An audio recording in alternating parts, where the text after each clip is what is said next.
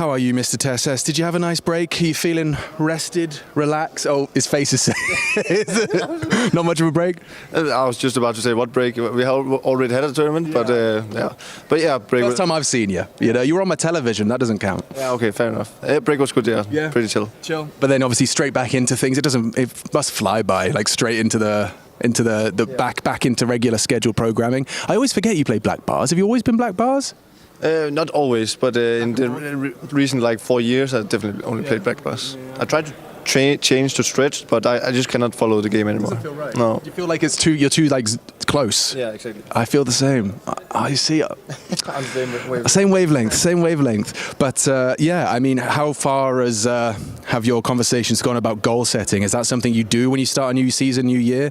Is that something you and the boys have talked about? Yeah, of course. I think every time we come back from a season, then we have a talk about what we want to achieve, and of course we already set a big goal for when Maxim joined in the previous season, so we kind of still have that bigger goal, but of course there's smaller goals that we want to achieve along the road, and right now it's just getting that one trophy and kind of wanted to snowball it.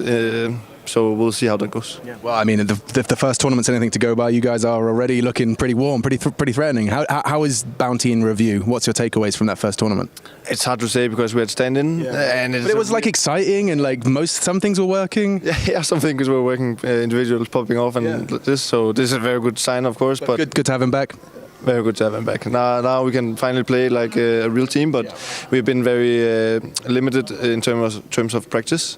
So that's a little bit annoying going into Krakow. So we're going to see some kind of official practice. Yeah, a little bit, but we'll see how it goes. I think we want to do whatever we can and have high expectations. Yeah, we all do. As always, thank you very much.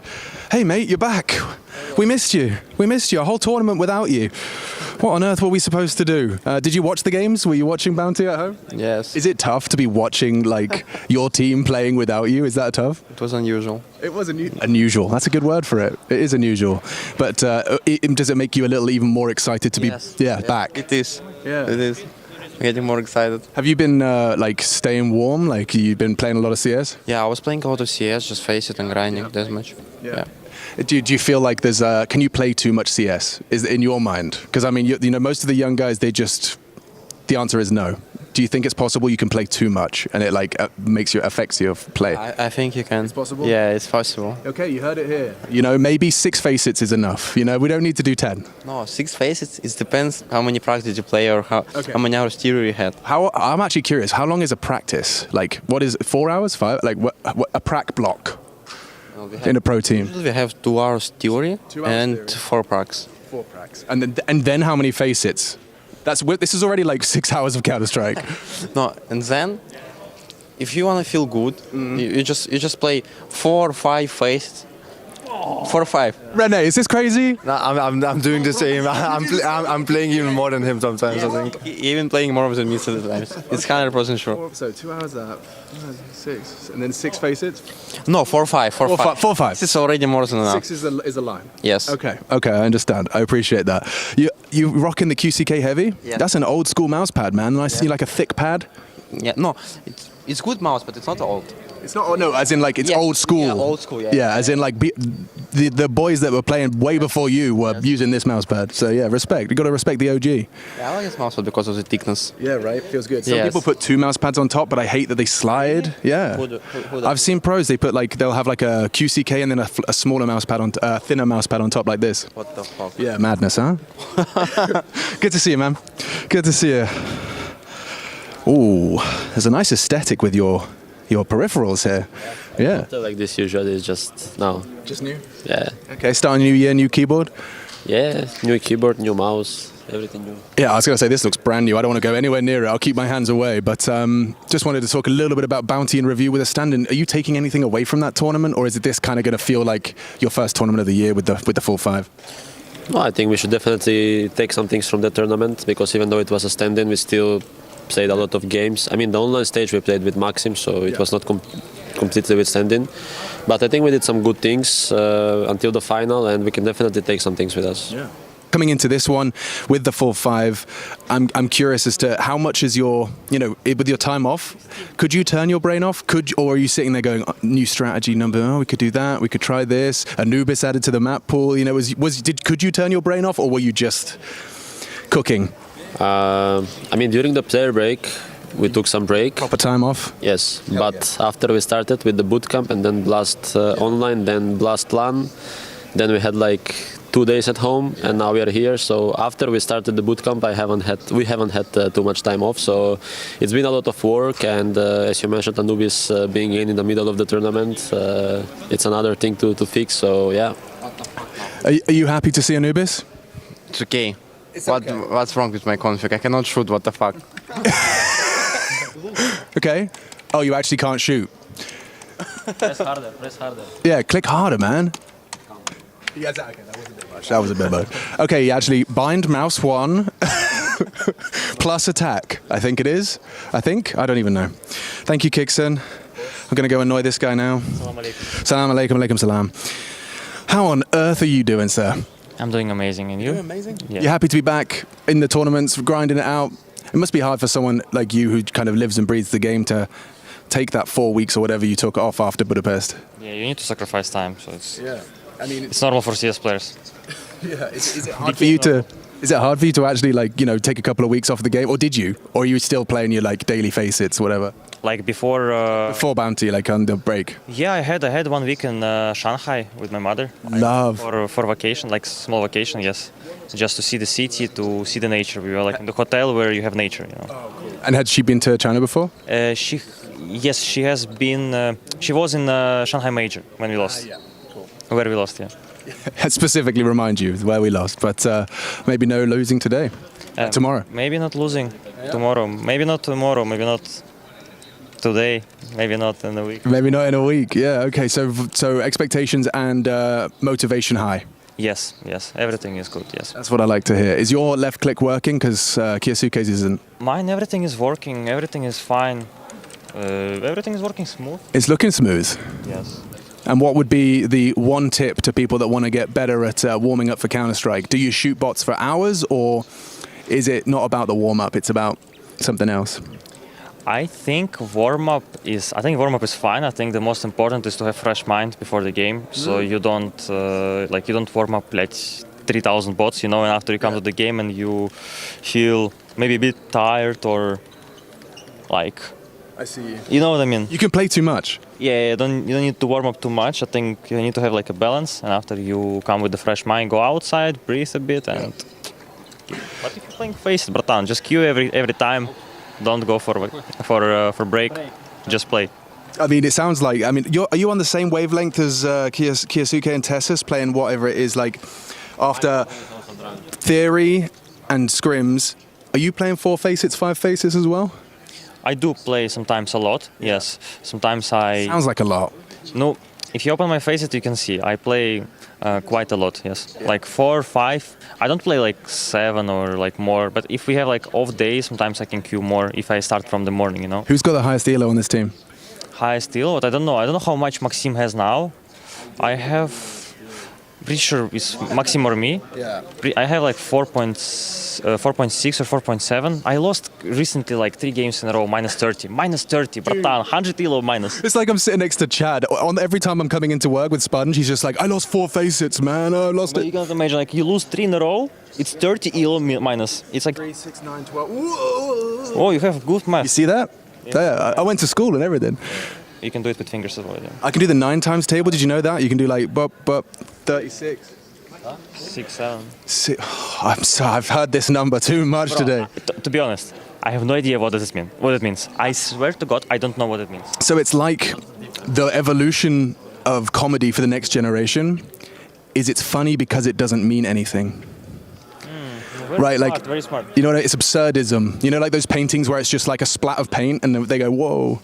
It's like that version of... So smart. Yeah, thanks, man. Appreciate that. He doesn't mean that.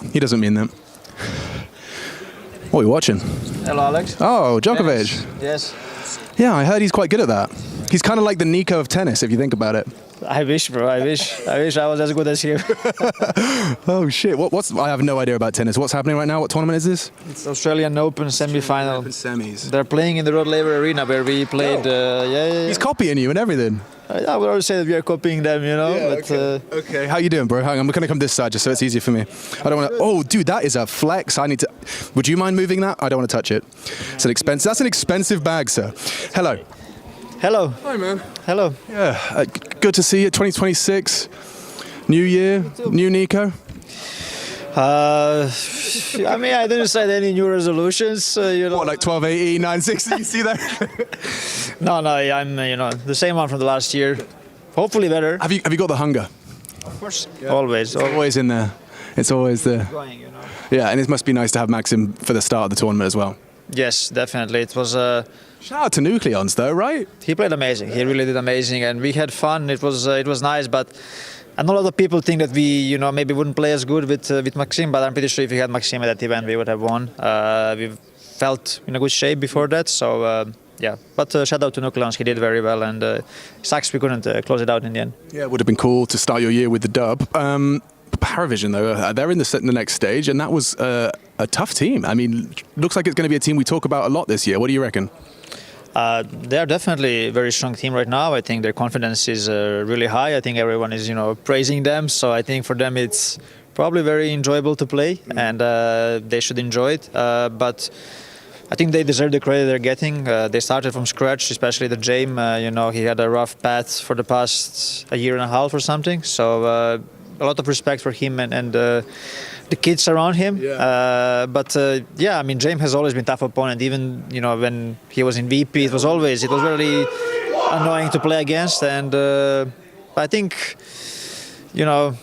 I kind of forgot how to play against him a bit because he wasn't around for 1 year. But I think next time should be a bit different. There's a specific style of play you have to adopt. Yeah. They definitely have a different approach than most of the teams. I think he still plays differently than what he did in VP, but it's still somehow hard in a way to go up against it. I'm curious, last question is, the James style of play, it's obviously not a system you've ever played within, but how would it ever work? Like, could you play that style of Counter-Strike? Would that not mesh with who you are as a player? Just out of curiosity. It's different. Yeah, I mean, I never really thought about it. It's a lot of nothing, and then there's a lot of something. It's a unique play style. I think there's a lot of good things that they're doing as well. I think there's some rounds that we definitely could use, especially on the city side, the way they kind of gamble in a way that it's a calculated gamble. Like they would be strong on one side, and then two guys would lean over, but they would kind of know that it's like go there. It's very calculated. Yes, all the time.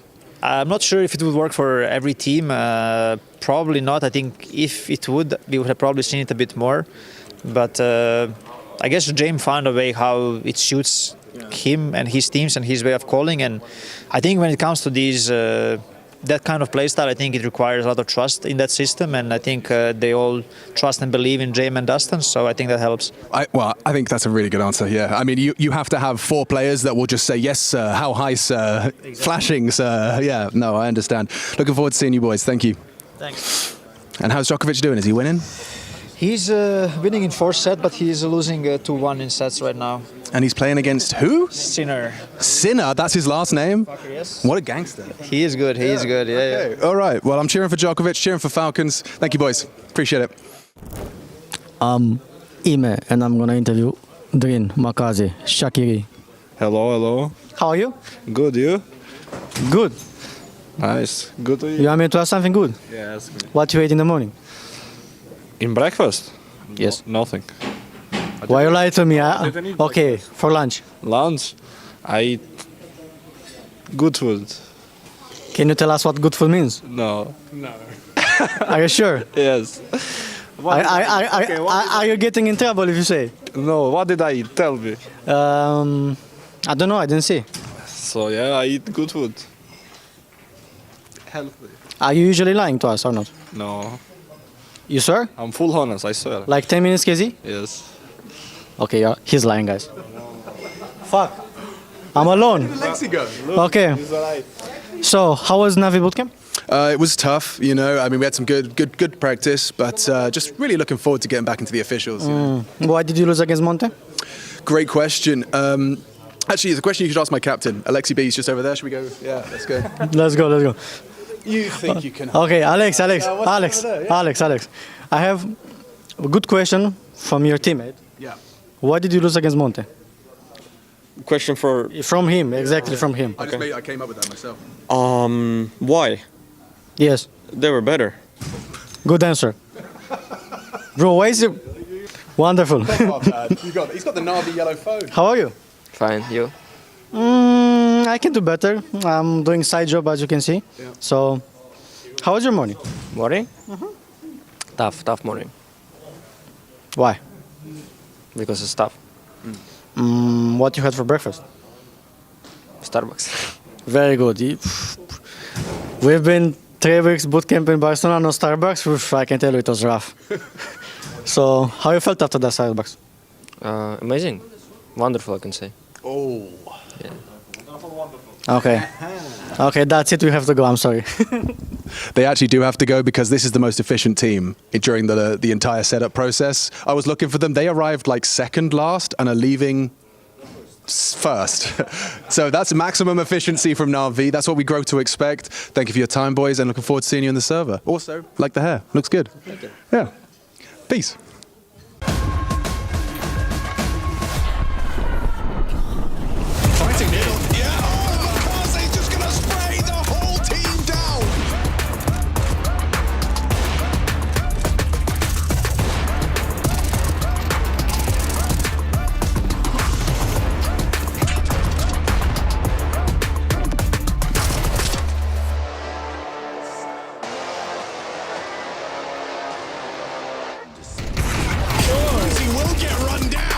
Support snare bait and switch, and the short play gets destroyed.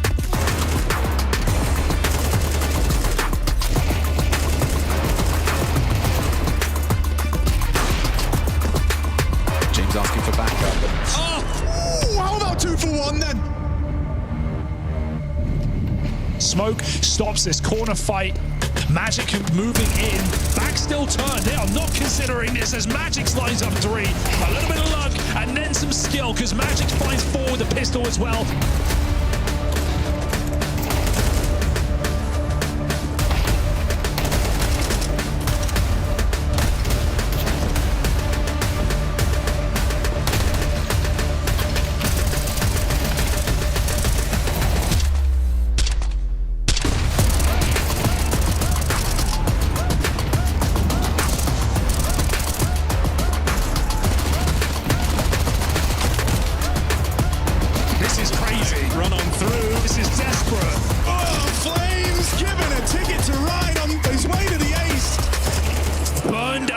By flames.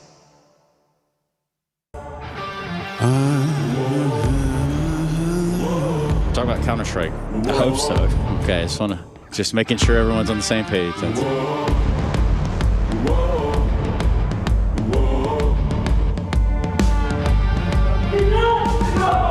I'm running around, fooling around, burning the ground. Excitement's got a hold on me. Zendieri might be late. They're going to accelerate. Sway wants to drool and he finds it. Oh, look at him go. I mean, that's a save.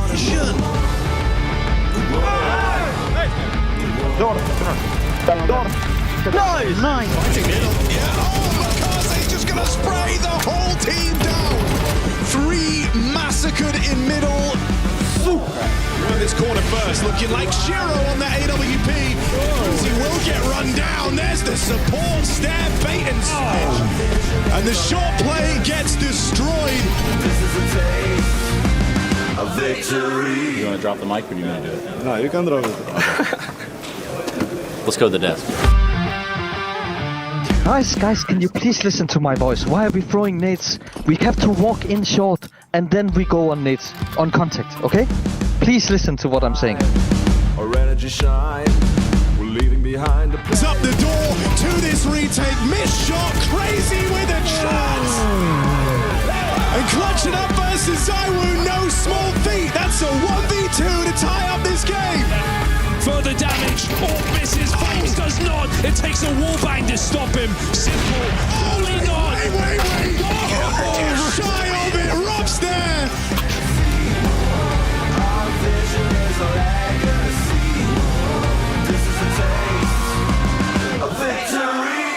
Thank you. As pathetic boys.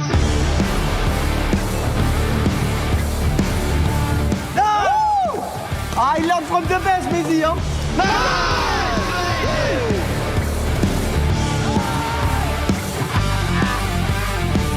This is a taste of victory.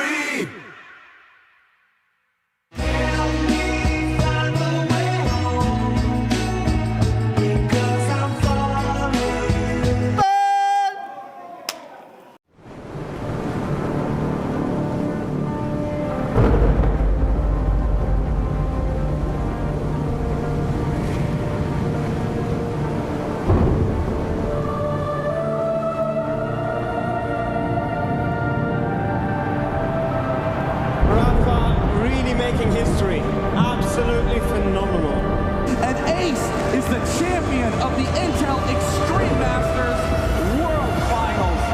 Storm's still not quite done. MC is going to take this fight, though. 3 seconds left. Last 2 rounds of passion's got to start it well for ESC. And this is a massive move for Zez, but he's not content with just a Nexus kill. He wants to win. And it's all done. A flawless win. Unbelievable Rogue with a 4-0 victory over Classic. And they did it again in the Grand Finals. It's Natus! Give it up for your Intel Extreme Masters World Champion!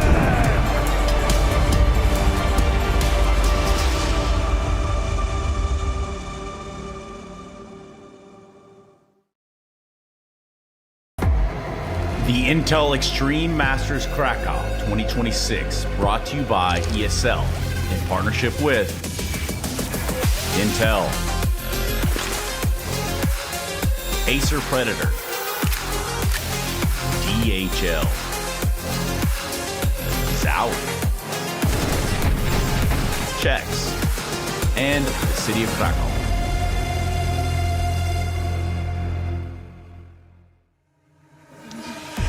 Ah, yes. Everyone knows what that sound is, what that dulcet music means. That means it's the 1st of February, 2026. What does that mean, really? Well, it means quite a few things. It's probably time to pay your bills, probably time to check on your New Year's resolutions. But more importantly, it's the second day of the second stage of the Intel Extreme Masters Krakow 2026. So we have so much to do, to talk about, to discuss. We might even just be doing that not alone today. So, surprise, surprise. What's up, NRG? How we doing over here, buddy? Hey, what's up, man? How's it going, pal? What are you getting ready for over here? Tell me about your match today. Yeah, we got a match today against MongolZ at the venue. You guys made it all the way through that first stage, and then, and then now you get the treat to play MongolZ. Are you excited? Yeah, very excited to play MongolZ. It's gonna be a good game. You know, we've gained VRS even if we lose, but we're gonna win. So. That's pretty fair. What about your coach over there? What do you want to say about him? He's a good coach. He's Canadian, so that's a minus, but, you know, maybe American one day. Maybe one day. You want to introduce yourself to the camera for everyone? Hi, everyone. I'm George. Going to be playing MongolZ here pretty soon. Very excited about it. Well, thank you very much, George. Thank you. Well, look at this hodgepodge in front of us. Who would have put... You should go talk to him. Oh, I'm about to. We put Nasty Nick versus Mr. Kaisuke here in pool. Nitro, are you playing pool or what's up? I'm watching. Yeah, you got nothing for this one? I mean, I like playing pool, but... Why don't you get out the way before this man hits us? Looks a little tough for me. It's a lot of geometry. Some people are better at it than others. What do you think about your your game against MongolZ today? It's going to be a good game.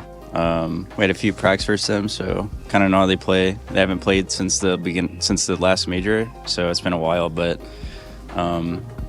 yeah, we're feeling good. Obviously, we're warmed up in the tournament. They're not, so yeah, could be a good game. Yeah, I was going to ask you about that. The idea of having reps on land before you jump into the second stage of Intel Extreme Masters, that's got to help teams. Is that pretty fair to say? Yeah, I think most players prefer, like for example, in the major, they want to play like the first stage so they're warmed up, and then they come into the next stage, and like the teams that come in on the second stage are like maybe not as warm, for example.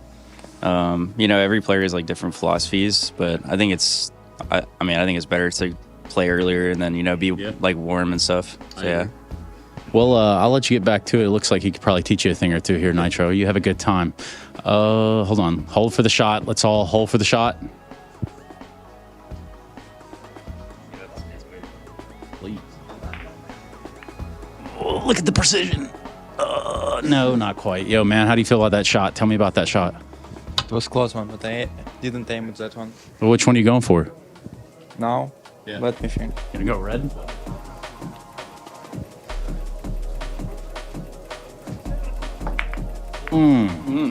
It's not your worst work. It's probably not your best. Speaking of work, you're about to go to work today. Intel Extreme Masters. Are you excited? Yes. Yes. Yes, I am excited. Yeah. Now, on the level of excitement, 1 through 10, where would you put yourself? 7. 7. Yes. Well, that's one above what? 6? Yes. Okay. So like 6, 7. Oh, I appreciate you, man. Yeah. 6, 7. 6, 7. See, you got it right there. Come on over here, Mr. Cameraman. Let's see what's going on. We got a lobby full of people. We're doing the actual lobby.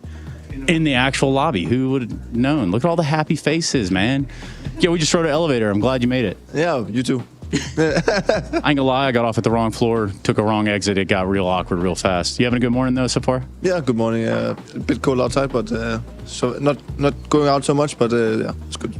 It's a little too cold for my liking, to be honest. It's not really about hanging out there. You guys start in the server today. You start the Intel Extreme Masters today. How you feeling? I'm feeling good. Very excited to play again with the full team this time. So let's see what we can do. What about that Paravision team? Like, you heard of them, right? I got the feel of them, yes. Fair enough. Thank you for your time. Thank you. Okay. What else we got going? Look at all the sprightly faces down here. Look at this. We even got one guy that loves this job. So let's see what he does. Hey, man. How's it going? Good morning. Good afternoon. Good morning. How you doing? Doing all right. Trying to stay indoors. It's pretty cold outside. It's fucking cold outside. Yeah, that's right. We're doing a teamwork right now, so. Oh, like right now? No, we have time. We're like 3 minutes, 4 minutes. Okay. Good, because I have 150 questions here prepared for you. Is that okay? I got around 5 questions to answer. Okay, good. So Vitality, you stomped all over BC Game yesterday. Mm-hmm. How did that feel after the fact? Well, I think it was good to play. You know, kind of get back into the official feeling. Mm-hmm. But it wasn't that like the intense match on the last map. Yeah. And that's too. They did challenge us on the first half, but the second half was quite smooth for us. So yeah. It's an interesting project over there, isn't it? The BC Game one. A very interesting project, but I don't know. I'm not sure what to comment about this project because it's. I think they need some time to build and obviously buying the soccer I think is a good decision. So yeah, they were strong. That's a strong core to start with, and then you put electronic and simple maybe on the right time frame. Yada yada yada. It doesn't matter. Vitality. Yeah. What do you think? What about Vitality? You gonna take it home this year again? It's eluded Apex a few times. We'll try because it's. I think this year is also more competitive in the sense that last year we kind of like. We started really strong, and then Falcons took their time to build the roster mid-year, and many roster changes happened during the year. And now I think every team is kind of happy with their roster, like most of the top teams. So it's gonna be, I think, a bigger challenge. On the other end, if we could replicate the level we did last year, I think we will be top 1. But again, it's up to if we could do that. Top 1. Good luck today, pal. Good luck, boss. Thank you. And let's not let the fun stop there. Oh, excuse me, my bad. What you got? If you need. Oh, it's bad. Yeah, all right. Yeah, thanks. Well, they done ran away. What do I do now? Look at them. Look at them.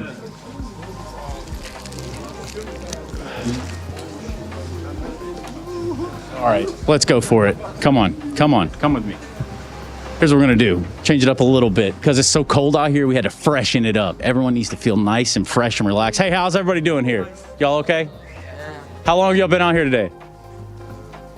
Like All day. Yeah. Fuck you, Apex. Very cold, but we wait. But worth? We wait. But it was worth it. Is it worth it? Yes. Who's your favorite player? Kiyasuke. Yeah, he was just right in there playing pool. And I wait, my hands very cold. Yeah, it's very cold. Speaking of which, let me get this done real quick. I'll be right back to you guys. A little bit of housekeeping. Yeah, we're starting on the second day of the second stage here at the Intel Extreme Masters Krakow, but that means that we've already had one day of play. So let me catch you right on up to speed, starting with Group A. Foot taking on FURIA 2-0. Quite the upset there in terms of FURIA losing out in their game there. Let's go a little bit further down that path. 13-11 on Mirage, 13-6 on Dust 2. Really was a kind of a no contest there. Foot continued to keep their foot on the gas. G2 versus the MongolZ, 2-0. The MongolZ almost a non-starter in that first map, 13-2 on Dust 2. Then 13-11 on Ancient. It was a 2-0 for G2, who will get the opportunity to secure themselves a playoff berth today.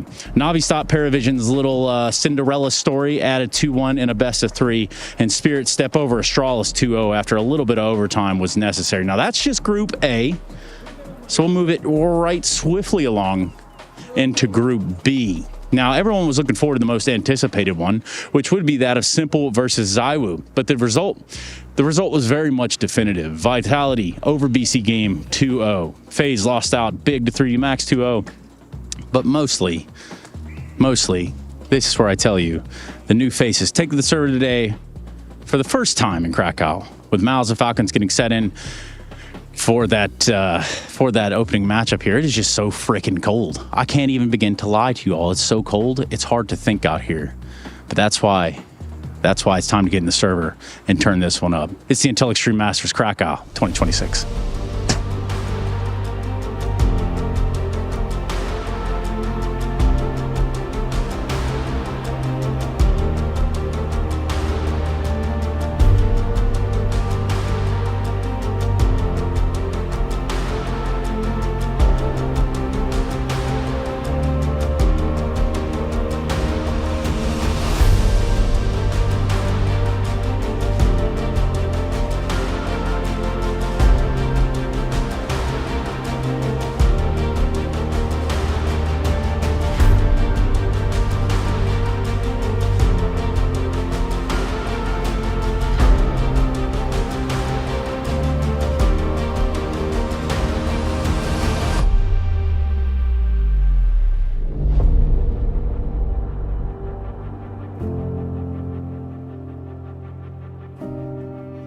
Talk to Aurora quite often. How you doing, Makadia? Good. How are you? Pretty good. You know, I like loading up, seeing you guys in the server, trying to get the thing done. And for you versus Falcons, you have this in common that you guys like to play and lose against Paravision. So what did you learn when you played Paravision? I think we had some couple of mistakes on that Paravision game, but we ran over them and fixed them, I think. So yeah. If you look across the way at the Falcons, what is it about that project over there at that team? What do you think of them? They have a lot of superstars and they have good chemistry. I think they are getting better day by day. But we always love Falcons game, so it's going to be a good game, I think. What do you think? What do you think is their undoing? How does Aurora go about beating the Falcons today? Can you repeat? How does Aurora go about beating the Falcons today? I don't know. Let's see. Okay. You guys know the vetoes yet? You know what maps you're playing? Huh? Do you know the map vetoes? What do you got? We got Anubis, Mirage, and Decider. What is Decider? Inferno. Inferno. Oh, let's talk about that Anubis. Are you enjoying the new update? Yeah. Yes, of course. That mid-section, getting away with a lot of maneuvers over there. I'm playing A. I don't know a lot about mid. I'm not involved a lot, but I think it's good for us. We have some AWP peaks, good strats over there. Yeah. So, is there anything you would like to say to the Turkish people at home then, bud? Yeah, in English, Turkish.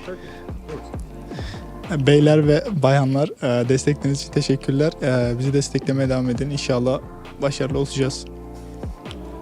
Thank you very much. Thank you.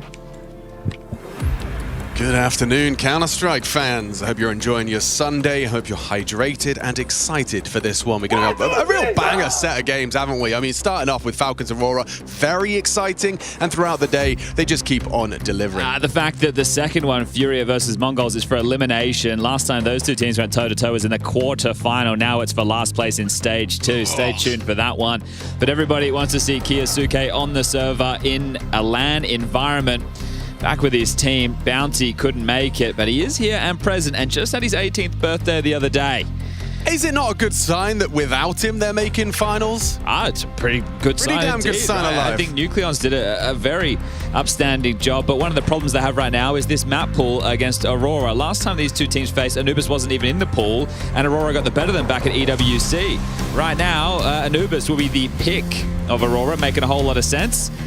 Mirage in as map number 2. It's not the full orange map pool. Dusted will be banned by Falcons. We have Inferno, which is traditionally a bit of a tough point for these boys, but they're getting in an awful lot of reps, aren't they?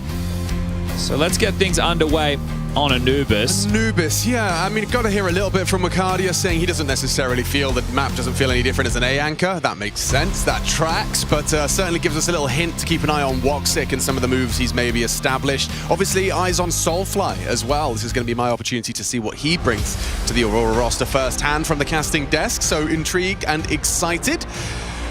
T-start for Falcons as well. So we're going to be expecting to see the Falcons pick themselves up the lion's share of the rounds. Yeah, it's tough to do, right? You're measuring against the old masters. I was talking about their stat lines. It was like 26-3 since the start of 2025, and the map wasn't even in the pool for 6 months. This has got to be careful with that bomb. Just a little cautious. It looks like Woxic has kind of given the game away. Yeah, there's the bomb spotted. Honestly, taking some space. Oh, good shot on the P2000. Honestly, doesn't really get a chance. His round is cut short. Nico's P250 hoping for an overextension from Maja. You can see there's 2 pairs of dual Berettas for Kixon to trifle with if he dares.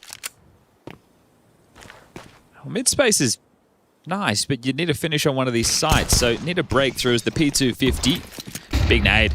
Could be good. It's a little deep. Still, Kixon has managed to claw one back. Magic gets overlooked in the trade from Nico. Long range, not the perfect weapon for the job, but Xantares does adjust to Kixon. Waiting for his teammates, and here they are. Kiyosuke is going to find Soulfly, and clean headshot from the USP. Nico thrust into a very uncomfortable 1 versus 3, and it's Woxic just hitting some bangers on the pistol. We can hear the eruption of energy from Aurora, and CT pistol on Anubis. You can understand why. Yeah, all right. Well, let's see if they're able to find the conversion, because the bomb has gone down.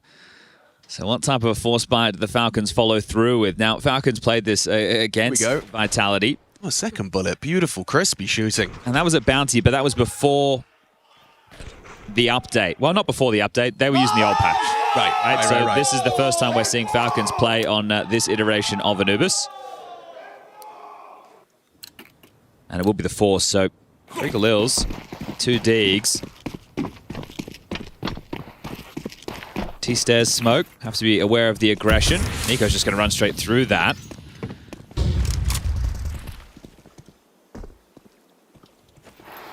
Pretty default start, all things considered. Nico wants to try and take this space early without the full belts of utility. That goes both ways because we're only in the second round of the game. Blocked by a smoke for now. So he has applied enough pressure to force out key pieces of utility. Wakadia will be hearing those players dropping down from rugs. And that nade hasn't quite hit the mark, has it? Misthrown and nobody home.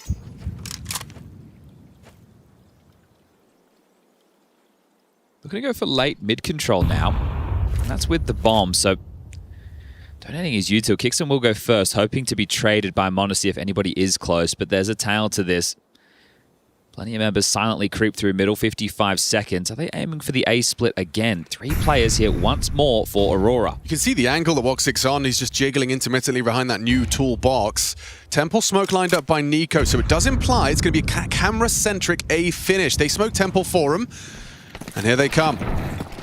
2 ready, up close and personal. Woxic goes down, a bit of a team kill. That's messy, especially when Xantares finds all 3 of you. Well, round done. Xantares has decreed it's over. Nico just going to try and deal with Maja. He's hiding out in plain sight, holding on for his life. Not going to get away. Not at all, Soulfly. Present and correct, but I mean, lovely from Xantares. Sure, it's not ideal that Kiyosuke has taken down a teammate there, but all the same, it's Xantares that really does defend that site and secure the force buy. Yeah, for me, it's about the 2 rounds in a row where we've seen 3 players over towards A, right? It makes sense on the pistol. You're going to take a few more risks, but calling that as well up against the anti-force. This is, yeah, where the TK, you got to shoot, right? You have to in that situation. Doesn't look great, but eyes on the prize as we do get back in with 5 Deegs. So looking for some picks. Will anyone from Aurora oblige?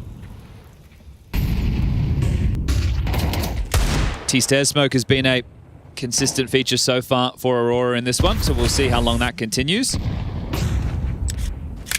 I could also start to talk a little bit about these CT setups. So you're going to have the combination of Soulfly and Madja over towards B. Zentares dealing with middle. Wakadia anchoring A. And then Woxic, the AWPing piece. You expect him everywhere. It's a sign of a good AWPer on a map like this who wants to be quite dynamic. We had some moments from Jame yesterday where you could see just how annoying an AWPer can be, especially if they're stubborn, they stick around in a couple of mollies, take a few risks. This is the fight Monacy's been waiting for. See if Woxic continues to show restraint. He hasn't left his hidey hole of camera, so looking good for another clean conversion up against what is just a couple of Desert Eagles. Madja just poked his nose at B main, and I think he's called it clear, so this is actually a bit of misinfo. They're worrying him for a B split, but should be easy to deal with. And easy for Soulfly. He's going to get himself a couple of kills. And now they should be able to... oh, there you go. So just mop this one up with ease. Nice shot from Tessus. Yeah, you need more of those, though, and Soulfly's having absolutely none of it. Not playing with any fear. Knows he has the advantage. Nico has hit himself a couple of deagles. A double kill now. It's enabled a plant. It's made it a 1v2. It's a lot for a little. Can he get a gun? Yes. It's certainly attainable. He is hoping to buy time. Woxic waiting for his teammate to arrive. 6 in the M4. Will have to use the 3 in the Deagle as well. Maximum ammo efficiency required out of Nico if he wants to make a clutch out of this. No Kev either. It just feels so unlikely. Woxic's gone. Nico hits another laser beam headshot. One to find. Wakadia denies. Respect to Nico for making it as competitive as it was, but also Wakadia holds on. Doesn't give the insane clutch to him. Okay, well, a couple bangers there for sure, and that is a whole lot of value out of that light investment. Number 2. Yeah, and Soulfly, he was on for the eco ace there, so gets denied, and then he's thinking, man, I just got 4 kills. How has it come down to a 1v1? Well, Nico's Deagle, present and correct, as pressure on the finances for Aurora going into the first gun round. Falcons have them right where they want them to break them with this. Lots of smokes in the air early. Yeah, so definite B pressure, lurk smoke as well as E-box smoke, and it's the deep variation. It means you can't even swing and try and take the jewels towards water. That's an unblockable, body blockable. He's ahead. Smoke. He's ahead on the timer. Going to be perhaps, yeah, ahead of the internal timer they have. Beating the incendiary and burrowing deep into that smoke that will be fading shortly. Madja could be vulnerable and susceptible to Kiyosuke here. Oh, it's a messy spray from Kiyosuke. Madja's movement made it hard to track. Hang on! Oh, no, Zentares! He was supposed to at least be good for 1. Instead, the site is lost, overrun with Falcons. All right, well, they had the stack in the right place. Just some messy fights from both teams. And it has to be the same for Aurora now. So Woxic and Wakadia we'll just be looking to hold on to these, and Falcons will find their first round. Yeah, and it comes through the vulnerability of B. I mean, it's a tale as old as Anubis. That B site can feel very flimsy, even with the very best anchors on the site. Yeah, good catch from you as well. The fact that they've thrown that lurk smoke over towards B in a variation that Madja can't just block it, right? That's something that we've seen Madja identify before and just continue to push that wide. It removes any of the threats that the T's were trying to apply. So if you can get that in and safely. Oh, Sonic trying to bring some energy as well. Yeah, he got a match with Aurora given. They were really roaring in to start off the day. So the saved AWP and the M4 can be bolstered, but it isn't going to be the best of buys. There's a couple of MP9s in the mix right now and a Deagle. So does this mean that Aurora are going to look to take a couple of risks, right? We just heard from Wakadia saying, oh, we got some all peeks through the window. Let's see. Woxic will be starting on B, so no one tending to mid at the start of this whatsoever. Oh, he's got the geeky HE. You can see Soulfly did manage to get in towards the E-box position. Takes just minor liquor damage there from the flag. So you know that Woxic, that moving piece with the AWP is in the round with the AWP. And you also know that Wakadia, the A-anchor, has the rifle. It doesn't mean they have to start there, but helps inform some of these decisions as Kiyosuke will call out a block smoke towards E-box. But quite a tempered pace from Falcons in absolutely no rush. We know on the T side of this map, you do take your time and you're able to pull out key pieces of utility as Madja has erupted and taken this B main space, but they will have heard the flashes. So should be wary. They have lost that key piece of real estate on the map. Rotation coming in hot and heavy right now for Aurora. 2 on the site, but could be more in a moment's time. So they're going to have the whole squad here. We very well may have like a kind of 5v4. They're going to go. They're going through this. Yep. Smokes are already in the air. Wicardi's going to be ahead of this. If they do break that smoke, he's going to swing on it, but he gets flashed off. Still, Wicardi, blind gets 3. Zentara's the last piece to fall. It's too damn easy. You've thrown the kitchen sink at him, and he's still with absolutely no vision, finding 3 kills, determining the round's outcome. It's mad. That is stunning from Wicardia, right? That level of output right there, considering everything getting thrown in. And he knows in that moment, as MongolZ might lose the AWP right here, we'll just stay on board with this because pushed up close mid. The removal, it's there. Madja takes that, and he could even run with double orbs if he wants. No. All right, they'll just keep the single. But Wicardia, that is insane. Watching that unfold, you can see the decision-making process. Okay, the U2's coming in. Am I backing off? No, my team is here. They're coming through a smoke. He's completely blind. Just holds down mouse 1. That is masterful stuff there. A triple kill. Wins the round on his own, essentially. Wicardia, massive work. Incredible. And just those like quick adjustments he makes. I see Madja looking for the block right now. He's going to... Okay. Wait. Actually... yeah, never mind. Well, I spoke too soon. Yeah, take it back. You can still block him. Madja's found a way. He's just happy to stand in the open for a little bit longer with that air ball. Wow. I mean, probably exploitable. Best spawn B could probably catch him, look it up. You start running now and the guy's standing in the open there. But regardless, I mean, that goes both ways. We've got a bit of a quicker look here. Is MongolZ just going to straight up smoke camera heaven and go? Can Wicardia do it again?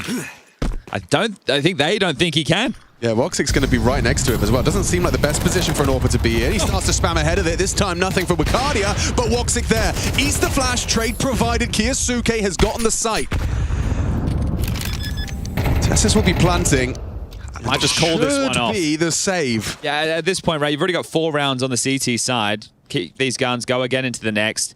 And that's Falcon saying there's no way that he is going to be able to kill 3 of us again on that execute. So stubbornness there for Falcons, but it will pay off. I think I always admire it when you do go for the back-to-back call. When if at first it doesn't succeed, just try again. That's it. They're seeing in the kill feed as well that this guy's completely blind. So can we trust the flashbang kill feed icon? Well, I know we can with the replay, but that's a good point too. In general. Yes, and the same with the smoke sometimes as well. Yes, yeah. Madja, how many are you going to take with you? He's already, like, he got 1 on the exit, removed MongolZ's orb. Now he's going to get Nico. Oh, Nico's not going to be happy with that one. He's such a nuisance. His pesky MP9 exits, he's just constantly whittling away at their economy. All right, well, Kiyasuke can drop 1. MongolZ can drop 1 as well. So we're going to work out. So here it is. So as long as you can be peeking B main at 1 minute 42. I suppose he had a player up at jail. Yeah. So there was cover there. He's not just doing it without. But it's good to see the adjustment round for round of what we were talking about.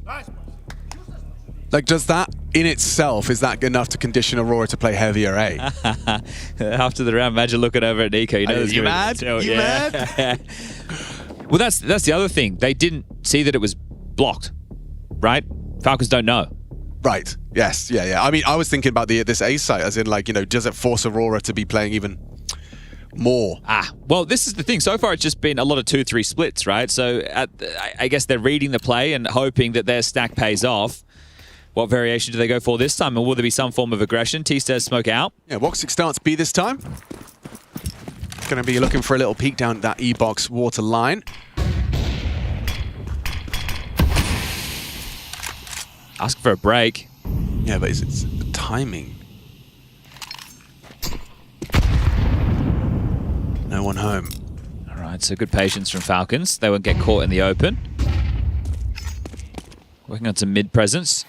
It's just Zentara's here, throwing out some defensive utility. We'll get support now from Madja, who's shooted over to support his Void. Mid control taken. At least stage 1. Ooh. Doesn't seem like the great fight for Magi. He is going to back away from Temple.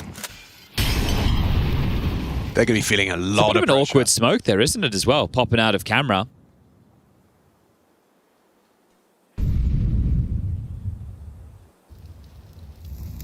So Kixon controls the lurk, but Kyosuke is with him, so maybe there's commitment.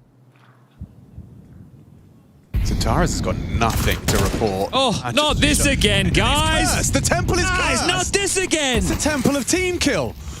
Well, they faked B and they're going to slink through middle. It's just Wakadia on A. Oh, they've really eaten it. The bait, that is. They got the hook in their cheek. Nico just looks away. It's now almost got to Badger compose again. his tabs. It's Badger, the best MP9. He's like a mosquito. Got to swat him away. Still, though, with Kyosuke falling, they've got a 2-man advantage for this retake. And that's if, Wakadia got anything, it would have been worse. So, important kill provided by Kixan. They will get a chance to plant, a chance at turning this 5v3 on its head. Soulfly's going to wait, going to be very heaven-centric, so Tessis is going to have an awful lot of work to do here, and if he goes down with nothing, m0NESY's in so much trouble. Need Tessis to deliver if Falcons are to find a third here. Zentaris will be Zentaris peeking, m0NESY draws fire, that's worked out for them. Info, oh, and another headshot. Creamy, crispy, Tessis has absolutely nailed it. Nothing left. Aurora just collapse, running into the A site to their demise. That is convincing from Falcons. Oh, you're right about that, Temple. I'm not sure what's happened here in Krakow, right? But people are seeing things. I spoke to him, actually. I saw him in the lobby afterwards. I was like, I know you're not feeling great. What happened there? And he was like, yeah, so like there was a chance they could have come through mid. And I looked away and I looked back and I just saw, I know he was a CT. I saw a CT model.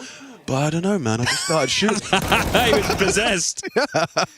Okay, well, this one right here it's very pitter-patter, right? It's 1 by 1, right? They're not swinging off of each other. I know it's a tough position to be able to swing out together, but that was way too easy for Tessis to just be able to take his time. Oh, aggression B, perhaps. Soulfly's got the only rifle, so they're going to try and make play. See how safely Tessis is playing this. It looks very safe. It's a little pixel angle you can play, like a slither gap right there, where you get that info and you're practically safe. Unheadshotable. And they are going to take this mid control. Something that you can try and punish against Aurora, right? They don't always play on mid. They just want to block you for the start of the round. Madge's holding this, and it's not really going to net them anything, as it does look to be the A finish again. So Falcons finding a decent amount of success over towards the A site. They've heard this rotation. Hello, Woxic. I found them. Yeah, so... Tessis. He's lost his rifle, so there's an upgrade. And they're still faffing about in mid. Oh my goodness, how does he find the headshot? So much damage inflicted. Still, m0NESY doesn't get caught off, despite being softened up. It doesn't feel sketchy considering Zentaris is saving the AK. I think Zonic would disagree. I think he's watching this with bated breath. Well, if he could see what we could see, he should relax. Yeah, valid. That's 4-4. We're going to tie things up. Why does he look so nervous? Oh, because it'd just be full Falcons to lose around like this, wouldn't it? To be fair, when your team is known for losing unlosable rounds, not unwinnable, the opposite of that. Trying to exit safely. Soulfly is going to keep... Yeah, and Madge's here as well. I think every round Falcons have won, there's been at least one exit frag from Aurora. That's at least one. m0NESY down with the bomb as well from that earlier dink. So that is a very, very costly... Oh!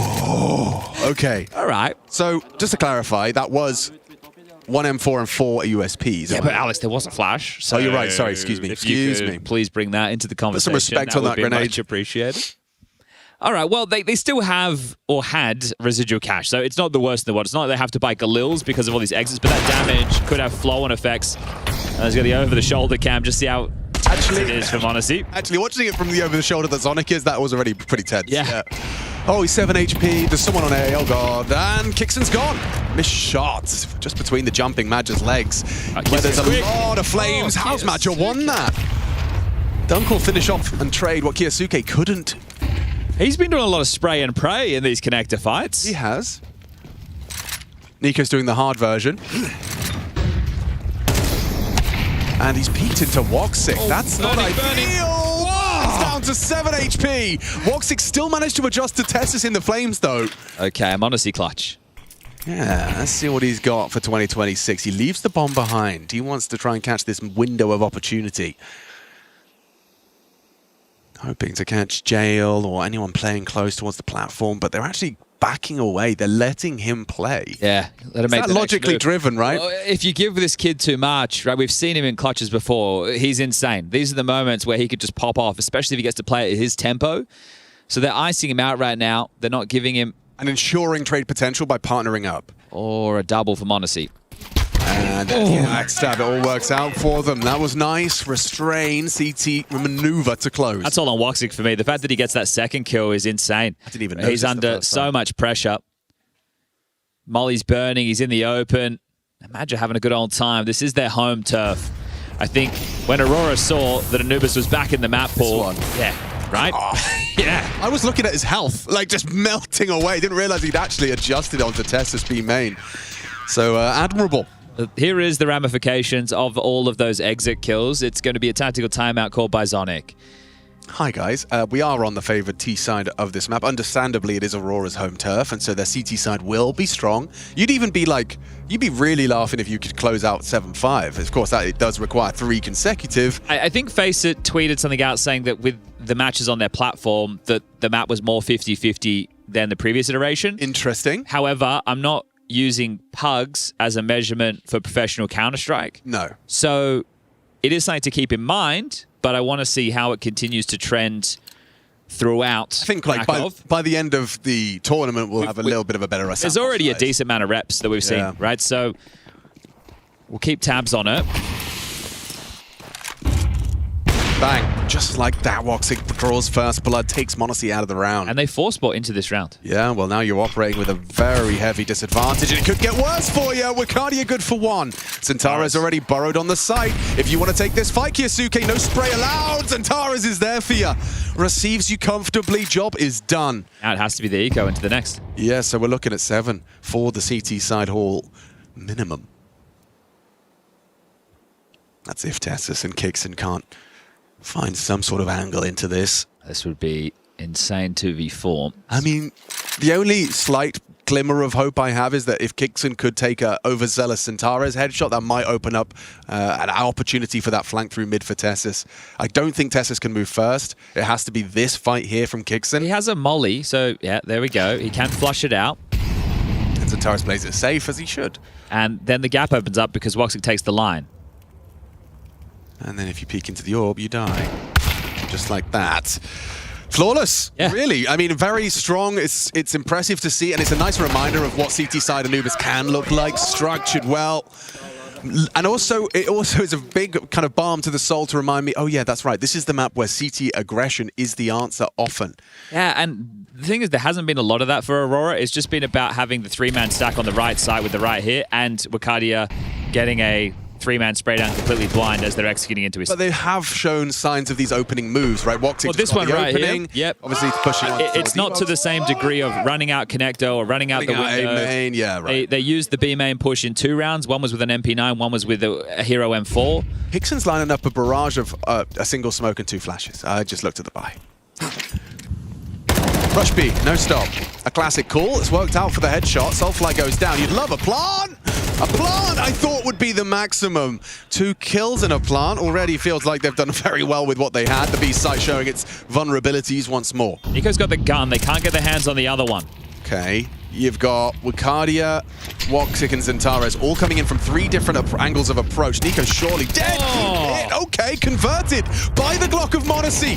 Centaurus takes a heavy lick down to 18 from the Glock. Now he finds an M4 for a 1v2. No armor, surely no hope. Needs more bullets, finds 17 in the mag. Got to avoid that nade. They're on the defuse. It's not planted for MongolZ. Surely that makes it impossible. Yes, it does. Some threatening rounds on the low econ from Falcons, but not able to convert. Some of their scarier moments have been when they're on eco. Nico getting 2 kills on the way in there, and even the dink on that E-Box player. That's the kill. That could have been the round. Looking in good form is Nico. Yeah, keeping up some of that form that he had in Bounty. Yeah.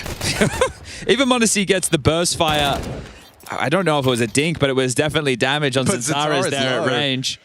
All right, final round of the half. Double orbs brought out. Bit of a change up. Tessus just missed that nade. Badger's pushing. Badger ahead of the lurk smoke. This could be interesting. Nico has managed to catch Soulfly through mid. And Badger, an aggressive maneuver to catch Synthesis on his progressions. So now the AWPs have been revealed. Both Woxic and Badger have put their AWP in the feed. And you're doing this boost to hope you're going to catch rotators. You're not going to catch anything right now. So m0NESY, Nico, Kixen walking into the heavily fortified site. And Badger's more than happy to take this duel. Oh, a little slow on the reactions, and peeking back into m0NESY is a death sentence, so he will go down. They missed their B main smoke. Oh, in the open, a quick flick from m0NESY typically would hit, but this time Xantares prevails. Kixen onto him for the trade. 2-on-2, Vinico and Kixen. This feels like an important one. Falcons, a 5th round would go a long way. No hurry with 50 seconds on that clock. You know both of them are going to be here by now. And you've spotted the tip of Woxic's head waiting for that overextension. Oh, quick from the sniper. Kixen with it all to do. Wicardia once again demonstrating that restraint in these number disadvantages for Falcons. So Kixen should be able to get the bomb down, but how close can they get while he's punching in the digits? Actually, Wicardia thinking he's pulled the plug and rotated over towards A. Now Kixen has the opportunity in the 1v1. Does Woxic wait for Wicardia to come back? Surely. He's following the philosophy of the previous. He will. Just park the bus, hope that he overextends, and just you walk straight into the AWP. Woxic! Lovely round out of him. 3 impactful kills from the Southpaw sniper, Aurora's home turf, and it definitely looks like home. 8 CT rounds.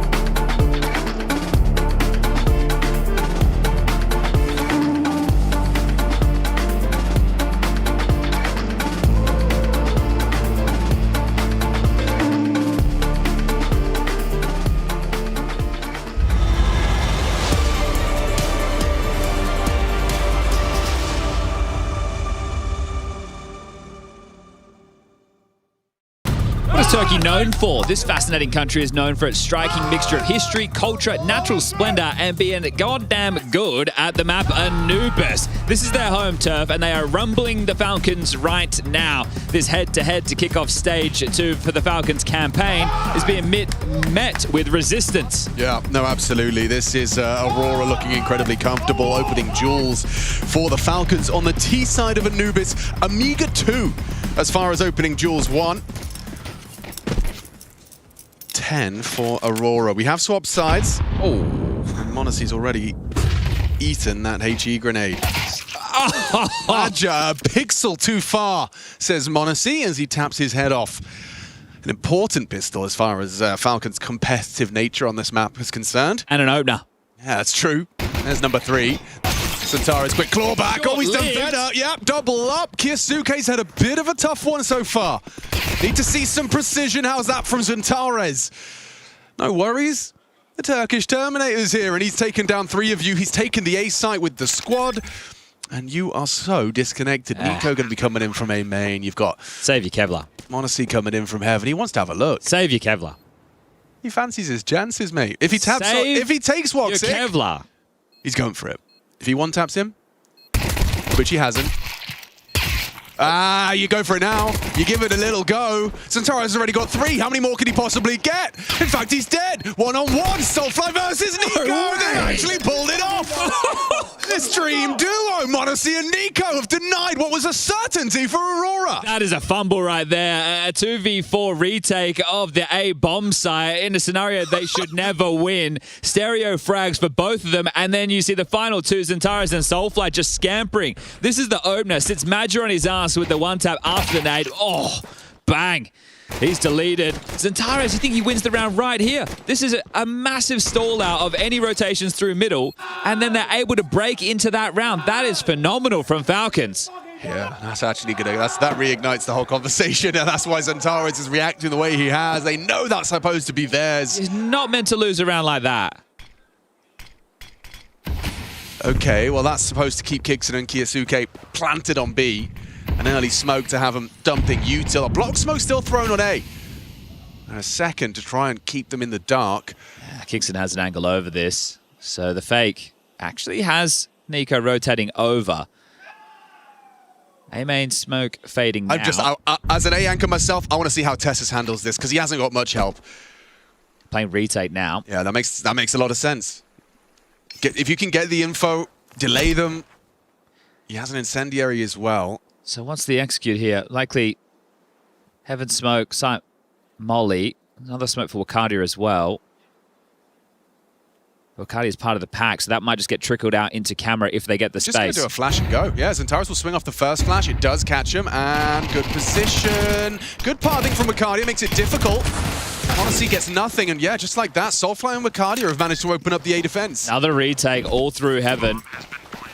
Keep it simple, stupid. We saw how poorly this worked for Aurora. Right. Channeling through this way in particular, Centaur's looks like he's going to be set for the multi, and yeah, they will just back away. So short-lived celebrations. It was a harder retake on the pistol. This one, they're not willing to throw away all the rifles, and that is a different little execute, right? They're just going to play on the flashes as opposed to telegraphing it with the smoke and the Molotov. So just scaling out with the flashes. We'll see Aurora find their 9th. It should have been on the pistol. But why not find it on the force? That was very well handled. They were able to completely control the tempo of that round. And well, they're going to get on out of here. No, I really, really like that. It's one of those kind of Anubis specialties where, especially when you've got players like Centaur's and Soulfly swinging in first, a good flashbang should be enough to get you some space at least to get an opening kill.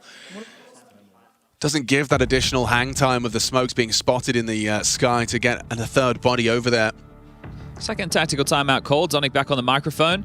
So they saved the M4 and Nico, the 2 Famouses, and now it's about what they can piece together for the rest. You're obviously going to shove because of the lost bonus situation right now. Do you feel that the hand is forced and you have to go aggressive? This could be a round where you gamble stack a site. Maybe you do a 4-1 or a 3-1-1. Maybe you get lucky. And then if you don't, you save. And you go another opportunity into the next. But at that point, Aurora already up to 10, potentially 11. So you really need to start getting some traction. It's their map choice, Falcons, Mirage up next. Inferno is this worrying third and deciding. No reason Aurora can't take this series today.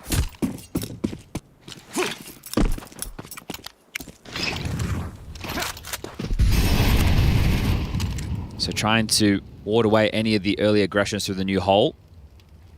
Also keeping pressure on B with 2 smokes. But flashing for a peek out the window. Eco doesn't find anything. They haven't scaled up just yet. Second flash at the ready for MongolZ. Still nothing. Heavy outside A again, and I'm starting to feel pretty tough for Tesses.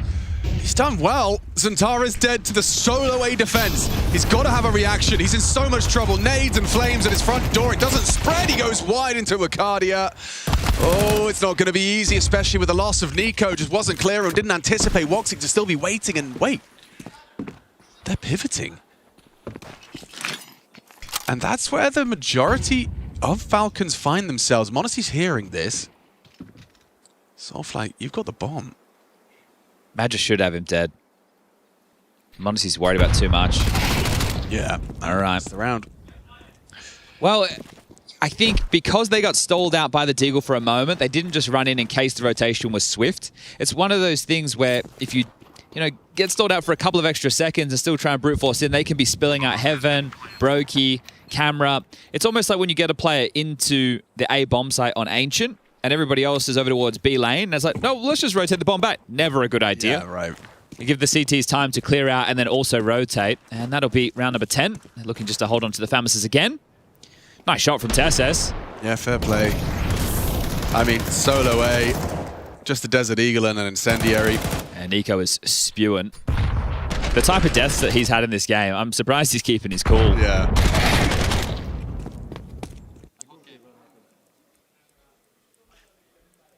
Well, a relatively contained reaction. I'd say so. I think this is just one of those situations that makes Aurora so much more threatening. If Anubis isn't your ban and you know that they're going to be picking it, you need to have got reps in, but the season's just started. So realistically, it's just prac. And then you have the other problem for Falcons where they had Nucleons for a period of time, but they also have a change in the map itself, which Aurora approached pretty much exactly the same as they would have otherwise. It was always, a feather in their cap, right? It was their map. That's what made them scary within the first 6 months of the year. That if they were allowed to play Anubis, they were winning Anubis. Yeah, I mean, even back in the day, Vertigo was one of their playgrounds as well. They liked the newer maps. Someone's got to embrace it, right? Something that JT tends to do as well. Ooh, Hickson.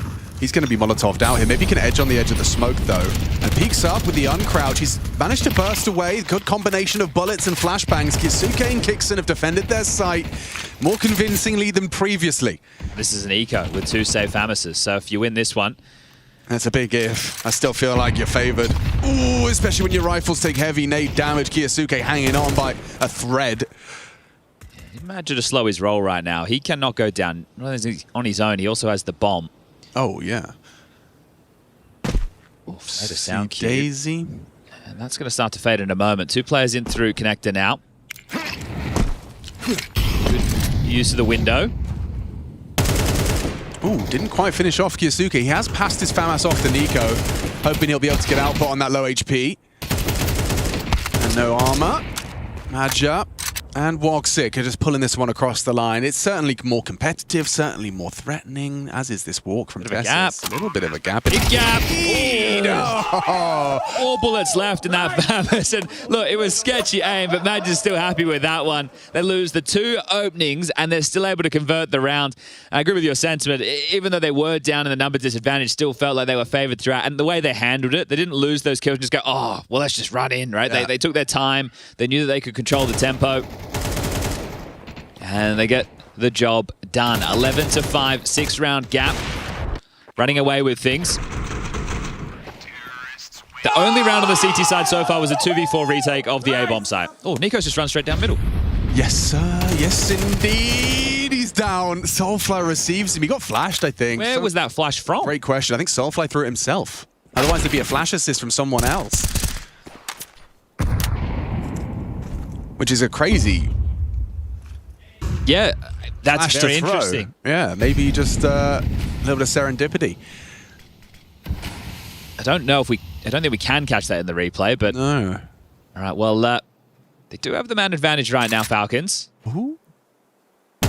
Just for the fight, Centaurus gets set up to succeed. Brutal. So Mona's going for that with the AWP in the first half and found nothing, and Centaurus does it the first time and just deletes. All right, well. Look at all the nades for the finish as well. As if they can water stride out here, which they will. Oh, MongolZ, yeah, he hears that. Nice find, though. Good combination, a little 1-2 punch and a missed shot. Soulfly not the sniper. And he gets peeked on. Swung by MongolZ. So that's the first of what has to be many if we're to have a conversation about Falcons extending play on Anubis. Faber will take the tactical timeout, so second use now by the Turks. They still have money for the buy. Might be a couple of players in a little bit more sketchy situation. That's your Centauros and your Wakandias of the world, hovering there at the 3.6 and 3.3, but Madge has already dropped an AK across to Centauros, so don't you worry about that. Might just be the pep talk of, boys, we got them right where we want them. We just need 2 rounds. Let's slow it down a little bit. Play through the default.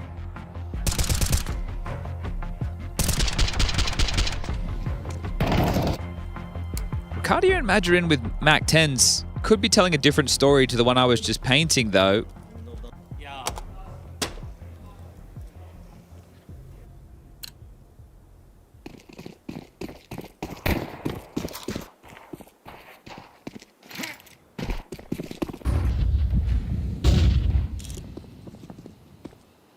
Not going to get a fight just yet.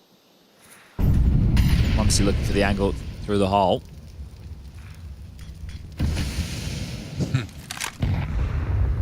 Moxie's playing with fire, isn't he? Considering he died through their last round.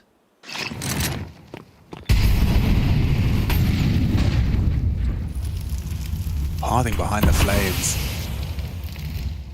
Is he gonna go? Looks like Madge wants to with his Mag 10. Feels like MongolZ's set to clap and collect. Tessus calls for A. Nico forced on middle, caught over the top of the smoke. That's a crazy pickup from Wakandia. What a way to entry the site with just a Mag 10.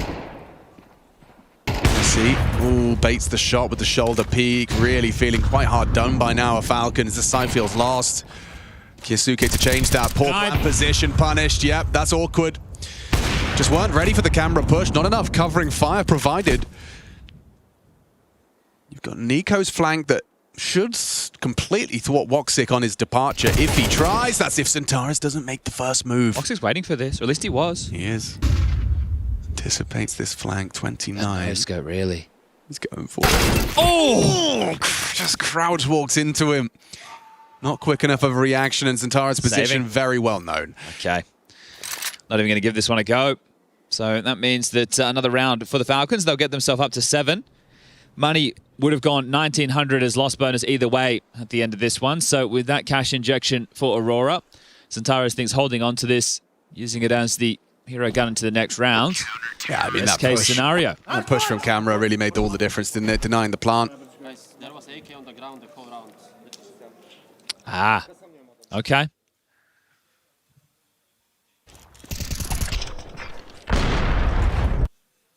See, things are probably a little bit chaotic within the TeamSpeak and it's Spawn with the buying and how they're going to open rounds if guns are getting left in Spawn. Could be anywhere. I'm smoked heaven. Maybe orange, maybe box. So just going to be some upgrades around the saved AK. And we saw in the first half Falcons get close in a couple of their lighter buys. There was the Deagle round. There was essentially the Glock Eco. I think he had a... Woof. That's Centaurus big. That's my Grim impression. Left the mask at home today, I see. Well, that's a conversation startup. As mentioned, Falcons were getting a lot done with less than this. I don't know, man. The fact, it just feels too late. They're pushing out B as A needs a lot of help. Now, big spray from Tessus. That changes the dialogue completely. This is an open avenue in through E-Box. But Kiyasuke kept going, and Kickson's going to go and tend to the possibility for that B pivot. So it is a hard clear as they come through. They'll be worried about, obviously, E-Box itself, the platform, Temple, CT. I think Kiyasuke's just a little slow. I don't know if he's going to catch Soulfly with the bomb. That's really on Kickson. Yeah, it's all on Kickson. How's your clears, Centaurus? So many different angles. In fact, there's nobody here. He is going to be... Yeah, it's clicked. Ouch. Kicks and couldn't finish him. He was low as well. That's a hell of a frag from Centares. Here's the AWP. Yep, perfect weapon at the range. Kyosuke just caught walking and waltzing in the open. They're going to give this one a go. Rerouting through CT spawn. Nico and Tesses, yes. 2v3 retake. I mean, a single flashbang, right? You see how far Nico can get up, but you've got Woxic's AWP posted upon the fade. How much does he spot? How much can he see? It's too easy. 12th guaranteed. And after Tessis' double, you'd think that was Falcons set to collect. Yeah, his felt desperate, but Centares looked beautiful. Some really pristine shots from Centares on the saved AK as Woxic will secure it. Between the two of them, they snatch away an essentially eco victory. 12-7, final tactical timeout called, and the money for Falcons in the mud. They've had opportunities within this map, Falcons. They're just not able to get the necessary moments in their favor. You're meant to be winning that as a bit of a gimme. There's a saved AK. The rest are just on pistol upgrades. Give away the opening pick. And Centares given all the room that he would hope for. Able to jiggle out, clear everything. And then he goes, well, there's nobody spotting me. Not even playing for info. Not even a jiggle smoke or some jump spot, nothing crazy happening at all. Which must imply taking this B main control. So that's the opener from Centares. Just sits modestly on his ass. Yeah, fair play. I mean, you are going to get Centares peaked when he's in the server. I think that's a guarantee. Yeah, and then the fact that Woxic is able to scavenge the AWP back. Right, it wasn't recycled. They didn't take it out of E-Box. They just left it there, picked up, and then punished. 19 for Centares, 17 for Woxic. The two right now are having a great game, and this final one is just to put it in. It's a bruised, battered buy right now from Falcons. Anubis is about to go by in the blink of an eye. Yeah, it's been rather quick, hasn't it?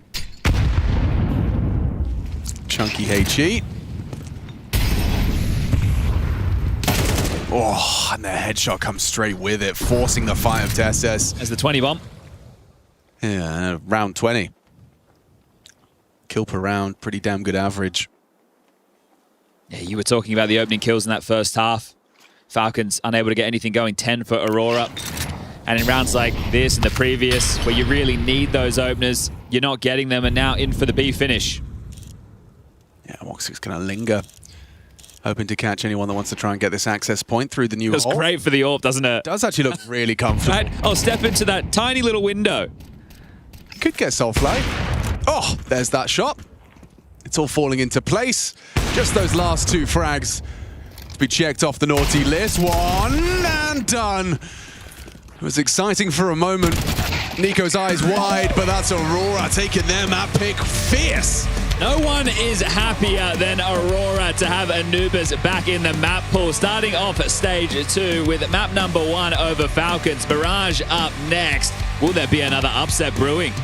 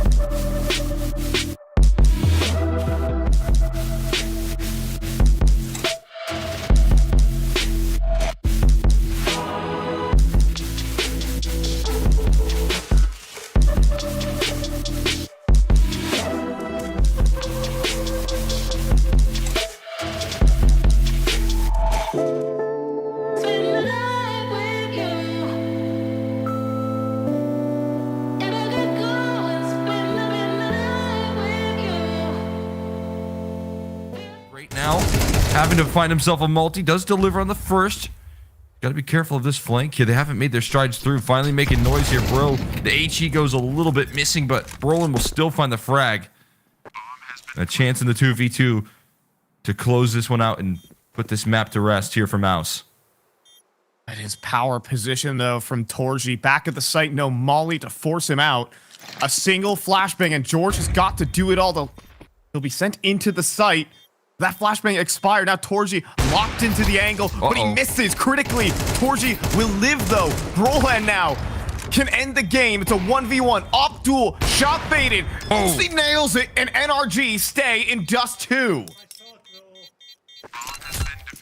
He doesn't like that one right there. Had a couple opportunities on the inbound, feeling like his shot's gone missing. And OC takes full advantage of it when the pressure's on. Game on the line, and OC delivers.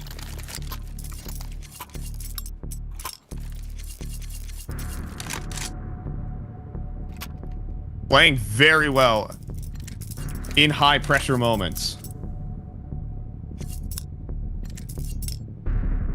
Dorsey feeling the frustration there in that last round, and see Cyclone trying to keep the nerves nice and calm in the background. Instant timeout, the last of which Mouse have available. And I feel like a missed opportunity here in capitalizing. Still have 3 more shots.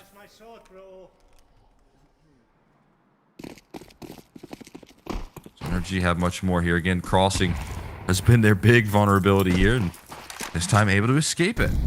Again, avoiding the opening duels from Torzi, trying to take a different approach and focusing his efforts on punishing any lower tons aggression. That will come through, and the flashes have always been present here. This angle. This time doesn't connect, but neither does OC. Tough miss out of him. Misses out on an opening pick here, but the HEs will do a lot of damage.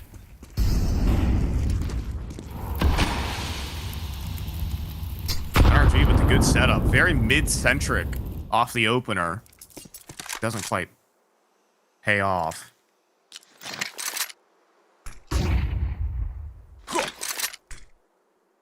Still very aggressive here on the catwalk.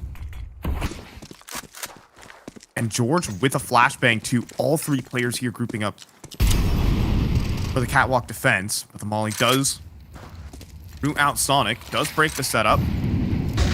Molly forward as well. Solo swing from Brolan, but the flashbang is excellent. Sonic trying to trade. Dink landed, but Brolan's still standing. Can he find the headshot? No. Sonic puts him down, but now the mid to B comes through. Now it's double entry, and that might be the map. B site is open, 2 versus 4, and Mouse have found their solution. Those 2 players identified here as well. So trying to cross the scope of Torzi right now. He has a chance to get some redemption, and it's a shot while blind. More damage done on the mid doors here, and Jimmy coming through with the closer. It's Mouse that eventually finished the job here on Dust 2 and shut down NRG. Down 7-2, they were able to pull it back. They had 9 rounds straight. Excuse me, make it 10 until a couple of clutches went the way of NRG, with specifically OC showing up. Still some decent form individually from NRG, but that T side was crushing from one of the top teams in the world. Obviously, Mouse skipping out on Bounty have had their VRS ranking drop, but they're looking to get started well here at IEM Krakow. I mean, a real statement on this T side rolling here. I mean, being able to have Torzi find these opening picks, as we highlighted, is such a devastating factor. It kind of changes the tides, and you know that didn't allow for NRG to get any momentum in the second half. It didn't allow for OC to get anything rolling with his AWP. Wasn't able to dictate the plays. Nitro didn't play the first 4 rounds, first 3 or 4 rounds of play in that CT side. So I really want to branch out. I feel like I have so much more to offer. I have so much more range. You're telling me, bro.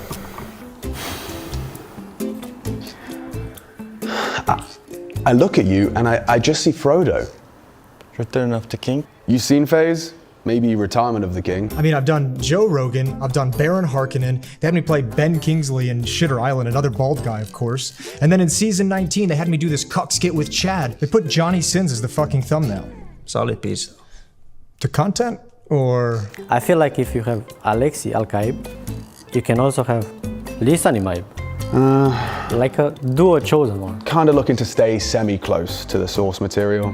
Maybe I can be like Bene Gesserit, because I'm pulling out the strings behind the scenes, you know? Real power. Right, yeah. Back at Cologne in the SDY convention, my big reveal was a close-up shot of my head. That shit looked like a fucking planet.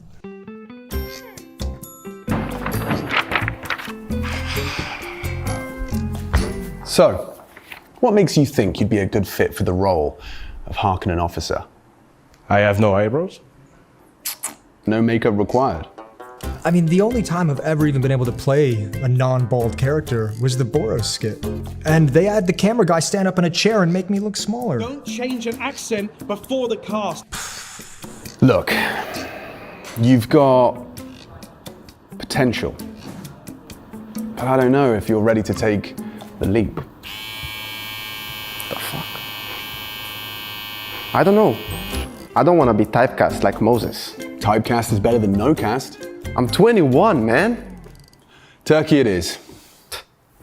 I know a guy. He's a family friend. And it's really good price, bro.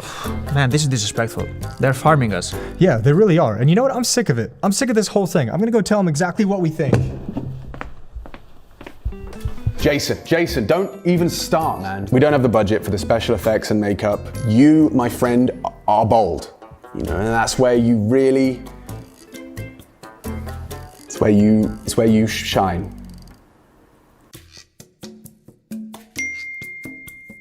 Looks like makeup's having some issues.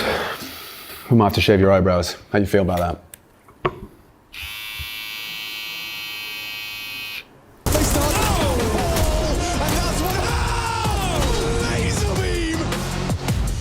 No chance, all dog.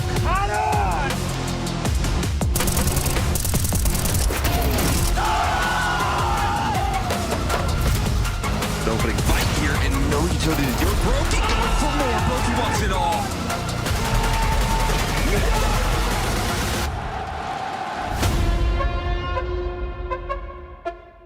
It starts with a dream, with a team you barely know, in an amateur official that feels like the grand final, where practice becomes progress, and every loss feels like a lesson. When will your journey begin? I see you've been playing with 10-year-olds again. Was? Dona, that's crazy. What? The 1v1 versus that kid? Clapped him. Alter, but it was close. How am I losing? I'm thrice as old as him. Tell me though, you were clip farming, or? I wish I was. Dona, I don't think I'll ever be good at CS. Nah, come on. Nah, for real. Dima invited me to one of his pro versus bots videos. That's good content, or? Dona, I was one of the bots. Well, I'll always be there to carry in show matches. Man, you know it's bad when you're getting carried by your manager. Ohne. Not everything comes with an instant dopamine hit. Quick open! See? Even I don't know if you're clip farming right now, or if your brain is actually this fried. Have you opened a case after that? Well, what if I fucking did? Alter, seriously. You're gonna relapse and jail's just gonna overtake you. Ohne! It's not what you think.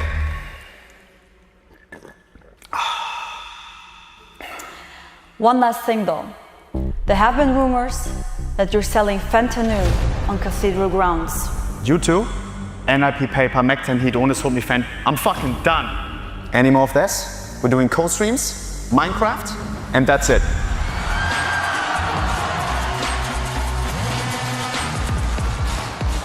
That for me was a culture shock. Not Valorant.gg, HLTV. Who missed this, bro? Next, I'd like to refer to Article 4C. The APL catering menu from Saturday, 4th of October, which reads as follows: German sauerkraut, British with boiled potatoes, Or Turkish doner kebab with crispy, caramelized lamb slices served with a delicious garlic and cocktail sauce, fresh vegetables wrapped in a crisp handmade dürüm. Gentlemen of the jury, would you be surprised if I told you Mr. Burchill opted for the British... Racist. Guilty. Chill, Zanti. Let me flush you out first, then you headshot. British boiled potatoes with minus seasoning over our sacred kebab. What? Finally, I present Article 5A, the Racist Manifesto, published on Mr. Burchill's Twitter account. Fisher's Playground 2 team lineup has aged really well. Sure, no vitality, spirit, or mouse. But I'm keen to see the MongolZ back in action. FURIA are looking like an early call for a major dark horse. FaZe showing a bit of life since the Jacob edition. And of course, Falcons' unrealized potential. Gentlemen of the jury, in a tweet about exciting teams, not only did this man not even mention Aurora, he mentioned FaZe and Mouse. Racist. I know what I've done is wrong. Not mentioning Aurora after I mentioned Mouse. It's an oversight. After all, given your talent, your potential, your absolute gift for shitting the bed, I'm gonna call you Turkish Mouse. Guilty. Guilty, Mr. Burchill. You sentenced to max notification, 170 DMs, and 70 long quotes. Take him away. You're auraless. You're absolutely auraless. You're a joke. You're Turkish Mouse. You're playoff jokers. You'll never win. Bring in the next racist. Now you got some explaining to do.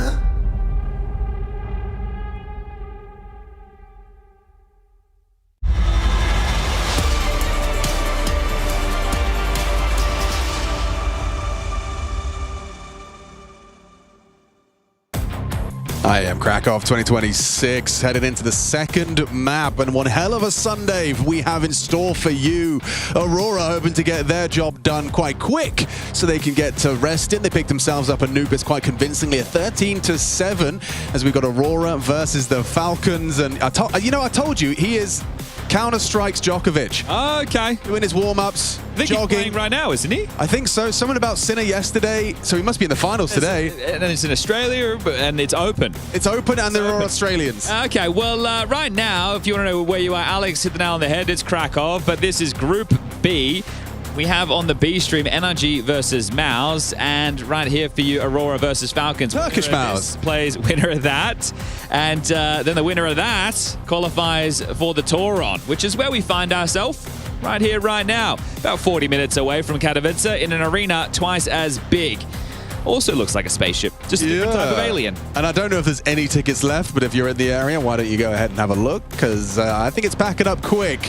It's going to be a lot of fun when we get there, but the question is who's going to be on that stage? Yeah, and right now, if you just take a look at Aurora in 2026, since the addition of Soulfly, they've played this map 4 times. They've won it twice, lost it twice. So they're gonna... I can flip a coin. You could. Yeah. So right now, this will determine do they have a winning record or a losing record. All right, fun. But it doesn't look like the bookies are giving up on Falcons after Aurora's map win. This is where Falcons chose to take it. So let's see if they can start off as they mean to go on. He's split. Madge is there. He's looking for that one tap, kind of clothesline him, and then Zentaris does the rest. Oh, hang on. That's a really well-placed HE. He doubled down with the headshot as well. Soulfly, Wakadia all chipping in. Wakadia does tuck in, and it looks bad for Giyasuke.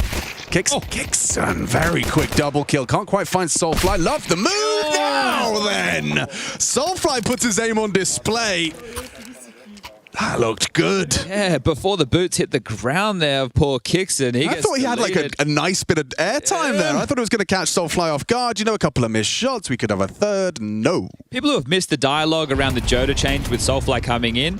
Woxic did an interview just the other day, something role-related. Joda didn't want to do what the team required of him, and that's not in like a malicious way. I think they just had a different vision for what he wanted and what they needed.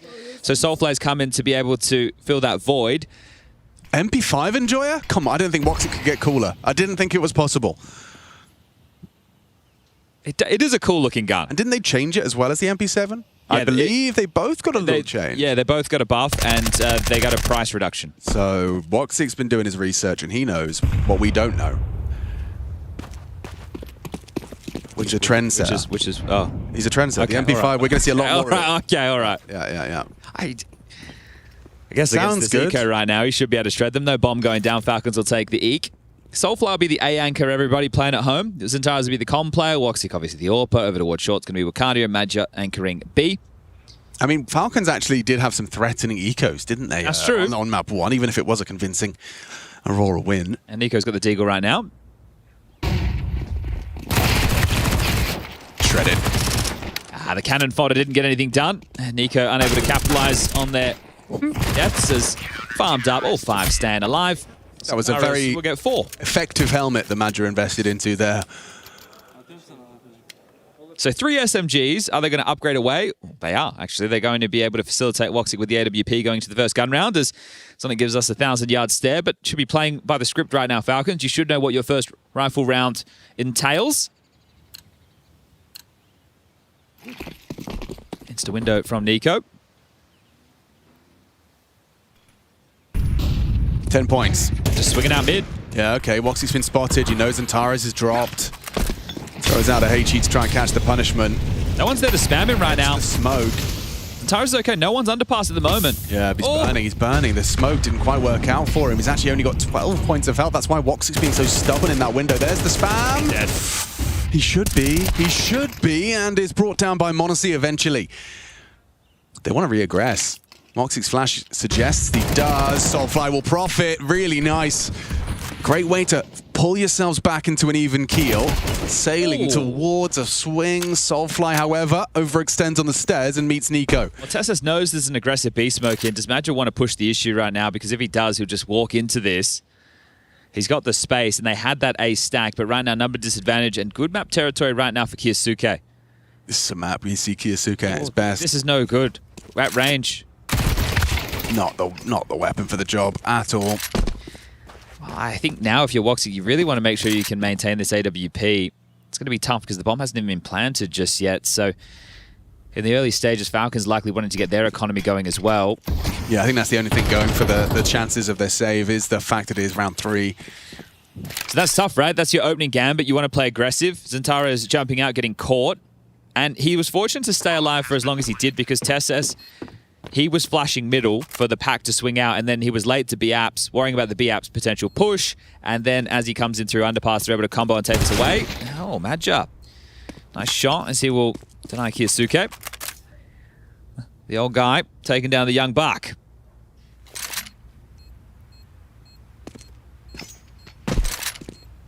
So maintaining these 2 key weapons will be instrumental into the next buy round. Woxic can drop one. Madja can do the same, and Soulfly should be able to buy himself.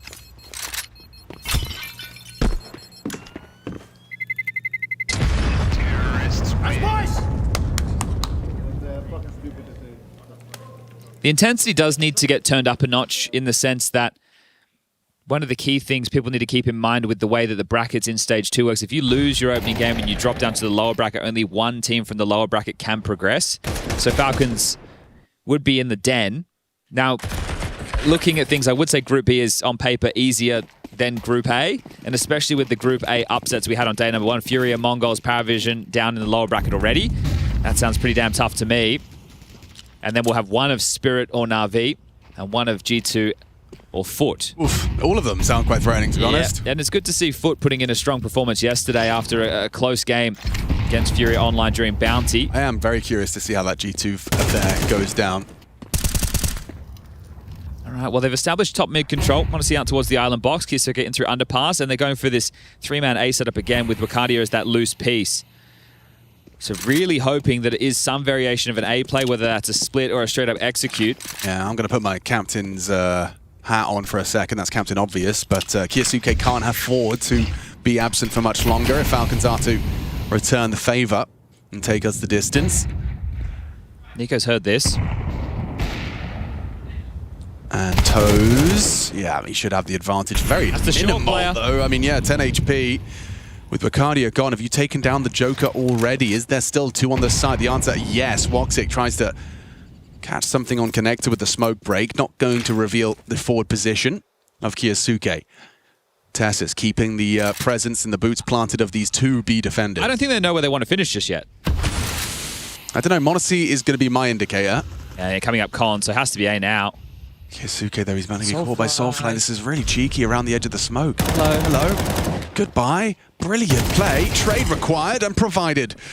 Man advantage in an A site loss. And Taras could try peppering through the smoke. He's hoping to catch that con player in a little burst. Whistles past the ear of Tessus. Honestly, still looking for a safe place to plant. So we'll be covered by 2, and that'll secure it. It was interesting. There was a couple of moves there from Aurora that are hoping to play off of their aggression. So Bacardi, the short player, is the guy to go aggressive ramp. But while he's doing that, Xantares, the con player, has rotated to bench. So at that moment, if you're Falcons, you're thinking that the B defense is weak because they played this joker over towards A. But they didn't just snap into action. They were quite tempered and restrained in that moment. So Falcons avoid walking into potentially a dire situation and walk away with round number 2. So all tied up 2-2. But the save of the guns again means Aurora get to be threatening again into the next. They lose this one. Finances become a real problem. Terrorists win. So do you drop an M4 from Woxic to either Wakadia or... Yes, you do. They've already done it. You had 2 choices there, right? You either have an eco on everybody and just use the 3 saved guns, or you drop that one M4. They've also given Soulfly an MP9, and essentially it's a full buy. So they're not lacking anything really, just a couple of pieces of utility. They've got kits, and Soulfly has the worst weapon. So still strapped to fight against Falcons. Looks like we might get a bit of a mid-biff. Xantares is going to be peppering the smoke. A boost. Oh, no. Yeah. Directed and destroys. Xantares unprepared for that nice, quick opening kill manufactured by the Falcons. It's going to be Woxic with a response. He's gotten away. No, he hasn't. A last bullet puts him in the mud, unable to retreat. Chance that they line up. Is he pushing ahead of this? Looks like he wants to. This is a nice adjustment from Madra. I like his aggressive flair. MongolZ seems to be considering it. Yeah, he is. And he's missed his shot. Madra runs him down. He's been such a nuisance for the Falcons to deal with. Kixon will have to head back to pick that up. It's a pretty strung out right now. Yeah, I mean, Soulfly, we discussed that MP9. It's going to be put to good use if he plays up close ramp.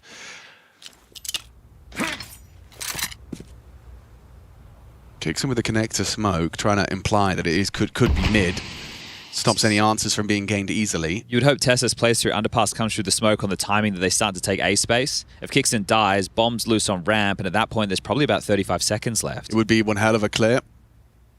It's a good angle for the MP9. And that's the bomb. Soulfly gets it done. Awkward for Knight and for Nico. He has to try and chase him. It's a time-sensitive hunt, and yeah, caught clearing. Wakadia will peek on out, so another round that's going to be frustrating for Falcons to stomach. Just conceded this one. Madra with a cheeky one, Soulfly the same, running into him now, just the one but traded. Very convincing. That's a big round to be posting. Falcons got nothing to report, nothing to celebrate. Okay, like that round and how it was put together there, and yeah, the most important jewel is Madra taking down MongolZ in the B apartment just on his own, no trade potential, thinking he has a gap, aware of the possibility, but can't hit the shot. Wasn't far off, was it? Just, yeah, even eye to the scope, a hard clear. So you wonder, though, Kiyosuke, he is a little bit slow off the mark. On Anubis, his aim was pretty all over the place, right? It looked like some moving spray and pray type action. And now, 0 and 5, he didn't get the land reps that everybody else got, right? We know that here's this opening kill again. Sort of boost, not the same elevation to pick con, but just over for window.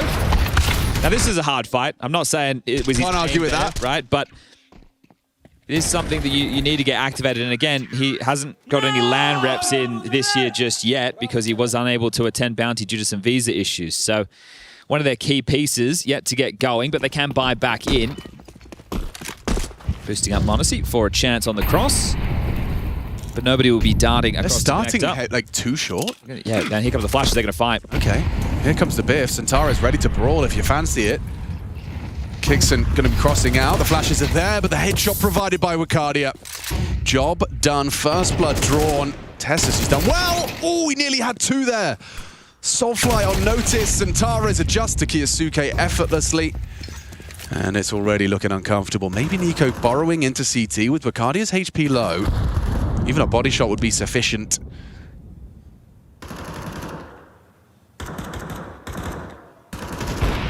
Oh, wow. MongolZ 1. Nico doesn't hit that shot he would have so Flash, desperately have liked. Yeah, Flash pushing up, but a double swing, it just feels so good for Madja. Bacardi are likely to be able to draw the crosshair away.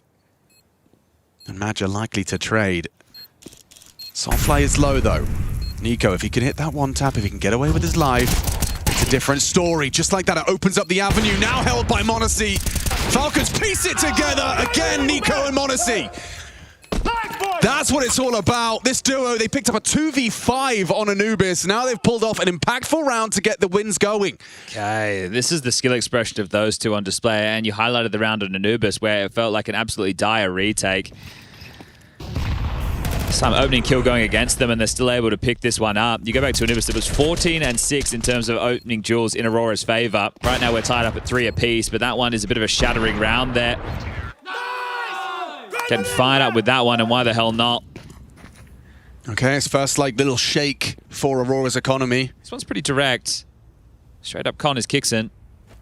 Okay, held by Zantares. At least they know. 3. Ooh, damn, Soulfly caught. Kiyasuke just clotheslines him on the first swing. It was the only one on A. They're going to lose the site now. Might be the save. I think so. Second bite of this. Ooh, never mind. 3 guns. Oh, nice shot on the pixel. Very tight line held. Removes Nico. Oops. Yeah, misthrown that, so... No harm, no foul. Yeah, just a little bit wobbly. He will be necessary if they get to Inferno, being the B defender alongside of Kixon. So it is important that we monitor it.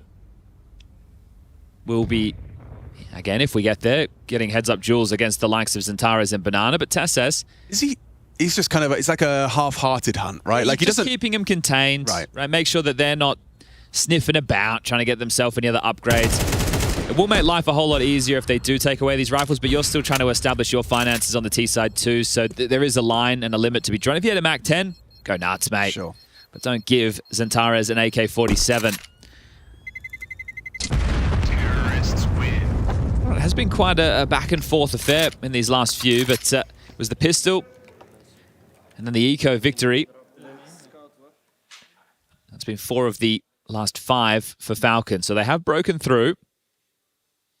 And they don't have the same caliber of saved weapons to be able to drop and force buy around this, so we'll have to concede take the Eco 2400 coming into the next.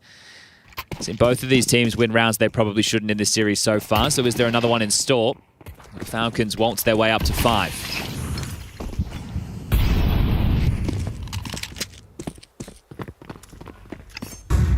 Yeah, Madge has been spotted there with that aggression. It's enough to force out nades and slow down the roll. And a very quick reroute, so literally just wanted to show a bit of flash, and now they're going to start grouping up around middle. There's a single flash. And it's on Madja. I don't expect it to be used here. Yeah, not be particularly impactful. He's just going to go for a run upon the fade, upon the contact from someone ahead of the smoke, perhaps? That's what MongolZ's hoping on. Maybe jumping out when they take the con fight. That looks good. There's the fights, and there's the expected result. Yeah, it doesn't look very glamorous, does it? But you need some form of an idea, and at least they played with one. All right, we'll wait for them to start to take their stage 2 of mid control. As they're swarming connector and under window, we're going to pounce out and see if we can catch them on a timing, and that's just not to be the case. So Woxic, I know exactly where he is, and he should be going down in a moment's time. Flashes, nades, everything coming his way as Nico wants this one, and he'll get it. Sonic happy with that, as it's now a 2-round gap. Does Woxic go glass cannon? Faber wants the 30 seconds to have that conversation. Even though it will be the buy, it's not the best of. Right? They are really lacking nades. I don't even know if they'll have a defuse kit going into this. So these type of rounds where you might just look at a glance and go, all right, it's a gun round, it's pretty even. You need to either be maximizing these pieces of utility, whether it's blocking or if it's some type of aggressive maneuver, you need to be getting the most of it. So if we see them go for a play and they don't stick the landing, not even getting a kill, not even losing the opener, just not getting that space or not being able to find damage, then that's a real problem.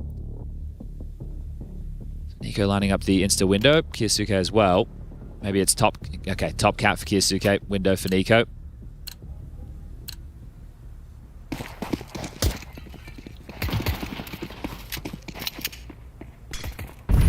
Sliding 3 strong on A again tells me they're not going to contend for middle.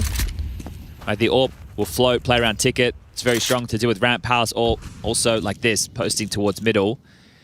What becomes an issue with this setup is when you feel that the time has gone by that they could have boosted window, that's where it becomes really tough for Xantares. So this setup, it looks okay, yep, it's a 3-1-1, but it's one of those scenarios where on a timer it becomes very difficult. Right, the second window smoke arrives, suddenly the steps con, you're worried about both. And if they smoke con as well, at that point they can be up short, so then Xantares probably feels he has to go over and help Madja. Right. Now the A defense feels like it has to push forward because you're now worrying about connected jungle. Even the slip through the vent becomes a possibility. So there's that second con smoke. Now short becomes a possibility.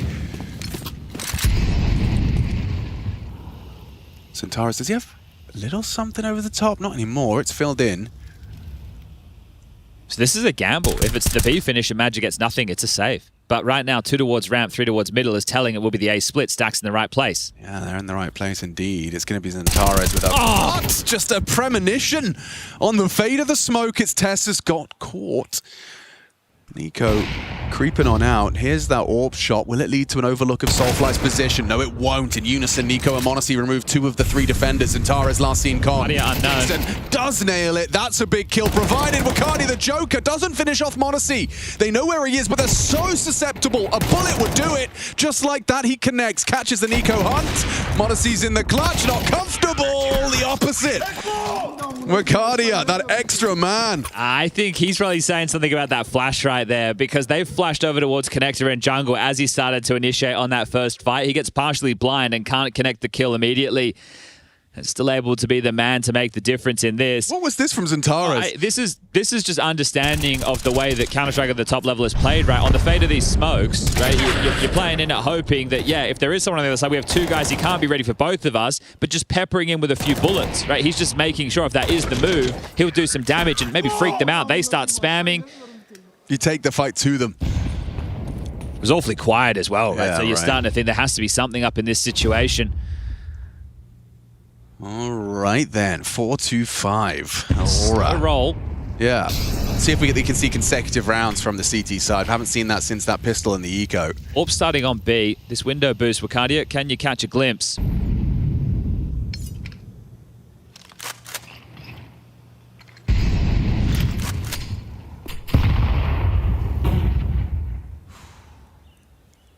It's a very forward position for Kyosuke. Feels like it's going to be an impactful one as well. Oh, wow. Tess is working on a couple of pixels. That's a big reaction out of Soulfly. Catches Palace, takes that space, takes that rifle. Walking up on the bench walk. Wakadi likely to swing on Tess's. Good angle. Oh, Tess's bested him. Huge round from Tess's. He's had a very impactful 2 kills so far. Soulfly's dead to rights here. How does he get anything done? They know exactly where he is. Yeah. He's either pushed around T-spawn or he's still in Palace. I don't think he can offer anything in He this wants situation. to, but he knows he's... Oh, no. They've stopped looking? They've stopped looking. Maybe they're assuming a save? m0NESY dies. This is crazy. Soulfly does get impact, and now 1 tap away from making this an Aurora-looking round. Woxic's gotten over here. And he has a smoke. Yeah, this gets really uncomfortable. You've got the kit on Woxic, though, so the covering fire is going to have to be provided by Soulfly. Soulfly with it all to do, and another one from him. Tessus has had so much work done, and it still does not matter. That is a fumble from the Falcons. Oh, they knew exactly where he had to be. I guess they're just assuming it's a save. Oof. Right. Oh, okay. They've allowed him out, right? It's one of the easier choke points to deal with, but as they're setting up this post plant, this is the shot, right? So he can just see the top of the head because Xantares is on the step, right? He's on the steps at the back of the site. So with that elevation, just enough. See the top of the noggin. The second kill there onto Akadia as they're scaling in was huge. And then Soulfly, the new guy, gets himself up to 12 kills. He's been extremely impactful for the team right now as we're all tied up 5-5. And yeah, exactly. You can't be dropping that one. I want to know. You know how we have these lovely luxury of the comms listenings? Yes, that would be a good time for everyone. So interesting. Just in the mid-round to see what they were saying. Like, did they say, like, oh, they're saving, and led to that false sense of security? Because they mollied ramp, right? They acknowledged, like, oh, he could have, by this point, he could be ramp, he could be Palace. Exactly. And then m0NESY is just, I mean, booked. Well, he gets left alone. 2 of them focus CT. Yeah. Yeah, just a really poorly played post-plant situation. Yikes. the team has to make mistakes, but then you have to be able to capitalize on them. Fair play. He's To 12 and Soulfly. 7. He's having a great game. New addition, looking good. Well, they've shoved here, Falcons. 2,400 for the final round after this, so if they don't win this one, it's going to be another hodgepodge messy buy. At least this one has 2 AKs, 2 Galils. They haven't been bullying Madge's bomb site at all, have they? Also, Aurora haven't been really fighting for mid control. Maybe that's why. Yeah, you just get headshot by Kiyasuke if you dare. We had one round where Zentaris and Wakadia ran out short, the other where Zentaris dropped down middle, and now this where Wakadia is on his own, so that's probably why they haven't been tussling for mid. It just turns it into a map, and that's what Falcons do best.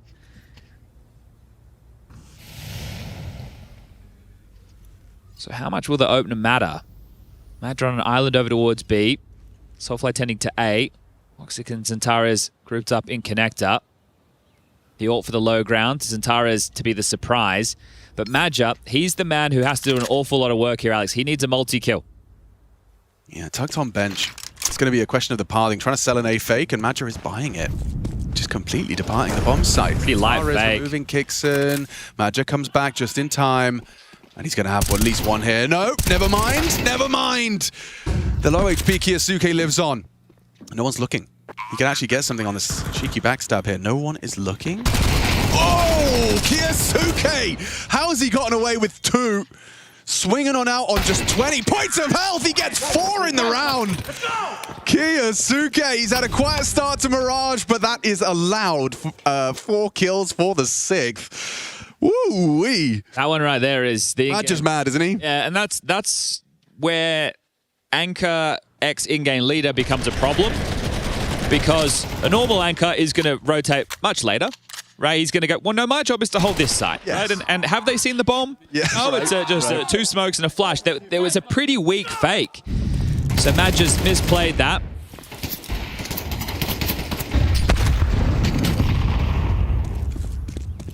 Playing much better than them. We Should have won that round. Yeah. We need to communicate here. Well, okay, so maybe we don't need the comms package because they didn't talk. Yep. It looks like they're going to walk in at halftime with 7. Nico's got an Aggie. He's going to be finding this CT who's got walkabouts. Oh dear. Soulfly all the way through ramp. He's had some very frustrating deaths, and Soulfly actually manages to go He can escape out through A right now. Yeah. Okay, so what was looking like a pretty sure 7th, this one's back on.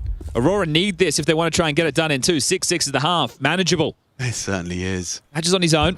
Again, this time he can't really leave. He's committed to this corner. And now it's a question of your Kixon and Tessus clears. Oh, that's fake. Little double take. Kixon saw him, looked away, and loses his head. m0NESY to be peeking in. Zentaris versus m0NESY in a head-to-head. Molly's missed. Yeah, it's not perfect, is it? The second one should do the job. Ooh, it costs him!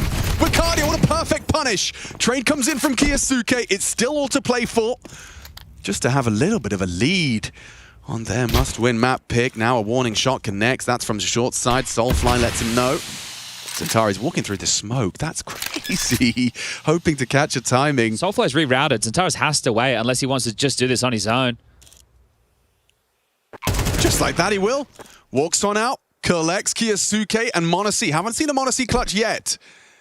An audible jump. His position and whereabouts. The molly for this. Noted. Yeah, Soulfly's just going to go for the element of surprise, though. Zentara's keeping his boots planted. m0NESY's just going to get shot at the top of the head. Easy dunk. And a nice competitive 6-6 scoreline. Aurora, no slouch on Mirage, evidently. Falcons, they got to pull up their socks if they want to hope a chance of seeing map 3 Inferno.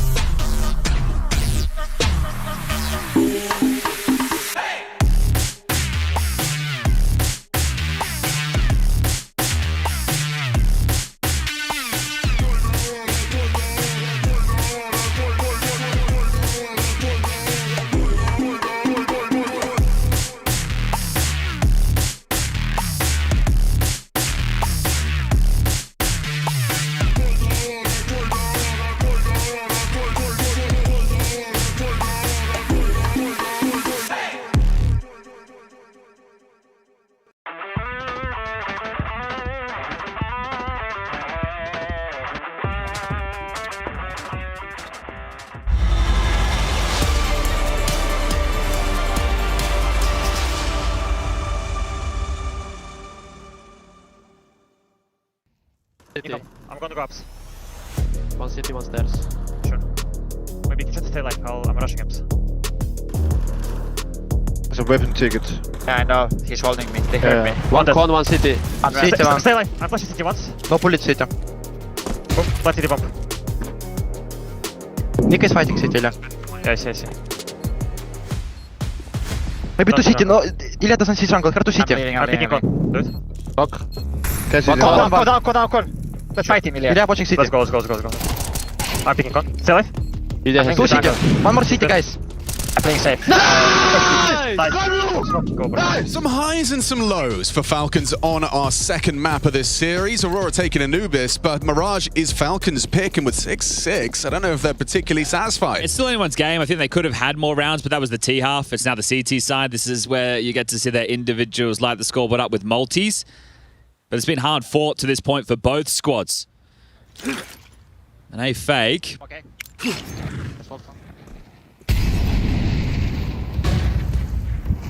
How do you react to this? It does feel a bit fakey, doesn't it? It's just a Tessus on B. P250 jiggling. Where's the help? Tessus, he hasn't got that instant headshot. He's so desperately needed, but Kyosuke, actually from market, has managed to find not one, not two, but three. Denies the plant as well. A round winner from Kyosuke. Just 7 frags in the first map of play, but he's starting to find himself warming into things in these official stage 2 of IEM Krakow. You got to get the wheels turning. Yeah, that's it. Doesn't matter who you are, even if you're just 18 years of age. You need the LAN reps, and that's something he hasn't had the pleasure of having just yet this year, but despite his teammates being in the grand final over there in Bounty.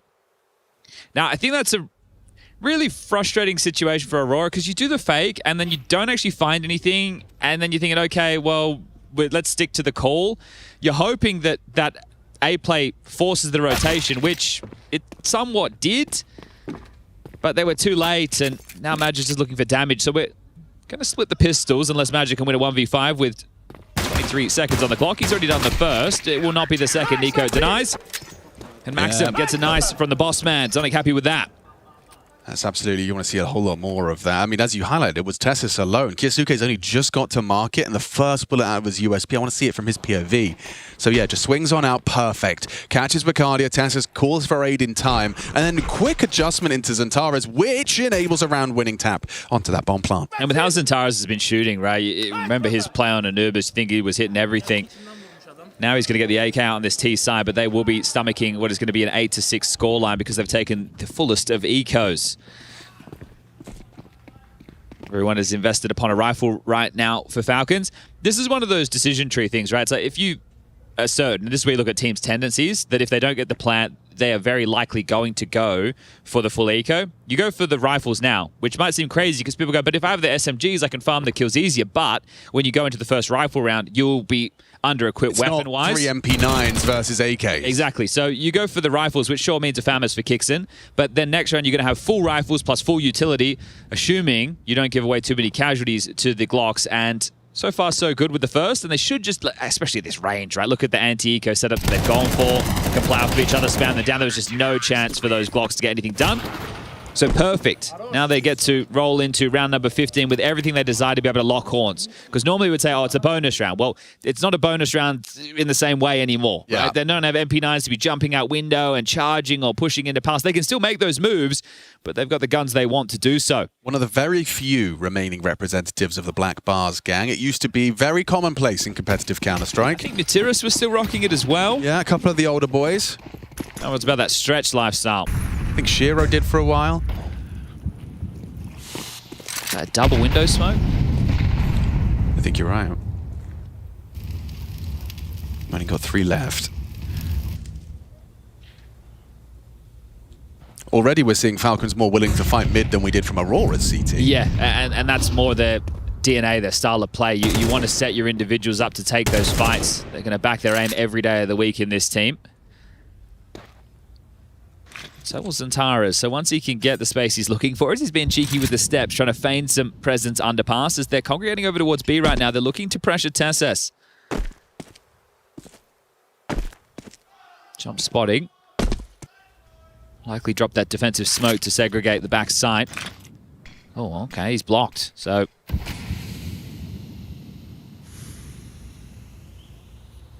here's Madja head to head with, well, two of them. Another vent. Yeah, Nico. Oh, wow, a bit messy from both of them, and he's actually bested him out. Okay, important trade from Kyosuke. Tessus has got to get more than one. Does a backflip into the stratosphere. Not good enough. Kyosuke's locked out. Bomb site's lost. Do you even want to give this a go? Do you want to give this a look? Go on, teach me. Okay, Geeky. All right, took him a while to make sure he had the lineup correct on that, but 10 points Rather he for did Woxic. that and it lands. Yeah, no, you're right. So they will guarantee the round. Nothing worse than the smoke that lands in front of the window and just gives them such a lovely avenue to split you out. Come left, come right at the same time. Madge is a player that, you know, will get a lot of negative critique, right? In-game leader, people talking about the style that he calls. Right there, he gets the opening kill that is essentially the round winner because it draws Kyosuke, who can't help Tessus on the site. Yeah. Tessus feels committed to save that B fight, and then right there he dies and they've lost it. So he wins a head-to-head duel against Nico in the vent room. Looked awkward from, you know, from... I was going to say Nico's POV. From Madge, it looked awkward for Nico from Madge's POV. Yes. Oh, whew. That makes sense. Good.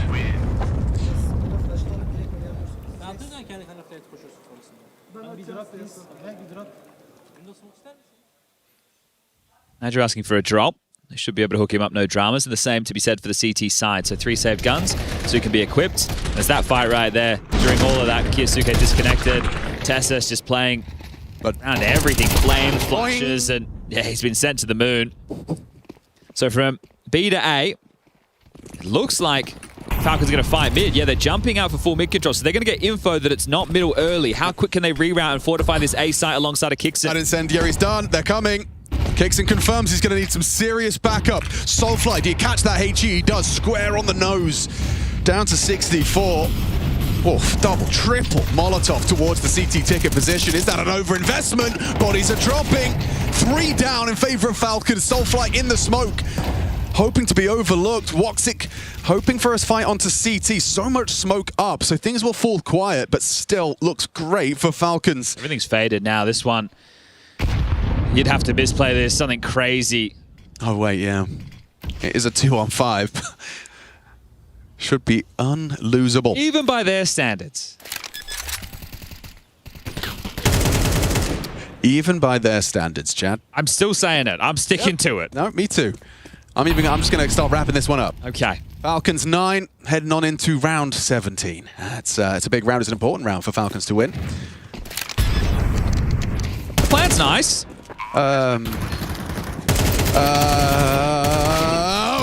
It's very sketchy. Woxic's in a 1v2. What is this? Should be fine. Should be fine.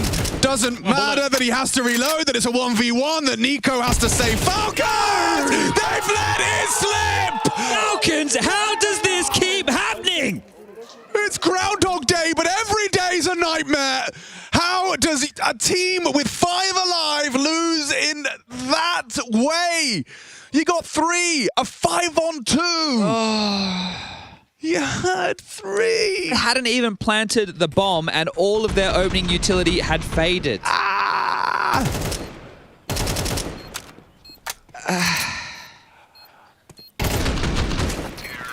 Do they have like a psychologist on speed dial? I don't know.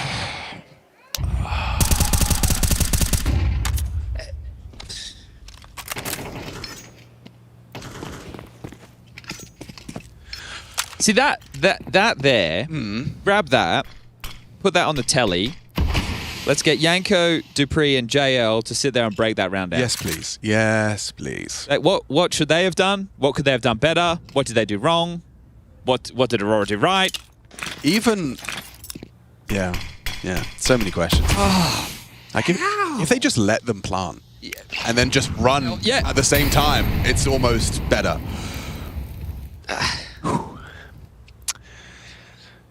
I can't. It's the worst legacy to be leaving behind. We can't win. We can't win gimmies. the easy ones. It's like you'd already done all the hard work. Yeah. I'd rather be Draken. Nice shot. Soulfly versus the AWP. And he's gone after this round. Don't worry, Tessus will step up. Typically, when Falcons need a hero, he delivers, and not today. In fact, he missed his delivery. He just left a slip of paper in your mailbox. Didn't use DHL. Yeah, that's his problem. That's 9. Mm. Mate, imagine getting 2-0'd. Imagine losing a 2 versus 5. Lower bracket, calling their name. You just talked about how brutal that lower bracket is, man. And also, one team gets through that. Yeah, and right now, NRG versus MongolZ on their second map. It's pretty close on map number 2. Kixon loses his investment. Kiyosuke hoping to hold on to his. That 2v5 is a backbreaker. That is an absolute backbreaker of a round. It's a soul siphoner. Terrorists win. Okay, you have a saved M4 and you're on eco. Aurora. Kiyosuke go kill? I want to say Aurora should have 10, but Soulfly, let me see that. Crazy things about it. So he just great trade. Zips cross and then back. Quick adjustment, and it makes it hard for MongolZ to adjust. He's having a really good map. When I first saw him in the roster, I was like, oh, okay, he's not hitting many shots. He's looking out of place, but this is his first time in Tier 1 playing this level of Counter-Strike. And considering the success Aurora had last... Yeah? Yeah. Yeah, that's... You've got big shoes to fill. MongolZ's knocked Madge's boots off. See, I guess if you lose silly rounds, you have to win a silly round. Yes, that is the law of equivalent exchange. It's Onyx's new law. Practicing. It took away the 11-4. Yeah, right. Some Counter-Strike alchemy. It is a soul sacrifice. We will sacrifice an unlosable situation to win 2. Yes, right. Okay.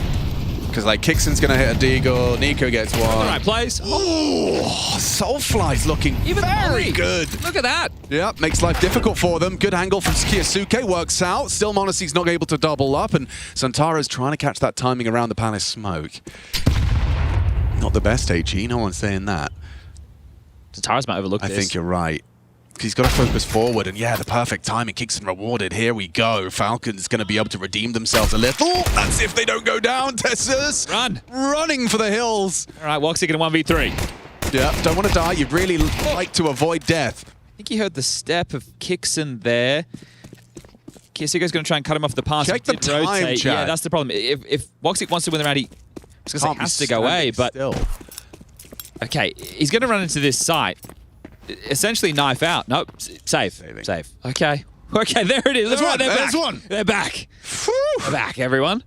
Just Honestly, as everyone started to worry. Yeah, well, I mean, it's a familiar tale. It's one that we've been told over the years of Falcons and their ability to win the ones they shouldn't and lose the ones they shouldn't.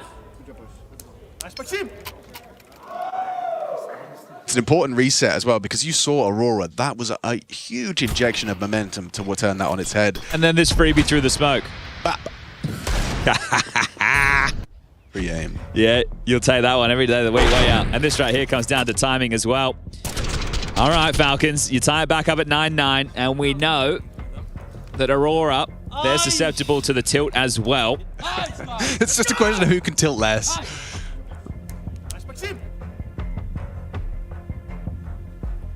I think that's what Faber is trying to quell right now.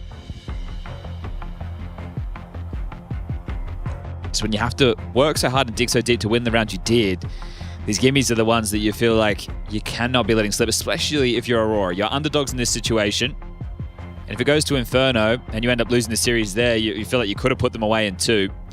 But let's see, can Madja and Faber call them out of this hole? Back 10 for Madja. AKs and the saved AWP of Woxic up against a fully fledged Falcons now. Nico has himself an AK-47 on the CT side.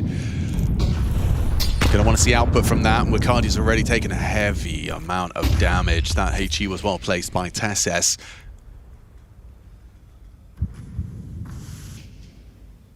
So not fighting for the mid control at all this time, giving it over for free. Only a little bit of util for the finish. and haven't garnered any map control off of this, but Soulfly above A ramp, Zantares in Palace. Will it be double A lurk? Right? Is this one of these scenarios where now they go for the mid wave? Okay, never mind. They left all the nades at spawn, so plenty more for Woxy to pick up and dispense. And they are just returning to A. Woxy with the full belt, going to dispense that to Madja.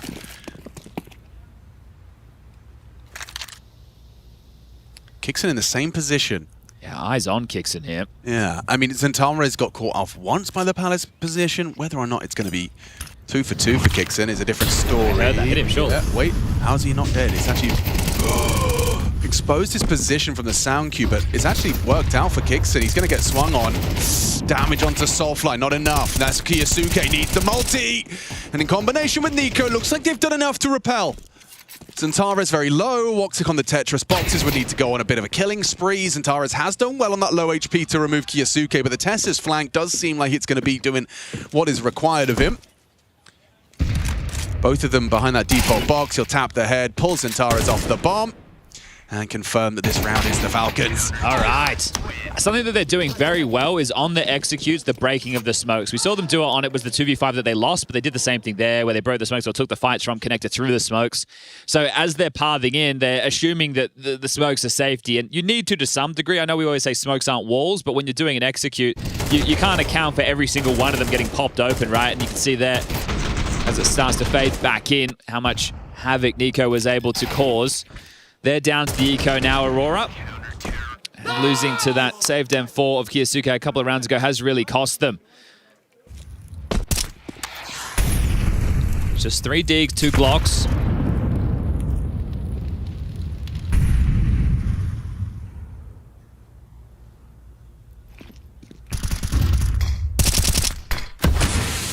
Well, you know there's 2B. Kiyosuke and Tessus have had their positions triangulated. I think this is a classic situation of just allow the util to be siphoned through and then hope that in the final 30 seconds, 40 seconds, that you're able to find a pick on someone who gets a little bit hungry for frags. Also a chance to calm things down, talk about the next rounds, because so far in this half we've had a patch of 3 for Aurora. It was the pistol, the conversion, and then the last 2 for Falcons to this point. They'll go now. Good nade. It's going to do a lot of damage. Look at the health just getting ripped away from them. Easy as you like. Sometimes the last bullet's the hardest to hit. Yeah. You know? Like, he's low. Oh! Hurts Kiyosuke lower. There we go. Sometimes you don't need a bullet. Yeah, if bullets won't do it, nades will. So just 2 more rounds now for Falcons to push us to Inferno.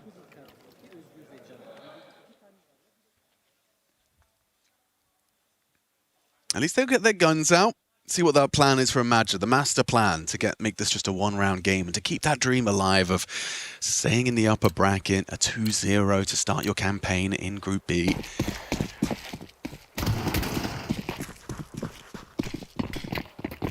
Honestly jumping out. Yeah, okay. Makes the leap. Yeah, smooth. Gets himself early onto the mid-line. So it means he can establish the fact they're not crossing over towards the tap, so Island box. Sendry lands, and Honestly's allowed to patrol this on his own. Nico will need to pick up the underpass crawl. It's actually a defensive smoke to try and block that sight line, as Honestly's still on his. So backs off now. Zantares working through underpass. Woxic heading back over to join Madja top mid. No ult for him this time.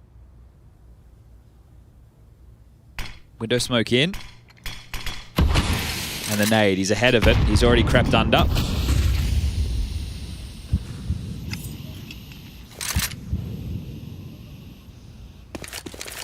Kiyosuke is here on the A site alongside of Kix in the traditional anchor.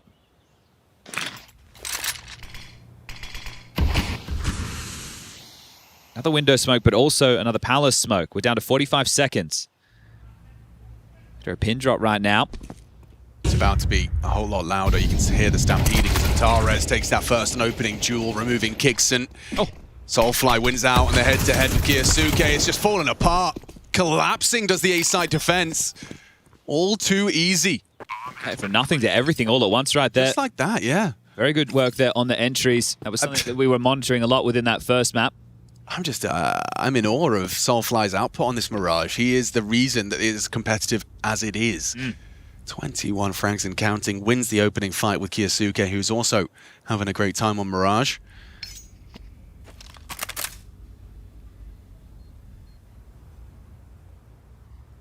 That's 14 opening kills so far in this second map for Falcons. Yeah, it was at 8-4 when I checked at the half.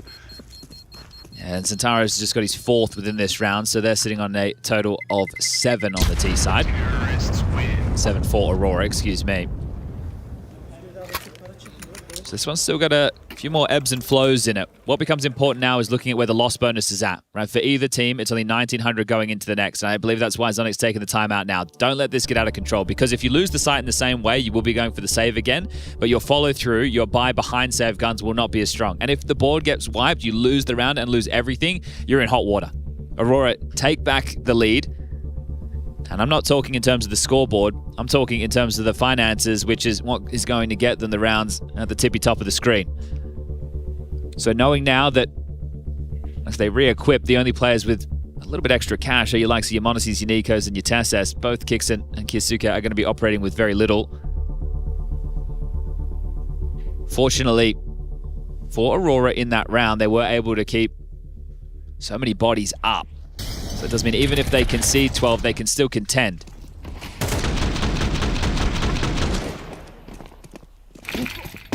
And I guess if that's the pace that you have to play at, to not give away opening kills, not give Falcons a way in, then why not? Missed Incendiary, close ramp. Honestly wanted to scale behind this. Still going to take a peek. How far do they push this? Ricardia's holding for the descent of the stairs. You could just tuck in here. Be satisfied that you've cleared out ramp now. MongolZ's line is good for it. Actually going to be Kixen just playing a jiggle smoke defense. Okay. Yeah, so MongolZ can go back to ticket. He can assist mid. He can look at Palace. Ooh. Easy there, Zantares. You've been exposed and spotted out. Nico's hunting you, and he actually hit one of those flying M4 bullets. So Zantares, he was the man that found the entry up connector last round. Him being so low, is he going to be a traded piece? Does he now become a lurk? How are they going to use him within this round? The call might have to change, right? He's been one of their key pieces in terms of finding openings. So how are they going to navigate now that their star output from their aggressive rifler has been put down to just 27 points of health? Leaving Woxic top mid on his own. Connect the block smoke in. 40 seconds on the clock. It's going to be 4 through A. Ooh, big one. Found. Yeah, just a bit, just moving ahead of the smoke costs him his life and costs them an opening kill. Now, Kixen, how's that block util doing? You got anything left? Absolutely nothing. Here comes the break. He'll tuck in. Playing for one. He's done well. He's done very well. Kixen with 2. Matt just bombed the last piece to fall into place. The jobs are good, and Soulfly just the last piece in Palace. And yet a 12th seems a certainty. Secured now at range by Kyosuke. Okay, Falcons, 1 round from seeing Inferno. It's been competitive, it's been close, and the fumble doesn't seem to have followed them too far. Yeah, they've also had a couple of rounds they shouldn't win throughout this series. You go back to Anubis, right? The pistol round retake from MongolZ and Nico. They also had that 2v4 in this map as well on the T side. Final tactical timeout call from Faber. Now remember, they do have money. I don't know if they can play at that same pace again. Right, so they tried it 2 rounds in a row. This time they get caught. It's the early damage to Zantares. He can't play through con with Woxic like he did in the previous. Woxic's on his own. He dies. First man found. The rest of them threw a smoke on ramp. So the fact that they have nades left at that moment in the round means that Falcons aren't feeling any pressure. They don't feel like they're being forced to drop their nades to stop a type of push. Right? There's no knocking on the door. No seeing if anybody's home.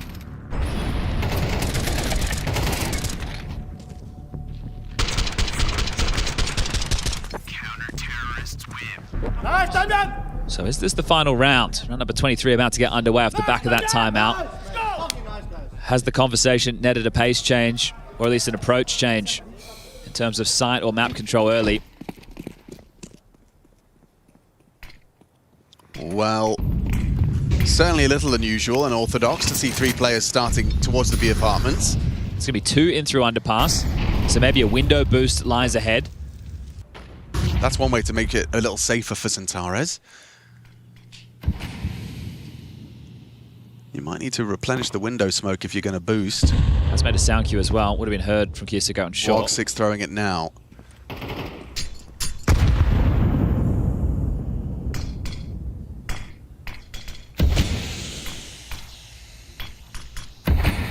Right, operating with a different type of boost to find a short fight. Kiyasuke not home at the moment. He's actually starting to transition back to deal with the window. Nico and Kixon are taken. Palace control. Bomb to come through ramp. Oh, it always feels so difficult and nightmarish to exclusively be going through ramp with Palace lost. Ouch, and there's half health for Zentaras now. Timings on this. Wakadi's coming back. Ooh, and Kixon's considering it. He's got so much to do. He's hearing all of this. Ouch! Soulfly's beating him out to the punch. It's the A defender, Nico. Lying in wait here. Yeah, he's going to be tucked in. Here's their acceleration of pace. It is purely Nico. One man versus an entire side. Looking to catch that moment. They were actually on top of each other's heads, but it's a Soulfly trade. Finds the head through the boards. Landing open right now. They're playing for Connector and Jungle. They can't contest this plant. Kiyasuke's trying to find him on the wall bank. Doesn't. Through triple. No smoke for the bomb. Awkward. Very awkward for Falcons. It's really looking to shape up nicely to go full rounds of regulation here.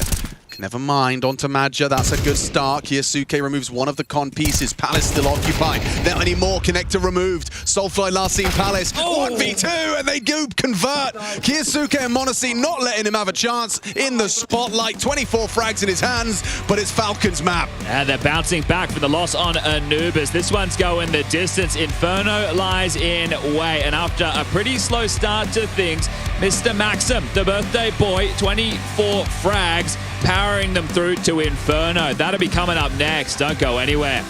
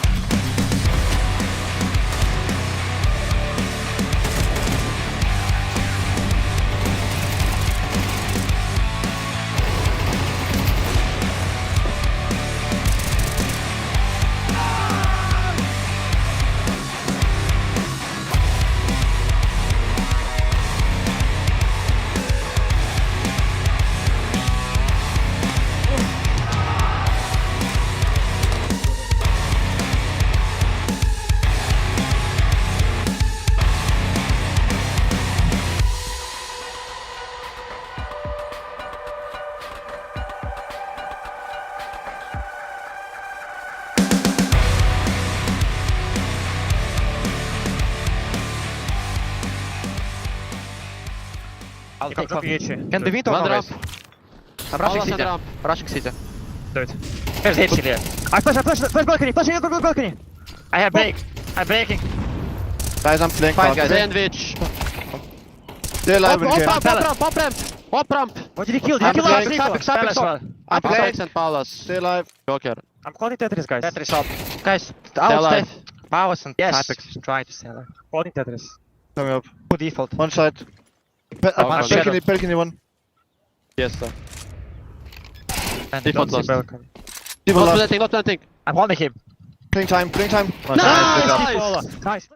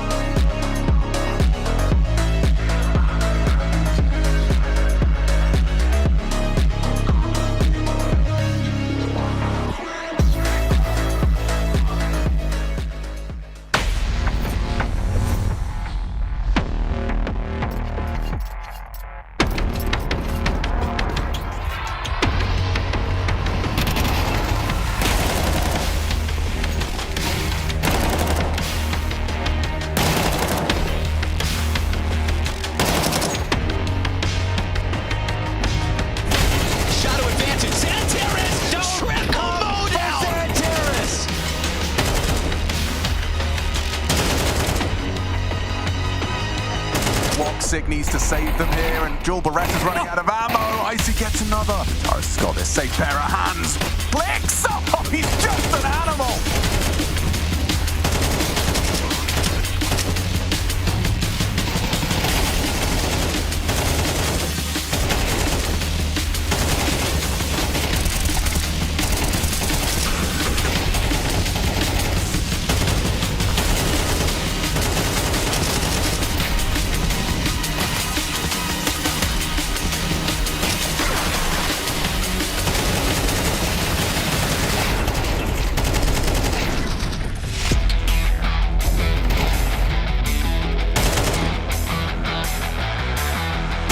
Robotic from Zentares. He welcomes the duel, controls the spray. It's Zentares, it's his playground right now, and Ace.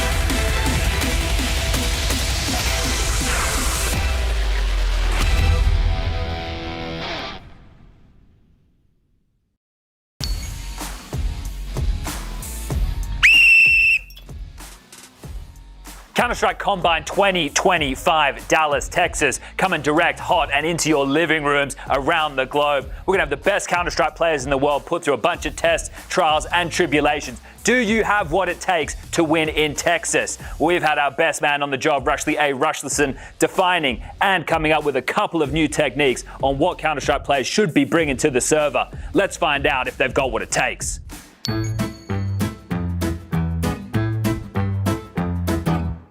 MongolZ, are you ready? I am ready. On the sound of the whistle, your time will commence. Так. Оп. That's unusual technique, seeing the chair adjusted. Of course. Not a mandatory part of the setup here. Drop everything. We don't have to rush. How is he on a match day? He's fine. He's fast usually. So he looks like he's not in a hurry right now. He should be. He doesn't understand the. It's a time trial. Really? Faster, really. Faster. What's faster now? Look, as long as he gets headshots. Oh, he's even doing table height. We haven't seen this before. This could be very problematic. What problematic? He's now under the table. Do you feel confident in beating this time? 100%. You know, I don't fucking see, blядь. The USB's had to twist it. Is the classic. Is it all plugged in? Easy, of course. Yes. And stop the clock. That's a time of 1 minute and 5 seconds.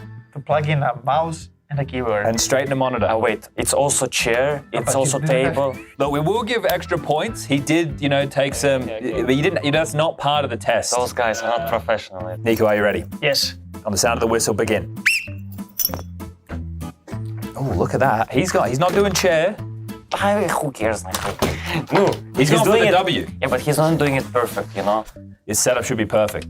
No, you don't have to hurry. You're not in a hurry. You are in a hurry. Oh, it's teamwork. No, I wanted to unplug. This is looking speedy. Rushley's happy with that.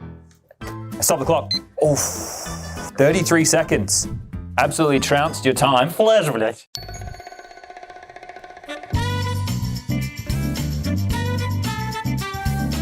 Whistle. You want the whistle? Of course. Reaction time test, MongolZ. Ой, блядь. He's gone ahead of the whistle there. That's a false start. Note that down. I'm lost. All right, here we go. Oof, 160 out the gate. 143. Ooh, he messed up on. He's double clicked there. 138. Yeah, this is gonna be hard to beat. 165. 150 average. 152 MS average for MongolZ. You happy with that? Fine. And no, actually not bad. Not bad. I don't know what's very fast here, I don't know. 152 is You're good. first man off the ranks. Nico, bratан, good luck. All right, you feeling comfortable? Yes. On the whistle. I think 138 was MongolZ's lowest. 146. Getting better. Monty can't believe it, on his feet now, 164. That's good. It's good. Very far. You're 10 years younger. I'm proud of this.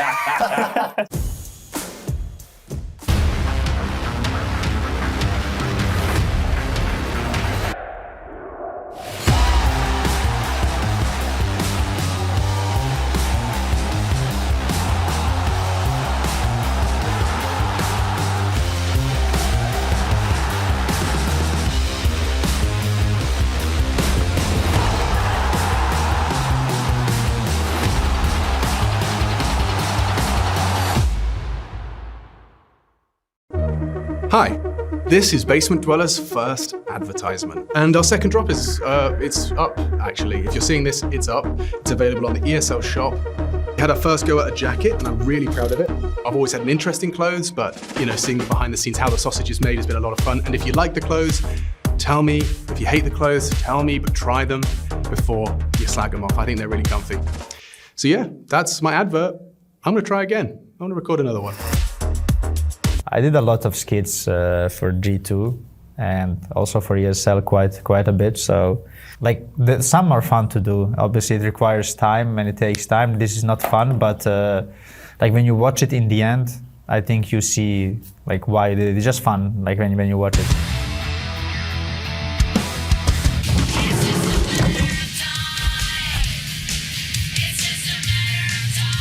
Well, I guess we'll be needing a new AGL then. But this one was fun, and this one was probably the longest skit we've done for ESL. You know, we just mess around, even if someone fucks up, you have to redo it again, and you're just making jokes around it, so it was fun. As I said, when you watch the video in the end, it's definitely worth it. Like, it's fun. Like, most of the videos that I've been a part of has been very fun, and it was always like positive like reaction from community, so it's definitely been fun. As I said, sometimes, you know, you finish the game and then you're a bit tired and you like just want to go and relax and like focus on the next game, and then you have to, you know, record a video, you know, that you kind of have to commit to it. It's not just, you know, you show up and like you read the lines. You actually have to commit to it, make sure that your reactions are good and so on. So this is the hard part of it, but yeah, the ending has always been good, I would say. And what would a 0.9 rating know of this matter? This is no Mia 0.9. But this was the weird part because none of them were here. It was just us two, me and Hunter only, right? So I'm just talking like in empty space. I would say that this video probably took the most effort when it comes to the emotions and like talking, because all the others were like a bit easier, I would say. Like you had to do less. Yeah, I mean, I never really like rated my skits to say like which one was the hardest or like which one was the most fun, but this one definitely turned out very, very good. I've made a huge fucking mistake. Let's go, Nico! Nice, Nico! Let's go! And again, I'm looking at the empty chair. There is no one across me. So the thing is, like, again, I had no idea like what was happening like behind. They just told me like you need to look at drops. I was like, okay. There's just like empty chair behind there. I mean, I definitely took time for me to kind of accept and go in that direction, which I think it became just fun to do, and I think it's something that people also like seeing, I would say. Obviously, it was not fun, for example, like after I like missed the shot with Eagle, like those things were not fun for like the first maybe like 6 months, for example, but then after like I was like, okay, fuck it, let's just meme around, you know, like why not at least get the most out of it, you know? So yeah, this is just how I started thinking about it, and I would say I'm doing it way less nowadays, or even like the past year. I think I was doing it way more like 2 or 3 years ago when I joined G2. So yeah, I just think why not get you know, the most out of the jokes, and actually people like it, they enjoy it, so why not give it to them?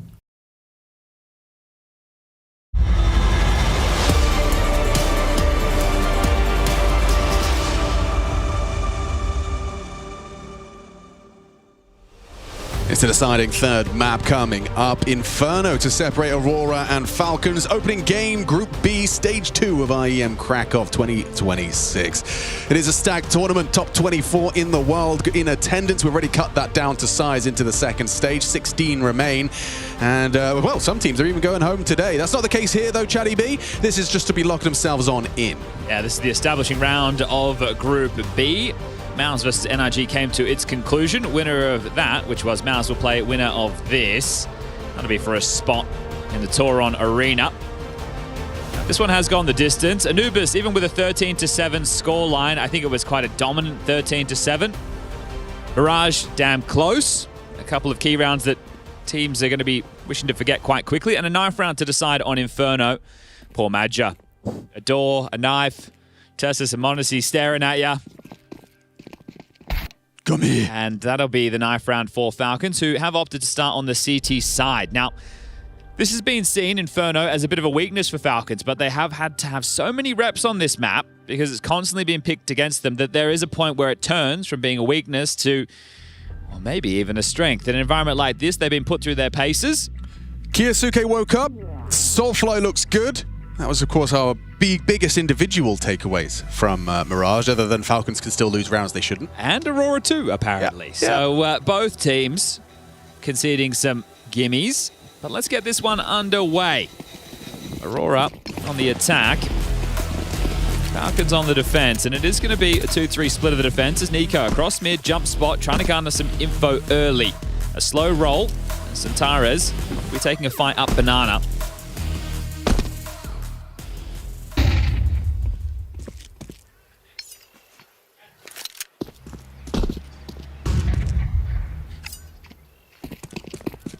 Smokes in the air.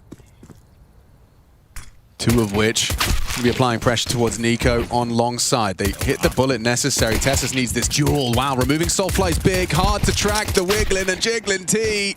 Makes a meal of that one. And so the site has collapsed. Tessus, last seen fragging Soulfly, and a quick headshot from Centaurez completely seals the deal. That's the first T-side pistol one of the series so far. And it nearly was the team ace. Just Soulfly with empty hands. Do you remember PTR's line?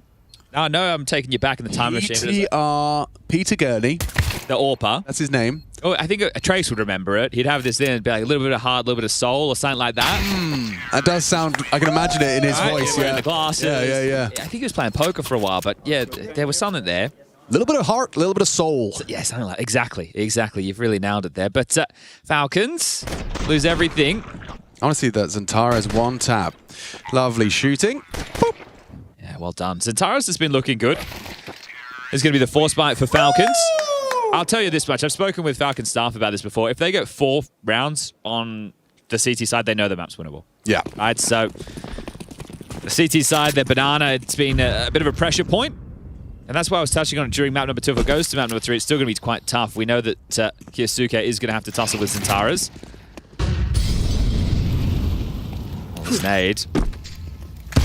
Well placed down the back pocket of Madja there.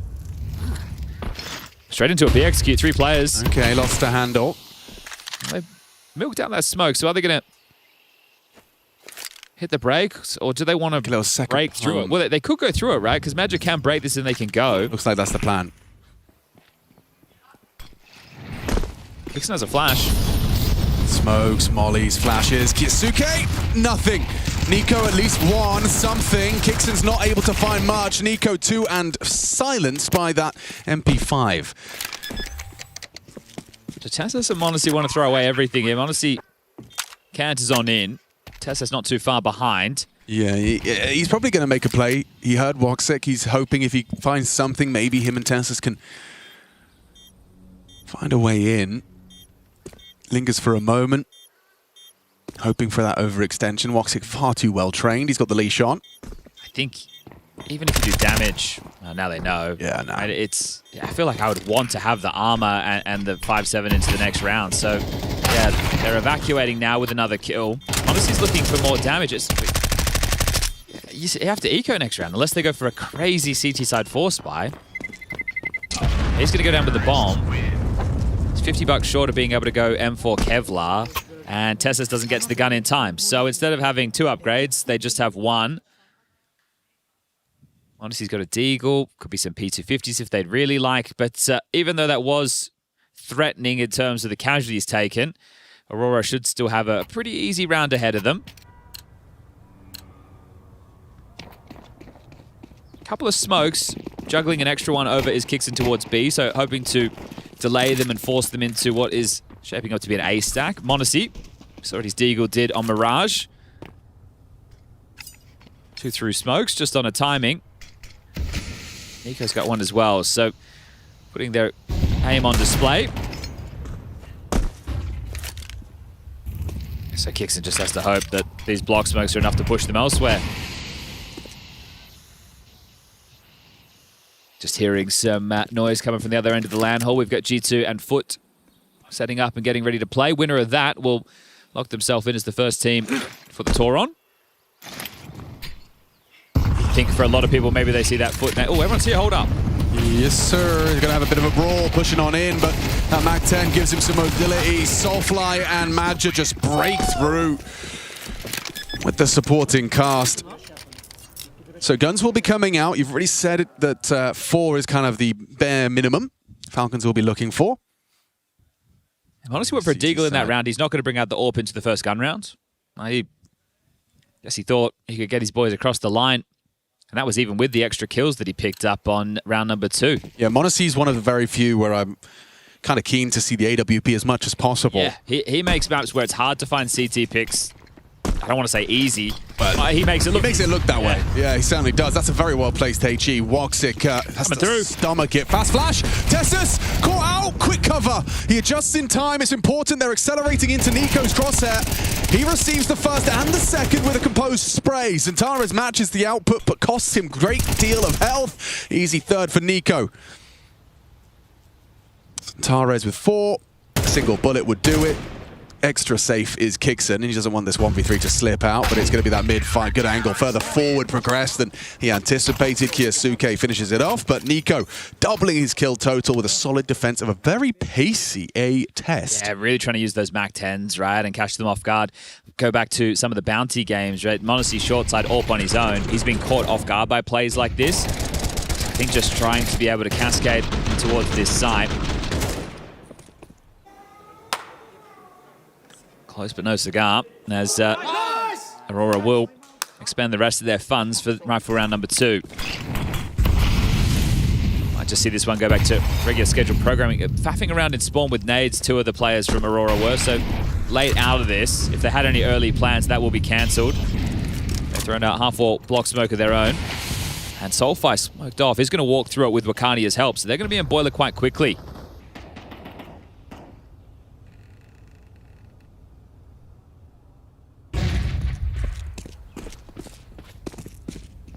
No Molotovs. That's going to make it tough to flush out sandbags. And Zentares saw the trajectory of that, so trying to get a boost up and over.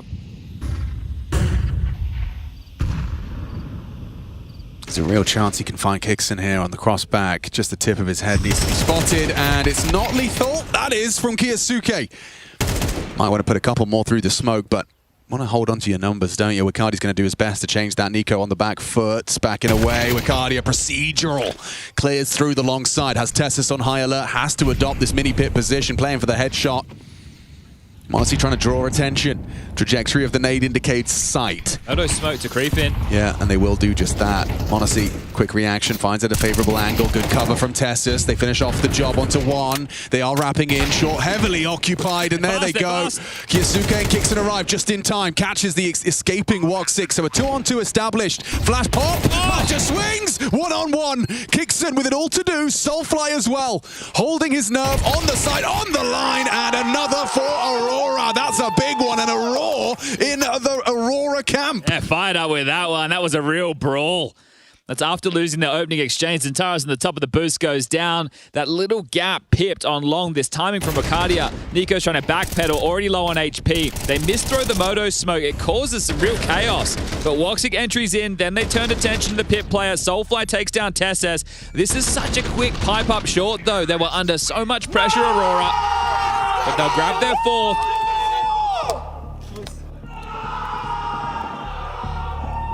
Frustrating. First time out from Zonic. So you can see the investment starting to take shape. MongolZ will bring out the orb. Nico and Kixon going to have to operate with something a little bit lighter. Famous for Kyosuke. Tessa's into them for... Nico's got the Deagle. Nico's got the Deagle? Yeah.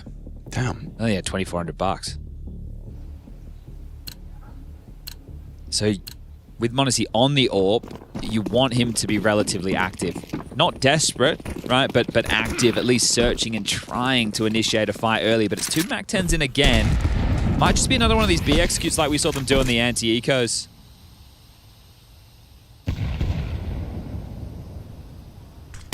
There you go. Nice. Immediately, there's a correlation. MongolZ buys an AWP on the CT side. MongolZ provides an opening kill on the CT side. And I think ideally you'd want to just keep him floating everywhere, but they're just staying to the 2-3 with the 3 on B.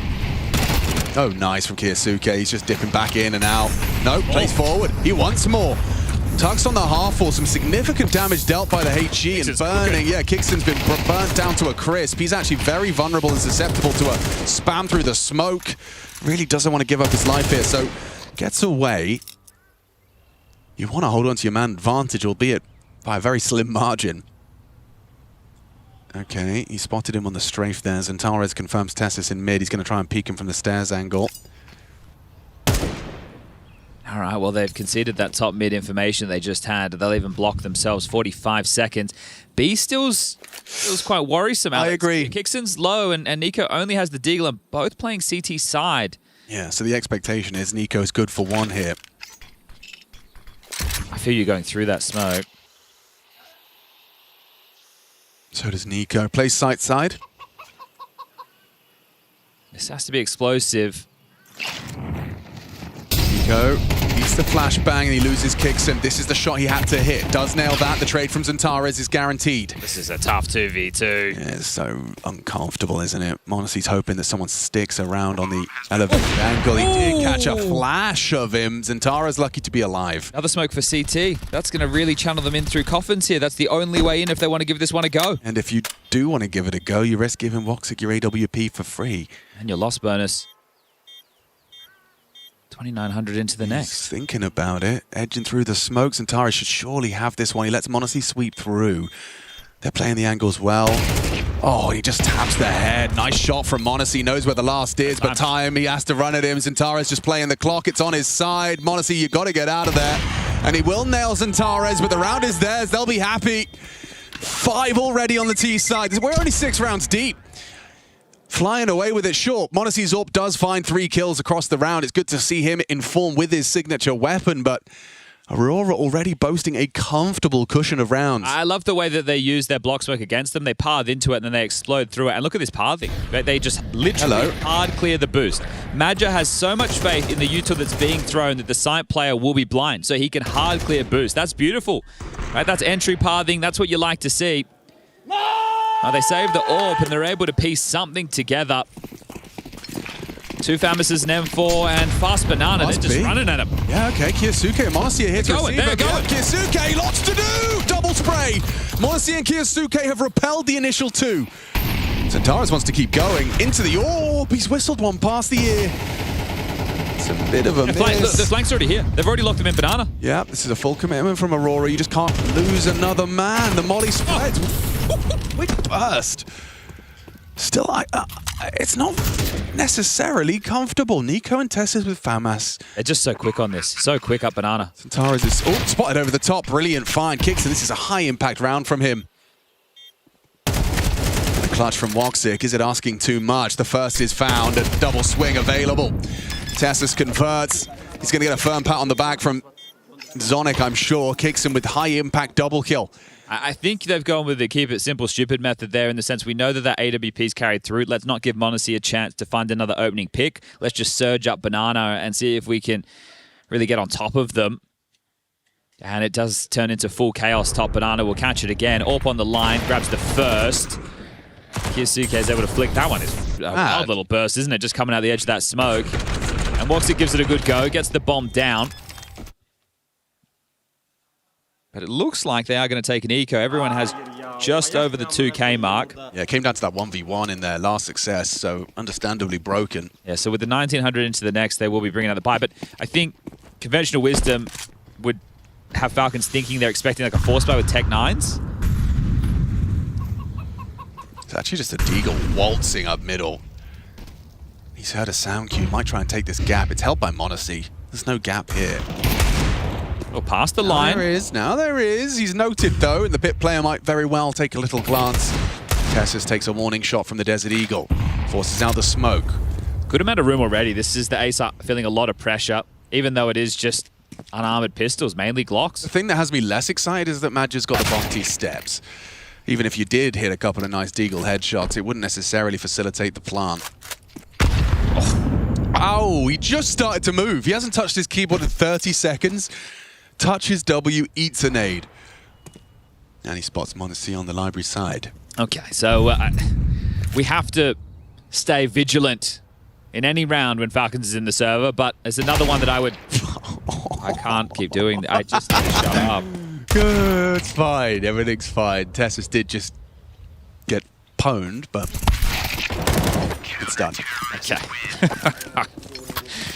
Well, gun's about to be re-equipped. That was the eco dealt with. 5-3, 2-round gap. Been doing a bit of bullying of the B bomb site, whether it's pacey or whether it's late executes. Will that keep Falcons starting with a 3-2, helping out Kyosuke and Kixon? Nico's that rotating piece. It's Tessus the anchor, and MongolZ floats with the orb. No, they believe that they've done enough in Banana to start forcing Aurora into something more asymmetric, and they'd be right if you look at the minimap. That's 4 up through second mid, just match up on T-stairs, and MongolZ being assertive with the AWP once more. He's in the right place to find the opening pick. Yeah, Softline looking to be his victim here. It's all about that jiggle and strafe. He gets a good idea, but MongolZ's going to nail it. Confirms more coming. Wicardia, oh, he's looking for trouble now. Incendiary not going to risk it. Not going to accelerate. Might have been tempted to, but he'll fall away. I think it helps, right? You know that it's a two-man app setup. If Nico on crowd, like, he's going to call a lot of info. This is a massive info play from Nico, right? B at this moment, they can start to block, right? Because Nico's calling second mid clear. MongolZ has apps. B, what? Where are we going? I guess they think they've timing slipped up mid. Okay, he's being called back now. As you were. Still, now it's just a B execute, and both of them are not side. Kixon might try and risk it. He's going to try and engage. Smoke's blocked. This is actually going to work out for Kyosuke. Not if the flashes are as good as that. Counter flash. Everyone's blind. Kixon can't transfer. They're in.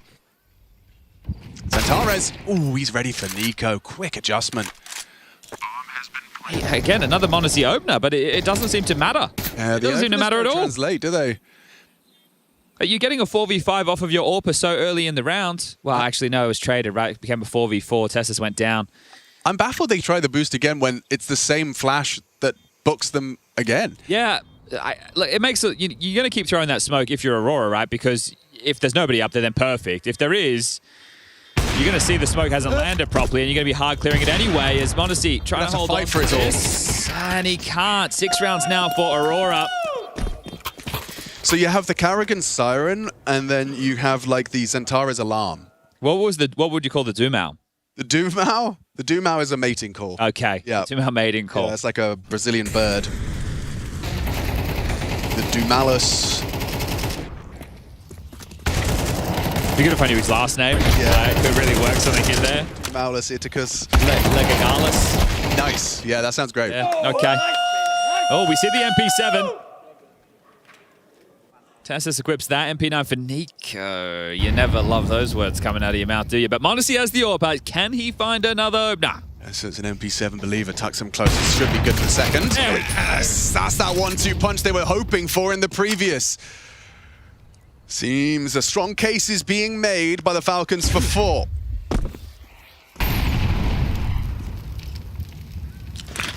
Does Kyosuke need this? Yes, he does. Catches Antares trying to find a way back in. Yeah, desperation in that scenario with the two-man disadvantage, trying to make a play.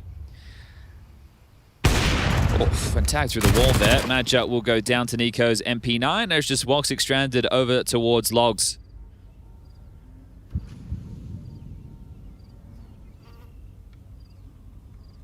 So we need to take stock right now, as I'm not expecting a Woxic 1v5 with the AWP on Inferno. It's 1,400 loss going into the next.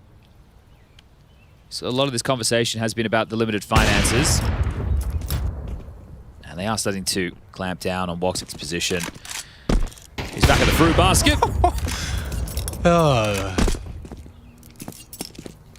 Come on, boys. How bad do you want it? Yeah, badly. All right, this time they do convert off the back of MongolZ's opener. Makes a change. And they get themselves a couple of AKs to carry into the next. So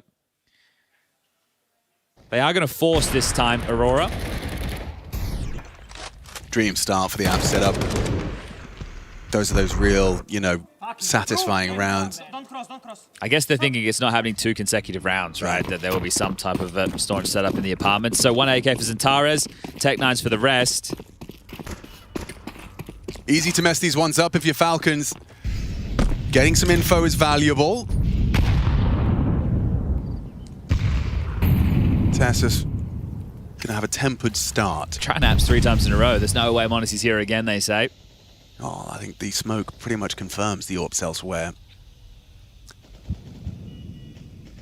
So imagine to throw nades from downtown. He's over near the chicken pit. Gonna flash them out boiler. No one's gonna be there to be flashed. Yeah, so MongolZ actually was playing to block. Oh, apps.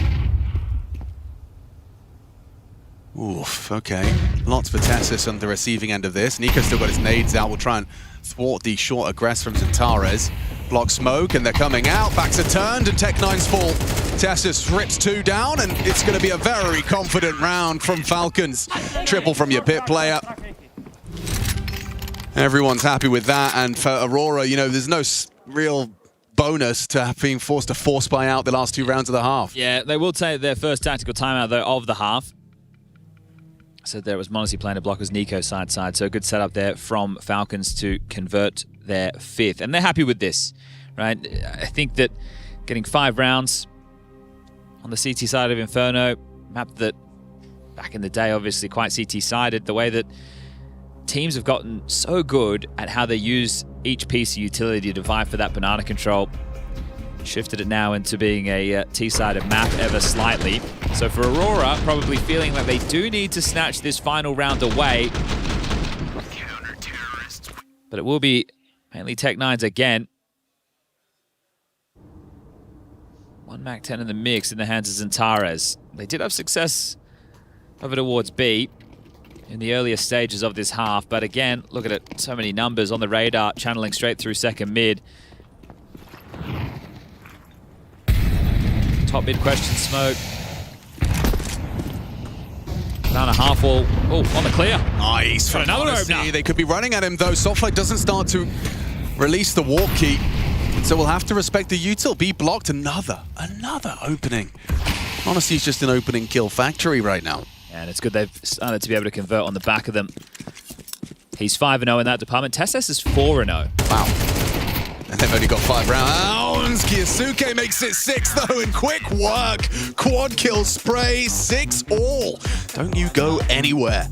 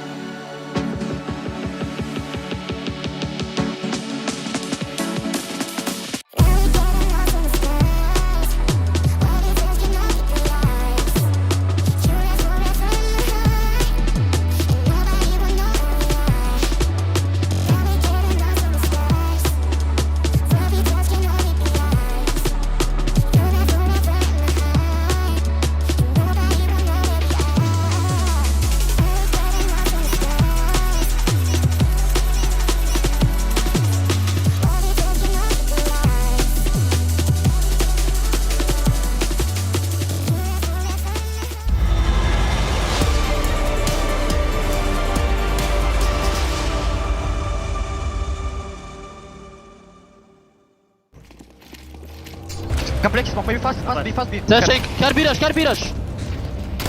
There's one. One more, two more, guys, be rush, 3P. I'm holding, stay alive. Last One three, is yeah? low. Yes, all three. They're blocked, they stopped. I smoke it, yeah. Do it. I'm with you, They'll come back to you guys. Yeah. Yes, we are holding. Could be coming in. They want to, maybe they go in, guys, push out. They'll go in, I'm there, go in, guys. First box, Good. I'm there, retake. One pull. First box. Pull and first box. Oh my god. Rene, you need to play, I have fucking burst up. First box dead. Last close, respawn. First box, not sure. I'm ready to go through. No, we kill first. Come back Ruins. Half HP. Wait, I need. Come, let's think. Okay, he's peeking. Nice. Off triple. And from that 5-minute scoreline, Aurora only managed one extra. Falcons managing to turn it around on the CT side to leave us dead even in our third and deciding map of the opening game. And we were even with the pistols coming into this. Falcons will need to win their first T-side pistol of the series to keep it that way.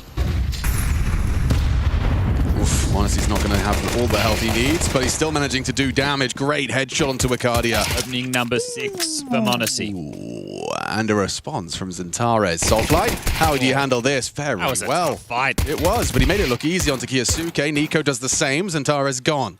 Just tit for tat. Back and forth. Nico, however, with the difference maker. Catches Madra. Slight overextension from the CT position has resulted in a lost bomb site. Is there any chance Woxic can stop that plant? They're even going to fake it out, so Woxic will get a head-to-head with Nico. He's got the shot. 1v1, running onto the bomb. Woxic denies. Oh, Falcons, it looked like they'd done all the hard work until Woxic arrives. Clean headshots on that P2000. That T-pistol, if they want one, has to be Tesses. Oh, but Soulfly denies as well. Double kill from both of them. They've got to be happy with that. Oof, he's getting me hyped up. I don't know what he said. The tone of his voice right there, that's what that was High Street was all about. Now you understand when they say it's not what you said, it's how you said it. Hey, for sure. We have lost one from the server. Monesi was just restarting. So quick little tech, but we will get things sorted and back underway. You think after Nico double, yeah, I thought so. Right, it's enough, but Woxic, the clear onto Nico is massive, and then he's able just to isolate Kixon while trying to punch in the digits. Yeah. All right, well, we are back underway. It will have to be the force buy in for Falcons, and this is without the plant, so a couple of digs, primarily Tech 9s. And for the series, Aurora will take the pistol lead of 4-2. Could that be the difference maker on map number 3?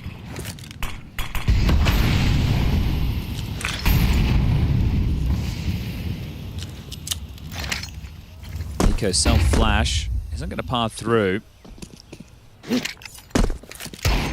Second time's the charm. Big nade. Is that the bomb going first? Clear indication of their plan. Kiyosuke's been pulled back, though. I think they told him. Excuse me, sir. I don't think he knew that he had the bomb in that moment. Right? I can hear a little bit of the team comms, and it just sounded like someone repeating bomb, bomb, bomb, bomb. It's happened to us all.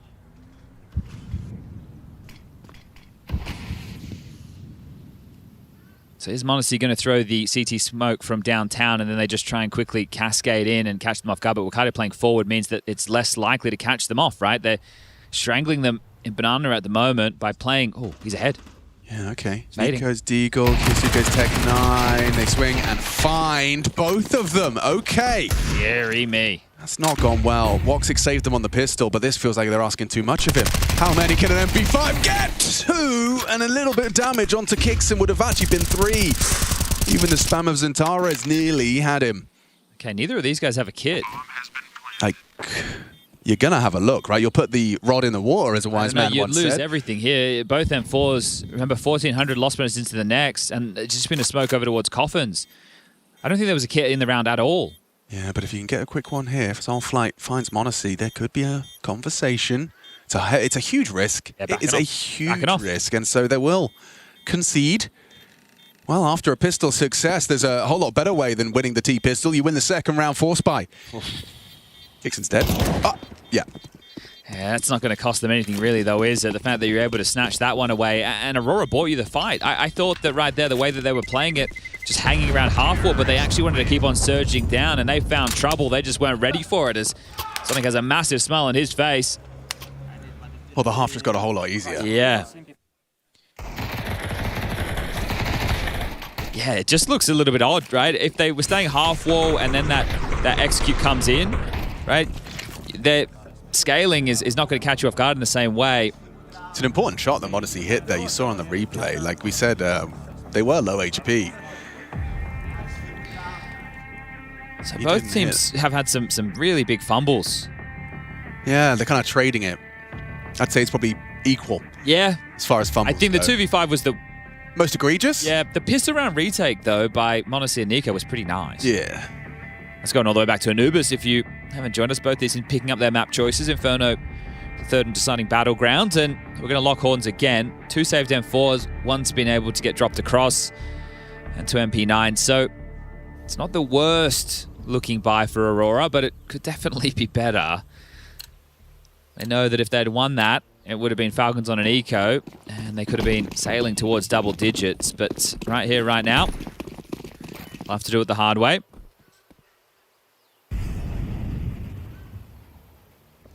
Neither team charging up Banana. No nades thrown in Banana at all. I can't remember the last time I've seen a round start where that hasn't happened. That's 3. All thrown by one man. Well, there's 2 M4s on A.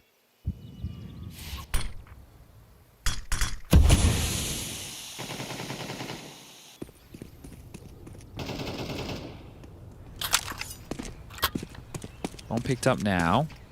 Boiler and Hall's control. Banana control. Does Nico pre-fire this? Oh, Centaurus flashed off of his boost. We'll have the angle.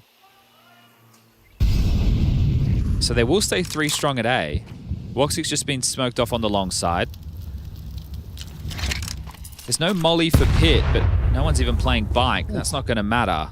Yeah, that's a good place to take Chi from Woxic as Kiyasuke walking wonky. Moto smoke from Kixon. Woxic's starting to cheat B. This is essentially Wakadia and Soulfly. They have to get a multi-kill. A lot of work to do. Soulfly going to bring the fight to them. Wakadia was blocked in the smoke. Tessus has been brought down by the MP9. Wakadia is being swung by Kiyasuke, but can't find the angle. Oh, how has Woxic caught him? It's the bomb loose, 20 seconds. Yeah, that makes things so uncomfortable. Too much to do. Kiyasuke removing Woxic. They know there's one in the apps, but there's pressure from library side 2. Look at the headshot. Double dink from Madja. Job done. 8 seconds. What are you supposed to do, Kiyasuke? There's no options here that are good. Run for the hills. Don't die after time. That's tough. $450 dues in the bank account for Kiyasuke. I said they had to multi. That's Wakadia right there. Massive work from him.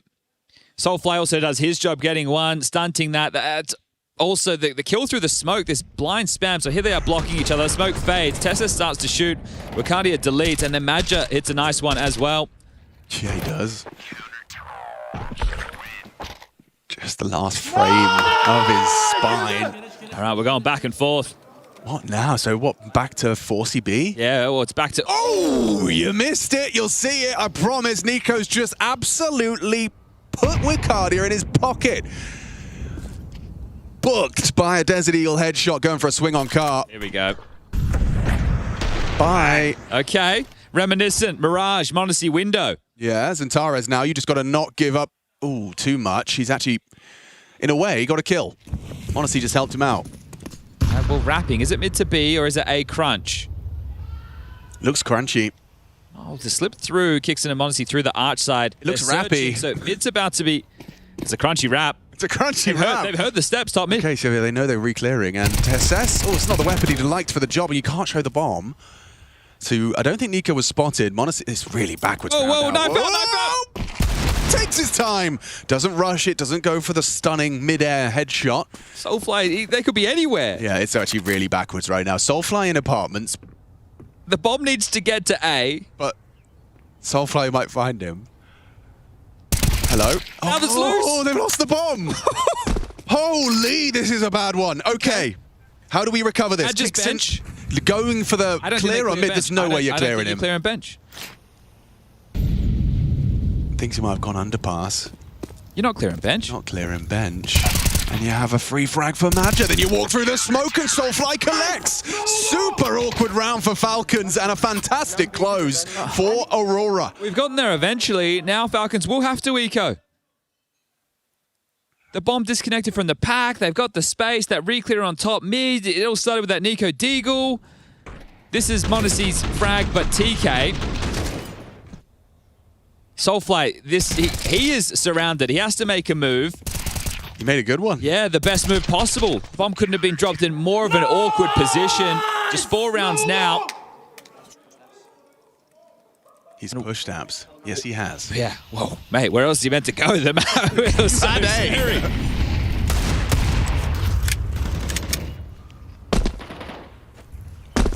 High octane end to this series. Aurora to be securing double digits unless a Nico Deagle happens. Yeah, this, Alex. In this entire game so far, 9-7 being the scoreline, there's only 3 opening kills for Aurora, and they're winning 9-7. I believe it. It's crazy. I feel like check Mirage as well. It's the same. Like they were winning out on the openings. They had the more openings as well. So yeah, Falcons, no absence of openings. It's closing that's been the difficulty. Mirage was 15-8 in favor of Falcons. Right. Opening kills have been the win condition because Aurora was, I believe, dominating in that category once we go back to map number 1. Anubis, Aurora up 14-6. So this one's bucking the trend. Good time to do it. Ooh, silent dismount, diligence. Don't want to be giving any extra clues and cues. It's such, I don't want to call it a shame, but it's such an odd turn of events that we're having to treat 1 Deagle and 4 Glocks like a winnable round because of the scenes that we've seen happen in this series so far. It's like, well, in the normal world, this is the 10th for Aurora. In the normal world, we're checking. In the world I want to live in. Right. But instead, this is the Falcons universe where anything can and will happen. Looking good from Soulfly. It's a pretty good shift. I'm telling you. I'm telling you. It's a $700 investment versus 5 fully bought up CTs. Now they've got themselves some AKs scavenged from the corpses of the fallen Aurora. 2 coming up the short side. So what, Nico swings off of Tessus's contact, or Nico plays first? Yep, spots him, he's missed his shot. Awkward now, horrible for Tessus to deal with. He nearly had the lineup, but Wicardia comes out on top. It's a 1v1, how stressful is this game? Yeah, Woxie's giving him a dress down there because it should never get that damn close. It's just baffling. You know what? I actually want to live in this world. Yeah, you do? This one's more fun. It is a lot more This fun. one's much more fun. Yeah, normally we're opening Twitch chat, you know, there's nothing to talk about. I cannot believe how close this gets. And also that tap from Nico didn't look like, I think it was just a little low. Hit the barrel. Yeah, right, the lineup. Yeah, that's a desk puncher right there. Soulfly's like, what have I signed up for? What is this? How many months have there been in 2026 so far? He's aging by the year every month. Whoa. Right. Right. Let's all screw our heads back on. If you can. We're only watching. Imagine how it is playing. I can't. This is where we need those heart monitors. See the stress levels just going through the roof. It's a good shout. All right. The guns are out. Every member of Falcons has recently touched Sonic's hand. It's given them an extra motivation. The energy being passed between the group. Yes. Together, Falcons strong. 1T rounds so far for the Falcons. Certainly some close calls. Yeah, some what ifs.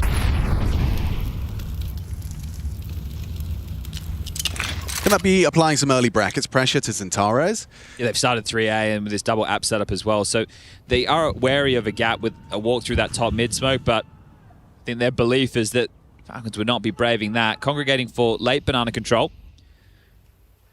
Ooh, if Magic gets the right timing, that's the one that lands behind the half wall.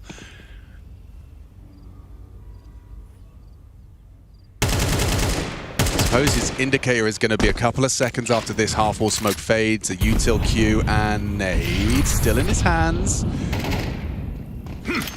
The Looks good. Bit deep. Didn't quite nail it. But they have so many nades left over on B, right? Both of them essentially had full belts. So the fact that this is happening sub 1 minute, they've used these nades quite well. Zonic in the timeout. Let's stay in the game. If we win this round, it's going to be next 2-2. All right. Oh, cool, with a nade in his hand. That's a nice little feeling play from Nico. They're in. He just had a premonition. That was the timing. I think you're already calling this save. Your biggest issue right now is Tessus is still in boiler, so you're still constrained on where you can actually hold on to these guns. How does Tessus... I mean, this is always like... Oh, I thought he'd be playing for the economical damage. Maybe because of the Falcons Classic. Actually valid. Yeah. And he has a smoke. He's like, guys, I will come all the way over and I will make sure there is no chance in hell.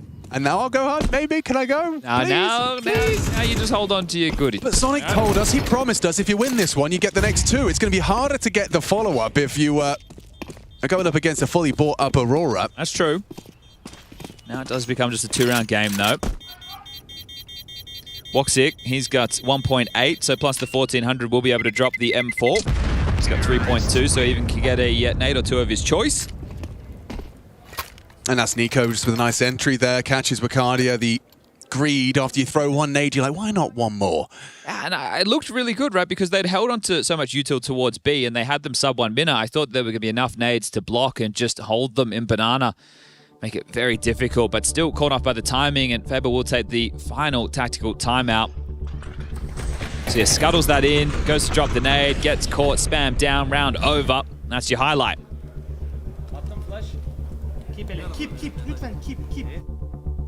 Keep. It's a Turkish word for save. Ah. Wow, we are really learning today. Right?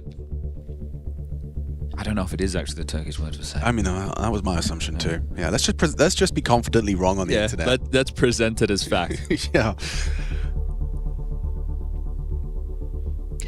It's tough to question the way they approached that round because it did just come down to a timing they weren't ready for. Right. And I think Wacardia knows in that situation, yeah, he's been caught off guard by the timing. Are they both juggling an extra HE? Interesting. They want to try and act way bigger than they are. He's got 3.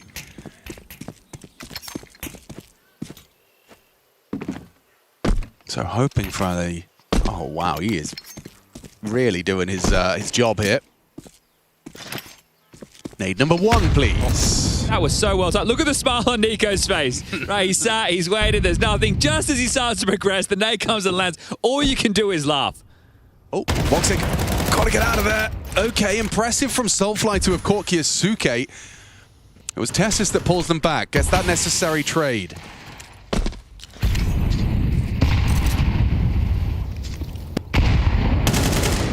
Staying 2-2 right now with the setup, even though there's pressure on A, with the brackets control and nades being thrown is telling of more. And even a Moto smoke. Surely that's going to have the B players feeling a little bit. Well, one smoke's faded. Press. Not playing scared. Imager and Wacardia here. Another well-placed HE. Oh. And perfect. Just completely overlook it. Not ready for that at all. And running away on the retreat finds a second onto Nico. All right, lurk from Tessus. There's a conversation, but it's Zantares on this pixel. But there's just one man on A, right? So okay, Tessus beats the line. Now that's going to alert Woxic, and it's an AWP. You know, it's likely going to be hiding on site somewhere. How do you approach this? You've got to be quicker as well. You know, Zantares is coming library in a moment. Monacy from the short side jumps up. Missed shot. Where's the kill? Woxic too quick on the quick scope, and there's a big round for Aurora. All right, well, we'll just have to say the obvious here. Obviously, the HUD bugged out there, everybody. That was coming down to the final 10 seconds. That is 11 right now, just 2 more rounds. This one will be a nail bite up, a photo finish. There's that nade, and then you see just the grin. All right, well, they still have money. I mean, I thought this was really cheeky from Major. False sense of security from Kicks, and they've worked so hard. It's been a long series. Aurora have gotten to a place where victory feels close. Victory feels very, very attainable. All right, this time no nade in the face of Nico. Oh, whistles by. Presence in Boiler noted. Does Kyosuke want to take that head-to-head? Yes, he does. On the retreating Zantares. He's just going to run to their demise. He gets vision. He's deadly. Oh! That's a demonstration. Zantares tears Falcons a new one. That's 12. That's just it. That's the round. Single-handedly right there. See you later, guys. He was beast moding back on Anubis. He's here to close down Inferno. I think Kyosuke is actually going to be really mad at himself because he did have the opportunity to catch Zantares retreating. The flash came through, but as soon as his vision's restored and there's multiple bodies on his screen, he just sprays them all down. Just one more round now, and the money, it's in the bin. It is going to be a battered buy for Falcons, and this is them going to be just 5 frags away from dropping down to that lower bracket. This is their beautiful opening game of Group B. The last opening round match to be played. IEM Krakow 2026. And they're going to have to battle the long way. Hasty from Kixon. Forces the orb shot, confirms the Woxic B start. Retake util from Madja. Peeking into the orb is a death sentence for Kixon. He's brought down out of the round a little too easy. Wigalia wants to bring the fight off the flash. Swings on in, and another frag found. Madja looking for the finish. With MongolZ low, Tessus just a Tech 9. He's trying to find a gap on A, but it looks like it's just nothing for him here. Does do damage to Soulflies, and Tara should have him. Woxic missed shot, sprayed down. Two players are low. Yeah, very low. There's a universe where we see another round of play here. No smoke, though, for CT. That's a big problem for MongolZ. New box. Touch from Madja. Rotation from Zantares is audible. Opts for the AWP to try and catch him. Ooh, dangerous. A dangerous game being played by Zantares, and Madja spots him out. Oh no, he was looking the wrong way! Aurora, take it! Falcons falter to the lower bracket. Aurora, send them there. And big smiles on the faces. Anubis is back in the map pool, and so are Aurora. They start another year with the roster change. Soulfly, he went massive on Mirage, but that's not where the business got done. It's Inferno. A great showing from the Turkish side. They're looking comfortable, they're looking confident, and they're getting their first land officials underway with Kyosuke, but dropping to the lower bracket now. Falcons will have to take on NRG and battle their way through. Big name, big players already wait. FaZe, BCG. For Aurora, the story of the victors, they will be taking on MongolZ. That's going to be a tough matchup, one where Anubis will be banned out, but there's a lot to consider with that, and Soulfly, in the first couple of games online, not the most impressed, but seeing him here today going toe-to-toe with the Falcons, you got to give the guy a nod. He's starting to deliver, starting to find his comfort. And for Falcons, it's more of the same. We saw some crazy rounds, both teams dropping ones that they should have picked up, but we've got Trace with Soulfly down on the sidelines. Yeah, Soulfly is certainly in the server, man. You put on a fireworks show out there. How you feeling now? Yeah, I feel pretty proud of myself because I mean, I was kind of confused beginning of the start, but I managed really well, I think. Yeah, I think you guys absolutely managed well. I mean, there's several moments in there where it's like, I don't know if it was fortunate or well played. It was hard to digest as a viewer. Do you feel like some of those moments came so much better for Aurora than you expected? Yeah, like for example, one round Nico was hiding in T-Apps and I didn't know that he had C4. So I killed him, we were kind of surprised. And it was kind of a key kill to win this round. But yeah, I would not say luck, but kind of a luck was our side today. So yeah, it's good. Well, even in that moment, I think he had that deep angle in middle. I mean, it was really well set up and really unfortunate from the other side. If we go a little bit past that, man, it was a quieter map one from you, but you were all over the series here. You've got a MongolZ in front of you. What do you expect when you go up to play against a MongolZ? Okay, now I noticed that we face against MongolZ, so I don't know, like they're really not individual team, like they like to play as a team all the time. So I think it's gonna be a good match. I don't know when, but I think it's gonna be a rough one, but let's see. Well, man, you certainly earned it today. Is there anything you want to say to the fans at home in Turkish? Yeah, I just want to say thank you guys so much. Keep supporting us. I want to thank my family, my brother Ilker. Thank you guys. See ya. Thank you all very much. That's right, Aurora marching on.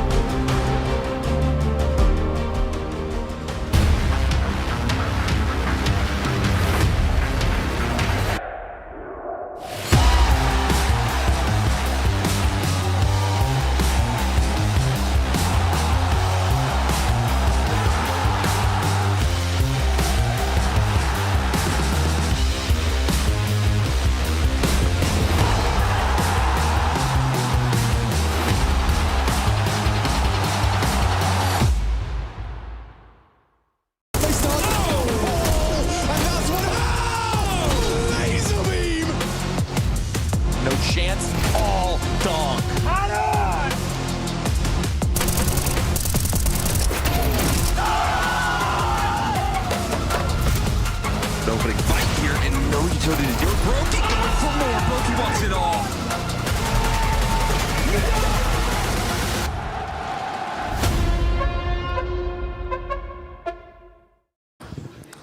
It wasn't the best start for FURIA yesterday, but I'm sure they're going to pick it up today. And you picked it up in ping pong, I just saw. Are you the best ping pong player in your team? No, not really. Maybe Maddox, but it's pretty even. Yeah, yesterday was not a good day.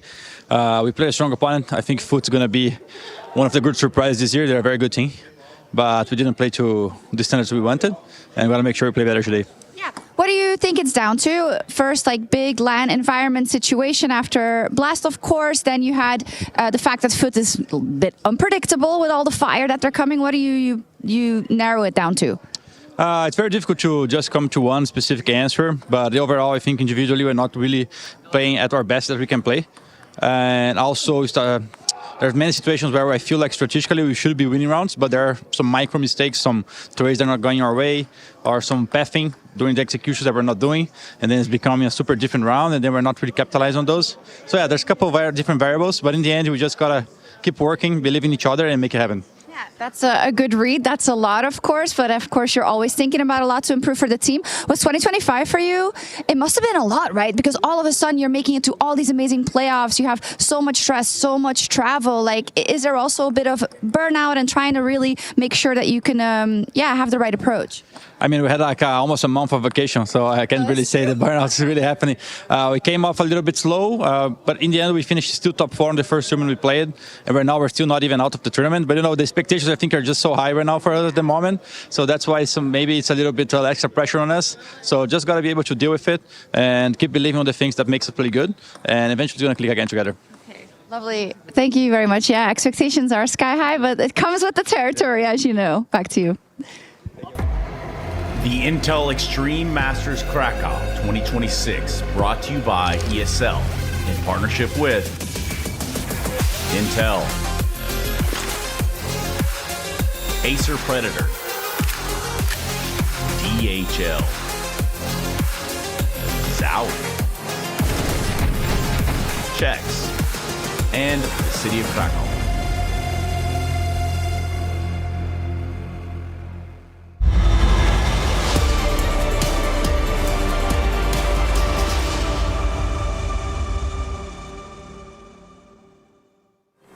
Only day 2, stage 2 at the Intel Extreme Masters Krakow 2026, and already elimination on the line. That's because FURIA are going to be taking on the MongolZ with myself, Freya Spears, JL, Dupree, and Yanko. We don't have much time to dissect this one, so let's get right into the meat and potatoes. FURIA, they were a contender at the end of 2025.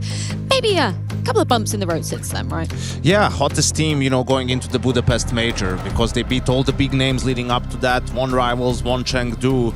But, you know, that quarterfinal against your boys, I think that was a masterclass from Alexi in terms of preparation. They found a lot of holes, a lot of tendencies in their game, and just to kick off this year, it's been very, very much a struggle for FURIA. Was it kind of crazy to see Na'Vi dispatch a FURIA in that fashion, JL? I actually was 100% guaranteed they were going to win against FURIA at that day. FURIA was never like a strong opponent for Na'Vi. Like, even though they lost the grand final to them in the best of 5, I still thought Na'Vi always had the advantage. There's like, you know, my feeling for FURIA is that, you know, we've just seen so many good things from them in the last season, and, you know, now that they've come into this season losing first to Paravision, then to FUT out, I wouldn't want to say that they've maybe underestimated their opponents a little, but it's just a clear picture now that FURIA found sort of the recipe to success last season. Now they need to replicate that and continue that path, and we all know how hard it is to find success and then stay at the top when it matters the most. And now I think FURIA is looking, let's not paint a picture where it's like full panic right now, but it's obviously at a stage where they need to do better than what they're doing right now. Yeah, it's less than satisfactory when we saw them, you know, lifting some really, really big trophies. Anything key for that recipe for your money, Yanko, as to why they were so successful prior to coming into Budapest? I think it's always a combination of two things, right? First of all, you play well as a team. I think also FURIA had a really strong map pool at the time, with Overpass and Train both being really good for them. That gives them an advantage against pretty much everyone when it comes to these map vetoes. And second thing, their players played well individually. You always need to have that on top of the team play. You know, MongolZ was I mean, just across the board, really, everyone was having their moments, and that's what made them so difficult to play against at the end of last year. You said you were 100% sure that Na'Vi were going to take down FURIA in that matchup. Why? Why were you so convinced, other than they're your boys? I don't know, maybe I was a little bit biased, but even all the bias here aside, I thought FURIA were not as strong going in towards the end of the year as people made it out to be. And now we were on the come up. And when FURIA beat them in a final, in a best of 5, they thought it was going to be an easier matchup than it looks. And Na'Vi is always capitalizing on their teams that underestimate them. Well, you were mentioning the map. Sorry to cut you off. Let's bring up the map, Vito, to see exactly what we're going to be playing. I suspect we know Mirage, exactly what we're working Overpass. with. Yeah, exactly. Mirage, we're going to get an Inferno. Is that Inferno? Apparently, I think. If my See, that's another problem with FURIA. It's like, why did they There we move away go. from their Overpass so much? Especially against the likes of MongolZ. I mean, that's a clear punish pick. So I think that is telling you some of the reasons for their struggles. Is like they seem to have lost their identity a little bit in the veto too. Mirage has been abused by pretty much everyone. 3 of us, you give us 2 more good players, we'd have a chance right now against FURIA on Mirage. But Excuse me? I said 2 good players. You could be the coach. You could be our hype guy. Yeah, I'll be the hype woman for sure. Mirage, though, you have picked out a moment from FURIA where could be a little bit concerning. What are we working with here? Yeah, it's like, why are they struggling so much on Mirage? T-side has been a big problem for them, right? And again, like, we praised them for why they were difficult to play against, good individual play and good team play. Now it's the opposite what's hurting them. So against Paravision, especially at Bounty, like, they struggle a lot with CT side aggression. Like, when teams don't give them space, they have problems. You see here the opening utility, top mid, window smoke, Molotov for connector. This is the incendiary for Jame, and then also you see that 2 players top mid, 2 players lower, right? Fallen, Flash. Right now he doesn't see anyone. He's fine. He's behind the boxes. But now look at the harass utility, right? They break the top mid smoke. Molly comes here. There's also going to be a flash for lower B, right? They really want to fight for this Paravision, and you can see Fallen is extinguishing the molly, but their timings are also off. Like, their utility has past, and now at the moment where they go for these fights, like look at it, there's no utility to back them up.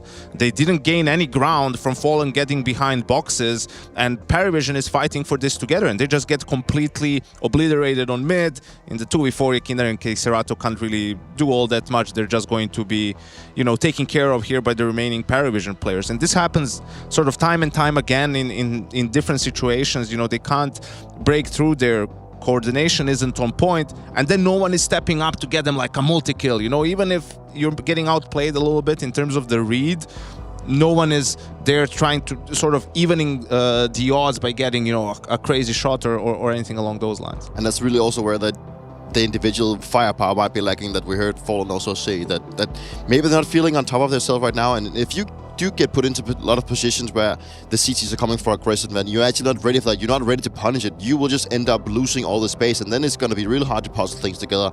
And it can be hard to deal with because you're just feeling that they're just pushing you, but when you're not killing them, like it is that simple. Counter-Strike is literally just you need to eliminate your opponent before they eliminate you, and if you don't do that, you will lose. So it sometimes just comes down to the firepower not being on par. Well, speaking of the individuals, JL, what do you make of the whole MongolZ roster situation at the moment? Can we put any method to what just looks like madness for the MongolZ?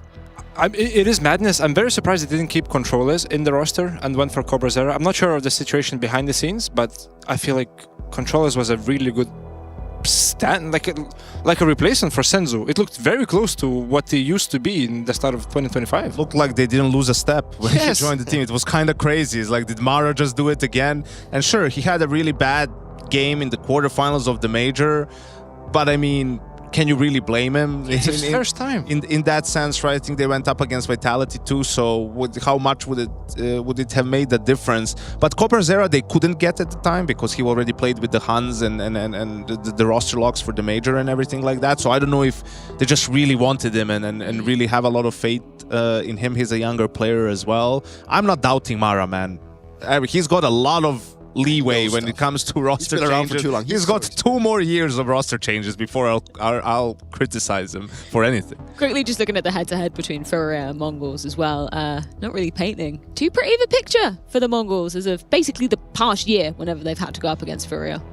It hasn't really been like a walk in the park, you know. It's quite the struggle for the side of the MongolZ. You know, they haven't beat them since Dallas, and last time we saw back in May. So it's been a struggle for them for that many times. And you know, it's funny when you sometimes have this team that you just don't seem to be able to beat, and sometimes it's very hard to find like specific reason. You mentioned you had struggles back in when your time in Apex playing against like the old iteration of Gamer Legion.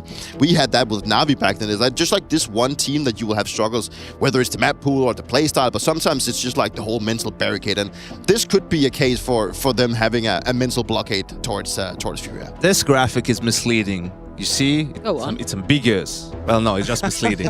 But it's because first half of last year, MongolZ had FURIA's number. And then you could see up until Dallas, right? But then it switched in the second half of the year, right? As did the rise of FURIA. So, you know, if you look at throughout last year, it's actually much more even, and they played a ton. I mean, they played 8 or 9 times last year. So very familiar with each other's play style. I think they'll know what to expect from each other. It's just about who can execute better on the day. Well, time to see if the MongolZ can indeed flip the odds back into their favor. Their first head-to-head with FURIA in 2026. It's going down with Chad and Alex. Yeah, very excited for this one. Thank you, Freya and the boys. Excited. We've got 2 teams who are the world #1 in their region, clashing and fighting for, well, not going home last place at IEM Krakow 2026. It's a bizarro world for FURIA and MongolZ. A slow start. Let's see what happens over the course of these 3 maps. Yeah, both of them getting 2-0'd yesterday, and right now, the teams that beat them are locking horns. Go check out that surprising result as the plucky underdogs of FUT continue to cause chaos in Poland. Can MongolZ find some form? This is a team that everybody loves to watch. And I am curious to see CobraZera and what he can deliver. Looks like the bookies are favouring FURIA. Fallen to take first contact, Keiserato to clean up the mess. Yeah, they jump over his sight line, so now Keiserato with his vision gone. They're already managing to overrun. Only the one. It's not enough from Keiserato and co. Will Blitz be considering this in time for that flank, or will it just be a shot to the side of the head? Looks like he has just adjusted his crosshair in time. Perfect. Yuri lingers. He's going to lose it as well as 4 out of the 5 staying alive in the pistol round conversion. Beautiful stuff, simple stuff. The first round on the board. FURIA are 4 straight losses on Mirage, so you can understand the pick of the Mongols. Also a bit of a comfort map for them. Let's see if we have another 3-mapper on our hands. It's going to be quite the fall for FURIA if they were to be eliminated in last place in Stage 2. This is a team who won 3 consecutive trophies, starting at TWC, Chengdu, and then Hong Kong for Rivals, leading into the Budapest Major, becoming one of the top dogs or main contenders alongside of your Vitalities of the world. Lose to Na'Vi in that quarter, and they start off the year looking very rusty. Was it a honeymoon? Pretty good one. Yeah, you had a good time. Spoiled each other. Yeah.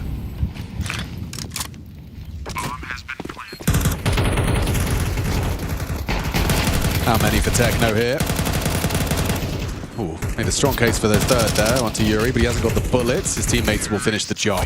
Okay, that is a beautiful patch of rounds right there. 4 alive on the pistol, 5 around on the anti-eco, and now the gun's equipped. Wow, MongolZ has got his gaming sleeve on his keyboard arm. Maybe he just thinks it looks cool. That might be it. It's not for functionality. Yeah.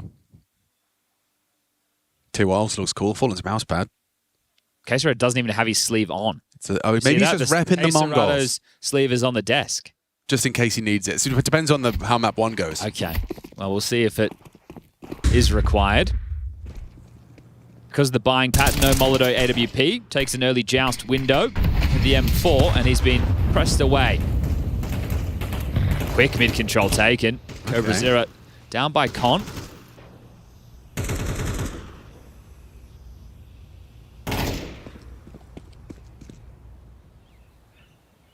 Kinder and Yuri starting to investigate over towards a ramp, so taking some space in the loss of middle. K-Serrano connector, MongolZ window floating, Fallen with it all to do on B if they do come a knocking. Connector block spoke, and in no rush are the Mongols.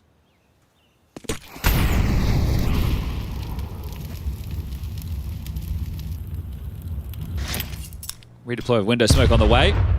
Oh, big nade there onto Techno. And 4 through middle. Looks like they want to try and split into A through connector.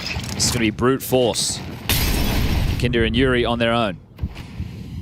They do block Palace, hoping Mazinha will respect that.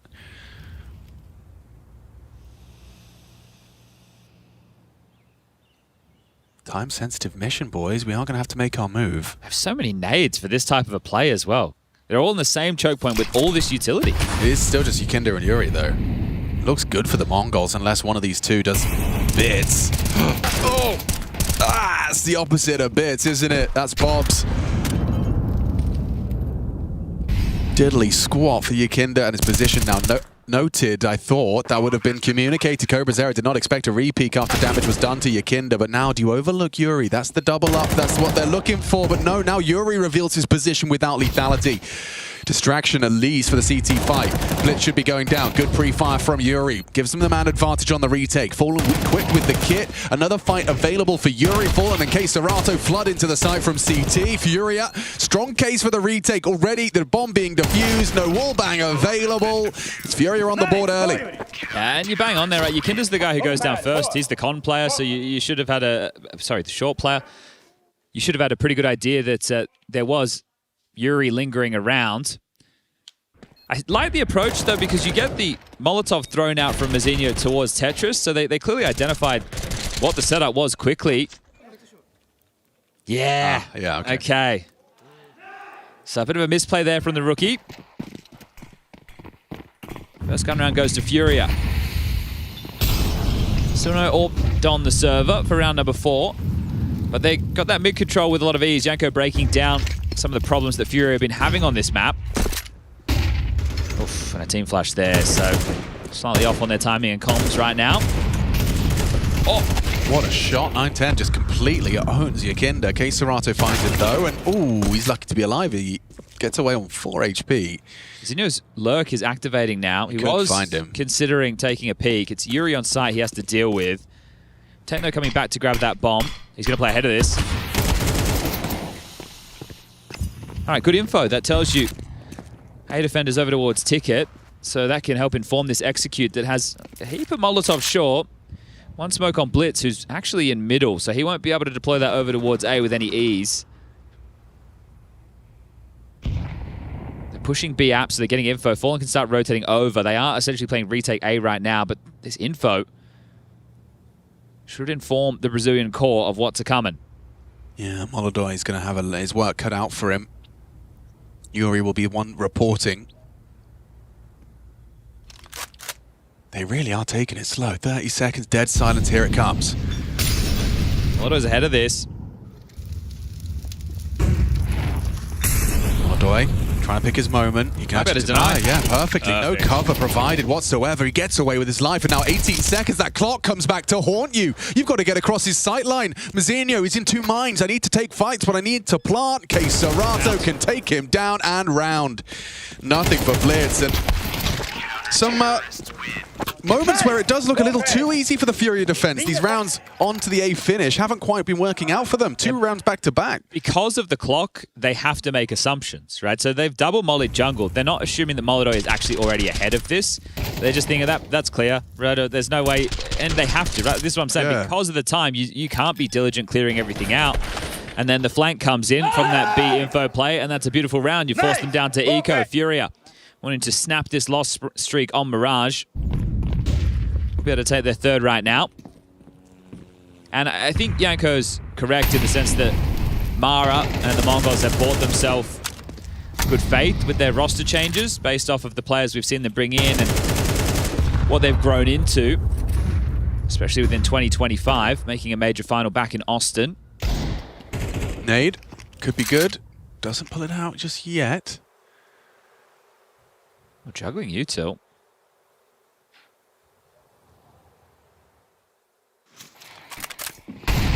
Back. Yeah, flushed. All right, well, handling business. We probably a bit scarred from the Falcons Aurora game. It's just a Deagle and Glock, so should be fine. Yeah, there shouldn't be much more to be said about this one. You can see the utility usage has been really well positioned and well timed. It's just, come on, boys. Let's get the eco over and done with, shall we? Well, there's another piece of utility. That's more money spent, more money to have to be reinvested.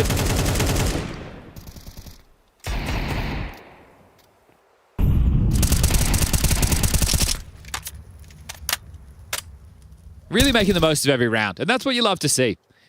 James coming back in, you know, he's going, everybody, look, this is how it's done, all right? Paravision wins one trophy, and this is Counter-Strike. Everyone's just got, every round will be down to the last 20 seconds, and that's a guarantee. As all five staying alive, that's 4 for Yakinda. And it's 4 AK-47s for FURIA. They keep hold of all of them. And still no need for a MongolZ AWP. So that's yet to come out. We know just the level of impact this kid can have when he is on.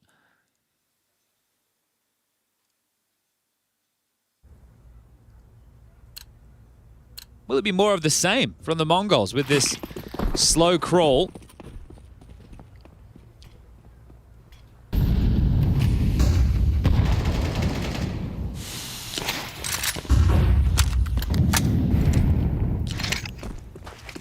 Little overshot on the incendiary from Yakinda gives free access back boxes. Okay, they've heard that. Mazinho and Cobra Zero in Palace will have heard the steps. Blitz on the timing. Yeah, nice shot. Punishes MongolZ. Pressure now amplified onto Serato and Yuri. These two have played together an awfully long time. Where's that synergy now? You just dip away. Gets his. Easy frag. 9-10 exposed. It's just falling apart for the MongolZ. Segregated, isolated, Jaws, Techno in the clutch, and a very easy bomb plant. So he's gotten the first step and the second, but jumping up and a missed shot. Yakinda will punish. Oof. That's a brave move there from Yakinda. Knows that he's pinned towards default, but Fallen wasn't in a position to be able to trade him in that moment. So backing his aim, Yakinda will get 2 within the round and secure number 4. With the bomb going down, there can be a bit of a conversation around a more exciting partial buy for MongolZ into the next, however. Once Blitz identifies that it's 2 players aggressive ramp, he takes his timing on Con, gets that opener, but it's not enough. Not enough at all. The assertive moves from Yakinda. That's the difference maker as Mara will get on the mic with the first tactical timeout. Sid making a lot of noise. I think he's having to make up for maybe a lack of energy, right? When you were riding that high late last year that FURIA were with the 3 trophies, you kind of get not the major result you were looking for. You can still go into the break and be quite content with things, but when I saw them play in Bounty, especially at the LAN portion, it looked shaky. There was moments where players' individual prowess was letting them down. Normally, they'd be good for 1, and then maybe even the second. They weren't even getting the first, just looked wobbly in the aim department. MongolZ had to carry them in some games to bail them out of bad situations. And that's why if they do come last year in Stage 2, you start questioning, okay, well, what a fall from grace this would be. You start questioning everything that you were doing last season. Was it even working? How do we get back to that point? But a win against MongolZ, this is 2 big names from 2025 clashing for last place here in 2026. So someone's going to go home with tears. Hello, that's a great opening kill. Catches KScerato on his first excursion from the short side. Yakinda's committed to this as well. If 910 is not careful, Yakinda's got a bullet with his name on it.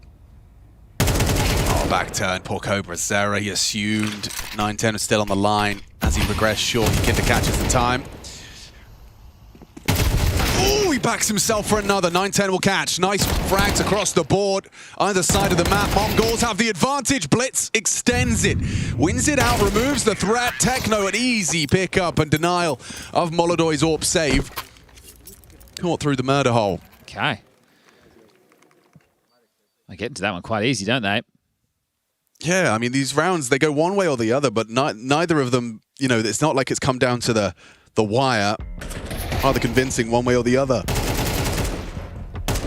So that one there was another opening, but still not actually able to make good on it. So good stuff for the MongolZ as they I don't want to say dominating, but leading that stat line early. It's 5-2 in terms of opening kills. And a second tactical timeout from Mara off the back of that round success. So is there an adjustment? Maybe just wants to warn them of what they could be going up against here. But both teams fully bought in, and now AWP's donned on either side. Let's see if we get that clash.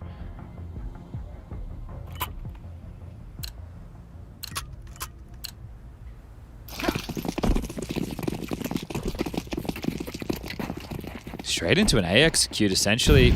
See them lining up the nades. So 2 ramp, 2 palace. CobraZera gets to be the X-Factor lurk, who's just tending with underpass push, as well as be apartments. The util in place for this finish is... It's going to come quick. Yeah, well, they've already investigated mid-control off the back of MongolZ, so they should have a good idea that they should be on high alert for these site hits. Yeah, Yuri's ready for a potential pop. Here comes the util. What's his reaction? He's going to just tuck and hope that he can catch something on the commitment. KScerato ahead of the smoke wall. Oh, he's done well. Catches Mazinho trying to lead the charge. Techno further forward and just exposed. KScerato doing very well. MongolZ a flank onto Blitz. 910 feeling their heat. Got to be worried about the flank and fight forward as, yep, there goes the round. Yeah, CobraZera's entire job there is to play clutch and be a nuisance as they're rotating away. He's not meant to be trying to make his way through B with the bomb down in T spawn. So MongolZ investigates top mid, a crazy flank on the AWP, and that'll be that as less 910 can show some real prowess in the AK. MongolZ says no. Nice. You're right, there is a perceivable... He always makes noise, but it feels like everyone else is a bit more placid and he's really trying to inject some energy. KScerato just playing on the cusp of these smokes. Poking holes in them and finding more impact, so good job from KScerato. And Fuller just, hey, my A defense is strong. I'm all good. I can hold for this. Also, he's not complaining. He gets a AK-47 to throw towards KScerato. Oof. Actually, elects to go aggressive, so it could be an AWP head-to-head towards underpass. Not something you see all the time. Perfect. 910, the best gun for the MongolZ, and drawing first blood is a good start. Booked is Yakinda. This one's already over. This is what I'm saying. Every round convincing one way or the other. Yuri perhaps a discrepancy. Catches Techno 2-on-4. And he's lucky to be alive. He Vincere needs anticipates to that creep A on alert. this. Yeah, there it is. Just the tip of the head spotted on the top of Tetris. And yeah, that's the end of the round. Yeah, Vincere always had that one, right? The timing that he has to catch. If he goes down, then okay, they're all going to be coming from the same direction. But now it's just Fallen left in a 1-on-4 situation. And he's just going to want to hold on to this. We have to take stock of the finances right now. Loss bonus going into the next will only be 1,400. So this can be quite valuable. Right, Yuri is going to have 4K on the nose, so dropping him so he can get nades. Caserado should be able to buy. I don't know if Blitz wants to push through the murder hole to deal with this. They get rid of that secondary AWP and get themselves something a little bit better. I don't think you want to be carrying double orbs. You also don't want to let Fallen pick that up for free.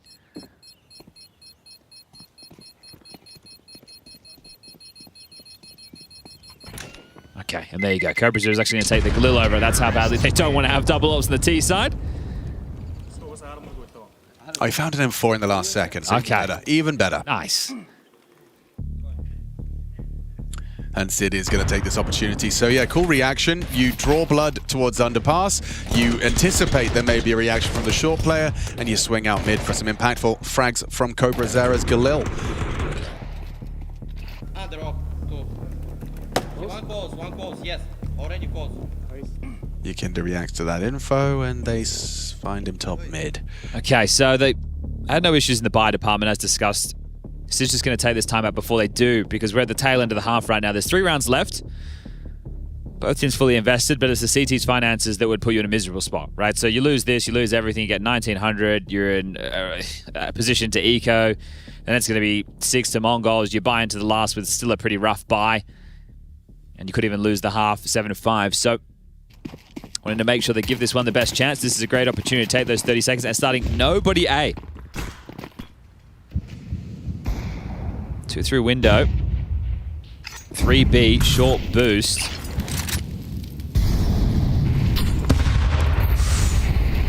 A little bit of damage for Blitz to work with. Naded down by the Caserado HE. Yeah, they're completely selling A in this situation, right? They just had Caserado top con. Now it's Molodoi who's worrying about the Palace play. They want to lock down mid. Right? Again, returning to the death segment, talking about some of the woes. But this is all in. Right? You are set up now. Yakinda on the jiggle. If there's a good flash, he's going to be blind. Fallen's going to be on that top rope. And, well, here's the flash lined up by 9-10. And Yakinda has enough vision to get CobraZera low. MongolZ take some of that space back.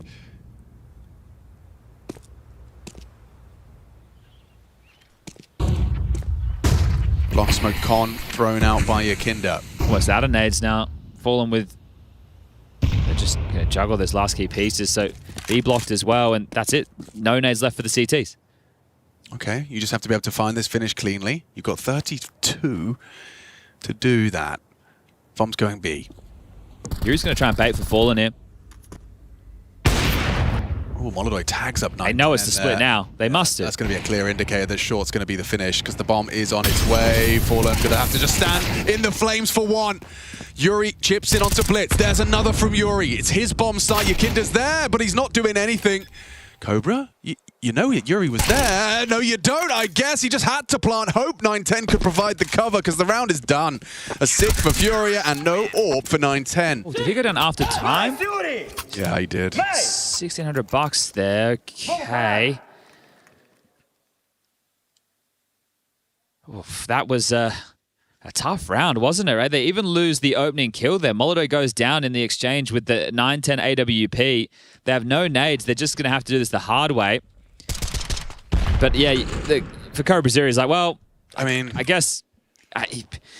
you hope he peeks from the other, like a side that 9-10 can help you with. That's it. It's always a mystery, the MongolZ comms as well, because they always are quite placid people, right? And we don't ever get any listens in because we don't speak Mongolian, so we don't even know how much they're talking. His teammates may have said nothing and just assumed that he had that info, and right, that's a possibility. I'm speculating. I reckon if you wanted to like compare like and contrast team comms, did you hear the BC game listening? Oh yeah. I reckon MongolZ is exactly the opposite of that. It's just like two doors.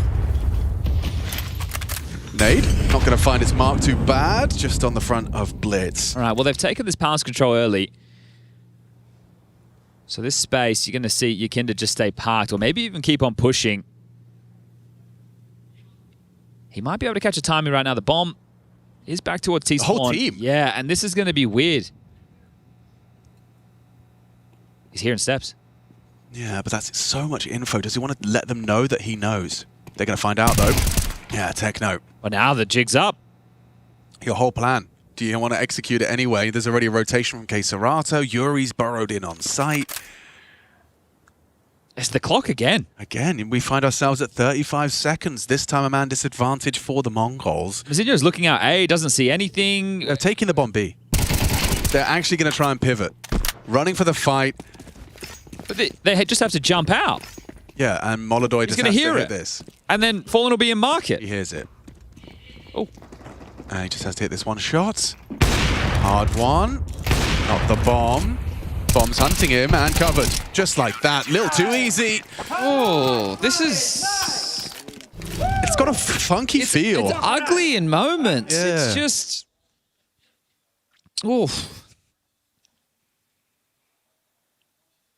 It doesn't look as pieced together. Obviously, MongolZ, they've had their approach to the game put under the microscope and criticized in separate ways, but then they keep getting these results and they put controllers in. It's like, oh, it's still working, okay, but right now it looks a little bit ugly. So let's see if some individual Bruins can bail them out and get them a fifth before the halftime break.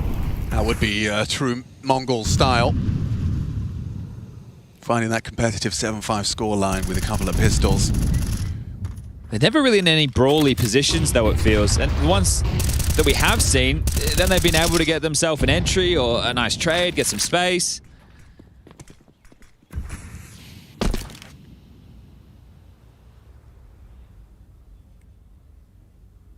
Oh, nice shot. Yeah, that'll do. Strips Techno of his life into this final one. 4v5. Need to find the finish. Decent amount of nades, but it's the firepower that's the problem. That's MongolZ's first opener. Catch this one again with X-ray off. Wow. Even better.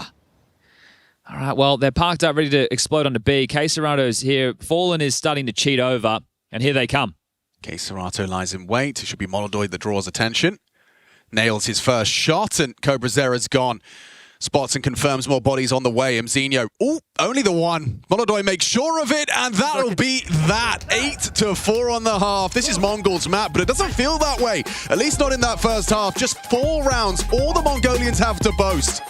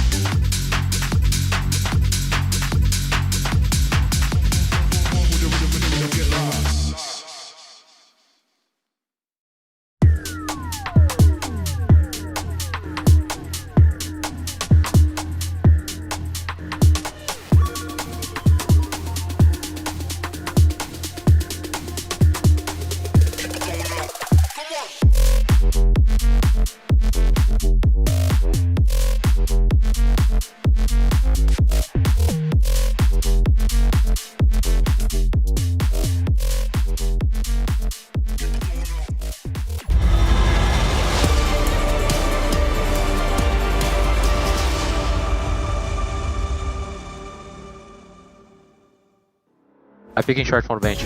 Maybe This they're on right guys. now. No, B. One more Short, P, one more upper B. One more upper B. One there. One Short, more short. short.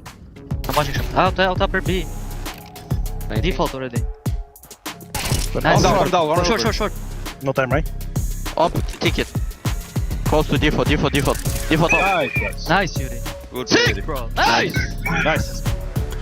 It was nice. FURIA managing to get 8 on the half. It is MongolZ map in this elimination series. Loser goes home, and an unusual flavor to the first half of play. It was an odd one. We'll see if MongolZ on the CT side can start delivering something a little bit more cohesive. FURIA will be setting the tempo. 9-10, waits at Van. Techno to take first contact. CobraZero can help from short. Here they come. Techno looking for the tail end, doesn't hit his shots. 9-10 no vision, but he's not been checked. Fallen. Oh no, 9-10, yeah, that's not the precision he needed for the multi. Blitz in the smoke, runs straight on past Serato, and he ain't missing that. Yeah, Mizinho in a 1v4. Oh, we split the pistols.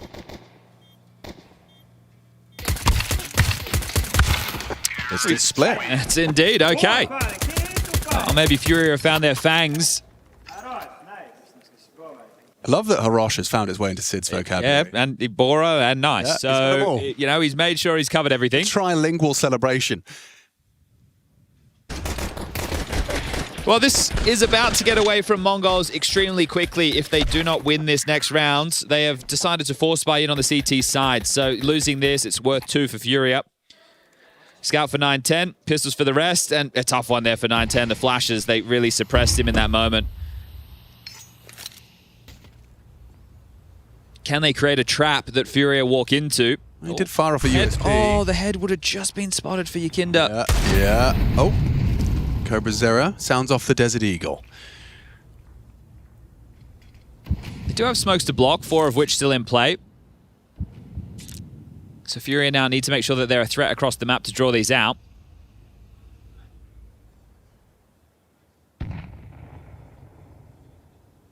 Still 4 in play. Good restraint right now. Not blocking unless necessary. Zinho jiggling the ramp. Techno just blocks B now. It's awfully quiet across the map. A minute on the clock. The finish is uncertain, but the bomb looking to be a key indicator towards A. It's problematic though because Mizinho is playing on the jiggle towards the ramp. Depending on the time they show themselves, they might be going through a grey screen right now. Yeah, MongolZ is going to be the man on the scene, Fallen lining up U-tilt.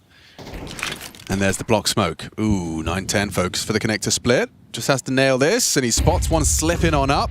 Forced to drop down. The flashbang does connect, and the bullets don't. Nice from Yakinda. Takes down the ticket threat. Mzinho forced into the fight. CobraZero, Blitz. Everyone's hit a Deagle headshot or something. A 5-7 even from Blitz. Makes Fallen have to handle a 1v3. Otherwise, MongolZ 4CB is actually going to net them an opportunity in Mirage. All to play for. Just one to get past. Smoke with the bomb. Yeah, that 10-second defuse. They will still need to find him. There we go. Now they know. And he's got too much on his screen. Techno combines with CobraZero's bullets. MongolZ, they'll profit. Okay, and that one there, it felt pretty hopeless, didn't it? I think the timing there on the block smoke was really good. Not enough pressure, not enough investigation early. That's a nice round there from the MongolZ overall. But Mizinho, the fact that he gets 2 kills, right? The first one is Zinger on the players coming up through Con. It's the second under so much pressure, right? There's a molly at his feet, and he just focuses in for this. That's the first. Beautiful. Then Blitz through the smoke, and this one. That's the one right there that tips the round in their favor. And they're playing that grouped up smoke on the bomb. Fallen wants to peek ahead of the timing. So Sid to try and call them back in with hopefully a pocket force.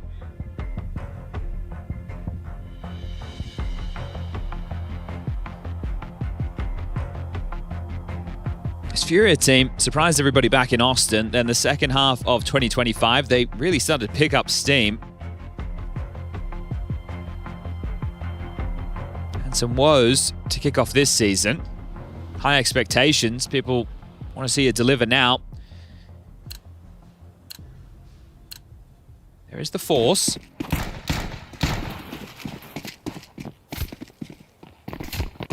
He's kind of strafing out mid together. Yep. Okay, CobraZero could definitely have a bit of a farm fest on mid. Blitz in support as well. Looking looking for that first bullet, and they start to unload. Look at them go! Blitz with 3. Just like that, the round is done. The force buy falls flat.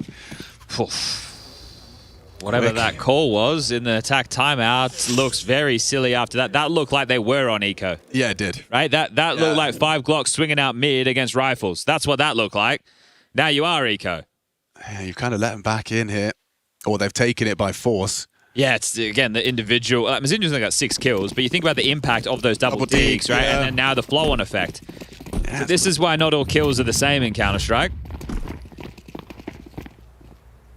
Certainly a round swing percentage, you could say. I want to see in that TV there if the new gen, the Gen Alphas, know that that's a television. Oh, I don't know. No. Because modern TVs look nothing like that They television. probably think it's like a fridge or something. Is that an old microwave? Mini fridge. Yeah, it looks closer to a microwave. Yeah, it does. Just without the buttons.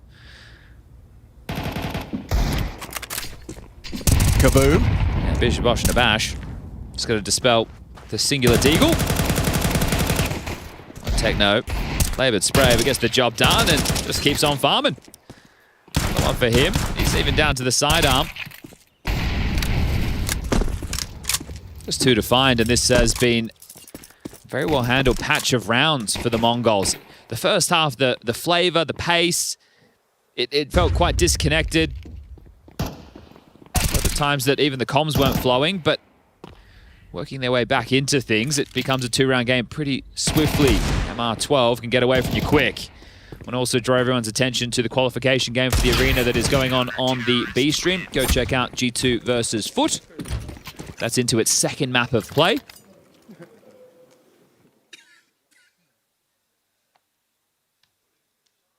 And coming up later today, we will have Na'Vi versus Spirit for the 2nd team from Group A to lock themselves in for not only the arena, but the seeding match. So be a bit of a barn burner with the history that Spirit and Na'Vi have. Hopefully Imma is feeling a little bit better, but let's go. Eco's dealt with, back into the guns. Oh, get some help. Sometimes you just need a bit of help. And it's a team game, right? So if anything, I encourage it. Does delay his access, and doesn't look like it's going to cost him. Yakinda, that's going to kill you. Yeah, mate. Bonk. They have to lurk out A now. They're going to try and take some space. MongolZ and Yuri. Okay, well, it's a test for the 2 of them. Cobra Zero here, the joke up. And Mazinho's very comfortable in these fights. Oh, dear. Nice one back, but he got dinked in the process. Looks like it's likely for Cobra Zero to get a freebie. And he does. Yeah, this is tough. Yeah, I mean, both teams' T sides has looked rather meek. Yeah, I think the force buy from FURIA is the one that is the most puzzling. I think Mongols put them under a lot of pressure 2nd round after the pistol conversion, and they've lost another one. I think, you have some issues in the FURIA camp because you've got the brain trust, which is essentially Fallen and Yakinda because of the positions that Yakinda plays, and also the way that he looks at micro. We've always known that Yakinda's big on that. And then Sid, the coach. So you have to balance it between those 3, but then it's about keeping the ideas flowing. Before you could rely on MongolZ with the AWP. Well, just there he didn't have the AWP. So it's going to take another round before you're going to be able to buy that. You went from being so close to closing it quickly to now 4 straight rounds, and that's after you won the pistols. So this is another moment where you get brought back down to earth. There's the tag, there's the nade, there's the opener. Yeah, we're all put together by 9-10.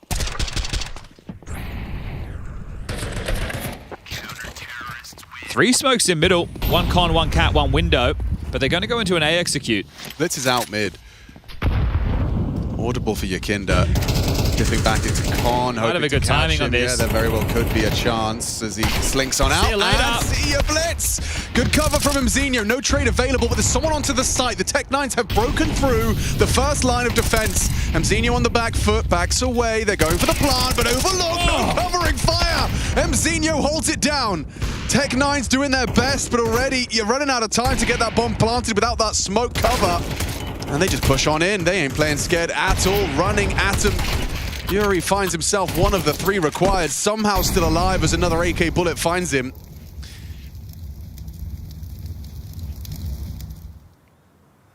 Cuts noise, hopes to buy time. Techno, where's he gone off to? Yeah, he's gone on an adventure to ensure he can't just slink to B, I guess. Yeah, but this is opening up some 1v1s, and you've left the young gun on the site on his own. Oh, I think he knows. If CobraZera even just oversteps an inch, he could have been whoops, that's the shot he had to hit. Uncomfortable for Yuri, goes down. We got a tied up game, 8-4 to 9-9. That's a very threatening round right there. Yukinda found a perfect timing, punishes blitzing connector, and then the swarm happens. But Mazinho, again, another impactful double. Sure, it's not against a gun round, but still stopping FURIA from getting back into things on their T side. Just swings out, as you mentioned, no one covering, not ready for this, just so brazen. The trade comes in, but it's too late.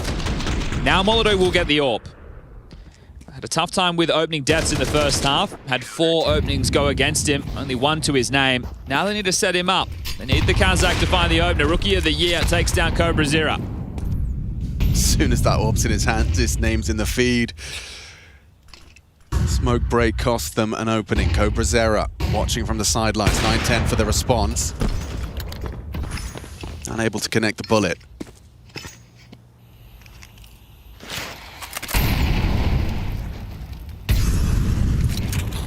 These are those opening kills you really want to see FURIA demonstrate an ability to convert confidently.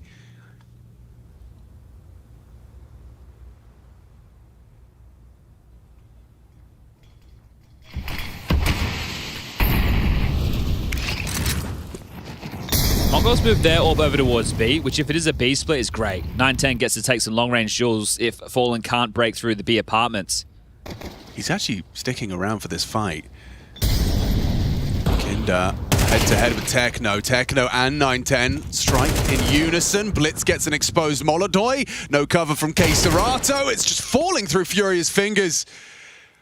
Yeah, one tap to the back of the head of Mzinho, but the bomb is under enemy control. There's a lot more work to be done for Yuri. He's only got 28 seconds to do it, an impossible scenario. These are some of the least convincing T-sides on Mirage I've seen in a while from both of these squads. And you were bang on saying these are the type of rounds, if your AWP gives you the opening, you need to be able to convert. But everything just came so easy, right? 9-10's AWP on B. Fallen doesn't have anything to push him off the line. 9-10 deletes him. Next fight happens at shore. Then connector plays. It couldn't have gone better, right? MongolZ looked like they were in a 5v5 with how easy that was. Truly. I agree. Counter-terrorists win. So 1 saved AK. Lost bonus at least is in play at the maxed out level for FURIA. And they're going to shove. Fallen's already gone in with a Galil. Smoke, double flash. Here's that opener again.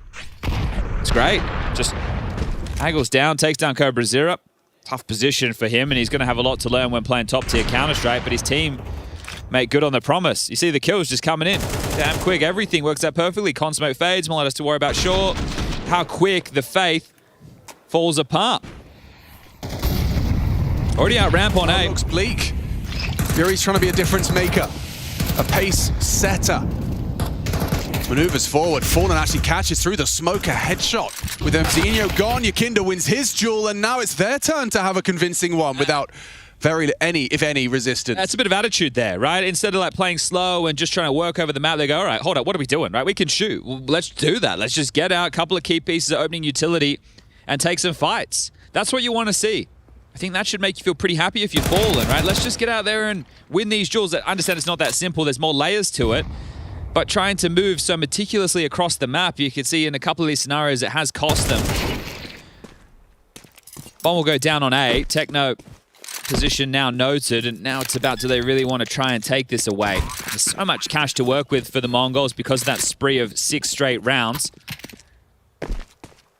So you actually have more to lose than gain in this scenario if you give away too many rifles.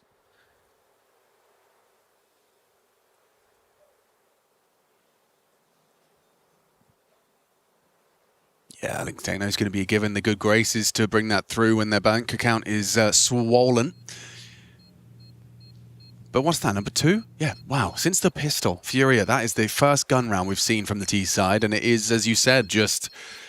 It just run out and take fights. Oh, fight. They literally run out A and out middle and take duels and win them. And that's all that unfolded right there, but there's still... We didn't see Fallen's shot onto Mazinho, but I think it was like through smoke, through the box, headshot. Like, not the kind of thing... Oh, Put that back in. Yeah, sorry, I'm just charging my phone. No worries. Ah, yeah. Yeah. Yep. Yeah, nah, of course. I mean, easy for MongolZ to dismiss some of those kills, not going to be easy for FURIA to replicate. Yeah, that's a very good point. Right, how are you meant to be able to do that again? And you know that MongolZ, because of that spree we were just talking about, have at least one more residual buy after this, probably two, depending on the saves. But at least it's shown FURIA, hey, let's play with a bit of confidence. Let's not be afraid to take these fights. Ramp fight on their way. Fight coming. And missed shot from the Molodoi Orb. Yuri doesn't go swinging for the trade, and that's going to cost him 40 health. CobraZero wants to swing, doesn't overcommit. I think he gets pulled back by Mazinho. Doesn't matter. Forward stance punished. Trade frag belated, but arrives. Yeah, Mazinho being low on A. This becomes a real problem now. If it's more of a group up and finish together situation right now from FURIA, they could be finding consecutive rounds in this T half. Blitz is going to go for some information by pushing through underpass. This will open up the rotation. Techno can now head over, so Mazinho no longer on his own. 910 knows no one can come through underpass, just has to worry about top middle. And Yakinda heading back into Blitz's domain. And Yakinda can't win it out. He hit a couple of bullets to the body. That forces you A, surely, that you don't have another option right now. And that's what Blitz is thinking too. Oof. Really is uncomfortable now. You've got 45. You've just re-smoked mid-window. You're hoping that leads to some CTs forced to answer questions about middle.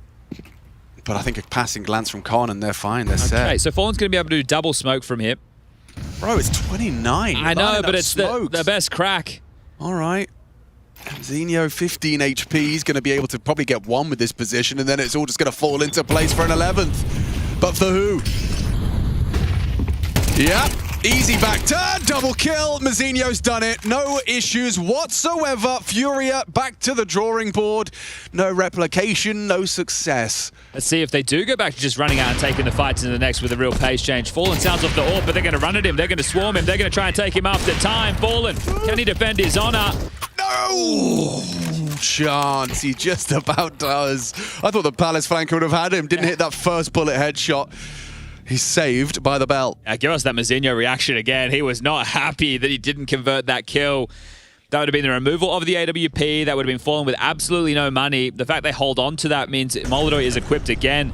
But great output from Mazinho. For me, he's been the MVP of this second half. The impact kills that he has had on some key rounds. Swing round dig, and then I think they kind of caught the double against the force. Here it is. This is that one, 2 bullets. Oh. 2 bullets. He had 2 opportunities. He had a great round, not happy with it, wanted it to be perfect, wanted to really punish. I mean, he just wants certainty, right? This has by no means been an easy game for the MongolZ. It was a rough start. Considering how they looked in the first half, I am surprised we are even at such a competitive point in this game. Remember, FURIA 4 straight losses on Mirage. It could be 5 in just 2 rounds' time. Double AWPs. So CobraZero definitely has that Senzu syndrome. Yeah, he's just following the footsteps of other Zeras that came before him.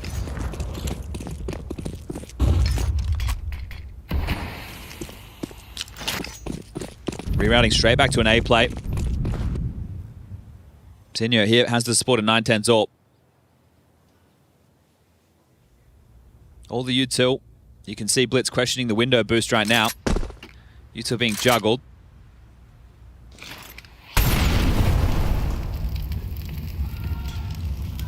Mazinho's going to hear those steps on ramp. Yeah, sees another one. 910's going to be ready for the first fight. Flash is good from FURIA. He's going to be forced in the flames. 2 missed shots from the sniper. There's Mazinho again. They're trying to find him. He's trying to hit a shot with the AWP, but neither of them will find another. Okay, FURIA, you have access to the bomb site. You've got your man advantage, a double molly. But Blitz is going to be forced forward. A chance with again with the flashbangs. FURIA's flash work. Cobra's AWP keeps the conversation alive. Now you're trying to plant rouse the corner. Double kill. Techno secures 12. That is a crazy 2v4 right there. High octane round, but that is one more, and MongolZ will pick up map number 1. Oh dear. You had everything you needed. You got the kills. 910 wasn't hitting shots. You kept Mazinho humble. Doesn't matter. I think this is also a pretty good moment. For CobraZero as well. He had impactful T rounds. Jeez, these all bullets. Yeah, Cobra shows us. Yeah, he's definitely connected. Bang. All right, well, all works out in the wash, doesn't it? FURIA, can you take us to OT? 2 consecutive required. Techno getting pushy on his B side. A deep smoke for them to wait out.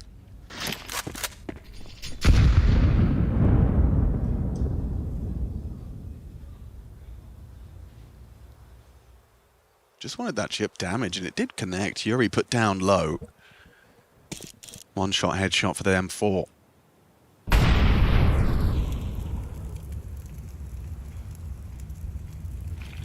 Cobra stays active on his fight short side.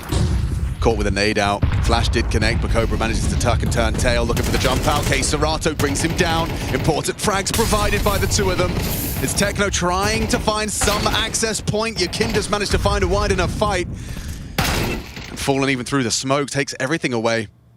Okay, well, that will be just their 3rd T-side round. Necessary one. Yeah, can't find the 5th and final. Dino looks like he wants to get away with that AWP. There's more than enough money, right? Ideally, if he could get an AK, that would be the dream. And M4 was making its way towards him. Yeah, still a chance for a delivery. They want this AWP, and Yuri is going to get it. That'll be able to set MongolZ up into the next round, and what is the final round of regulation. Don't worry about the financial situation if you're the Mongols. They will have everything they want. Even if they wanted to run double AWPs again, they could. It's been very site-centric in the last patch for FURIA. These executes, this time it works. Brute forcing into B. These are those coach timeouts where, you know, you earn your salt. Mara has pulled the trigger on his final timeout for the must-win final round of regulation. I'm just curious now, because it has been so site-centric, sure, there was a bit of play through middle there with that, but do you want to go aggressive? And if you can find an opening kill, then they're not going to be able to execute so cleanly, right? Yeah, there's obviously risks with that. If you're going aggressive and you give away the opening pick, well, now you're in a man disadvantage situation, which hasn't been a problem up until this point. At the moment, they've been giving over a decent amount of respect to the mid control. So the final orders from Mara, what are they? How are they going to open this round up on the CT side, and what do Fallen and co have in store? Can they push us to OT? Orb starting B. No one's going to be crossing into the MongolZ sight line. Quickly dismantles and dismounts.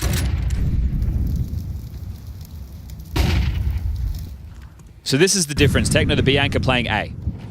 Hoping to go overlooked, playing alongside MZinho. Blitz will continue to deal with Window and Con as he has been. Cobra0 stays on short, and they have so much early info on B because of 910's forward presence with the AWP. They have so many nades held onto as well. Techno getting close towards Ram. He's going to take a fight. Yeah, he fancies his chances. It'll be a head-to-head with Yakinda. Trade from Azenia required. Never mind. Techno wins it out on his own. That's impact. That is exactly what the Mongols needed to take their map pick. 2 down before the exec. Yeah, played ahead, and right now you're thinking they had the setup. The trap was already there. If they executed in, they had the unknown piece. But they take the fight to them. It was so dicey. Now they need to hold on. The 5v3. High risk, high reward. 910's AWP has yet to be discovered. Yuri's going to find out the hard way that he's posted on this line if he dares to swing. Never mind, nice and wide. Caught the momentum, forces the reposition. And the covering fire is there. Mongols with 5 alive off the back of the Mara timeout to take their map pick in this do-or-die affair.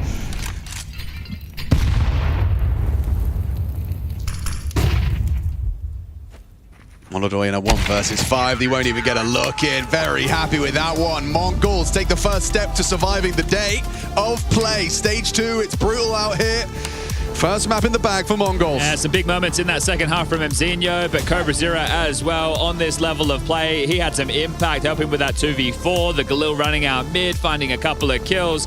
I'm not sure if that says more about the Mongols or if it says more about the state of FURIA. That's now 5 straight losses on Mirage. Freya in the desk, what do you guys think? Yeah, that's the question that hopefully we're going to be answering in this segment. And let's be real, Mongols starting off incredibly cold on what was their map pick. Then we come into that second half, able to get so much momentum going, where FURIA, as you kind of alluded to, Yanko, had some troubles getting started on the T side of things. But let's have a quick reality check, Peter. if you're Mongols, you're probably not so happy with how you started off this map. Great to see them resurge in that second half. Yeah, the one thing that's always staying true to the Mongols that they're looking for information, and they just want to fight, and that's what they keep proving time and time again. They never really just tuck down and just wait for their opponents. They always want to try and even out the numbers if they do lose lose the advantage. But overall, seeing Mongols, specifically on the T side, had struggles, then turning to the C side where they allowed the individuals to warm up and actually just play out the rounds instead of having to think too much about what they were doing as a team. And that's what, you know, simply just pulled them over the finish line. Yeah, the woes for FURIA continue. I mean, on T-side, despite winning pistol, unable to convert the second round and just can't get anything going in gun rounds. But even the Mongols in the first half, they looked uncharacteristically slow. I mean, Mongols aren't the team that finishes rounds with 15-20 seconds left, right? Like, they're a team that around the 1 minute mark, 50-45 seconds at the most, like, they're coming at you, they're hitting a bomb site, they're very decisive. So that was a bit concerning, seeing them sort of drag these rounds out. I don't think that suits them very well, and I think it's one of the main reasons why FURIA had such a strong CT side. You noticed some key differences in that first Yes, half, I'm going right, to back up JL? Bianco on this one. Very hard. Like, Mongols for me was always a team on their T sides that they're not too much let's hit A or let's hit B. They're more of I'm going to default and I'm going to look for fights. My teammate will react on me. I'm going to kill one, he's going to kill the other one. Even if I fail, my teammate is going to succeed. And I really missed that on the T side of Mongols. And yeah, on the CT side, they were a lot more connected. And that's why they got the win. Why do you think a team like the Mongols would maybe struggle with that on the T side? Then I'm sure you've been in situations where things are a little bit unsure. Maybe you haven't had as much practice time as you might have liked. What is a kind of a reason why we might see that come into the surface for the Mongols? I feel like they're not just used to it. That might be a 2026 year change of their playstyle, because throughout 2025 and 2024, they always relied on their individuals to carry their T-sides. It's not just about the in-game leader calls. They're just winning the fights, they're playing off each other, and that's how they win their T-sides. They shoot very hard. Me as a pro player, I remember we were scared of Mongols T-sides because it's not how smart they're gonna play, it's just that 1 second it's calmness, and then the next second 9-10 got an op kill. MongolZ got the entry there, and it's 3 versus 5, and they're all over the place. You don't know where to go, to A, to B, and then that's how they crush you on their T sides. Actually, it's the fact that it's pretty straightforward and you know what to expect that's frustrating, right? Like, Mongols don't do anything fancy. They're just very decisive, very sharp when it comes to the fights, you know, and play without any fear. And that's what made them a very good team in 2025. So hopefully they'll find that again with Cobra Zero. Yeah, fingers crossed. Dupree, you've actually brought some evidence to the table to support this. We've got round 11. What does this display about the Mongols? But this is a little bit of the indecisiveness of the Mongols T side that we want to showcase why they actually had some struggles actually putting things together. And as we mentioned, Mongols is a team that really wants to just go in there and have a fight. You know, they're always looking for these fights, and you know, throughout the game, at least from the beginning, you know, they would always throw utility inside middle, you know, causes distraction. It was kind of their game plan. We did see them with a different kind of pace here. For them, we do see that FURIA has the reaction of actually not fighting this time, but pushing in. And Yekana gets a very forward position here, where he actually catches Techno just running full broad brute force into AWPs. And at this point, you can see that Mongols, they are unaware of what to do here. You have one guy, Blitz, running with a full bit of utility into Papa to try and kill him. You have MongolZ trying to get a distraction on A, and then the 2 guys running back to B. With, as you can see with the timer on the clock, it's too late at this point, and it's just the Mongols is at a position where they are feeling uncomfortable, and that was very easy to feel in this given situation. Yeah, I don't know if it's nerves because their backs are against the wall, and if they lose this game, they're eliminated. But luckily on City side, they managed to turn it around. And I mean, for FURIA, look at that second round. After they win pistol, I mean, they're going 5v2 into the A bomb site. And even the first rotation is jungle, it's smoked off, and still they can't get to the bomb site in time. You know, MongolZ getting a couple of kills with the Deagle. It's like, even when they have good situations in rounds, they just can't convert them. What was your take in the second half then, JL? Because in all fairness, Mongols turning the ship around, MongolZ really coming alive as well. Was it a case of FURIA just not having any great ideas, or was it a case of the Mongols playing really well in that defense? I felt like FURIA had good ideas, but it's the Mongols that countered their ideas. They were always so active, always moving forward. Never, I didn't feel like Mongols took a step back to think about the round. They just said, I have a teammate nearby, I'm gonna go forward, he's gonna get the trade. If he doesn't, whatever. but they were always pressuring FURIA, and that's what I loved about it. It was like the one time they didn't was when FURIA went for that B split and won the round. You know, that's when MongolZ gave them some breathing room, mostly focused on the sides, gave mid control, and FURIA punished them. They weren't going to do it again. When you talk about that, like trust of instinctually knowing that your teammate is going to be there to back you up, maybe if something goes a little bit haywire or the plan isn't working out your way, how tricky is that when, okay, you've got 4 players you're used to working with, but you're integrating a new 5th? Is that ever any kind of presenting you any challenges when you've had any roster changes, JL? I don't think so. I think there's no challenges. It's just that, okay, maybe at some point, but still, when you're a pro player, it's not that I have my best friend behind me and he's gonna trade me. I know I have a player behind me and I trust in him blindly. I don't have to play with him for a year to trust him. You trust him, and if he does something bad, then maybe you'll lose the trust. But early in the days, you should trust everyone. Well, also, you just play what's the best play, you know? You play fundamentally sound, and at that point, you're fine. You know, whether your teammate trades you or not, like, that's up to him to make the correct play. That's getting everyone on the same page, and having good teamwork comes from that understanding. I'm gonna do this because then my teammate can do something else off of that, but if he doesn't do that, then you just end up looking silly, and that's why you need to have that connection. Well, speaking of correct picks, Janko, you're not so happy about what FURIA have gone with as their map pick into this series. What do you think they should have gone for, and why have they ended up in Inferno? I think Overpass, you know, this is a bigger red flag for me than them losing to Foot. The fact that they didn't pick Overpass against the MongolZ, because for MongolZ, I think it's a weakness for them, and you look at how good FURIA was ever since Overpass was introduced. I mean, it was their best map. Again, we talked about how it propelled them into being the best team in the world. So it's very worrisome to see them not go for it here. That tells you they're having an identity crisis and just a lack of confidence all over the place. And that's why these identity crises can sometimes be hard to figure out, because where does it come from? Like, you've been looking so good, you've been having things under control. Now, all of a sudden, you feel like it's spiraling a little bit in the wrong direction. And how do you actually get back to that? And sometimes you do have to try and go for like maybe an orthodox pick or try something different. But maybe it's also about figuring out, like, what did we actually do so right last time? And we had an interesting talk with Fallen at the hotel, actually. And he was sharing a room with Yakinda, and he said to Yakinda that, I don't know what we're doing right now, but we're winning, so let's just continue doing that. It felt, I wouldn't say that they're like unaware of how things were working out for them, but they were so surprised that all of a sudden they just elevated their play so much to a extent now where they might be thinking, what went wrong in the player break? I think also, I mean, we're talking about a team that I remember against MongolZ, they're 0-5 on T-side Overpass, and they don't even take a timeout. They just keep playing. Like, that's how much confidence they have in their T-side, right? Like, I've never seen that. They're just, oh, yeah, we'll figure it out eventually, and it went from 0-5 to 5-5, right? And to now not even pick it when it's available. It's kind of wild to see. We only have like a minute or so remaining, but JL, I did want to pose the question to you. I'm sure you've been in those moments, you know, post maybe the 2024 glory days of Na'Vi, where there has been a struggle with the identity of the team. What is the best way to kind of reassure yourself, I guess, and not let it spiral out of control? Probably eliminate doubts, because doubts will ruin your confidence, ruin your game. And if you just eliminate doubt and trust whatever you're doing is correct, that's going to give you a lot of leverage against other teams, because everyone has doubts, and you can just put them aside and just focus on improving. That's it. Is that by talking to your teammates? Is that by just doing it personally? Mixture of both? Like, what is the best way to do that?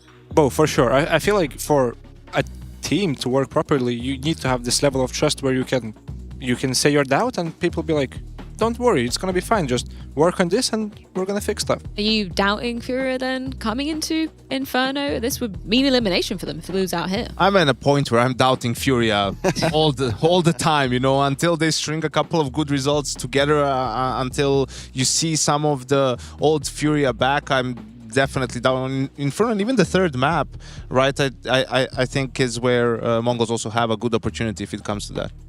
Agreeing with that, Peter?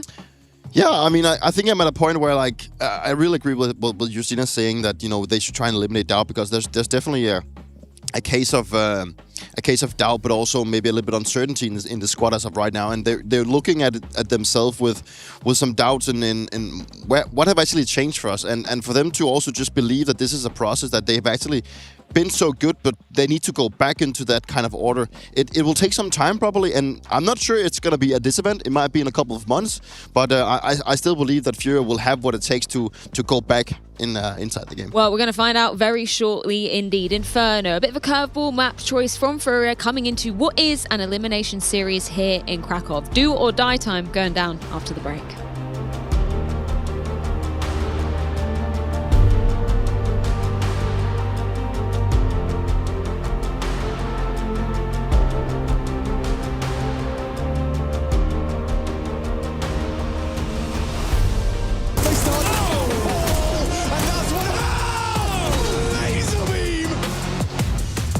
Chance, all dong.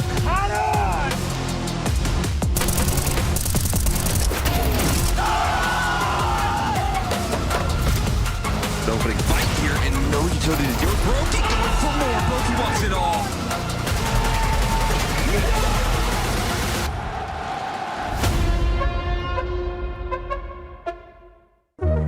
Hi, this is Basement Dweller's first advertisement. And our second drop is, it's up, actually. If you're seeing this, it's up. It's available on the ESL shop. We had our first go at a jacket, and I'm really proud of it.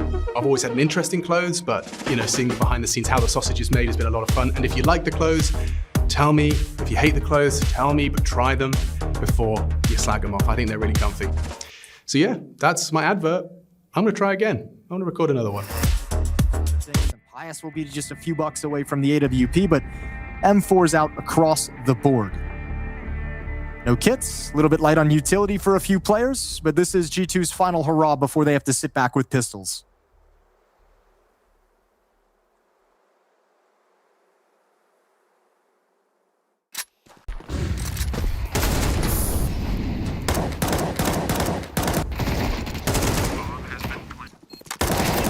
Well, that was Krabeni getting some work done. Definitely shown his fragging prowess over the last couple of days. We'll need a lot of it as this comeback starts for FUT Esports, or at least the intent to come back.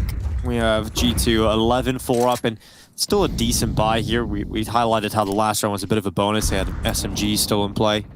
It's not a pretty buy for G2 by any means. It's not everything you would want. You don't have the AWP. You don't have a whole lot of utility.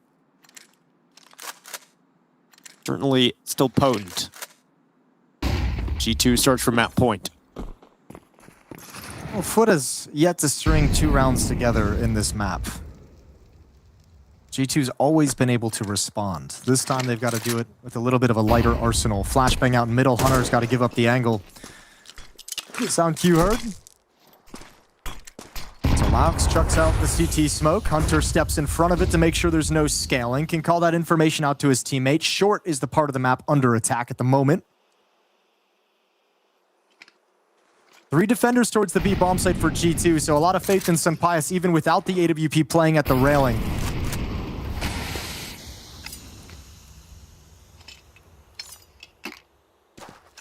Actually, G2 giving up long control as well. They want to aggress behind this defensive smoke. So the B bomb site is going to deploy a delay smoke in the tunnels.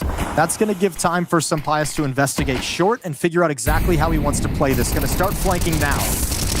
Oh, Heavy God, that is exactly what he was looking for. 2 kills off the back of the platform. It's going to be Natus alongside of him. Heavy God finally burnt away, but Natus still finding impact, and they've got a Hunter also in the site. There is no way forward there for FUT. This is over. Dust 2 is finished. Yeah, he missed his Molotov as well. Fell in front of the boxes, and Heavy God's just able to spam him down, survive for another mag, a reload, and a 3rd kill. Just way too painful, but even if it goes, even if everything's good, remember, there's still 3 defenders at this bomb site. G2, another round where they just look like they had FUT completely red, completely stopped at the point of attack.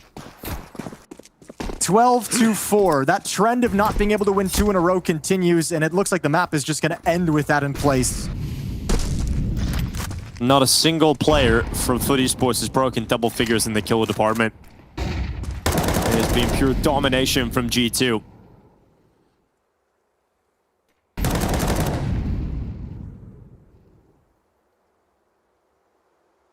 They'll go through the motions. They'll get up through Cat. Hunter can see a pixel. Spots out the presence of 4 players and dishes out damage on all of them with 1 AG grenade. Now Hunter gets caught.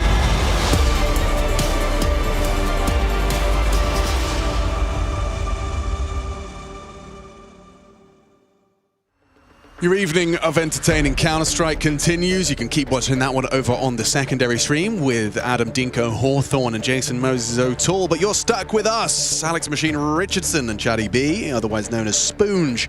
But we are ready for our second map of this series. It is an elimination series, so no more silly buggers. We've got the first map under the belt of MongolZ. It did go all the way, 13-11, and key takeaways was neither side having a particularly fun time on their T side. So T-Pistol for FURIA would be a leap in the right direction. What's the plan? Park the bomb second mid and try and sell B.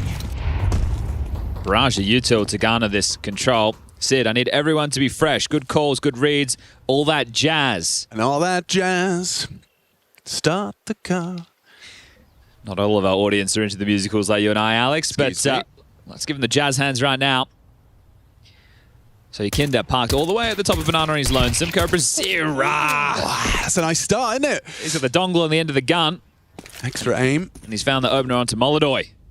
Techno and Blitz on B. Techno has a smoke to block.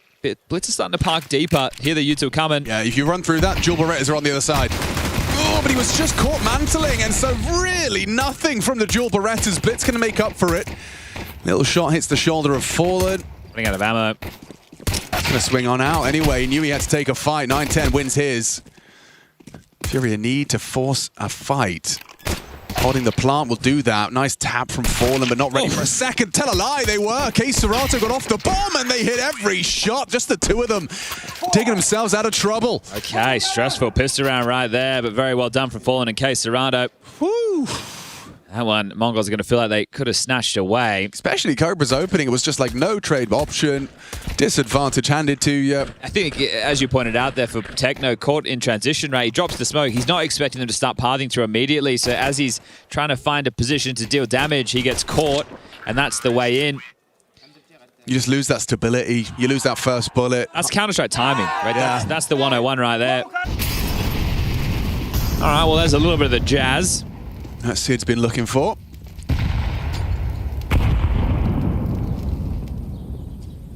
Techno, sorry, 9-10, excuse me. Looking for tags. Techno over towards Coffins. Techno has the nade in his hand, so if there's a tag, the nade could chase one of them down quite quickly. Oh, pushing. Yeah, this is actually what Yakinda's hoping for with his Mac-10 ready. A dry push. Yeah, flash from his teammate kind of saves his hide there. He took a heavy, heavy hand down to 13. But immediately you can identify there's 3 players, so the race is on back towards A. Yakinda's dipped down. Oh, that is a meaty nade. That's well placed. So Yakinda, I think, is going to act as a beacon that they are returning towards A. So coming over, joining that of Yuri, trying to spring into action, making it look like an A finish. Yeah, you spot multiple bodies, different guns, sound off, and yeah, it's very convincing, especially with a pick-off like that from Yuri. Just Techno here, just Techno, and the flash from MongolZ secures what should be the round. Very well handled. I have to say, yeah, that was impressive. You can see, like, the game plan is very apparent from Pistol and Second. It's a lot of fakery, a lot of smoke and mirrors. Oh. Did Mzinho see Yuri? I don't think so. He's not acting like he did. No, so might get surprised here. Yuri, might not even clear. No, he can see him. He will definitely clear it. Okay. The board has been wiped, and it will be the MongolZ eco. They're not going to be falling foul this time like they did on Mirage. A convincing start. But you can see the thought process, right? Okay, so the Joust top Banana, okay, they've identified 3. We know they're probably going to erupt into A. They make it look very threatening towards A. They drop this block, so that's a CT smoke right there that Yuri is able to find this kill through. So at that point, it feels even more convincing, and that's just poor Techno on his own. The flash is brilliant. Absolutely nothing to do. Look at the pathing of Serato as the flash is coming in. Couldn't have been better timed. Wow. Okay. Well, run down mid. You're all Fallens. 9-10's done well. Get caught with your nade out. Guys, you've lost. Okay, an important trade from Fallen. Where that came from? Run down. This is a brawl. Fallen's holding on. Only for a second. He gets 3 kills, both top Banana. And he needs to come up clutch. Now Yuri's in trouble. Nade. It could be good. Scuttles in for the one-on-one. Okay, Yuri will be able to plant and then play wherever he wants in the post. His biggest issue of Mzinho was fast on his tail, but he wasn't. Bomb will be planted, then Mzinho will be in library. And he doesn't have the weapon for the job, does he? Mac-10. Yeah. Looks like Yuri is going to pass this test. Controls it. Nice tight line held. Yuri. Stable. A safe pair of hands. hands of FURIA and saves them from what would have been a very embarrassing round to lose. Yeah, that one almost got out of control. That was the lighter of the 3 rounds so far, as now they will be equipped. So, CobraZero, as we saw with controllers. Like, they made a lot out of a little there. Like, what was it? A couple of pistols and a HE. And yeah, the Deagle of 910 was the one that got the opening incisions. So CobraZero will be the rotating A rifler, Mzini will be Pit, 910 the AWPer, and then the Techno Blitz combo to lock down B. Just plug and play, essentially, for the Mongols with the new piece.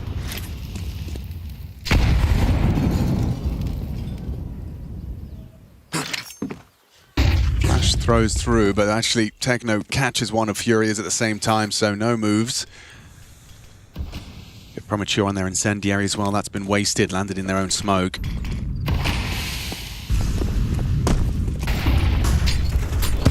Oh, flat nade. Yeah, well done. Chase in the face of Yuri, so chipped on down to half. Oh, a little bit more, but either way, the M4 now becomes a whole lot more deadly.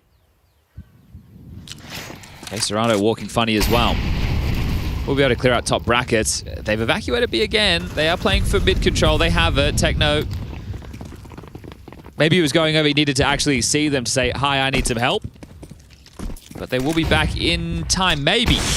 Just wide enough to spot out the extension of Yakinda. Commitment. Godflash is a bit early. Block smoke's wonky. They're going to run through this. And, ooh, the smoke break spots Techno Coffins. Second Godflash. Does connect to the pool player. Damage inflicted. That split's gone, but they're not expecting a second one. They were caught jumping. Case Serato important. Finding the Coffins player. Bombs across. Smoke still up. To high stakes, 3-on-3. Cobra has a kit. They can give this one a go. They will lose everything, though. Fallen's ready for 910. Very clear. Comes down to how Fallen plays this. Jiggling out. 910 should have him. Yeah, lovely. Procedural clears from the sniper. Now Yuri will stride in. Needs a second. No trade. Case Serato denies, but 910, he's ready. He's on the warpath. 3 kills deep in this one. 1 to find. He's coming for you, Case Serato. See you later. Time check. He's got it. 5-second defuse. 910. That's impact. That's MongolZ in. First round on the CT side, and it takes 4 kills from your sniper. Okay, it looks like they were out of position. Then 910 gets there just in time, finds the opener. This was a tough situation, all things considered, but because of the nature of jiggling, it gives 910 that little bit of info to take down Fallen. Great trade there, and then this one, he knows exactly where Case Serato is, knows the kit was just in front of him, scoops it up on the way into that fight. Well done. Without that, I don't think MongolZ would have been securing that round. Can they make it consecutive? The buy not great for MongolZ, even on the round win. This time with just a biff. Yakinda, face full of lead from Blitz. Job finished off by Techno and the Molotov, so Case Serato gone. Boost, they want more. You've already got yourself a man advantage, but that's not enough. They're not satisfied. MongolZ catches some flack from the Techno spray. 910 ready for any punish on half wall. Uncomfortable. He's peeking. Yeah, he's got a hot hand right now, and so sweep it on through. Perfect read, perfect pull of the trigger. Another for 910. Why not take them all? The third man's Yuri, caught by Techno. That's convincing. Okay, a whole lot more convincing than what 910 had to do in the previous. Okay, well, he's really showing them now, 9-3, and in the right place. Right, that initial exchange in Banana with the MP9 coming out on top, the incendiary as well from Techno, I think grabs them the second. But just wanting to fight, not allowing them to play out the mid-rounds and you be in any question mark situations. You're just trying to take that info, take those jewels, and he's having a good time, is 910. You've humbled the money. It's going to be still a Galil in the mix for MongolZ. The rest on Glocks, however. So really, this is all about MongolZ. Okay, let's see if we can have a MongolZ moment.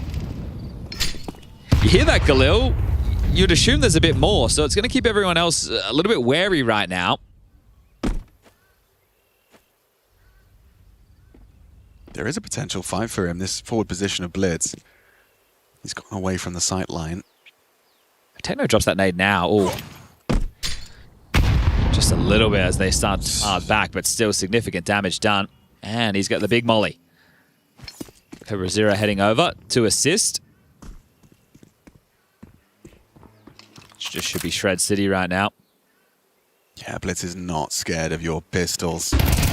And that's why. Demonstration, no fear, and an ace from their captain. Mate, the amount of eco aces. Emma had one yesterday. I think there was definitely one within stage 1 as well. They're the least glamorous of aces, but they still count on that stats page. Got to play that captain's tax. Yeah, well, that's beautiful right there. So just mopping all 5 up, nobody going down, and very well done from the Mongols to tie things up at 3-3.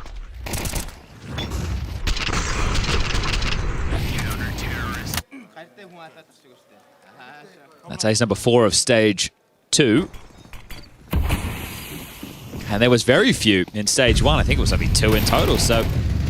Yep, spam through the board to spam Blitz.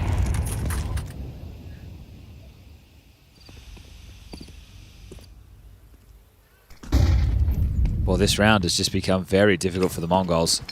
CobraZero will rotate over to fill the void that Blitz has left. You still have, I was about to say 3 smokes. Make it 2. They're going to fight. Make it 1. Oh! Need more from CobraZero. Incredible, impeccable double kill. Yeah, he's got 14 bullets. It's enough if he can try and isolate the head. He does so. MongolZ brought down. CobraZero a solo B hole. This is beautiful right now on the Famas. It is such a shift. He's doing it all. The nade lands at his front door. Force wide, brought down. Fallen and Yuri trying to make a 2-on-3 a reality. He's giving him a chance right now. Mzinho is very fast up Banana. Sure, he's got the shift key, but he might be here quicker than they're expecting. Well, that smoke almost feels like an invitation to walk. He might have to jump up, mantle up, see if he can find a gap. Spotted. Yeah, okay. Dark occupied. They want to try and take this fight together and bring in the fight in. It's all too easy. Fallen just gives it up. Yuri can't handle it. And Mzinho and the Mongols prevail, and they've got CobraZero to thank. Yeah, big pat on his back. Rotates in time. Got the Famas. I see it needs a reload. Had more than enough ammo. What am I talking about? The kid, 3 to completely stunt that B play. He's had huge impact. The 2v4 that you go back to on Mirage, where he gets 2 kills on that secondary AWP. And now a one-man army on this B site. Blitz gets spammed. Techno goes down, but CobraZero is here to save the day.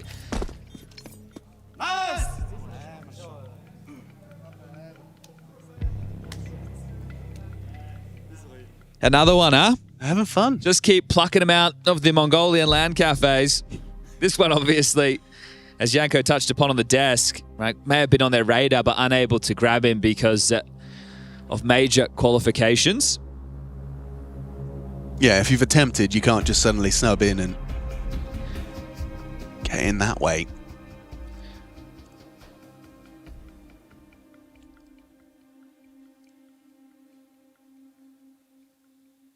But there's Mara, the man the desk have discussed. He's got about a 2-year leeway on his roster changes. Yeah, apparently so. That's quite generous from Janko. It is generous, and it's 2 rare. years. It's In rare Counter-Strike, from Janko. nobody gets 2 years. Janko's not even giving teams warm-up events. So the fact he's given Mara 2 years. I love this top mid smoke on Tech 9 rounds. You could pop through it. 9-10 is going to have to contend with that, but actually they're blocked. It's not going to achieve anything. That nade will. Blitz stomachs a heavy blow. Turns the favor to K-Serato. This is what I was talking about. You can slip through that left side. 9-10's AWP is primed and ready though. Oh, perfect. Just sees a flash of Yakinda before the smoke was fully up. But B's open again, Alex. Yeah, Techno, what have you got? You got a smoke and you've got a grenade. I guess they're opting to play retail. This is kind of crazy, right? This is the B bomb site. It can very easily go wrong. Can be notoriously difficult to regain control of. Especially when CobraZero and Mzinho are still investigating the smoke over on long side. The bomb has been down for about 10 seconds now. There are kits, 2 of which, 9-10 and Mzinho. Techno's going to swing out. Oh, and he gets them both. Just an easy lineup on the spray. This just got 10 times harder. You're both trapped behind the smoke. You better know where that default position is. Starts to throw a couple of bullets down range and standing body blocking. CobraZero and Mzinho combine to remove him. Nice shot for the first. They're all in a line. Fallen gets 2. There's a lot more where that came from. He's tapping another one. Oh, he's 1 bullet, but he's done it. Mongols couldn't hack it. What on earth have we just witnessed? That is unreal. There's a smoke. There's a whole team on the other side, and Fallen has just had some divine intervention. They're just lining up. He's just 1v5 through a smoke. That's correct, He's Chad. just 1v5 through a smoke. What are we watching? Unbelievable. That's their own block smoke just used against them. You know, 1v5'd. That's a real 1v5. That's not like not a fake one. That's one guy left versus 5 Mongolians trying to defuse a bomb.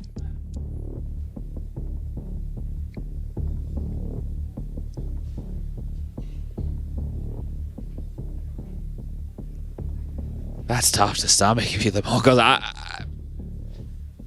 It's so tough to stomach. Techno hasn't even bought armor. Yeah.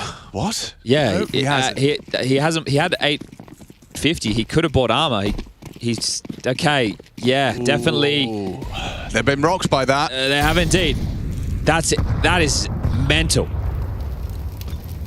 He's going to get up head-to-head straight away. 9-10 profits.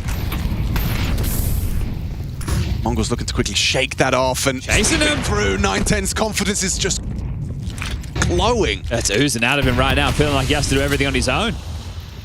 Look at baffled how his boys just dropped that 1v5, but yeah, just keep on peeking in. You were hoping to run with momentum if you were FURIA off of that. That's a stunner of a round.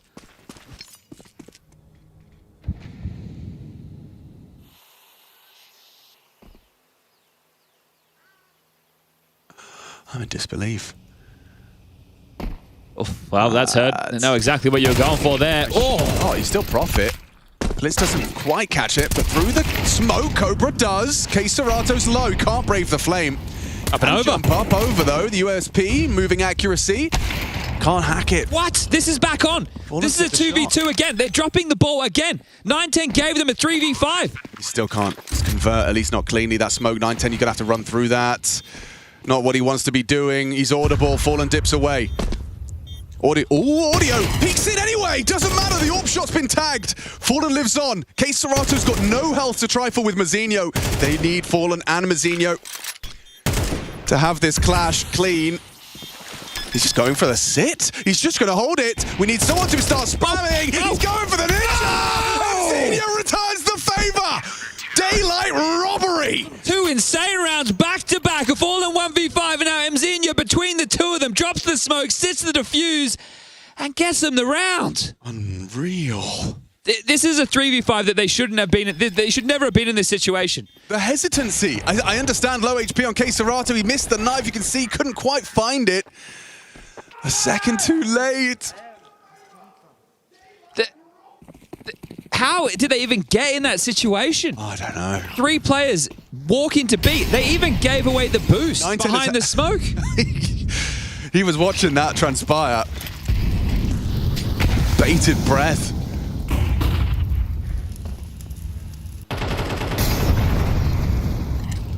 They got to middle again. No AWP this time. MongolZ here on the short side. Flashed off. Dips back. 9-10 will return. Yeah, not going to overextend. He is going to sweep through, though. This is how 9-10 likes to do it. Just catches a flash of the fingertips. Pulls the trigger, falls back safe. MongolZ trying to provide some smoke support from the Moto side. It's going to work out for them. FURIA kind of nowhere to go here. You've got long, you can spam some smokes, and it's actually worked out for you. Good catch. What a gift Yuri's given for FURIA here in this round. An opening kill through the smoke. Redeploy an arch. Stretch your legs, start this wrap. What's the active move? MongolZ brings the fight forward. Yukinda goes down. No trade from Molodoi. Belated over peak from MongolZ. There's Mazinho's pit position, but dunked on by the K-Serato HE. He goes mad with a second. Brings the fight to Blitz, and Techno last seen B. All right, bomb will be planted. Techno, are you able to find yourself a weapon? You know, there's that kill on the short side. Maybe you can get yourself something better to take into the next round, just because these last few, the way they've transpired, there hasn't been anybody alive for almost either side of the server. He does have a kit. There's the gun lying idle. It's going to be tough, especially with falling over towards trash. So Techno hoping to catch anything as they start to exit. Yet to make any audibles. FURIA are going to be able to get out of dodge and grab 5-5. So all tied up again. And there's the snatch. So Techno gets himself an upgrade. 1,400 loss for them going into the next round. Oh, they are very fortunate. Yuri's smoke spam connects onto 910 now. That really alleviates such pressure. Timeout called from Mara. So there's only 2 rounds left in this half. You're essentially in force by territory, right? So great HE as well. I've just lost Yukinda from the server as well for a moment, so there might be a tech as we get out of this tack. But Mara takes this one, so you have the 30 seconds to talk through what they're going to do. So the saved M4, we're likely to see, because of the 1900 loss going into the final round, full investment behind it, unless Mara feels that 5 is already enough and let's go for a swing at 6 with a little bit extra. But the thing is, the extra will be for everybody in the final round, and then an M4, depending on kills and saves, we might not see one. So a lot to consider in this situation is, yeah, we have gone into the tech, so this is where the players will not be able to speak to one another. This is where we can draw everybody's attention to that secondary stream again. G2 versus Foot about to get their Map 3 Ancient underway. That one's gone the distance. That is for a spot in the playoffs. Here's a recap of the round so far and some of the most insane moments of the tournament so far. That Fallen 1v5. Yeah. Unreal. Yukinda's back in. Just make sure everyone's happy. And we're back live. You can hear Fallen there issuing commands. Calling the default out of spawn. And we can see the investment starting to take shape. So there will be going all in with the saved M4. The Eagles the preference for Cobra Zero and 910. Zinho and Blitz working with the 5-7s. And they've got a bunch of smokes. Now we saw a Mirage when they had smokes on a force spy that they were able to channel FURIA, who took too long to apply pressure. And that's what cost them. Inferno, they can have a bit more pep in the step. They won't be held at bay with the banana control. Yukinda will be able to get this with ease.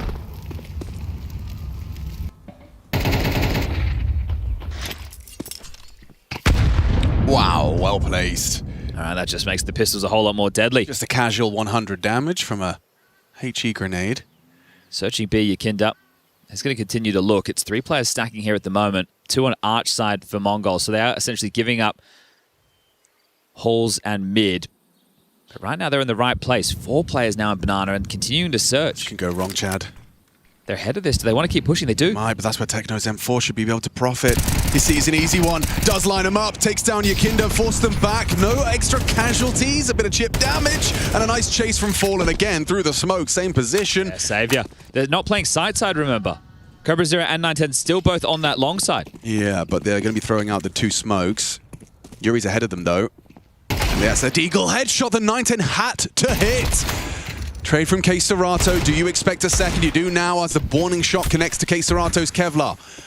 You want to wrap. Full rotation. They'll be here quick. Cobra Zero just needs to hit 1 to delay further to give them that leg up. MongolZ hits his shot, as does Fallen. Techno down. It's another for FURIA. That's all Fallen now, isn't it? A bailout kill on B, and then the 2 frags to finish at 15 and 6. A 1v5 to his name. And one more round for FURIA to go into this halftime break with a cushion.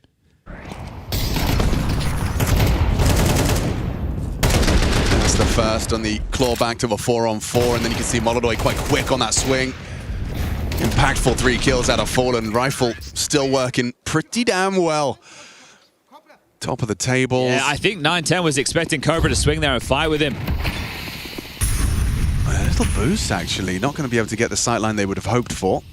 This is the easiest way to finish the half, though, for FURIA, right? Being completely in control of the money, knowing that the buys are just poor. There was no choice but to go for these forces. Above you, not ready. Blitz. An easy opening kill this time provided.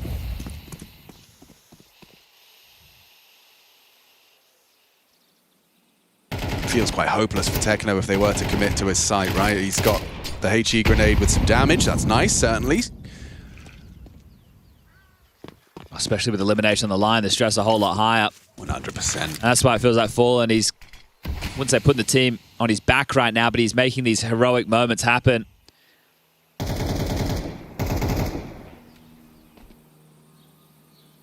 No info brackets. 910 and Zinho are going to be quite disconnected. Another nade in. This one well placed. Lands between 3 of them. Mzinho's on the way over. Doesn't have a flash to assist. Here they come. God Flash and 5/7s to activate. Gets one ahead of the play. Big Deagle connections. Softened up. Furia, worse for wear. Techno found. More required. Yuri through the smokes. Those Cobras there is Deagle. Oh, one bullet was all he needed. Didn't quite find Yakinda. And 910, who's been the hero throughout on the AWP, has to finish things with an MP9. 3 to find. Bomb about to be planted. And MongolZ ready to take the fight. A T-side haul Furia will be proud of. Will be happy to have their leg up coming into the swap of the sides. CT side awaits for Furia. Does a third map await for us? We'll find out. Nuke waiting in the wings if Furia can convert Inferno.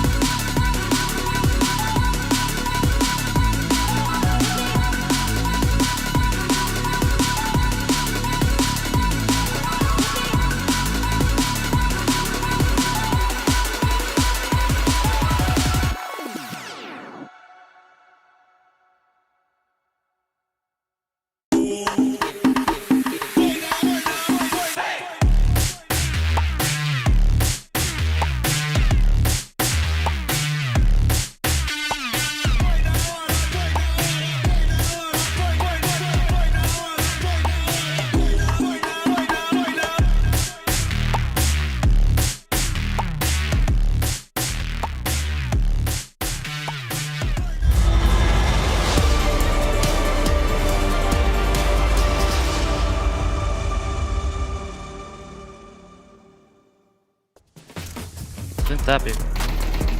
Nice. Nice falling. Caralho, nice! Go, let's go, bro! Playtime.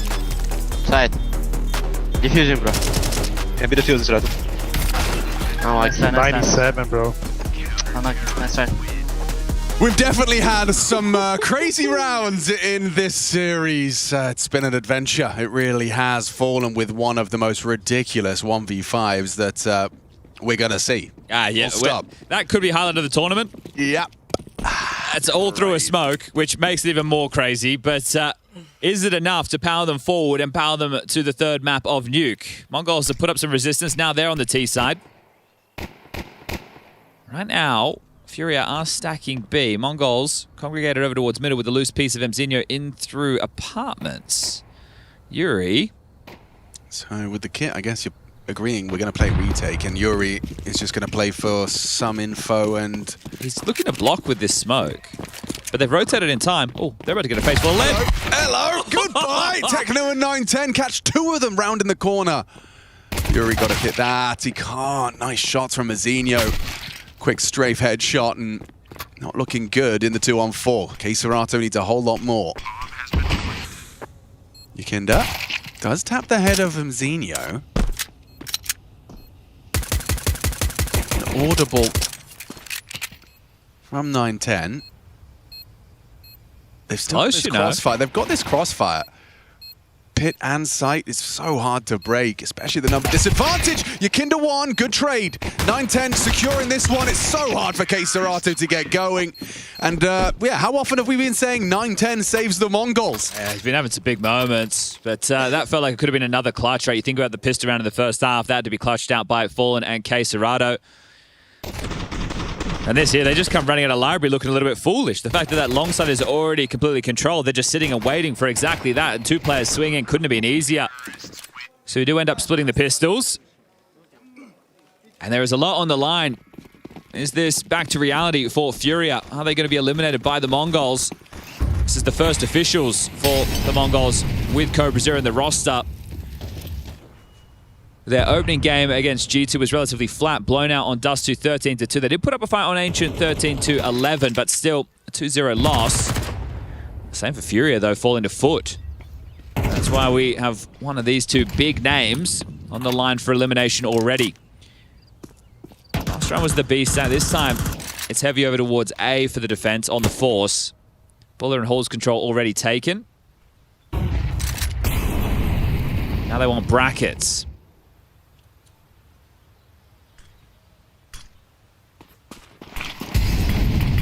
Fallen playing ahead for info, also blocks them, so denies whatever the move was, a minute on the clock. Has Blitz seen enough? I think looks like they're going to return for, oh no, back and forth. I was going to say a B finish. If they don't wrap long, this type of a crossfire is extremely difficult to break. It will be long, the focus. Fallen's been here the whole time. Oh, hang on. Library smoke. You can just smoke Moto. Now what do? You wrapping B, pushing through the arch smoke, or are you pushing through the Moto smoke? They're gonna have to flash and jump through. Yeah, here we go. Fallen turns it. Another one coming. Does manage to keep this aim in the right place. Good headshots provided. It's CobraZero. Oh! Double dig. Not enough. Yukinda's here. Maybe he could just catch the timing. Techno would have to whiff. Jumping. What? Jumping MP9 actually found him. Mzinho's ready on the box. Yukinda surely caught out by this. Bring in the fight. It's one bullet in it. 9 points of health. CobraZero with impact, but Mzinho will close. And this is stressful for the new kid, isn't it? He has a massive double kill coming through that smoke. It's a really nice block piece of utility dropped out by Fallen to force them through, considering the time, but he comes through and delivers them 2 kills, swiping into the second. MongolZ pops up his dome and takes off 2. And this one was back and forth. Mzinho just gets across the line with 9 points of health. Hero M4 into this next round. Still a threat to deal with. Not letting off the gas. Wow, Fallen liked what he saw. Yeah, it's constantly just going to be a threat here, isn't it? Fallen will set up Yukinda with this. It's not a full force buy, but there are definitely some investments.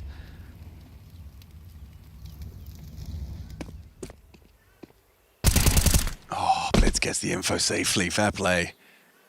Yukinda's coming. He wants to go and find more. Anyone sticking around? Yes, confirmation. M4 in the play. Still pushing. And Techno greets him with an MAC 10. How's he won that at that range? No head armor. Too good from Techno. B-site's open, he's about to find out. MongolZ scarpering over there with his knife out, hoping his deagle could dissuade. He'd have to do a lot of work.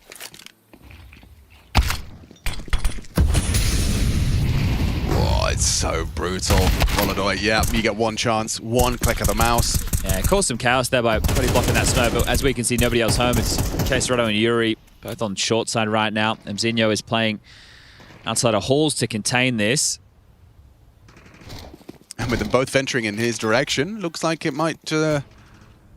I think he just... Oh, he's heard them now. Yeah. Just doesn't want to give away the AK, right? That would be huge to take into the next round if they could save a gun, because Fallen's going to be very light on, but he might get them both in the back.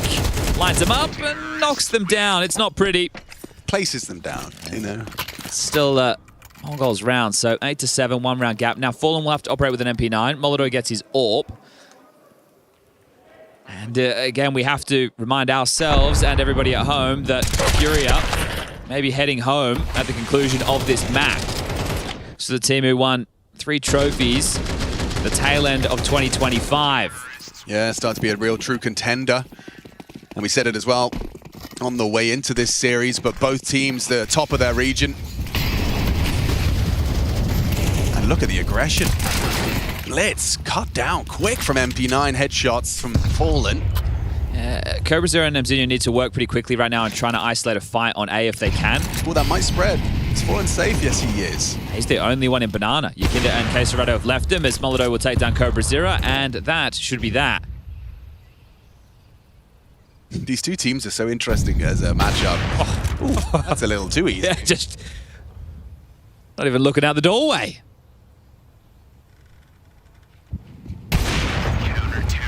Cutting him in. Pedestrian stuff there for MongolZ. There was also the record between these two teams. The desk was highlighting the last time the Mongols tasted success against FURIA was a time ago, back in Dallas. And that's about the time that this roster first came together, before we really knew what the level of expectation was. They get the guns out again, but MongolZ will lose all the finances if they can't contend now. This time, it won't be FURIA barreling down Banana off the get-go.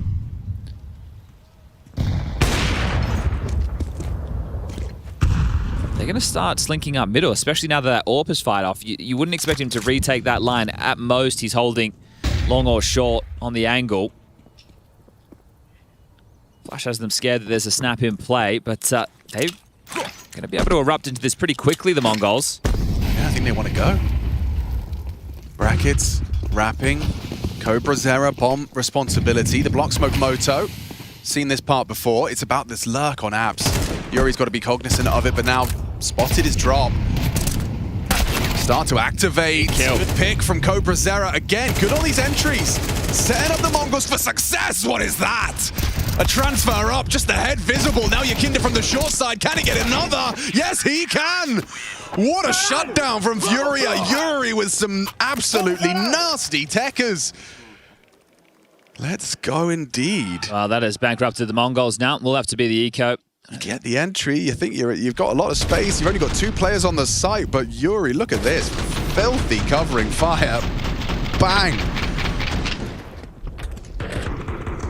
And the response time very quick before the Mongols can get planted and deal with those threats. The rotation is already there. So we'll be taking the eco now. Might see a Mara timeout in next round. But if Mirage is anything to go off, we know that the Mongols will take this type of a round quite slowly, giving themselves many opportunities. Might be feeling late in the game, but won't take much to be able to get back into things. So taking the most out of a round like this regarding the finances is still the wisest of the options. Grouped up in second mid. Flash has been given over to Blitz. Nobody is close middle. They are playing pretty smart anti-eco setup, right? You want to play the crossfires, play the range. Hey, Serato's looking for that multi-kill spray down. Doesn't quite get what he was looking for. They've managed to use that movement to try and overwhelm him with numbers. Team flash. And yeah, a little bit of a team flash and 2 dead. As long as Yakinda doesn't mess this up, it still feels like the B site's going to be quite hard to access, and he wants to take this fight at range. This is risky. Risky. Swinging in. They've lost the sight. Mzinho can plant. He's opened from Banana. Yuri rounding that corner, now audible. He doesn't choose to peek over it. Throws out a molly for Nubox. He could fumble an eco right now. They really could. They really, really could. The HE's not going to find the low HP player, but the AWP will. Mzinho, an opportunity to convert this. A round they really had no shout in. Now Ian has noted. Now it's about finishing off the job. He got the collateral headshot through the skull of Yuri. He tags up MongolZ, and now this eco's just one bullet away. Oh, Mongol steal it. Mara's got a big smile on his face, and you know why. The opposite for Sid and Furia. How has that one slipped past? It's a Deagle, a Flash, and Glocks. There have been so many of these rounds today over the Falcons series, and now this one right now. The type of rounds that are being won are out of this world. They are out of this world. They go against everything in the Counter-Strike handbook. What is going on? This is just Glocks going arch, coming through a tiny little gateway. That's got to change. Has got to change the momentum of this game. Mongols, surely, as long as they can convert this one, they're going to be asking questions of MongolZ's AWP, though. He's on the right position for it, the head-to-head. One out again, favoring the CT further away from the wall. Serato jiggling to block. Actually, looks like he wants to fight off of a flash, perhaps. MongolZ, no, called to throw out the smoke grenade. Yeah, you need to stall this out. You can't keep the rush there when you lose the opening kill and you weren't able to take the space. You would otherwise just run into the setup, and at that point, you'd lose everything. So just needing to hit the brakes, allow Furia to overreact to all of those smokes and pieces of util, all the info, all the steps, and now hopefully catch them. Still reeling from that. That's two impactful clutches from Mzinho. Ninja defuse as well. MongolZ. Turns the flash and just peeks to his demise. And again with Cobra on these entries, eh? Oh, Yuri, he's just going to try and stand and bang. Doesn't find lethality. Cobra does. Double this time. Bit of a team kill in there. Serato locks them down. Nothing for you here, 9-10. A couple of pot shots. Serato buying time. A quick one. Looking good on the rifle. And he's got time to try and piece this together. Can he make things awkward for Serato? The Molotov will. It's really awkward. Beautiful from 9-10. Manufacturing brilliance before our very eyes. He doesn't know that Ford is still in the library. Anticipates potential from the bracket side. Pressure on the plant. 15 seconds. Commits to it. 9-10. Oh! Executes brilliance. Outrageous. The rounds we are seeing. This Inferno has been a showcase. That's got to be Furia done. I don't know how you get back in. What, from losing an eco into a 1v3? Yeah, but then you go to the first half, Fallen wins a 1v5, then Mzinho diffuses in front of two of them. Yeah. Right, this is mental. This is absolutely mental what we're seeing right now. That has to be the backbreaker. You think about, now it's the eco from Furia. The type of rounds, the skill on display. It's just unreal. Okay, so your Kinder's giving you what you needed from him. He gets an opening and you get banana. I say that, Fallen nearly puts his life on the line for a weapon and a smoke. Another kill straight through, wow, hanging around. He's got two. He wants to the third. He goes peeking on in despite his low HP. Not even playing his life, he's playing for kills. Well, Fallen's burnt out. Playing for death. They're trying to react quickly off of this. They get the AK again, this time in the hands of Serato. Yuri's just thrown his smoke grenade. He's going to try and block him short. Serato going to be safe from the Molotov. It's only for the log side. Well, this has to be a hard clear then. Yeah. Blitz has to clear this. Yeah, but Serato, if he can just get one. Furia are on the way to getting themselves a little bit of something. Never mind, Blitz owns him. Still a 3v3. Yeah, but look at B. Yakinda's rotating over now. He's already got 2 kills through smoke. Why not more? Yeah, right. Who's going to be throwing that smoke? It's landing CT. He's heading ruins. They still have 2 more. Another one deployed now. He's going to be smoked off. What's the best play? Walk through. And catch back. And a dink as well from Yakinda. One of them's low. Maybe a P250 or a Deagle could be finishing the job, but MongolZ set for an 11th. Just need to collect it. And 9-10 just had the banana line. Yuri slipped past. Might be looking for an upgrade if he can. Yeah, he's found one. And MongolZ trying to catch a couple here. Back of the site. Just begging Vincere to peek, and he's happy to oblige. Don't you worry about that. Okay, this is 9 to 11. Yeah, out of control now. There's only 2 rounds for the CT side of FURIA so far. Remember, this is their map choice. Mirage was close. It had some twists and turns as well. If you've only tuned in for Inferno, you've missed 2 crazy maps in back-to-back fashion with the type of rounds that have been unfolding here today. But I think you need more than the 2 hands I've got to be counting some of these moments. Yeah. This is going to be tactical timeout number 2 called from Sid. Now, the loss bonus is the biggest benefit, but running out of rounds, running out of chances, maybe running out of magic of their own. For Fallen 1v5 wasn't enough to get you across the line. I don't know what will be. Remember, this is CobraZera, who sure played for the Huns, had some experience against international opponents, but in the MongolZ jersey, this is where all Mongolian players want to be. And he's keeping up. Yeah, no reps for this team, right? They chose not to play Bounty. They've come into this and notoriously one of those teams that likes to warm up throughout the event, and they're already packing a punch. CobraZera 16 kills is not an issue, right? We're not sitting here and going, oh, this kid's nervous. He's not contributing at all. He's here to play, and FURIA 2025 must feel like a lifetime ago now. Oh boy, yeah. I mean, elimination is at stake.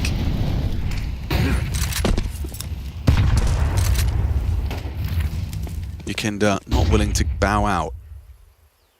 Again, just looking for a timing peek. Oof. Peeks on into the AWPer and puts 9-10 below half health. Same damage going both ways there. 9-10's done very well on the break of that. They're gambling for A. It's looking like they're headed in the right direction. Locked on Banana for now, popping up their chest. CobraZera investigating. I just heard a loud slam of the desk. Yeah, that's a big match going on. Foot versus G2. Foot have been mouthy as the youngsters, but all eyes here right now. Yukinda doing a great job maintaining all of this banana control. Yeah, really, I mean, it enables this setup.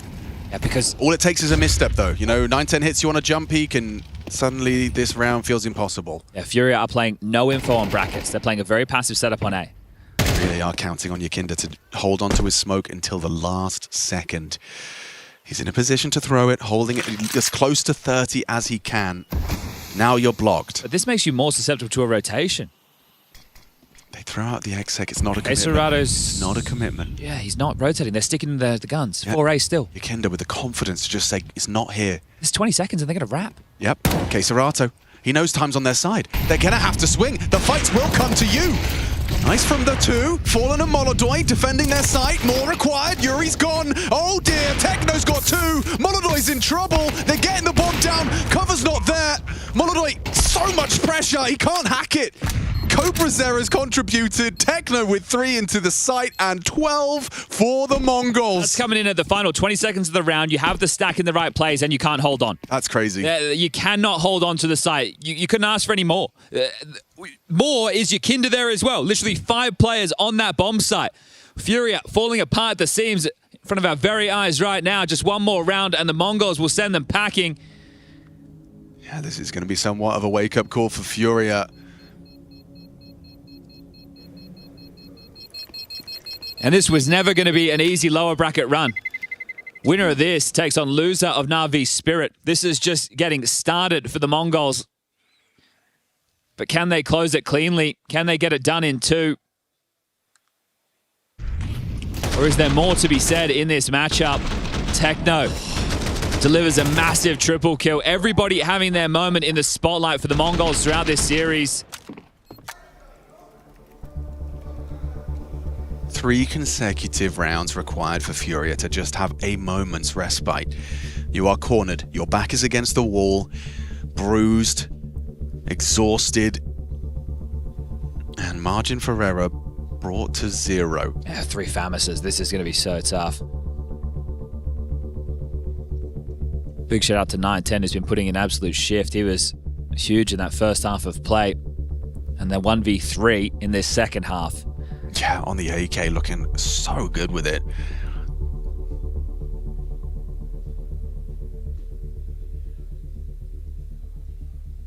Techno has opted to bring in a Mac 10 to round 22. Mac 10. He's got 2.8. He could have an AK. I just see he's got front spawn as well. No, not going anything fast towards Banana. He is, however, partnering up and running up second mid. What is your game plan?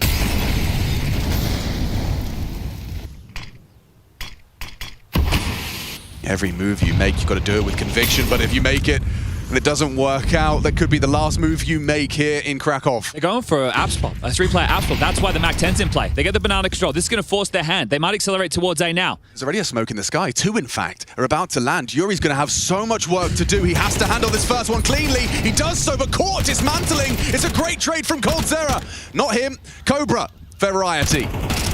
MongolZ bursts out into another one. Mazinho should be dunked. The nade's going to chase him. He's in trouble. Does find it. MongolZ on the site. Surely a wallbang could finish him. Surely Blitz has got him. Book, the cover's there. Overzealous on the hunt. 9-10, another 1v3? Not today. FURIA, the first of the 3 challenges. And they pass. Okay, right now, I have to just take a look at the money situation. Unten's able to buy him with an AWP again, but I'm not sure if that's how they really want to proceed. He could sell that back and he could actually drop an AK. He's starting to do that right now. Great read from MongolZ to know he's done some damage through the smoke there, unconfirmed until the nade finishes the job. Well, they're going to take the eco. They've gone a hero AWP on 9-10 and essentially an eco on everybody else. 1900 into what will be the final round of regulation unless 9-10... He's taking the AWP apps. Yeah, right. This is just so much Counter-Strike. It's out of the box. Everything is out of the box. He's just swinging. Yep, peek straight on in. And then what? Yeah, how are you meant to continue to take this duel? Do you just walk up and keep probing? No, Incendiary comes in, starting to dart back. Well, you have to play this one late. You don't really have a choice. The fact he's invested this all...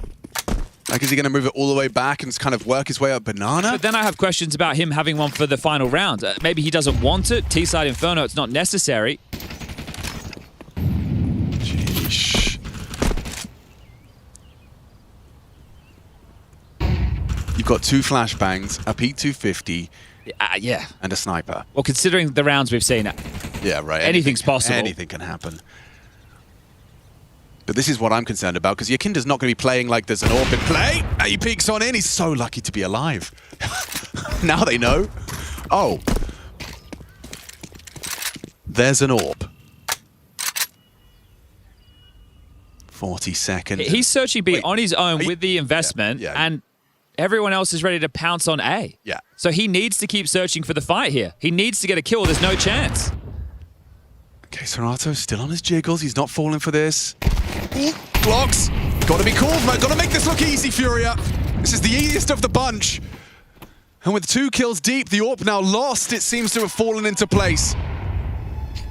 Yuri and Serato can just maintain this crossfire, mow him down upon arrival. And just like that, we find another full 24-round game. Okay. Map 1, 24. Do we need bonus rounds? That's what FURIA are fighting for. Mara calling the timeout to try and get this done in regulation. So this is still going to be a buy, but not the best of. Blitz has already invested into a Galil because they need the nades. Sitting only with 3.9, so likely to see him go Galil and utility as well. 9-10 after that level of investment cannot buy himself an AWP, and if Techno dropped one, I don't think he would have enough for head armor. So now it's about striking the balance between util and firepower. 2 Galils, prioritizing util.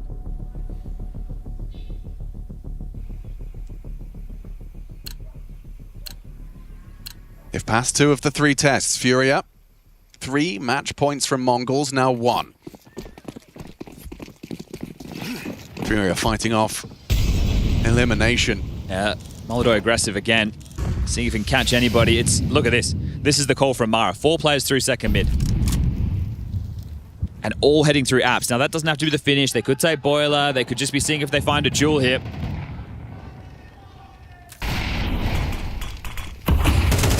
And this type of half-wall smoke coming out from Blitz is just to actually deny FURIA information. They might feel, okay, well, we still have top banana control, but it's to deny how many players are on the other side.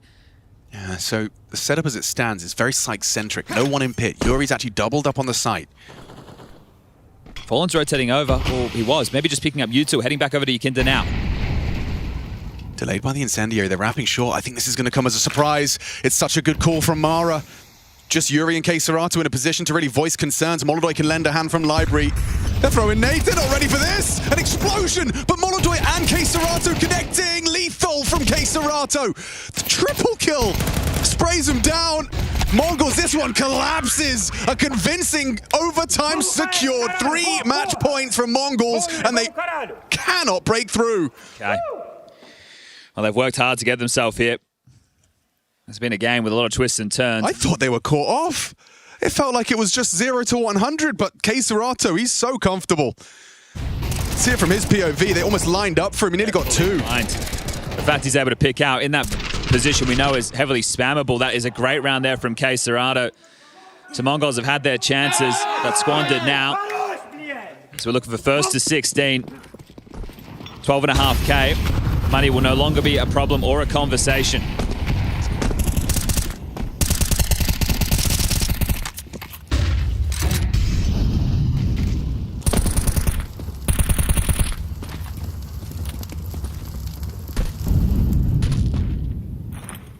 So baller and holes control has been taken, leaving Banana to that second wave. MongolZ on the wall.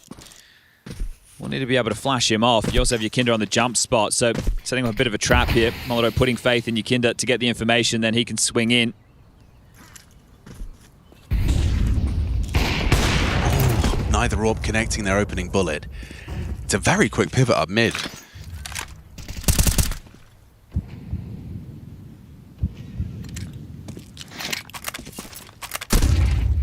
Yakinda's cheating over. MongolZ has full Banana control. There'll be 4 on A to defend this again. Cobrazera, his entries have been pretty consistent. Starting his charge, blocked by Moto. What's this? Push from Yakinda. Comes on in, comes alive. Triple kill, backstab, peeks, overextends into the AWP, but is the damage done? Is there a way back in for Mzinho? And 9-10, the angle good, and the headshot provided. KScerato again on A, good for 1. All right, 9-10. You don't have the time this time for a crazy 1v3. Not at all. You got 15 seconds. MongolZ is heading back towards B, so if you could quickly find Yuri and then KScerato, maybe you could get that bomb down. There's one. Needs it. Oh, has his crosshair towards the general vicinity of Yuri. Not going to be able to find it. Different universe, perhaps. That's an instant headshot. God, they are putting FURIA through their paces every single one of these rounds, some more convincing than others. But that one's going to feel good for FURIA. So that's, what, 4 consecutive rounds from FURIA if you include regulation? Wonder now if we get MongolZ actually trying to vie for this Banana control against Yakinda and Fallen. They've been giving it over to them in the last couple, just letting them have it. They've also been getting spammed through the smokes at the bottom. It might want to try and give them some early jewels, and, well, no, not to be the case. Just the same car molly, exchange of flames, deep Banana smoke, and MongolZ here again. Just top middle. Nobody spams, nobody gives up the fact that they are creeping up mid. KScerato on the jiggle.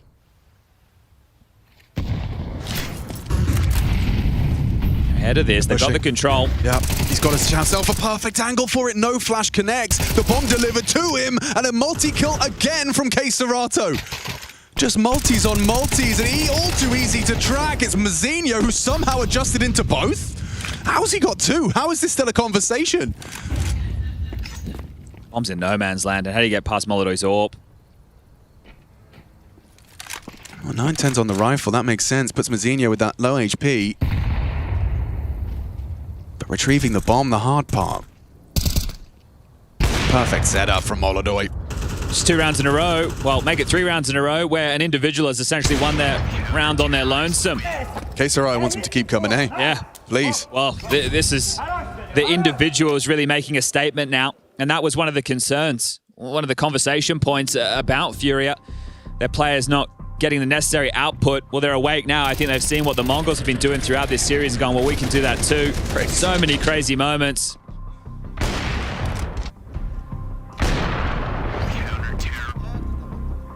All right, so Mara has taken his bonus timeout and a bit of an emergency meeting. You don't want to be going into the swap of sides with 0 T rounds. That's for sure, considering the lion's share of the work was done by these T sides. So they need to get activated here and now.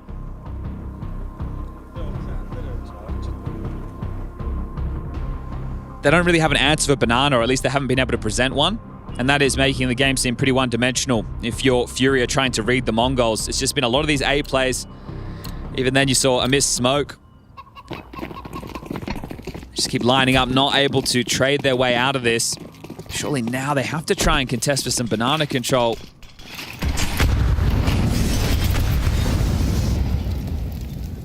MongolZ hopes they do. Blitz has had a rough game. Eats a nade, 30 HP before he even gets going. Tucked on logs. And Yakinda will finish the job! Oh, he's dead. Techno's a dead man, tucked on the corner, trying to blend him a hand. Yakinda's gonna find him. Forced forward by the flame. 9-10 at least one. Hoping for MongolZ to overextend, but he is gonna stick on the line. He's hoping for CobraZera just to waltz on in, trying to be baited in by the half-wall jump spot, and it works! FURIA, what a CT side resuscitation! Right now, Mzinho, he might get a 1v1 against Yuri. He will have known that yeah, he heard it. flash was just thrown, so if he can get this fight, 9-10 can head back. Spots him. And he takes him down out of the round. They're so segregated, though. 9-10 scavenging with the bomb on his back. Fallen anticipates that. Oh. 9-10's got to go safe route. He might see him in the window room. It depends on where Fallen hangs around.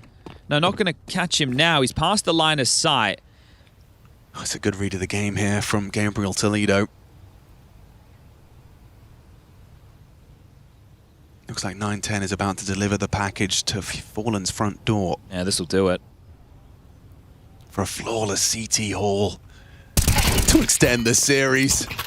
To make Nuke look like almost a certainty. And no chance from Mzinho now. What's he meant to do? Jump up. He's going to run through this smoke. You've only got 12 seconds to do so, son. And this one is over. 15-12. We're going to swap sides. And I think God smiling down quite fondly on Fallen today. That 1v5. It shouldn't have been this hard, with all things considered. The type of rounds that we've also seen FURIA fumble.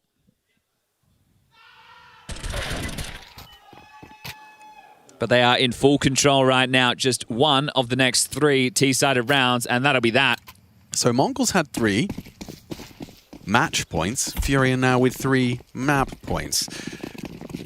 Will they make better use of them than the Mongols did? 9-10 was such a suffocating force in the first up on the orb. Not sure if he can keep that up into the second. Time of asking.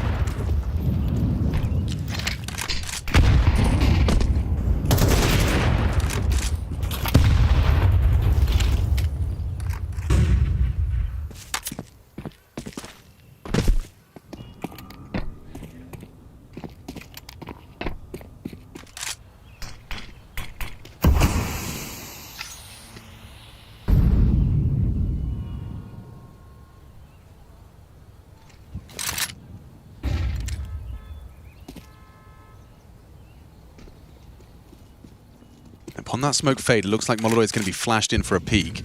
9-10 ready to receive, half-wall AWP. Oh, it looks good for it. Just off the gap.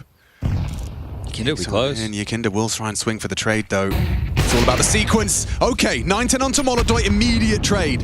They want blitz. They are running at him, and immediately the cavalry starts to canter over, but it's all too little too late. The side is theirs. Just about across, but Techno catches him. 3-on-3, all to play for MongolZ. A retake you have to go for.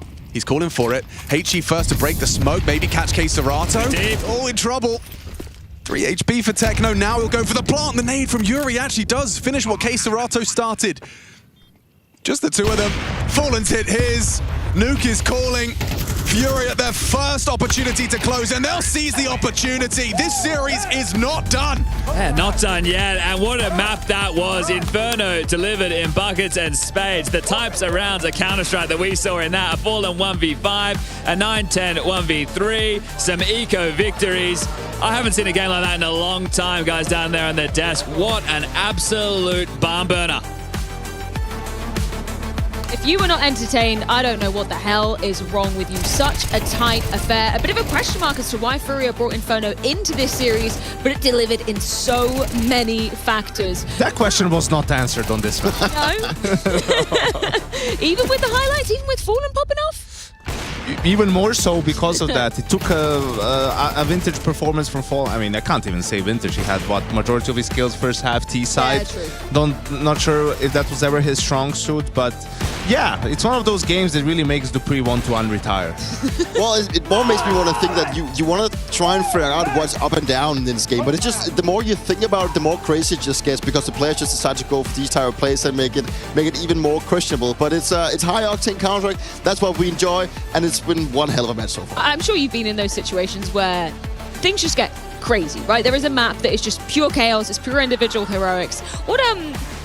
What makes you unleash as a player in those moments? Is it seeing other people doing it and it's like, okay, it's kind of my time to style on them? That's one part. The other part is also that you get to a point where you need to throw the game plan or the preparation out the window and just go for the intuition plays. And the more crazy the game becomes, the more plans you've actually already been addressing and pulling out. Like, people know how each other plays, so the more crazy you can get, sometimes will catch them off guard. And I think that sometimes it's what obviously is very necessary. But this game around was more about the individuals making sometimes questionable decisions to try and make it work to catch them off guard, and unfortunately it actually did seem to be very interesting. Would Blade ever let you throw the game plan out the window and play like that? If it works, yes. If it doesn't, it's going to be a very, very long talk after the game. Let's go back to that first half, though. I think it's only right if we run round 8 and give Fallen his flowers, or I guess, I mean, I don't know how he pulled this off. This was insane. It's so hilarious because I remember Fallen, pre-COVID in one of his YouTube videos talking about when you're XV1, never smoke him off, right? Because you're giving a guy an opportunity to just do something through the smoke, right? And you can see FURIA in this round, gonna get the bomb down, they're still in a 4v5, nice little easy retake, but the smoke comes in for Banana. Granted, 2 players are alive, but you see what it does. Like, it just provides cover for Fallen, right? Like, he can just spam through the smoke, a bit fortunate there to connect on some of those early bursts, then also with the Tech 9, and all of a sudden, a 1v5 victory when they were struggling to win rounds whatsoever. He comes with a massive one in that moment. To be fair, it's like the smoke was put down before he was actually 1v5, obviously. But sure, it also depends on the situation. But this specific location is very dangerous when it's like a default plan, the bomb is down. And in theory, if just one or maybe 2 of the FURIA, the MongolZ would just have rushed through the smoke while they're diffusing it, he probably wouldn't have gotten around. But it's, when things comes down to the wire, it can get a little bit tricky. It seems pretty nuts that one of the MongolZ players wouldn't just stick it, and then you'd have, the other 3 try and go and get Fallen? No? Was that the biggest mistake from them, in your opinion? I mean, it is very easy to say post. Yeah. Post round. As a MongolZ player, the first instinct is just stick to the fuse, and the other just spam the smoke, but once they've lost, of course, I should have pushed the smoke. Yeah, no, hindsight's always 20/20. How tilted would you be if you were the MongolZ, having experienced that? I mean, first half, probably not that much. I mean, fine, whatever. But then 4 of them died, and they have 1 gun to spare. If for some reason they just lost a round and 3 of them survived, that's fine. You go into the round, you lost, but at least you have 3 guns. They lost and they have 1 gun saved. That's a tilter. That's very heartbreaking, let's be honest. I'm just getting some information from production that G2 have indeed advanced to playoffs over on the B stream. The first team to be making it to playoffs, so some very exciting stuff if you're a G2 fan at home as well. Back to the action at hand though, in terms of this being such a back and forth, brawly affair, what were the MongolZ throwing at FURIA to make this a little bit more complicated as well? I mean, I think 910 was having a great game on the CT side, right? With the AWP, he was just very disruptive, always a thorn in FURIA's side, and you always have to take calculated risk sort of and guess a little bit where he's going to be, what he's going to play. You can't spend all of your utility on A just trying to deal with him, right? But they just either didn't have the correct reads or just it didn't matter because he was on a tear. And the main reason why MongolZ were able to win all those gun rounds early on after being 3-0 down in the first half. Did it also feel like MongolZ had a little bit of a hard time cracking down Banana and how they wanted to approach that? It seemed like they were either just getting bombarded with utility or had a hard time figuring out how to deal with Yakina being extremely aggressive and also having MongolZ from time to time be present in that area. And they did go back to the A bomb side a lot. We'll try to do with some of the A splits which worked out for them. They even had a round where FURIA with 20 seconds left had all 4 players stacked in the bomb side, but would regardless still lose the situation. So they probably had an idea that the A bomb side was the one to hit this game. What do you think the MongolZ let slip the most then when we get to the later stages of that second half and FURIA are managing to get string of rounds together themselves? That is a good question. Wait, the second half, who was T-side? MongolZ. Yes. Yes, MongolZ. Okay. I thought that they needed some extra banana pressure to kind of keep the defense more so balanced and not letting FURIA have the advantages on either side. And that's what I missed from MongolZ. But also, Inferno is not a strong suit for MongolZ. And they still need a lot of work on those maps where you need a lot of map control, where you cannot take the individual fights or get the advantage easily. So that's a point for them to work about. Obviously, things got incredibly close towards the tail end. Before the last round of regulation, we saw Mara call in a timeout. What would you have been saying to the guys, Janko, if you were standing behind the Mongols? Well, I think he just gave them a call himself. At that point, it's not about motivating or anything. It's the last round of regulation. You know you'll get an extra timeout in overtime. What would you have said? Where would you have said you should be putting the pressure? Well, I think... I don't know what they have in terms of, in their playbook at that point in time. But I think the call that they didn't make was fine. They were just a bit unfortunate with the apps pop that K-Serato gets the first guy blind and how it pans out. When it gets shut down immediately, I think that's where you obviously run into a lot of trouble, right? But when your opponents are coming back and stringing rounds together, a little bit of misdirection and then a quick pop, I think, is where you can find some success to at least get the bomb down, because they were good at clutching. 9-10 won that crazy 1v3 as well earlier in the game. I really think the call was nice, specifically for the detail that they smoked like a half wall on banana. They really wanted to try and limit the information that FURIA was able to get on banana, because if FURIA would just get the information too early on, they would make the rotation of having one guy just staying and then having 4 guys on the A-bomb side. That wasn't really the case. As you mentioned, it was a bit unfortunate they didn't get the first kill once they went out of apartments, but I think the call was great. It was something different from what they had already done, so to try and kind of catch them off guard, but ultimately it didn't work out. Obviously, we are on the precipice of that third and final deciding map, who sees, unfortunately, who is eliminated here in Krakow jail. In your opinion, which would be the bigger disappointment in kind of the context of Counter-Strike at the moment? Not seeing FURIA progress or not seeing MongolZ go a step further? I mean, the answer is pretty easy. FURIA, of course, because with the year that they had previous year, you would want to replicate the same exact success that they've had this year. MongolZ, they still have a lot to work on. They have a new player. I mean, practice is good for them. I mean, of course, you can practice in officials too, but yeah, I'd like to see FURIA progress.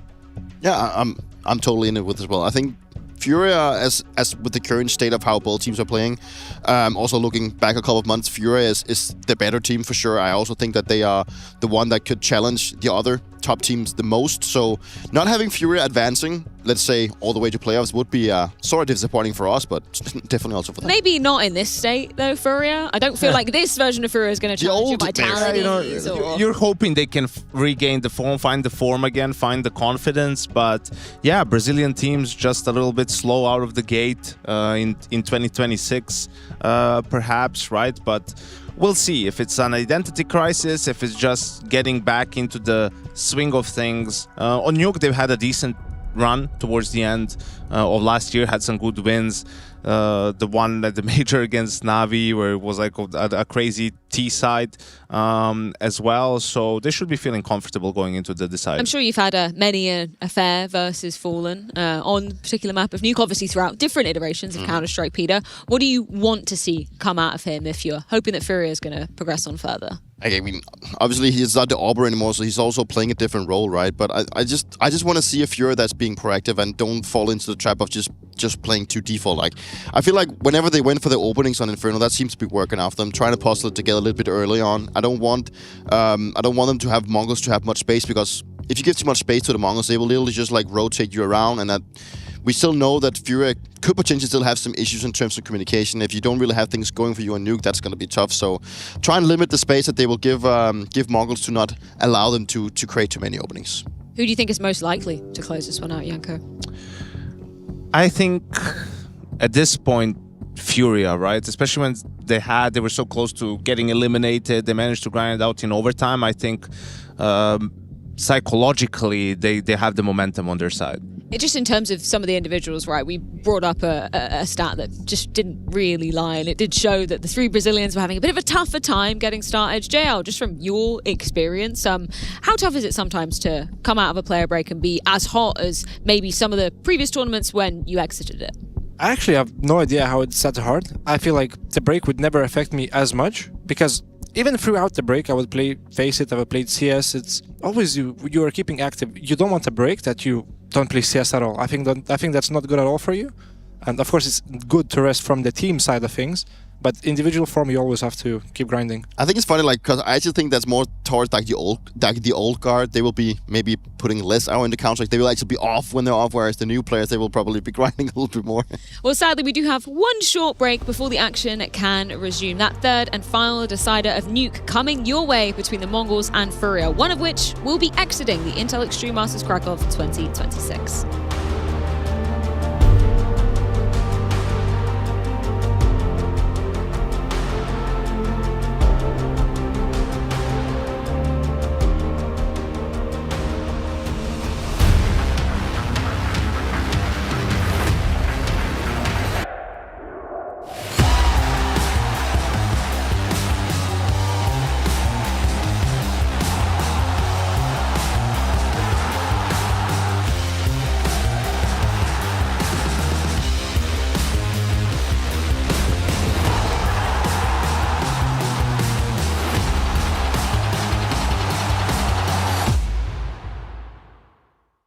It starts with a dream, with a team you barely know, in an amateur official that feels like the grand final, where practice becomes progress, and every loss feels like a lesson.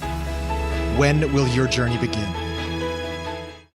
G2 Esports is the very first team from IEM Krakow to make it into the arena. Heavy God, let's go. What does it mean to you? I mean, it was a bit stressful match, but we are excited and we like the arenas, we like to play it, and I'm happy we are back at it again. Well, I was saying it to Malbs before the match, and he said don't say it because it might jinx this match, but little Blast London feelings? Maybe? Is it a similar kind of vibe you have with the momentum? Because you've now won 4 matches in a row. I mean, we don't really look at what was in the past. We just focus on each game every time and each round, and we're learning from every game and from every mistake. And yeah, we're working hard for this moment, like to qualify and to be better as a team, and also be united as a group. Okay. Can you tell me a little bit about being united as a group in the face of what was a very difficult match, right? You dropped that first map. Tell me a little bit about what didn't go as well and what you overcame as a group. I mean, first map, I think they were better individually, 100%. I think they also made some good calls. We didn't play our A game on the first map, and it was tough for us. I also didn't shoot the mouse at all, so it's tough, you know, when people are individually better. But like, we played good as a team. Like, the rounds were good, but we just said like, yeah, fuck it, and individually we were like, let's play good as a team and let's follow our protocols, let's follow our calls, and like trust ourselves. And we just like kind of, you know, united as a one unit, yeah, and that's what made us to win this game. Tell me a little bit about the animosity. They love to scream, right? They are a very young, hyped up team, but you seem to have enough of it after. What did you yell to them? Yeah, I mean, I like people yelling. I also have it in myself, like a little bit of the animal mentality, I call it. It's good they scream, they're young, I know them all from faces and everything. They're good players, all of them, and respect to them. And I don't care who's yelling, everyone can yell at me, I can also yell back. And I always say to my team, like, they just focus, I can also yell, so don't worry, I'm also here. And I'll try to support us mentally more, even when it's a bit tougher, and I will scream back. Okay. And finally, you're heading into the big arena with great momentum. How much are you just looking forward to with the crew right now? Yeah, playing in front of those thousands of viewers. I mean, I'm really excited. I don't know. I don't have any words. I mean, I'm really excited, and I'm really happy we made it. And it's an honor to play here in Poland, in Krakow, in front of a lot of people. I know Polish community are insane community. I also get a lot of messages from them, and they're really insane and good people, and I really like them, and I appreciate all the support they are giving me, and I cannot wait to see you all in the arena, guys. Lovely. Thank you so much. Congratulations. Back to you.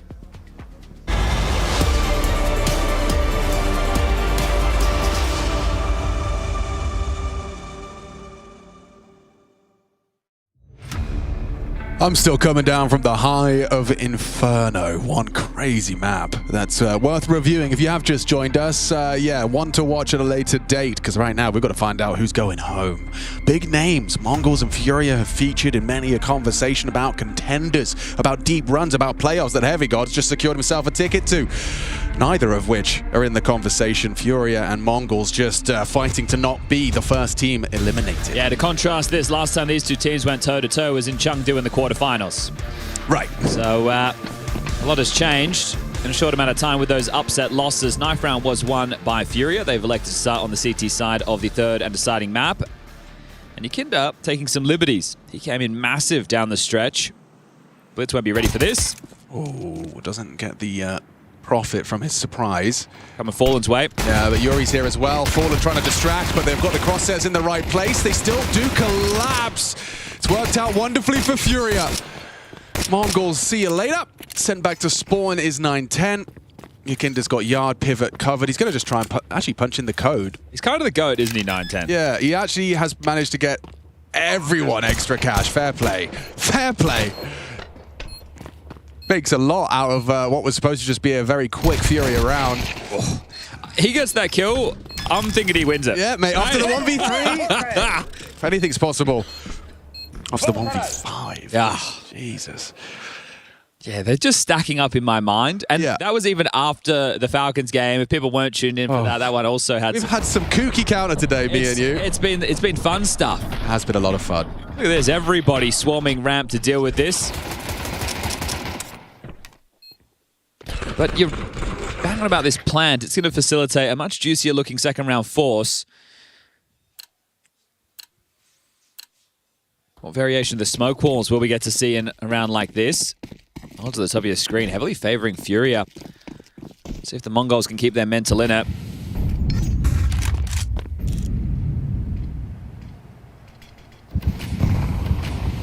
There's a gap on the first smoke, I believe. Yeah, it was misthrown. So it's able to get past and down secret, noisy about it. There is already a rotation. Caserado down hip. So the MongolZ congregating in lobby. Now we are seeing 5 unique maps out of the MongolZ in their 2 series played so far. And the reason that's important is 2026 is them starting off the season with CobraZero in place of controllers. It was in place of Senzu. And CobraZero has looked more than serviceable. Another block smoke out towards door and almost out of nades. Look at the disparity between the two teams. That's what Caserado was hoping for, and says nothing else is here. High alert for the topside defense of Yakinda and Yuri. Amas tickles the toes. Profits on the second burst, but now Yakinda needs to track that clean. Does so. Force bite with nothing to report. Nothing positive anyway. Yeah, they had a lot to lose in this one, right? With the Molotov AWP coming into the play. Not something you always see in the second round, but the fact that they're able to keep all 5 alive and stunt any of the progressions of the MongolZ, we're talking 2 rounds of play with just 1 kill. So now it'll be the eco, and I'm sure... Oh, I'm not sure. I'm not sure anymore. No. After the maps we've seen... I'm not sure anymore, guys. Anything is possible. No, actually, I am sure. Oh, yeah? There's a reason these things are... I want to say beliefs. They're not beliefs. They're just facts. Truths. Right, so... Ecos are supposed to be easy for the people with armor and guns. There you go. Mzinho's gone Kevlar. Everyone else has gone pistol upgrade. So... always an idea. The Kevlar's cheaper than a Deagle. But you can't shoot with Kevlar. You could throw it at them. Weigh them down. Is the game plan really going to be try and bully the big man? Oh, actually in trouble. Gonna have to get out. So concedes the space. He's done very well to not give up a kill. Oh, Yakinda takes 2 of them. And turns his tail that costs him his life. Fury, good trade, and no issues here. Cobra's still on silo. No, he's not. I was going to say, he wins that fight. That could have been the AWP stuck in warehouse because everyone else is towards ramp, so... But they are, I mean, it seems clear that the FURIA camp have just talked about, like, let's not play with too much respect. Well, what did we hear from Sid on the way into Inferno? He wanted all that jazz. Yes, right. And actually, we did get some theatrics, so they are listening to the coach. No doubt about that. First rifle round. And again, will they really just try and bully Fallen on ramp if nothing else works? I don't think that's going to be enough to get you across the line. He's chosen a great round to start Secret, hasn't he? Yeah, he has. So denial of information.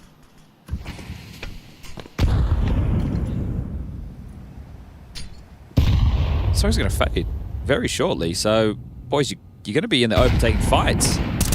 Yeah, they're in the open for Yakinda to collect, and now you're all so distracted and so worried that you're just going to run into Serato. Hello. Free frag. Thank you very much, says Serato. Fallen ready for the fight, and actually even the FAMAS as well, but there should be it. You know, info on both of them. You know, Mazinev's behind red. And Serato, ooh, he actually got him before burning. All right, give us a Cobra Zero 1v3. Okay.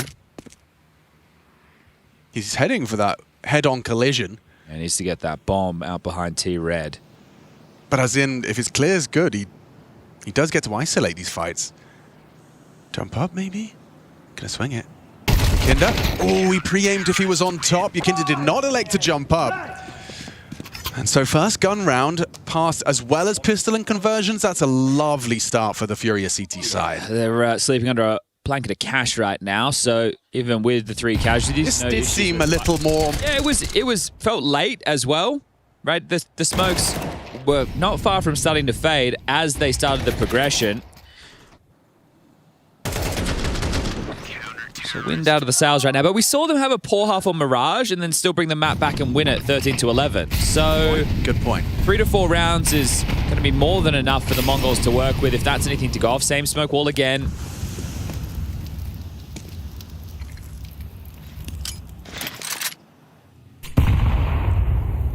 Early on the smoke break, and that's going to be their Another cue. one. Yeah, how exposed are they? Oh, very much so, but the AWP by the scope still makes up for it. Finds that trade onto Mazinho. The spray not quite connecting from Serato. Is he dipping vents? That's what CobraZero is hoping to punish. Oh, he's ready for you. Perfect adjustment into Techno. Still goes down to the Deeg of Cobra. One bullet needs a reload. They know the AWP's still in play. Going heaven or hell seems risky against the AWP. Yeah, MongolZ dips back up. Oh, just under the sight line. CobraZero will be very close to this. Fallen might catch him on the timing. No, not even looking. Okay. You know that's 2 different players because the M4 was stolen from Serato. Oh, the timing. Peripheral vision saves him. Wow, okay. Oh, 9-10 in another clutch. Is he going to get another plant? No, look at Yuri. Okay. Not Yuri, excuse me. Who is it? Fallen's down here. Not looking the right way. No, not at all. So he might get another plant. Yep, looks like he's making a case. Another 9-10 1v3. They'll be quick on this, though. They know he has to punch in the code. They should be able to take space quite quickly. MongolZ down ramp, Yuri down vent. Okay. Finds a bit of cover. Gets swung on, and yeah, Yuri's good for it. It's frustrating for 9-10. Probably starting to feel that he could pull that one across the line, but FURIA prevail. Okay. 5-0, spotless start. Most casualties in a round is this one and the previous. Otherwise, it's been relatively spotless. Crazy timing. Just returns its gaze in time. When you're doing this as falling, you're like, well, I'm committed to this. If I die, I die. They know where he is. But 9-10, thinking he had a chance in that, and I would believe it with the shots he's been hitting. He's going to bring out the AWP now on the T side. Is there going to be a Mara tactical timeout, or is he happy to keep them, let them keep flowing with the game plan? I can see Spirit and Na'Vi have taken to their seats. That's coming up next.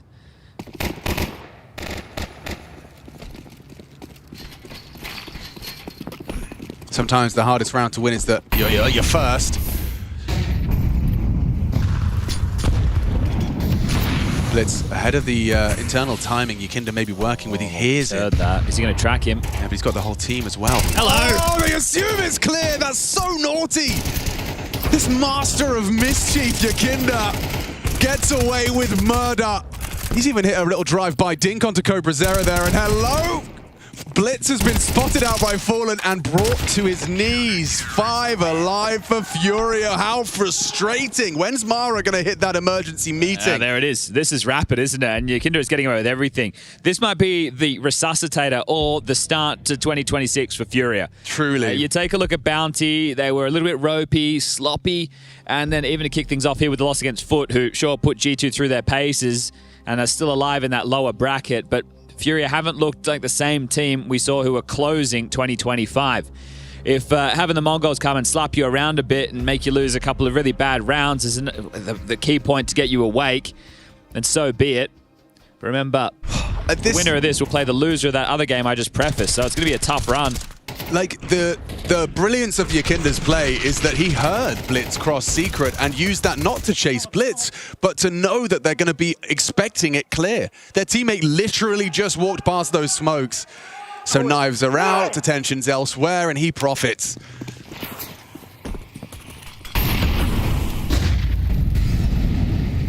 Yeah, getting absolutely dominated now. Okay, I like this aggressive parting from Blitz.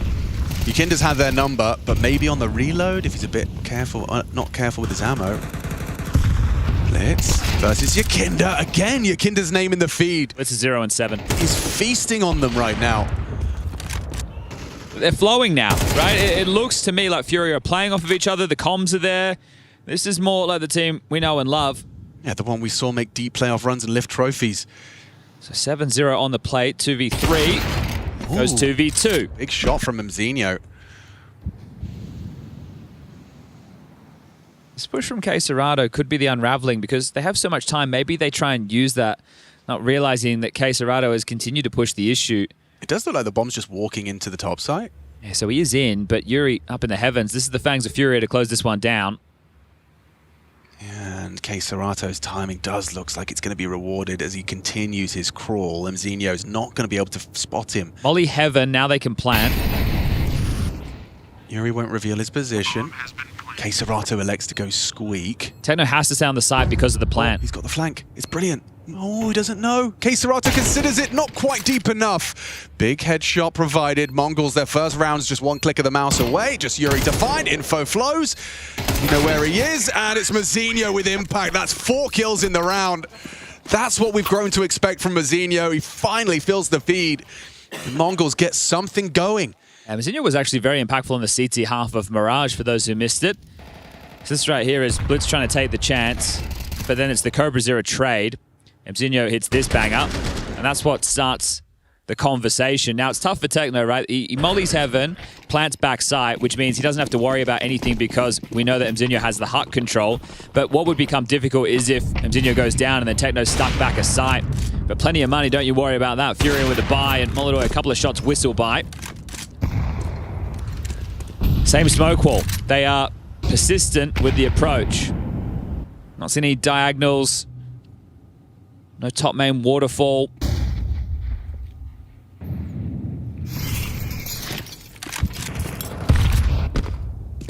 And Yakinda's already down here.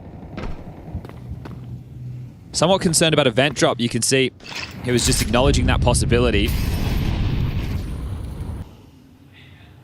And Fallen's just spammed out Mzinho into radio. Oh, and it gets worse for them. Blitz was just preparing to peek. Techno accelerates, knows he's got to make a play, got to do something to try and claw back the numbers. Fallen got dinged for 20 damage. Oh, not bad. Jumps into him and beats out the Jewel. Yakinda's got him dead to rights if he does try and advance on his own. Just a pixel spotted. Techno does try and draw attention to B as they try and slip into Yuri's bomb site. Queserato and Yuri, you've got the two of them. Safe as houses, surely. You'd think so. Maybe not. Not with 9-10 hitting headies like that. Catches him with a nade out, spots out another. No trade immediate. Wow, Yuri. He makes it look so calm. So composed as he just sends them back to spawn with only that one round to boast. Molotow's watching this.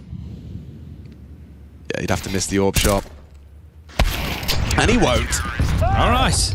Domination station, 7-1. After some CT lockout. Yeah, and Blitz still yet to get going. He didn't have a great showing on Inferno either, the in-game leader. It's one of these things that I will give to leaders when they have a new team, is that there's a bit more micromanaging that has to go on, but with the key positions that Blitz plays, it feels less forgivable. Right.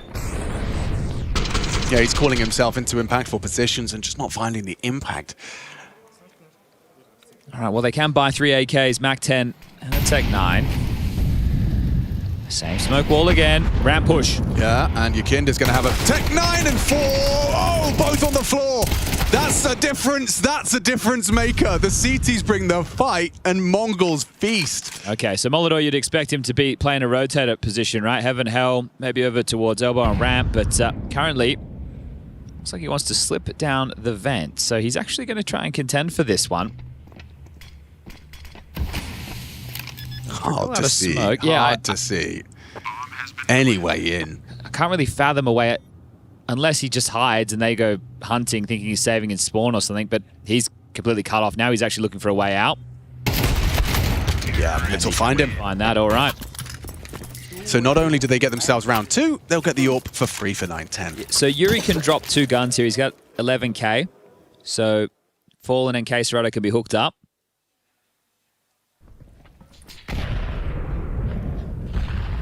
But they decided to change the tone of the rounds, right? This is FURIA saying, let's do a lobby crunch and punish. And they're the ones who are on the receiving end of that. So likely just to see them go back into their more standard procedure rounds, because they've been winning those out with ease. Sometimes you try and change the tone. 9-10 spotted on the silos.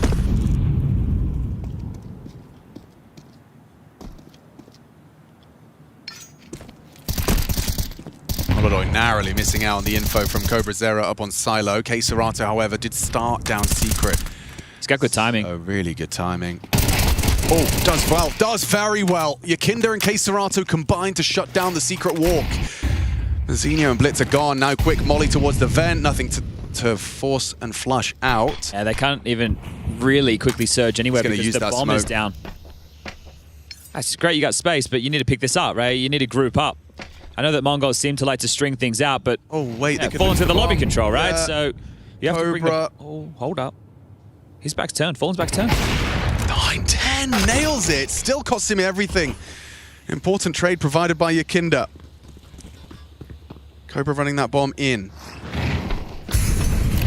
Gonna try and find this elevated angle on Hut. Yakinda burning through. Oh no, enough of a distraction. Cobra can't hack it. Yuri, once again, they come 8. He leaves with a multitude of kills. And an 8th round now for FURIA. There was a couple of ways in which that could have gone wrong. Not going to happen, and rather quickly. This is starting to look a little too dominant. Yeah, Mara agrees. Well, that's it, right? I said 3 or 4 rounds. Yeah. I think I'm being a little bit generous, but that's because this has been an odd series in patches. Now, the bomb going down again, lost bonus in play, they will be able to get out another gun round. But if they do salvage 4 and then they win the CT pistol, right, that caveat comes with winning the CT pistol or winning the force. And Mara, I haven't seen him have a reaction like that in some time. Yeah. It's a bit of a meltdown, but again, still 2 more before we get to the halftime break. They can salvage this.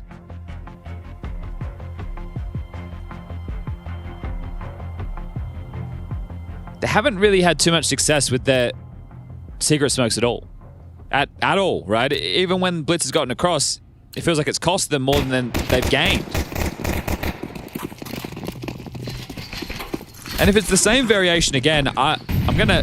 Well, it is the same variation. Yeah. I'm just questioning why not go for a different variation. Like, force Yakinda to be more passive. He feels like he has a bit of a runway. It actually changes the tunnel of the fight. He spots Blitz on the front side. And he's happy to take the duel. Wins the engagement. Yeah, Blitz's aim looking rough today.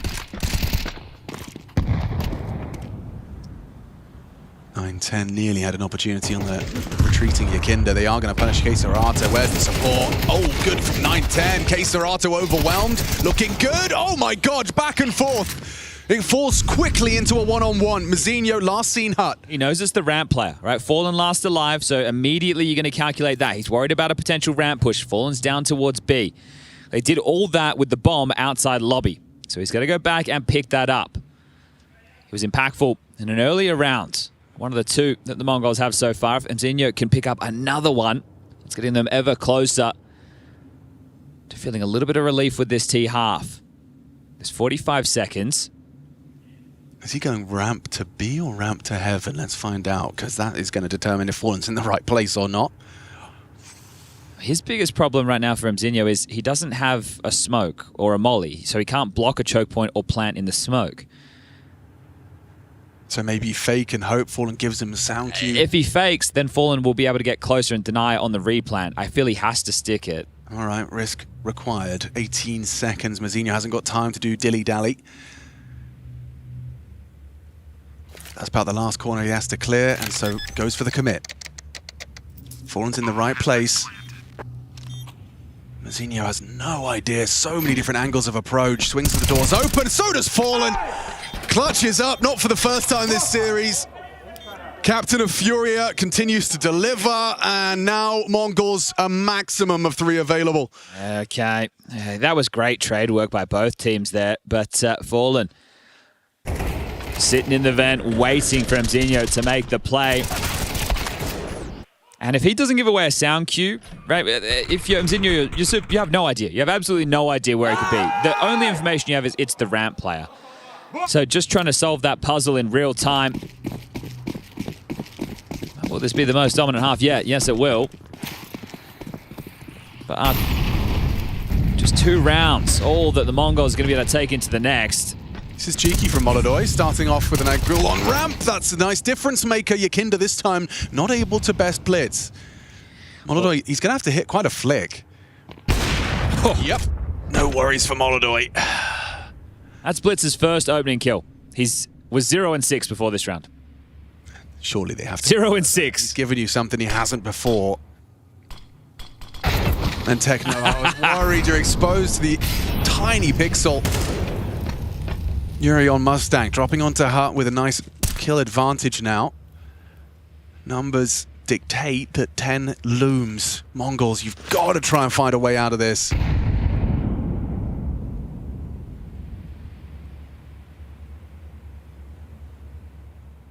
Molly's going to force Queserato. He'll swing on out. Gets away with his life. Punished. What a privilege. And a chunky nade to return the favor. Perfect position from Yuri. Trade by 9-10's important to just keep the dialogue afloat. Looking good for Queserato. One more bullet will do it. Finds the head. And Blitz, you got the open up. What about your first clutch?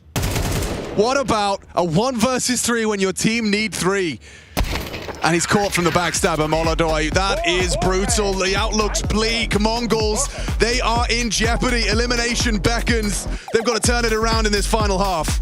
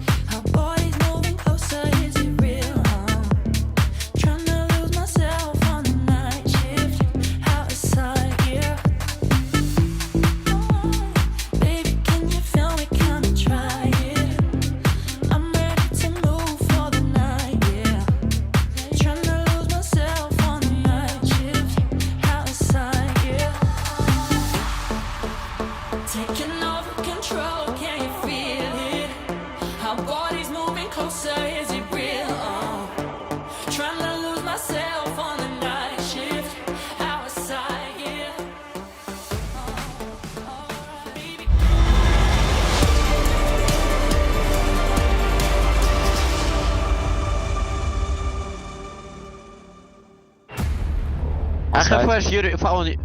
I'm smoking vents. Guys, I have flash. T-lob, T-lob one. And one door. Door dead.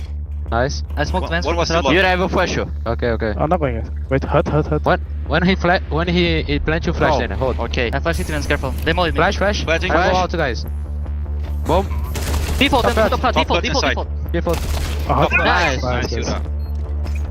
Well played, guys. The most convincing half we've seen in this series, and it is for elimination. MongolZ are on the brink. So close to closing in 2-3 opportunities on Inferno to take this and eliminate FURIA. Now on the third, they're in a deep pit. A pit of despair. It's going to have to be one perfect CT side, and has to be starting on this pistol. And this is going to be a top play. Door's going to get blown open. Likely to see fallen smoke off main. He's a molly for top hut and flashes. Techno's in the vents, going to peek on out, draws attention to himself. They have support from Heaven as well. Never mind. Bodies are dropping. Kayserato and Yakinda have already broken through. They kick down the door.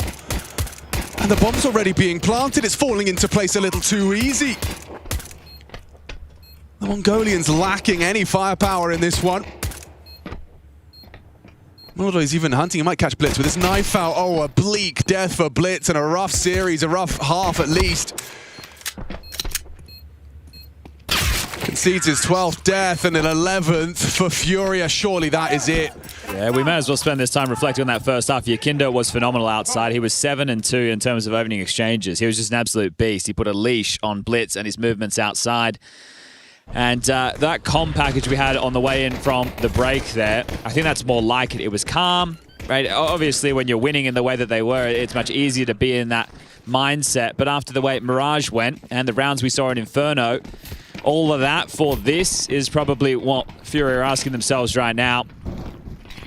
But if this series is what it takes to get that form back that we are accustomed to in the late stages of 2025, then I'm all here for it, because their battles through the lower bracket will be tough.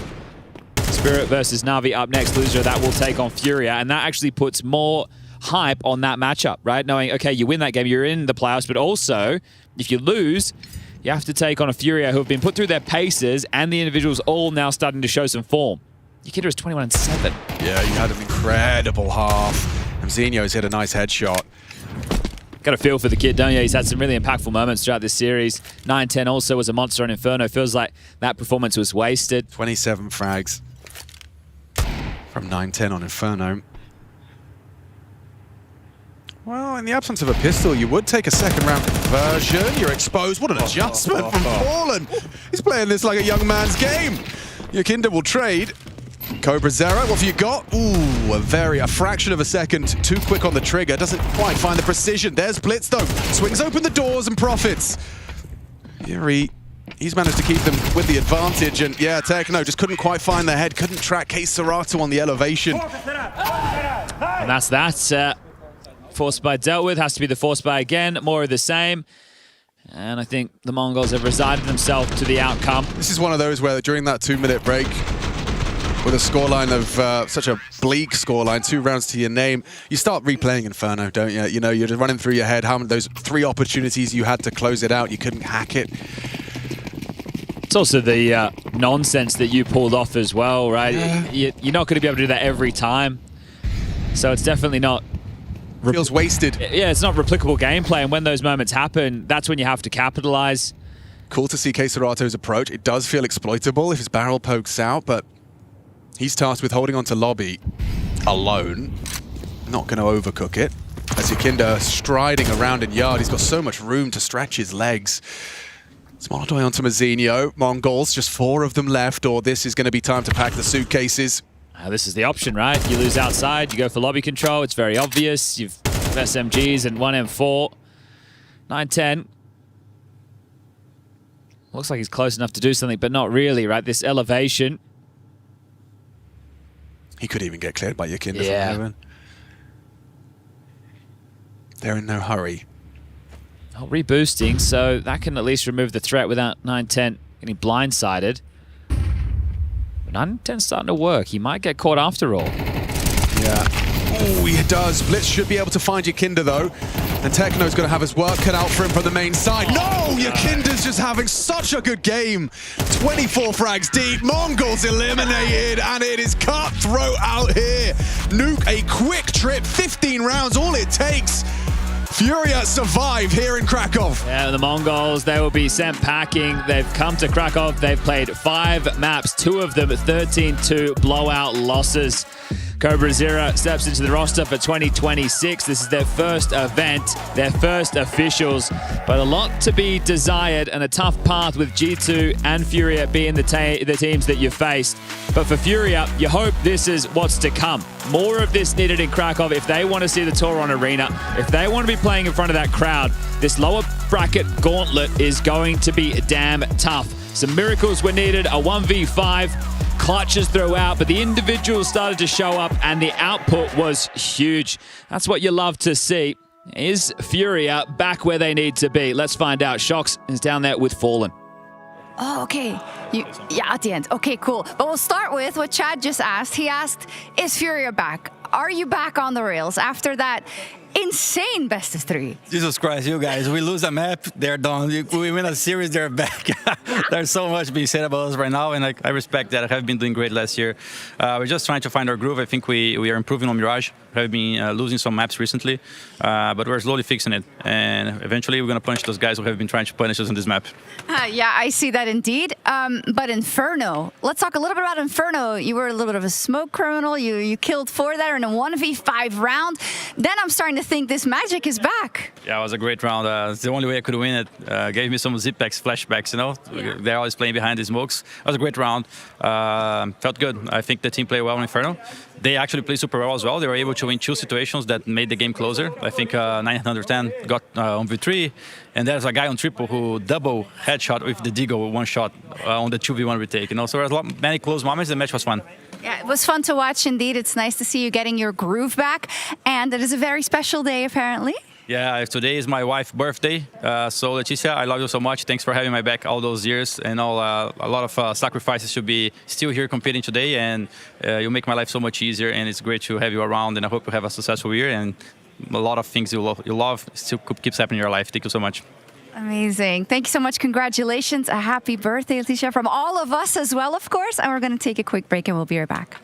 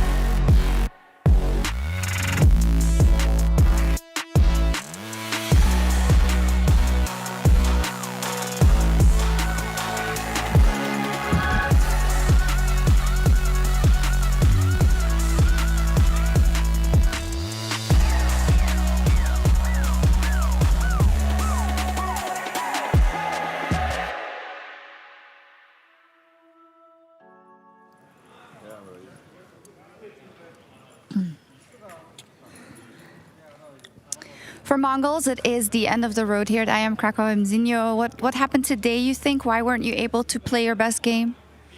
I think we were played very good at first 2 maps, and it was like 12-9, and it was like slipped out of hands. Like we lost some like anti-ecos, and one round at 12-9, that was the round caused us the loss. Like they were 3 on A, and we didn't catch one of them. So yeah.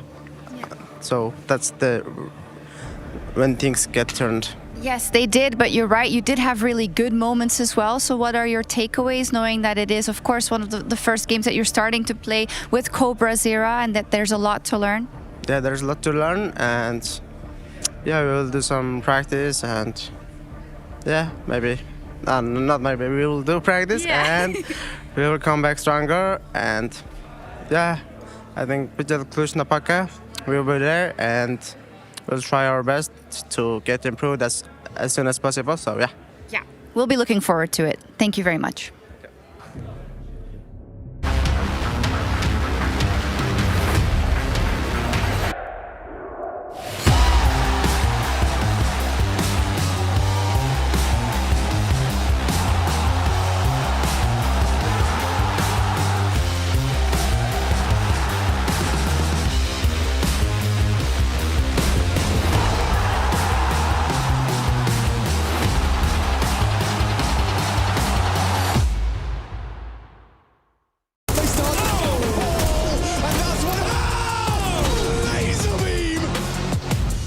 No chance, all donk.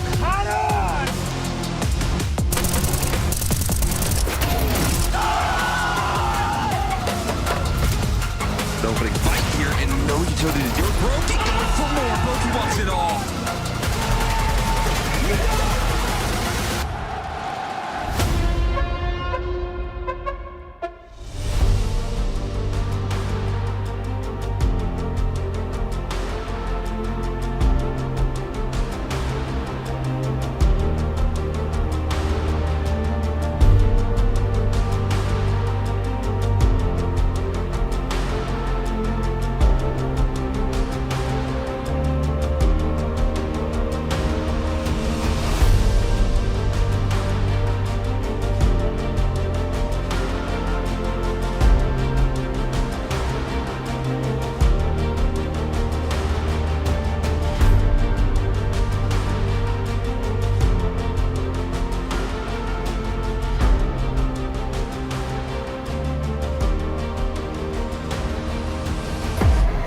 The Intel Extreme Masters Krakow 2026, brought to you by ESL in partnership with Intel, Acer Predator, DHL, Zowie, Chex, and the City of Krakow.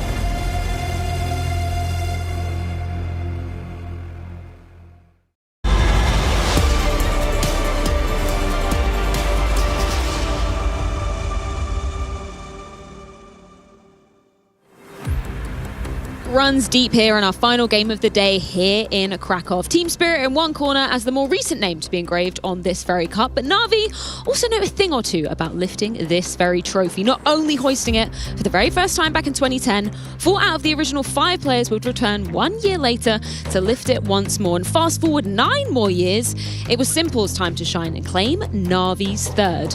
For Team Spirit though, 2024, that was truly their breakout year as Donk burst onto our screens and steamrolled FaZe in what was an epic grand final. Now, they're both going head-to-head to see who will be heading to the playoffs in 2026.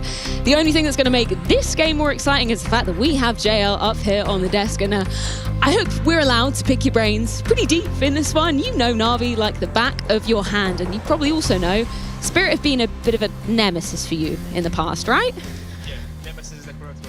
I thought you were going to say rivalry, but it wasn't much of a rivalry. Just beat us every time, almost every time. I really want to touch on LXCB. Apart from we talked about having some of the best hair in the industry. But how is he to work as a leader? You know, he's a guy that I've played against a lot, but I've never got to work with him. But I guess I have an idea how he is. But could you shed some light on how does he work and how is he as a person, as a leader, like all these kind of things? First of all, I would say he puts the actual meaning of leader into in-game leader, because he's a role model inside the game and outside the game too. It was always a pleasure to work with him, and he would never, whenever he made a bad play, he would never be like, "Oh, JL, you shouldn't do that ever." He'd be like, "You can do this instead. That might work better."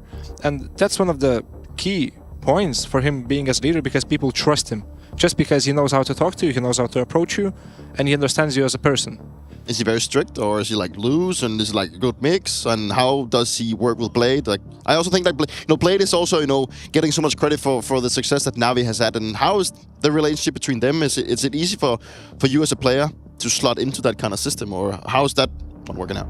I mean, when you have Blade and LXCB, two of very heavy minds in CS, I feel like it's a little bit harder to slot in, because when you have 2 minds working, I mean, if you slot in, there's too many chefs in the kitchen.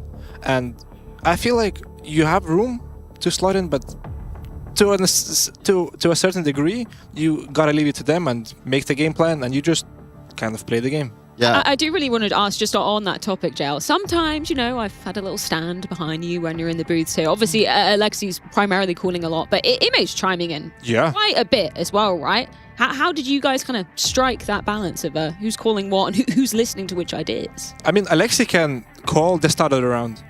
That's normal for an in-game leader, but then the second voice comes in the name of Ime, and because he's always in the middle of the game, like in the middle of the pack, he can hear the rotation, he hears the comms, and it's much easier for him to call around because he's gonna be acting on the round. It's not Alexi B in the roles of, I'm gonna change the game now, it's Ime.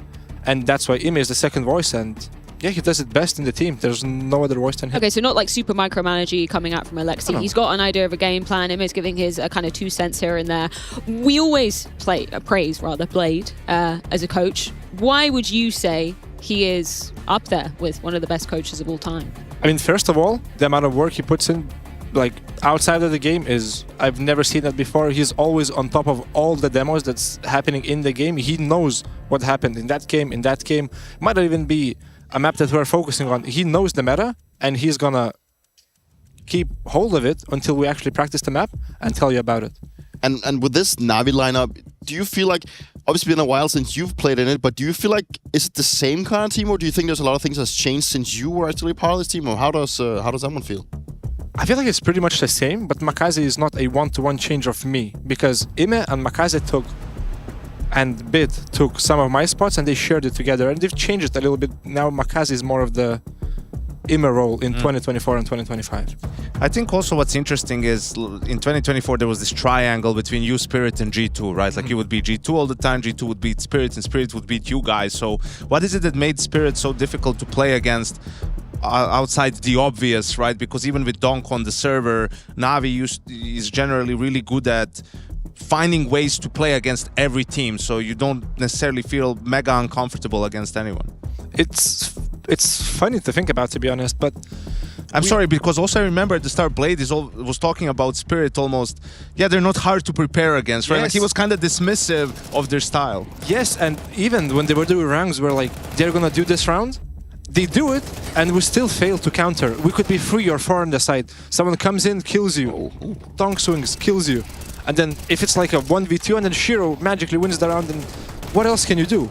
If you cannot kill them, no matter how well you prepare, you're not going to win the game. How was it to you actually to get picked up by Navi? Because you got picked up right after the Paris major, if I'm not like... Yeah, I was very surprised. Yeah, exactly. That's what I mean. Like, how did that feel to actually... Because as a player, you know, I've always been kind of, in some sense, looking up to Navi. You know, it's a really big brand. It's one that's been around for a long time. So how did that feel to come into the likes of that one?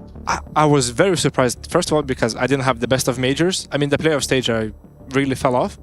But I got an interview with Blade first. That's the first guy I spoke to Navi. It was Blade.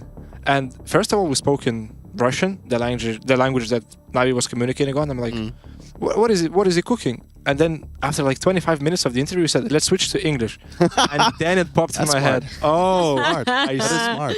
The penny dropped. Tell me, in these final few moments when you're preparing to get into a game, what typically were you doing in Navi? We always see these notes, papers flying around. What's the regime? Just going over the stuff that we spoke about before the game. Like, we found out about the matchup like a day prior. So in the evening you would prepare, in the morning you would prepare, and these last 10-15 minutes before the game we would just go over, let's focus on this, let's not do this, and it's just a quick rundown of what we spoke about. So was there anything that you could throw Team Spirit's way? Because I was just looking at your head-to-head history versus Donk. You played him 14 times in your career. A couple of times it was on Spirit Academy as well.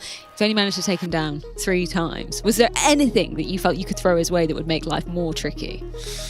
Don't peek him. Peek him with a flash. Double peek him. Triple peek him. I don't know. Just don't let him play and don't feed him ecos. That's what I've noticed. Teams feed him eco frags, and he really boosts his confidence off of that. This guy's smart. Never go to him to an ego. Never. That's exactly the gameplay we have when we play Dunk. It kind of goes from team to team. That's funny to hear, though. Mirage, Dust 2, Ancient. If we do so require it, any surprises here? No, actually, very obvious Vero. You really like Mirage, don't you? Yes, I do. The team does. Everyone does. Who hates Mirage? I do. Yeah. Is there any hope that Navi can maybe change the tune? Is this a different Team Spirit than we've seen of old in that kind of a... I think there's definitely hope. I mean, Spirit made significant changes, right? It didn't look...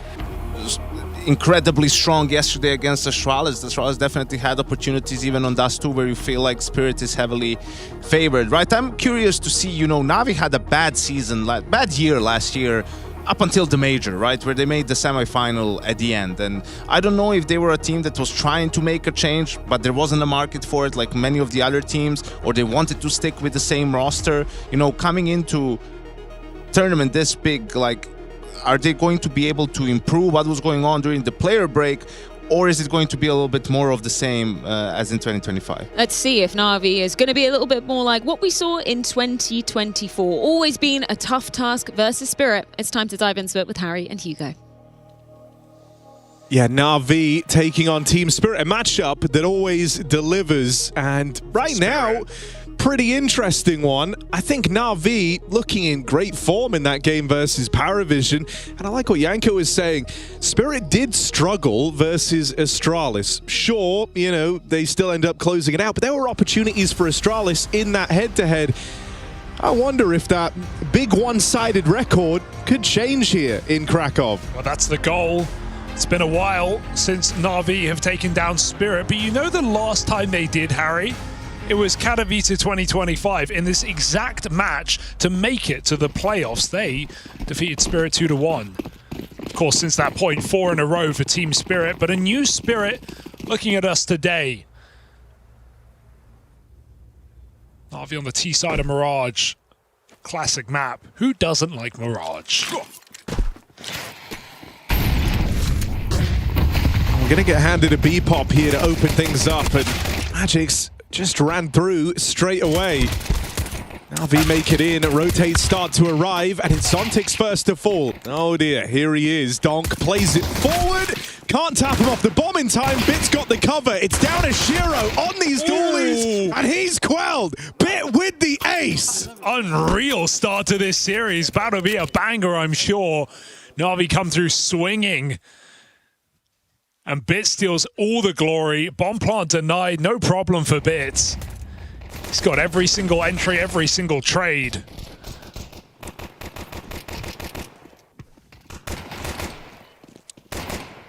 Bit in good form is a great sign for Na'Vi's chances today. Scraped into the top 20 last year. Na'Vi looking for a lot more in 26. They always love to wait for a major, does Blade. But they always deliver the major, as we've learned. The question is, can Na'Vi drag that momentum into a new year? Online didn't do them well, back on LAN in their third match of the season. And looking to make it to playoffs.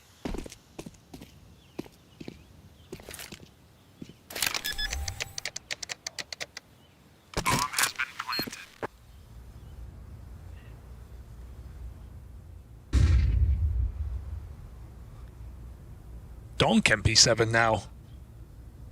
It's catching on. I don't like it. No? You want the Deagle? Yeah. It's fair.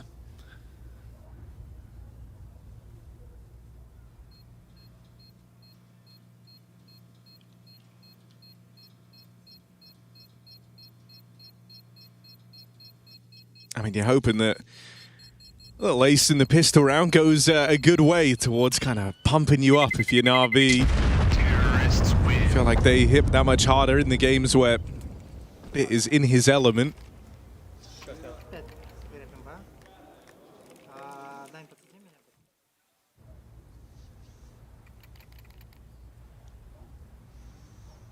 And even with that Dust 2 up next, you know, I think the winner of a Paravision from Na'Vi is impressive. They've made that a real home map for themselves.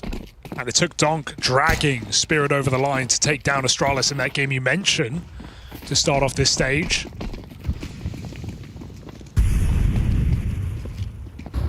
So knowing what Na'Vi are like with preparation, with Blade behind them, definitely does feel like a perfect storm. I feel like we're setting it up early. The potential for Na'Vi to break back on this streak. This streak, since Katowice 2024, is 10 matches for Spirit, 2 matches for Na'Vi. It's not a rivalry, Spirit kicked their ass.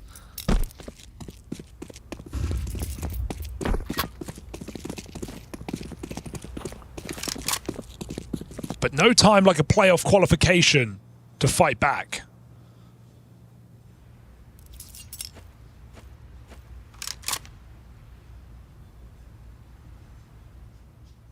Someone else I think I'm going to be keeping an eye on in this one as well is Shiro. Seen a couple of rough maps from him. Yeah, he struggled the other day against Astralis. Definitely wasn't the Shiro we expect, not in group stages.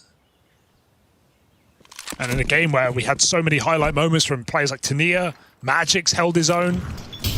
Definitely want the Orb of Spirit showing up in good form this evening. A lot of damage on the ramp. Shiro doing more, but he can't finish a kill. It's Donk with low players and an MP7 transferring for 2. Can't quite hit that third. They clear out Tania. Good check from Na'Vi. Full stack in this bomb site. Rid. And Magic's no Kevlar, just a P250. Should be assuredly for Na'Vi in this third.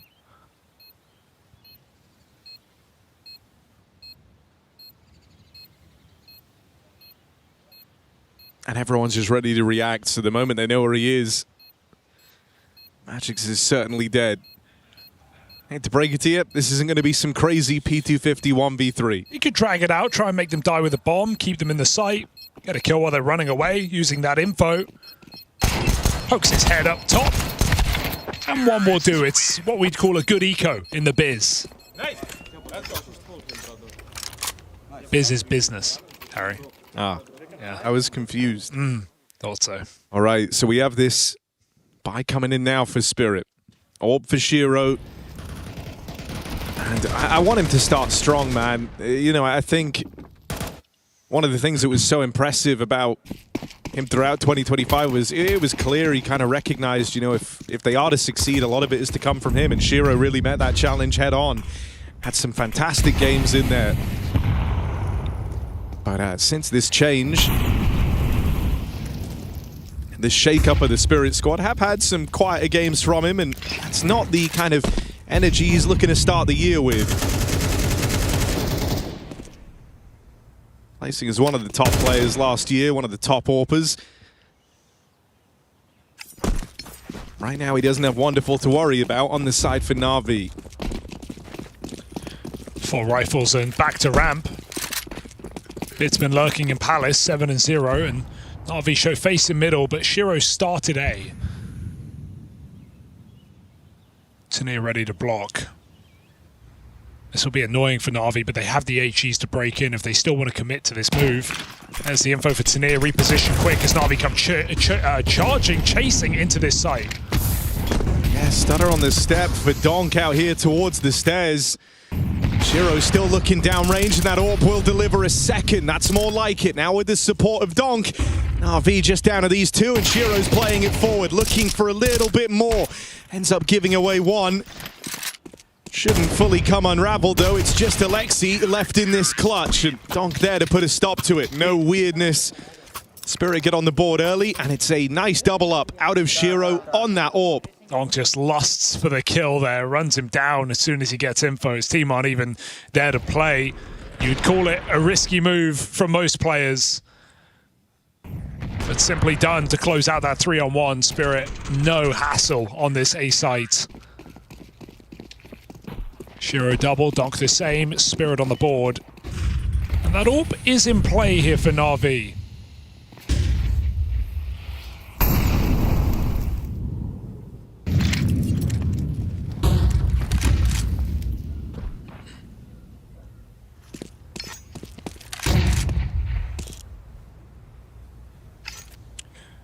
Always got to worry about Donk going underpass right, getting aggressive up middle. These mid takes are going to be a lot more careful for Na'Vi. Lots of flashes used to get Wonderful behind the boxes. Underpass is never a certainty against a Team Spirit CT side. So cross your T's and dot your I's.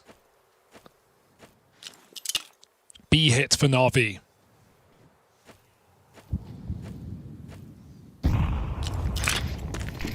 Magic's again going to be the one under the microscope. He's got support from Zontix out here on shore, and I say that He's gone straight away. Magic's hoping to buy some time for Donk to come and save him, but it's Ema playing entry in with the hat-trick. 3 kills deep on Ema as he's the tip of the spear. Flash through, they try to close in, and Bit is ripping off heads. For Shiro, it's a lonely task at the end of the round. Just going to try and get out with this AWP. He's good at that. Won't be a problem. Na'Vi are not coming for it. They're also not giving him a way back in. That's essentially a 4v4, a rifler's round. Both wonderful lost in mid and Shiro on the A side. As Na'Vi battle their way through the rifles of B. Nice triple for Ema. Trading Donk for 1. And you can't blame for Tanir to get flashed out and try and add chaos to that round. It was the only way Spirit were going to get back in. Shiro was too far. I mean, man, if you're a Na'Vi fan, you're liking the start right now out of Bit and Ema. Clinical. Either one of them in their own right, you know, capable of stepping up and taking control over games. The fact that you're getting fantastic mileage out of the two of them is a big threat for Team Spirit. Such a threat, in fact, that Hallie's going to call in this first pause early. Not liking the way that this game has opened up. I mean, with good reason. Money in an awkward spot for Spirit. They can cobble a buy together around this save, but you're running the risk of really losing control early on of Mirage.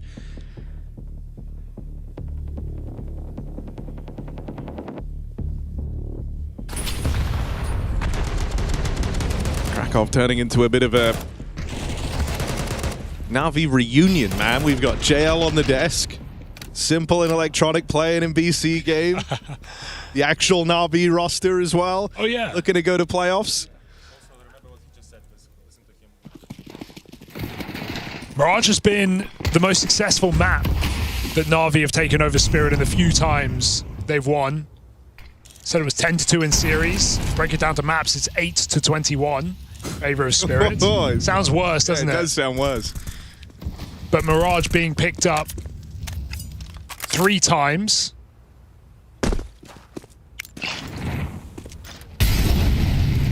Yeah, there would be no time like this one to try and make that stat a little bit prettier, taking advantage of a new look Team Spirit.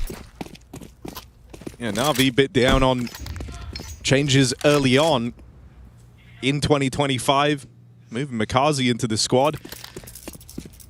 And so for these guys, it was just a matter of going away over the break and looking to add to the playbook, looking to refine, switch things up. You're not accommodating any new faces, any new players. And hey, MongolZ's already beaten one nemesis in Sway. Why not look for another? Another ramp hit here coming in. The bomb is in, but there's still 2 players far out of the play for Na'Vi. They don't have time to waste. 40 seconds getting into this site. Tanir pressured and taken down through the wall. Donk is here. That bomb has decided it wants nothing to do with it. And so Na'Vi, with 2 players in the apartments, hit the eject. Missed shot out of Shiro, and that's going to let these rifles close in. Chase on a bit is good. Ema there to sideline them. Problem. The rotate of Magics, and now they've lost the B control. Still saving. You were hoping that those 2 would roll out the red carpet for this to bomb, just to move in clean through the apartments, with Magics making it there on good timing. And now the rest of the boys arriving. Yeah, this one stops dead for Na'Vi. Yeah, not sure what the original play was, because Bit was backing up before those ramp players even got out. I think he realized, you know, about 40 seconds, this is probably not happening. And so called that rotate out. But they got the entry. They had the smokes down. Can't say which would have been better. At least they get out with guns here, do Na'Vi.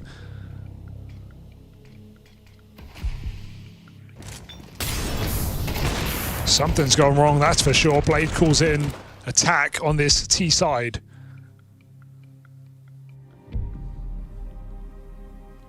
And Wonderful Zorp has been out, but it has not really been put to use yet in this game.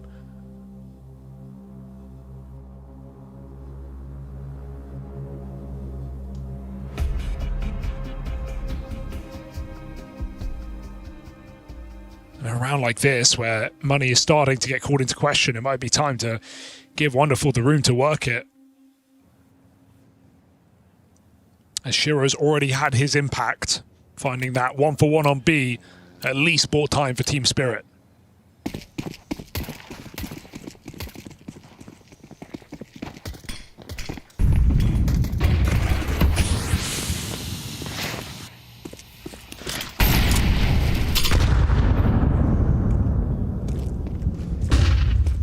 Good nade onto Donk just to open up this round. Are you going to find him looking to push and prod through the connector?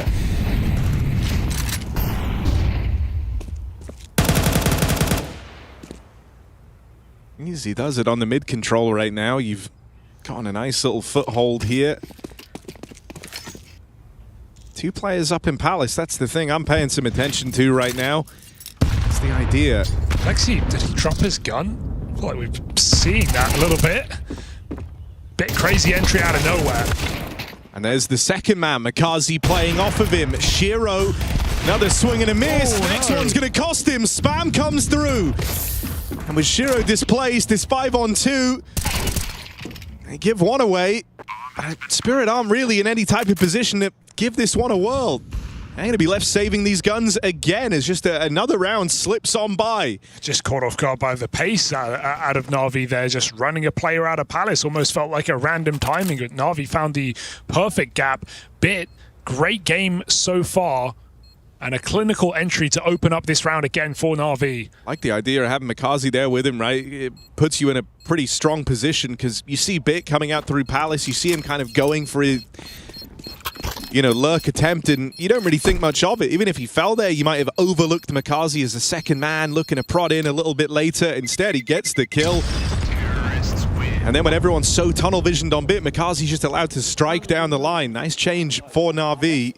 Alexi knew he died there, but he just took the AWP and ran away with it, making sure that Spirit couldn't pick it back up. So they get out with nothing but a couple of guns. Shiro, if he wants the AWP, it will have to be armorless.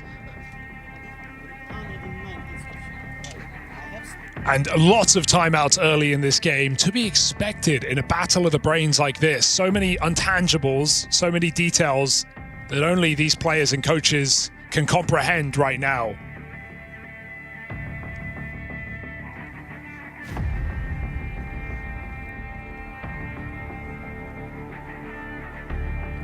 I mean, it's hard for even extremely, you know, tenured captains to call from the back foot, and that's certainly where Spirit are. Someone like Magic's new to the situation. Hallie just weighing in because this is a tricky task ahead of them. They keep ending up in this spot, you know, with the rounds they win just being one and dones. And you end up foregoing it. So smooth for Donk. That move up cat. That quick jump. Hit every hop. It's liking that new movement change.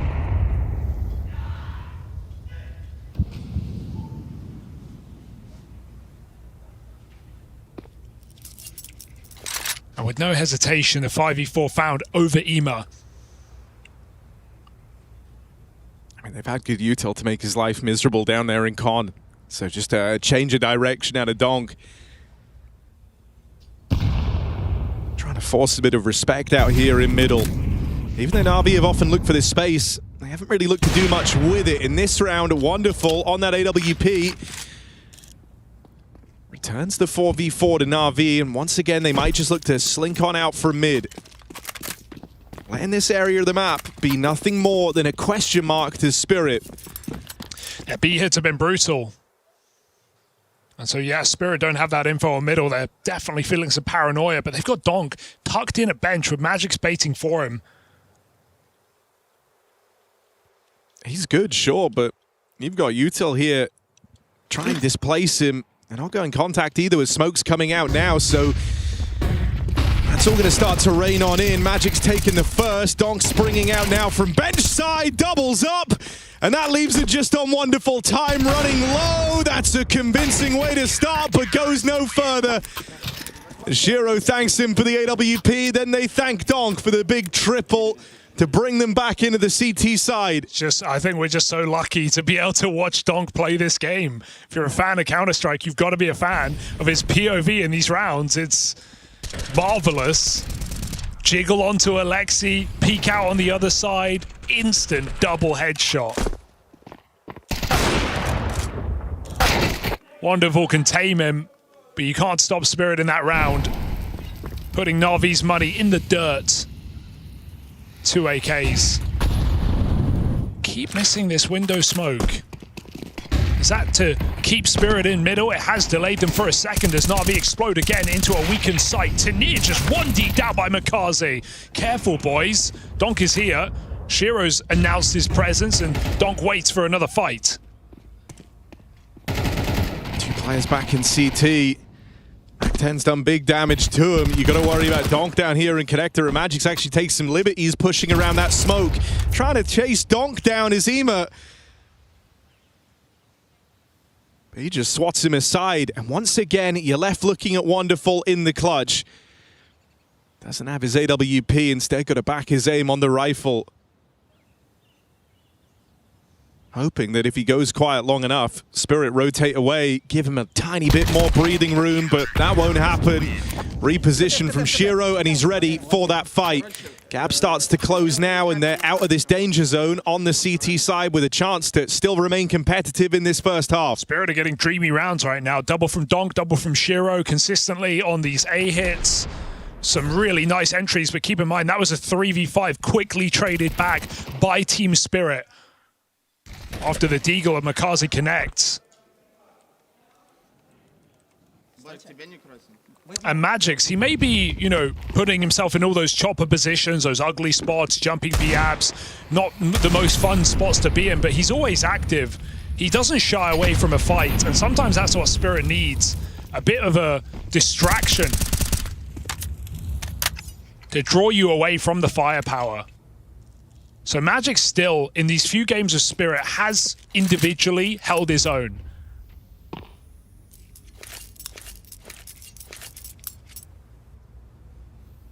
Of course, leading is still the big question, but makes it a lot easier the more firepower you bring to the table. Spirit coming back from this slow start to the map. Na'Vi on eco. Because Na'Vi have frequently been looking for this mid control, this time Spirit have had it all around. They're going to start to get suspicious about what the rest of the map has in store. There's no way this could get interesting, surely. Resmoke now at 45 seconds. That's a big problem. You just flash on through it. Magic's going to cut down these pistols nice and easily, and now the rest of Spirit are here, so an impossible task just got even harder. All right, they've tied this one up at 5-all. We said we wanted to see a bit more from Shiro. Well, he's risen up towards top of the board alongside Donk and Magic's.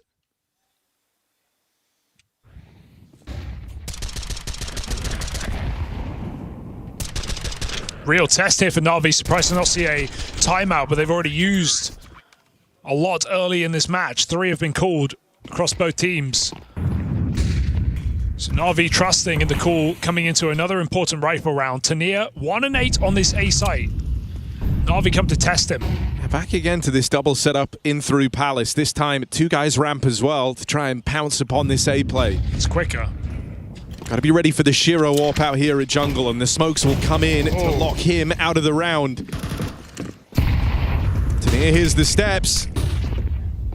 Only 1 kill to his name in this game right now. That's a big one on MongolZ. Just to slow the roll out onto this A site. It's traded back, sure, but now the rotates arrive for Spirit. Fighting forward, that's ugly shots down under. Shiro yet to hit one, and he won't. Ema collects another double, and Na'Vi post up in that A site and let the kills come to them. Felt like that was coming up, and just as we've had 5v3 lost by Na'Vi, we've had the same thing go back the other way. Couple of defensive kills for Spirit. Na'Vi trade quickly, take good positions, and Spirit flood back into the bomb site.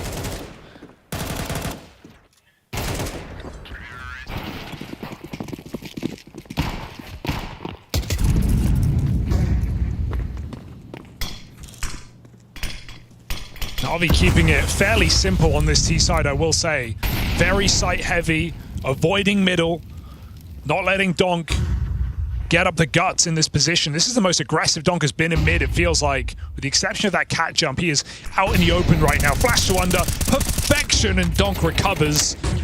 Dodges the spam, back through Con like he was never here. This one could end up serving as a bit of a reason as to why you've largely been avoiding mid. You've been down to contest it, but haven't often looked for the space. Only trying to knock them off the angles to leave Spirit flying blind. They've given Donk a fight and a chance at this 5-on-4. And thanks to the flash, he delivered it. And they know what they're up against, right? Renading under after killing Ema, realizing Makazi might be in this position. It's classic for Na'Vi to see a double layer lurk. Donk, is he going to jump out? I'd like to think there's a limit. The nade break, Donk does another in. Third kill of the round before Alexi finds that trade. He set up Spirit for a 6th. Yeah, they set him up with the chances. He delivers them the advantages. All the util in this round purpose-built just to try and get Donk as involved as possible in the final of this first half. So now you see if 3 is enough. Because Alexi's wrestled one back. Wonderful's gotten out into the B site in the downtime. Bomb on his back as well. Only 8 seconds left though, and with a player in the apartments, Magics should be primed to deny this. Wonderful's privy to the idea that apartments might maintain a nasty surprise and actually comes out looking for that fight. Still isn't able to take it. And that leaves it on Alexi B. 1-on-3, needs the ace if he wants to pull this off. Bomb planted wide for him on that swing out. Magic's now been found. They don't have a smoke for the bomb, but one shot would end this, and Tanir's gonna deliver it. Tie half as Donk starts hitting hard and Spirit do all they can to keep him involved. Na'Vi might have started strong, but will 6 be enough?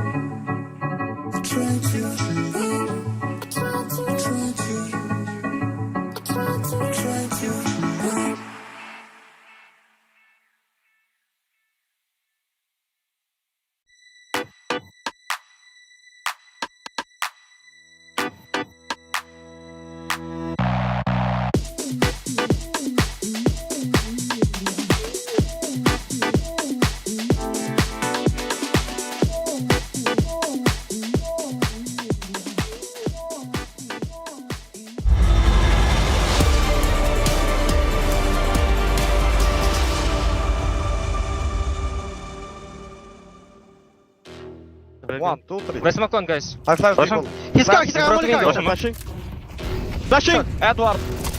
Team short there! Backside, backside, right side. I'm on it. Let's double pick. I'm on it. Out mid. Backside, Pia. 1 second, guys. Nice. I'm running to you guys. 1 second. I'm planting his tank, guys. Keep going out. Flash. Oh. Last one flashed. AVP player. Kitchen. I think on you, Valera. I have win. That's the Na'Vi that were high energy, dialed in. That's the Na'Vi from the opening couple of rounds here on Mirage. Question now is, does that energy keep up?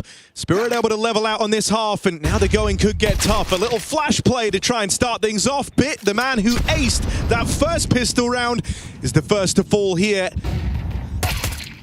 Good tap back for FURIA, but Spirit are closing in. They're going to have to give up the site here. There's no kit right now for Na'Vi, so losing space is a big problem. Look at Spirit charge into spawn. They have no reflash, but Na'Vi do. Looking to cause chaos again. Anti-flash turned back, blinded, and Wonderful doubles up. This retake is on. Shiro and Magic's still 2 heavy hitters in this one for Spirit. Try and play for a bit more room out towards jungle. Magic's got to win this quickly. They're on that defuse, and Wonderful on the dual Berettas. Just a delight to watch throughout that pistol. Started with the flash play out of the spawn, there to stop any weirdness in the clutch. Na'Vi now take both the pistols here on their map pick of Mirage. Yeah, it looked like Wonderful looked into the flash. It also looked like Shiro did the same. He was the anti-flash player, so as Spirit are looking away, they look back in. They pay the price. No trade. Wonderful goes on to win the round. It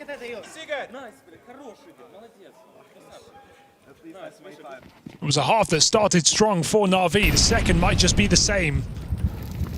2 Galils on this force by Spirit. They wanted to go right there. That smoke makes them think again. Bit plays up close. Donk, no helmet on this Galil either. Bit might just tear through him. You really got to win these opening fights though. Rotates are very, very far away. Good kill for Bit down here in Sandwich. You'd like to think he's done his part. Orb now takes shape out towards the spawn, but first shot is a miss from Wonderful. Still bomb dropped out here towards Tetris. Bit of a slowdown for Spirit, and once these smokes fade, there's no getting them back. I wonder if they expected that stairs molly to burn Sandwich. No one even looking there. Zontic just falls on Bit's head. So a big double to set the tone against this force by Spirit rely on just Tania. Great shot. Orb just removed like that. What's Tania up to? Bomb taken, back around the world. He has the drop on them right now. If he were to commit, he would have had an open sight. Gonna get cheeky with it. So often the teams just remain in the site and choose to call the bluff. Na'Vi have done exactly that. Tania, later the better. As they re-clear, he walks back out. Getting a little nervous now. Good space gained. MongolZ gets eyes on in time. That timing felt really awkward for Tania. Right? As he comes out Palace, both players are covered by boxes. Because Na'Vi didn't know he snuck that bomb out of there.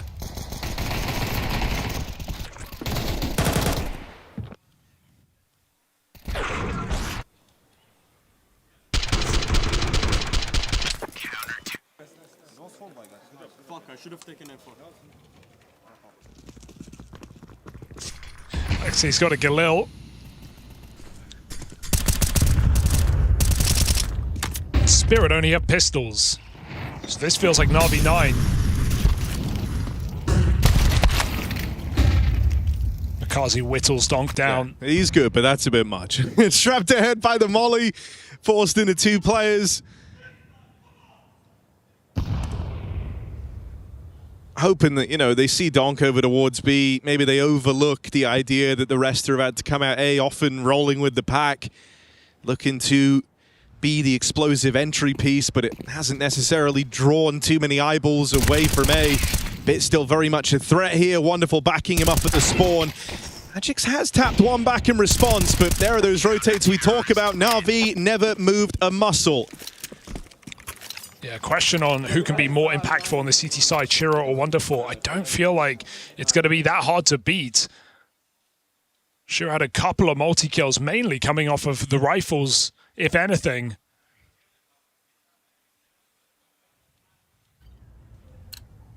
And across the board, Na'Vi feeling reliable. It's a top-heavy side for Spirit. Zontic's still only 1 kill. Usually you look at him and you think, well, CT sides, if this was the stat line from a T-sided start, he could go on a recover, but we've seen some woeful T-sides already from Zontic here, so yeah. Don't know if he's got this in him. Spirit must dig deep. This is Na'Vi's map pick.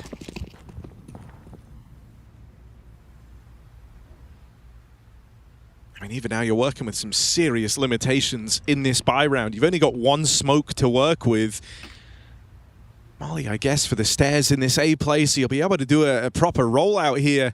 But you've got nothing left for the post plant, no way to lock Na'Vi out of a retake, shut down CT.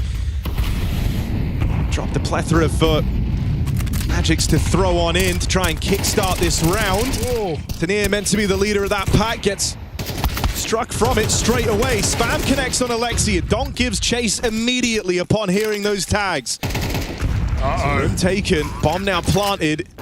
Down to the retake for Na'Vi. That's going to go a long way. Kill on a Magics. Leaves you a man up. Spawn getting taken back here, very important. Wonderful, going to flash MongolZ in. They need these fights. Donk forced to reposition into the flash. It's perfectly timed by Na'Vi. They combine and get a double out of MongolZ. Shiro, a miss, and a round lost as he must run away. Na'Vi won't allow it. Tag, and that will be it for Shiro in this round. Na'Vi onto 10. Beautiful combination. The molly to force Donk into the flashbang. MongolZ just eats him for breakfast. And dude, I mean, MongolZ played that so well. I think the temptation's there. When the flash goes off, you almost just want to go for the swing, but you hear the instant reaction from Donk. You heard him burning. He knew he was blind, and so he just delays it by a couple of seconds. Small detail, but it makes a world of difference. Could have well walked into the spray if you were too eager. Final timeout for Halley is, once again, Spirit end up with a similar feeling to how Mirage started. It's gone wrong for Spirit. Very wrong indeed. They were 5-2 down. They still recovered the half. A second start just as slow, if not worse. 4 rounds in a row for Na'Vi off this half.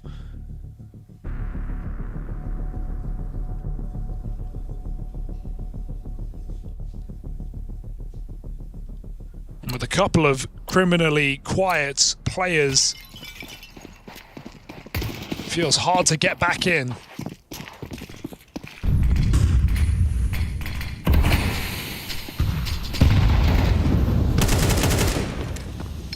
Ema misses the window break. They don't have mid-info right now. Donk's taken that space. It's a good molly, but Donk doesn't hang about. He's back in his pocket here up top mid. Spirit come to join him.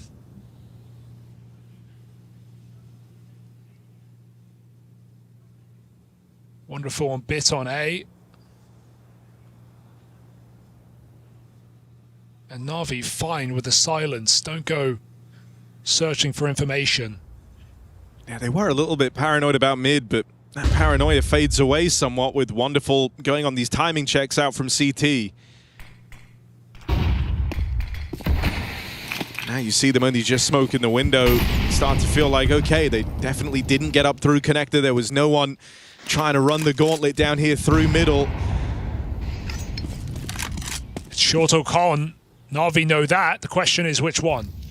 Looking like the former right now, but leaving their options open with Magics floating around in con. A lot of this going to depend on the first contact, and Donk will open, as he often does. MongolZ in at the bench, though, and time being bought for these rotates. Bomb's trying to get out of there. Link back up with Magics, who was that last resort, the extra bit to the game plan, leaving a second option open. Donk here just wasting time, cutting resources while Shiro locks down the other end of the map. Okay, Donk and Shiro combine for all 5. It's a beautiful bit of death matching for Donk on B, but meanwhile, Shiro wins the round, saving Magics' life and then trading him towards the jungle. That's a high impact double on rifle. If either of those kills don't come through for Shiro, the round is lost, despite Donk's best efforts.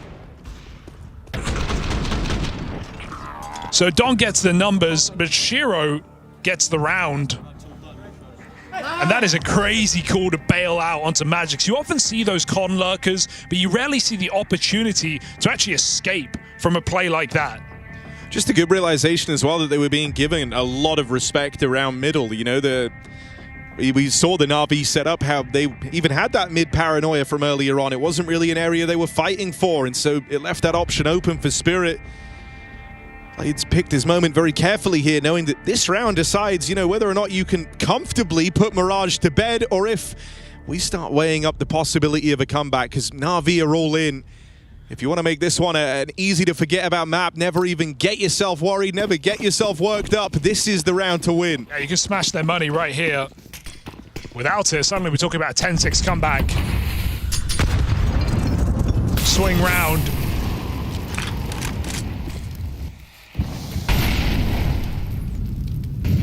Donk up to 20 now. Getting the vibe they didn't like just how little of a grasp they had in middle in that last round. So this time Wonderful gets posted on the AWP.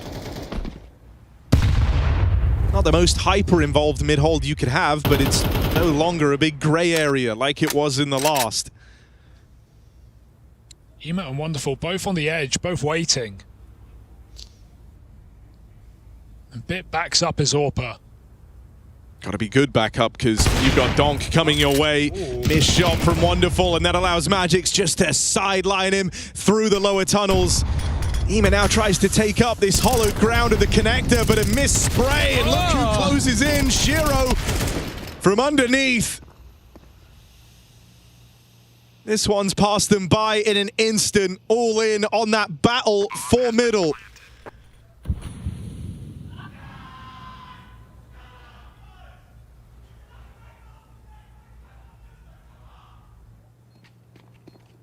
Alexi's save still not guaranteed. Donk might be low. Noise made at least, and so Alexi, chance at the kill on his way out the door. Just a little bit for later. But this is still a big problem, man. Spirit, 2 in a row now. This is what Na'Vi were hoping to avoid. We saw this round punctuated with a timeout. Hoping that if they clamp down our middle after giving it away in the last few, that would stop Spirit in their tracks, and it hasn't. Now the worst case scenario's arrived. Your money is broken. This game should be about to close up even more. Suddenly what felt like a comfortable lead with 4 in a row on the half could flip back the other way. Yeah, I mean, they had the setup, right? But missed shot from the AWP. Donk deals with the dink.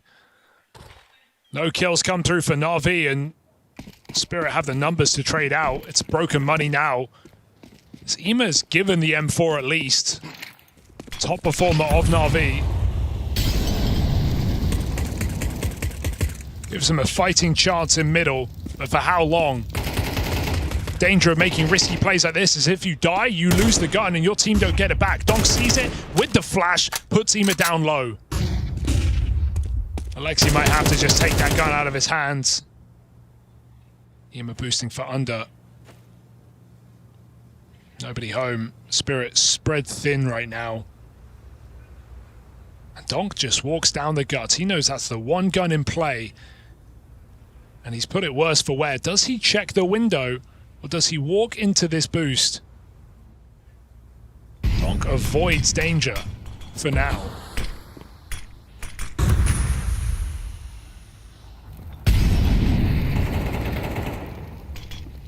Team starting to get involved over at ramp, and all right, Alexi's revenge.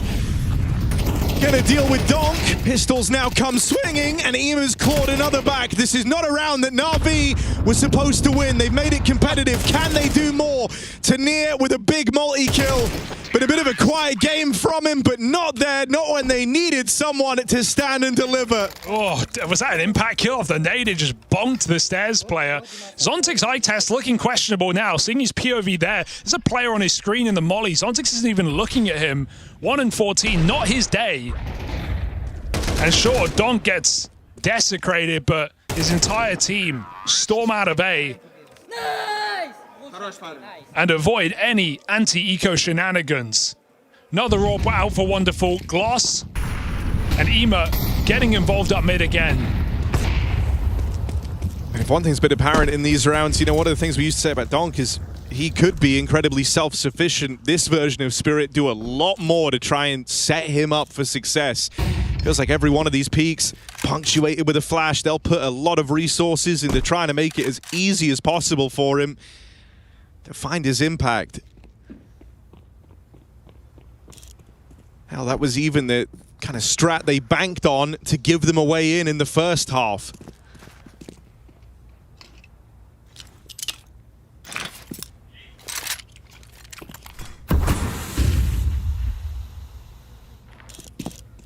Looking like an A play here. A lot of util's been burnt through for Na'Vi. Smoke in over towards the ramp side. Still a smoke for Wonderful as well, and as this clock continues to tick on down, could prove punishing. Shiro's put the fear in them about middle. Pick on a Makazi. And here's the exec rolling out from Team Spirit. Ema forced back by the flashes, and they're starting to take some ground.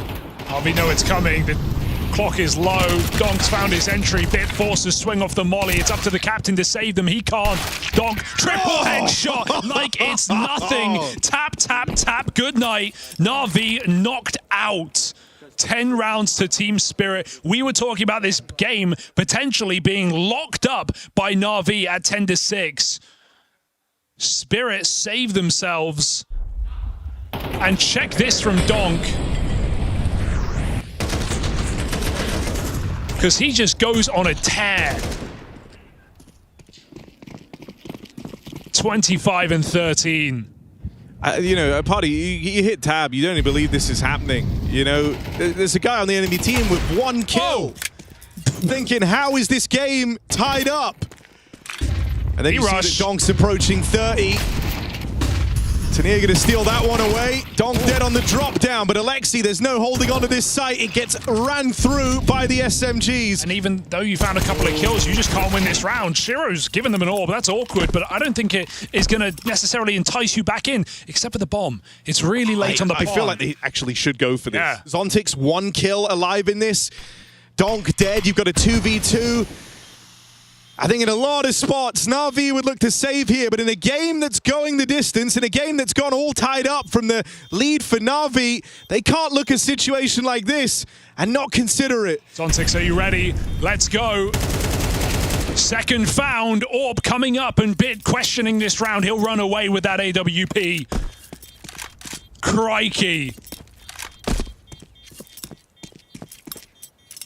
Comes the Spirit falling out of the apartments. Mid-air shots for Tania as Donk is shut down in the air. And even though they give Na'Vi an orb, they give them nothing more. This is still 11 rounds of Spirit. This is still a streak of 5.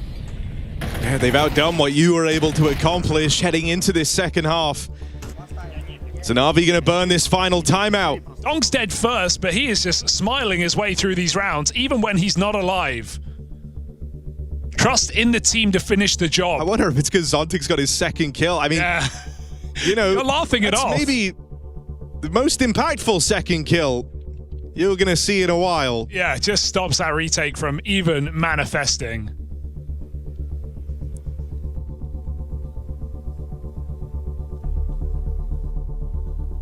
Great resilience for Team Spirit. And to call a B-rush like that, such a ballsy move. Magic's just selling mid. And 4 players jumping out of apps. But Na'Vi, it's the last thing they're expecting. It's audacious. There's just 2 players in the site. Far from stacked, far from armed. This is it. Na'Vi have got to wake back up.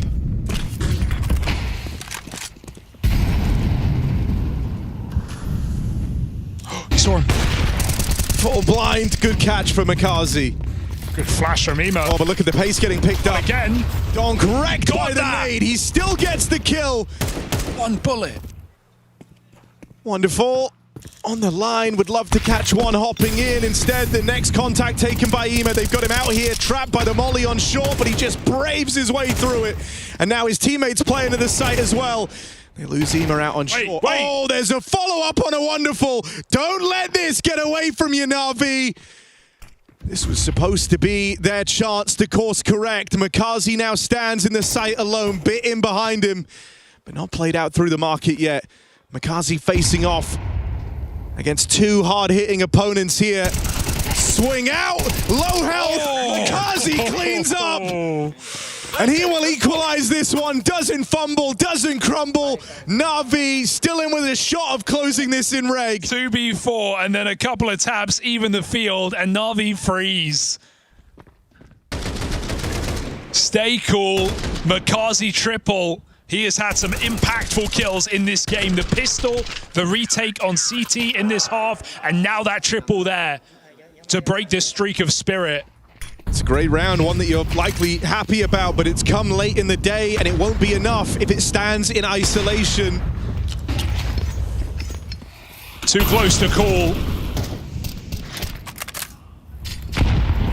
Both teams low on money, and so this round, this is the one that very likely decides the outcome of Mirage.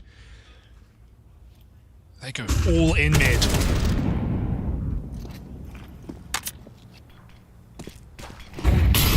Na'Vi don't bite, but they are forced back into the fight. Molotov from Magix burns out Ema, and Donk deals with him with ease. 5v4. Spirit breathe. Na'Vi clamoring for info, clamoring for an answer. Case to be made for a gamble here, right? We talk about the money being in a weird spot. You're a man down already. Such a scary call to make. Spirit have hit this B site fearlessly all half. Could they possibly call it again, forcing Na'Vi to save their guns for that final round of reg? Yeah, your window's closing. If you wanted to change your mind on where you've placed this stack, this is the only chance you're going to have to do so. These dregs of info you're collecting, the one kill from MongolZ, not enough. As Donk, head on a swivel, deals with that comp push. Only good for the one. MongolZ's given them a reason to believe. Do Na'Vi want to try this now? They were looking dedicated to the gamble, to the save. Do they risk it all on this retake? Shiro might have to 1v1 Wonderful, and he has to win this to close out the round. His team are still considering whether it's worth it. Na'Vi getting set up, bomb down. Shiro waits on the line. Flank is in as well, revealed. Shiro can't see him. Is he just getting distracted for Wonderful to move in? Gonna take the line. Missed shot either which way. Shiro instead focuses forward and deals with the big threat. MongolZ 2 kills deep. It's done. Might have saved them last time, but no chance to do so here. And head for the hills. Spirit are giving chase. If they can remove these guns, this is all Na'Vi really have to fall back on if you want an AWP in the next. Wonderful's got to survive here. And he's going to get out with it at least, but still, Spirit arrive. Map point after a streak to start this second half. Na'Vi sitting on 10 for what felt like an eternity. Spirit still find a way through. This was 10-6. This felt as good as done. Spirit got one round. They were on the brink of economy being broken, and now they've just strung together some of the most insane B hits. Donk's entries, a thing of beauty. This is why the save's important. It allows you to come through with one final chance of dragging this into extra time. 4 fights. Wonderful's going to make a play. Out through Con, looking for a lower fight. On the other side of this smoke is the big problem, the big man. Donk waits, and he's actually going hunting for this on the smoke. He plays right through it. Catch out towards short as well. Donk tearing him limb from limb, and now Tania gives it a try. It's ugly. Donk's got to do it alone. No bomb. Knows about this man under Palace. Hold your horses. This is what you're worried about. Back turn, no idea. Donk shut down, and Clutch denied. We'll run this one back in extra time. Donk 31 kills, Zontix 2. What the hell is going on here for Team Spirit? They still drag this all the way. Na'Vi survive. This game deserves extra rounds.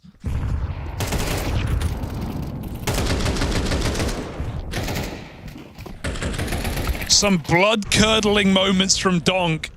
Na'Vi's mental, impressive, resilient. MongolZ has been the MVP of this CT side. Can he keep it together?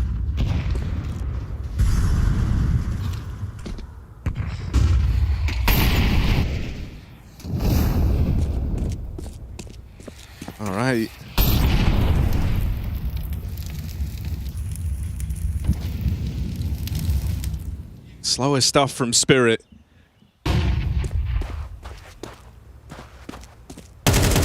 Flash just to try and tee up Donk for any type of a peek through mid, but he's not being given anything. For Na'Vi, it seems to be the decision to just deal with him later in the round. They like the way that 3v1 felt. Like the Wonderful's doing something. He's felt so uninvolved in this CT side. It started quite nice. He was in good positions on A. Spirit. We're testing him, but it's been so many B hits. Wonderful's not got a chance to fire this AWP. And so in the first round of overtime, picking Shiro on ramp is a relief. Puts himself in the place to succeed. Na'Vi 5v4. And where do you think Spirit are going to go? MongolZ knows. He doesn't even play short. He backs up into the B site. This is a lurk again for Magic. It might be a backdoor, but right now, Spirit running into B. On-court whiff of someone on the bench. Doesn't stop MongolZ from dealing with him. However, Zontix from nowhere. Doubled his kills. 2 kills, but he's all alone here. They're running him down. Zontix delivers. Triple the board. Hero. Triples his kill count there with a 4K. To bring the first one in for Spirit in OT. That was out of nowhere. I think Na'Vi realized that Magix was on the big flank. He was all the way around. They could have rushed the bomb, taken down Zontix, cleaned that up. Bish, bash, bosh. Zontix lined him up. No time like overtime to step up. That one really hurts for Na'Vi. Very much it feels like the idea there is, look, it's the guy with 2 kills and the bomb alone. Let's just kill him. We win the round. You're thinking this guy... Thinking he's done nothing all game. No way he wins this. And then, of course, he wins it. Some more twists and turns. In this T side, Magic's boosting Shiro gets plucked off. His aggression, finally all the way up middle. He's been pretty tempered. Breaking that smoke, pulling back, not really committing. Now does it for a 5v4. What do Na'Vi do when they have the advantage? So often, it's been donk entries. Wonderful still tries to utilize his AWP. Another head-to-head connects over Shiro. I mean, he's at least been solid there, you know, in these last couple. Able to dispatch of Shiro relatively easily.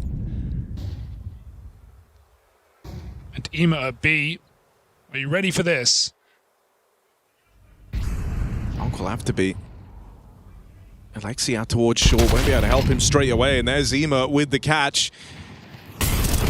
Molly meant to make life uncomfortable for Ema, but he just gets to cross on out, and so this one gets away from Spirit. Magix falls, and they never recover from that. Oh, no. He's back. Good catch for Alexi. No crazy Zontix multi-kill here. Na'Vi restore a bit of normality to this one. Well, Wonderful's had more up kills in these couple of rounds than he did in regulation. On the CT side, at least.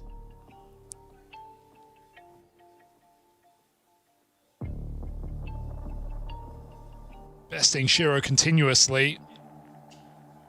And Na'Vi finally realized like this B site is the problem. It's the point of attack for Spirit. Done so many B pops in this game. Put their top performer in the bomb site. Able to deal with Donk as Ema.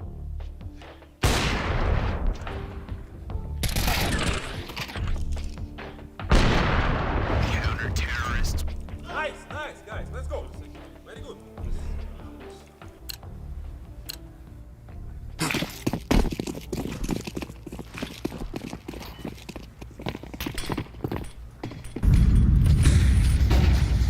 Wonderful. Jumps out AWP up into ladder. More aggressive opener. Much more he's trying to be involved, right? And he has felt like a difference maker in this OT. So good to see Wonderful just continuing to try and ride this high. He's had some solid rounds once we've hit extra time. Spirit will be careful with the short position, though. MongolZ has been pretty aggressive in this half. Does leave your AWP away from the action. You've gone for a B lean, and that makes a lot of sense with how many of these Spirit rounds have ended on this side of the map. Oh, look at it. Is he going to drop in? This is Crazy from Alexi. Punish onto Never Donk. saw that one coming, did you? Disrespect from the captain of Na'Vi, and he goes on for more. Alexi B throwing caution to the wind. And sometimes that's what it takes to best Donk in these head-to-heads. Try and give him too much respect, too much room.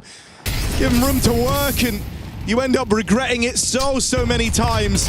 Alexi in form. Alexi on for the ace. Shut down at the arrival of the 5th, but he's done his part and then some. The captain willing to risk throwing it all away on that window push, and it gets them everything. He just drops in on Donk with nades out, and that's Donk says, that's why I don't like nades. That's why I keep my gun out. But the last thing you could possibly expect, Alexi Beast crashes Spirit's party.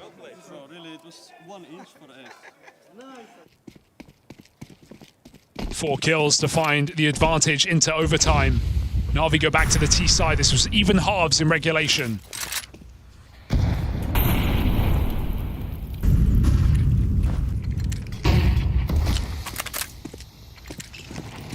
And if you thought Wonderful was reactivated, reanimated in this game, now Alexi. Surely the same. Both him and Magic's 18 kills apiece.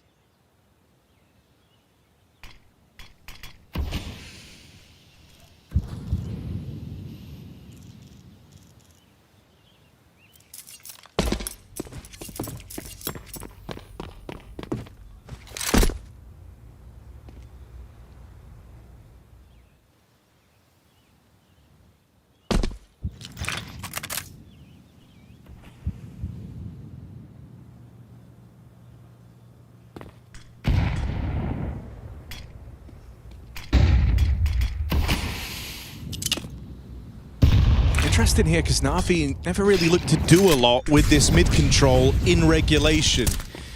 That's changing in this first round of their T-side campaign in overtime. They've looked to springboard this into a split. Hasn't had to deal with this many a time yet in this game, but always ready, always cut out for it. He'll deliver his double, and you'd like to think done his part in the round. Zontic 7 kills deep, low HP on Wonderful, and he'll collect that double kill on the con push. A bit make this interesting. Missed shot from the AWP is going to give him room, but with 10 seconds left, time is the problem. And Magix knows that, just hiding away in middle. Didn't matter whether Shiro hit the shot or not. The round was too far gone. Yeah, when Dong's getting you 2 and a dink in connector, there's no excuse to not win the round at that point. Zontix only deals in multi-kills, apparently. Comes up with a couple more as Na'Vi are just forced to swing into his spray. No time. Took so long to get that mid control, and Spirit just surrender middle entirely. Stacked up in the jungle. 4-1, by the way, just gambling that they wouldn't hit the B bomb site, because Na'Vi never did in regulation. It was all about these A executes, these mid fakes. So Magix reads them like a book, and Spirit take the first. Need a flawless half to win in this in this half of overtime. Well, Zontic's the coupon collector, because if it ain't a 2-for-1, he ain't buying. He ain't interested.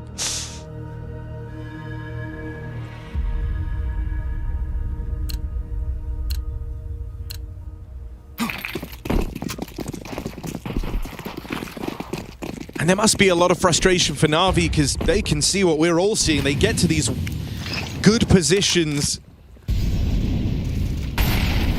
so many times it is just one guy ruining your round. Double under again. MongolZ anti as they walk in. B execute, but no commitment, surely. This is Alexi feigning, puffing up his chest. Shiro has got a gap on that smoke. Donk's considering everything else, but Ima in the window barely takes a bullet. Right, you feel like you have to convert this now. Ima's just delivered you a 5v4. Donk, who has been an absolute menace, dead straight away. Zontix plays it forward to reclaim that advantage. They really thought that Still breathing a little easier with Donk out of the picture. And they're going to look to try and end this one over at B. It's where Shiro finds himself with the AWP. Now, he's had some swings and misses across this series. Been far from a lights-out start here in Krakow. If there was a time For him to deliver, it's now. Zontix is too far away. Shiro has to hit the shots. First connects, they cross in. Shiro avoids the flashes. Zontix double from out of nowhere. Triple kill in the round. He had 1 kill, 20 rounds deep, and Zontix is looking to save the day. Shiro miss shouldn't be a problem as the pistol whip finds map point for Spirit. Playoffs are on the line right now, and Team Spirit are a round away from Na'Vi's map pick being collected. The output from Zontix over the last 5-6 rounds has been, firstly, entirely unpredictable. He was nowhere to be found in this game. It literally was a 5v4 up until round 24. And as we've hit the overtimes, he has been good for countless multi-kills. You didn't expect this. You thought it's the guy 33 and 22, Donk, he'd be the one ruining it. But actually, Zontix might even be taking the cake as we've hit the overtimes. He's got 10 kills in 6 rounds of play. He got his 2nd kill in round 21. You almost just can't believe it. You know, you thought it was the floor was the big problem. Well, now the floor is lava.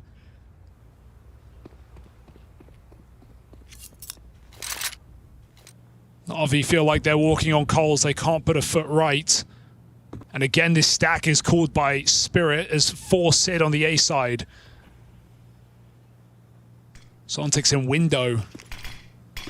Another miss at B for Na'Vi. You feel like they wouldn't go back. Spirit banking on that. Oh, Donk just ate that grenade. Who threw that? Up cat go Na'Vi, 35 seconds. The B-split's still materializing. Donk just deletes Ema. This has been a great head-to-head for those two, but even as the B-hit comes in, they're picked off from behind. Na'Vi don't make it into the site. It's too little, and it's too late. Donk triple, 36 kills as Magic's toys with his prey, and it is just a moment that's about to be over for Makazi. He does not have the time to win this. Donk sends them packing. Na'Vi still can't beat this team, and even Mirage, that has done them well in the past, comes up in favor of Spirit. 1 map away from the playoffs. Donk is delivering here in Krakow.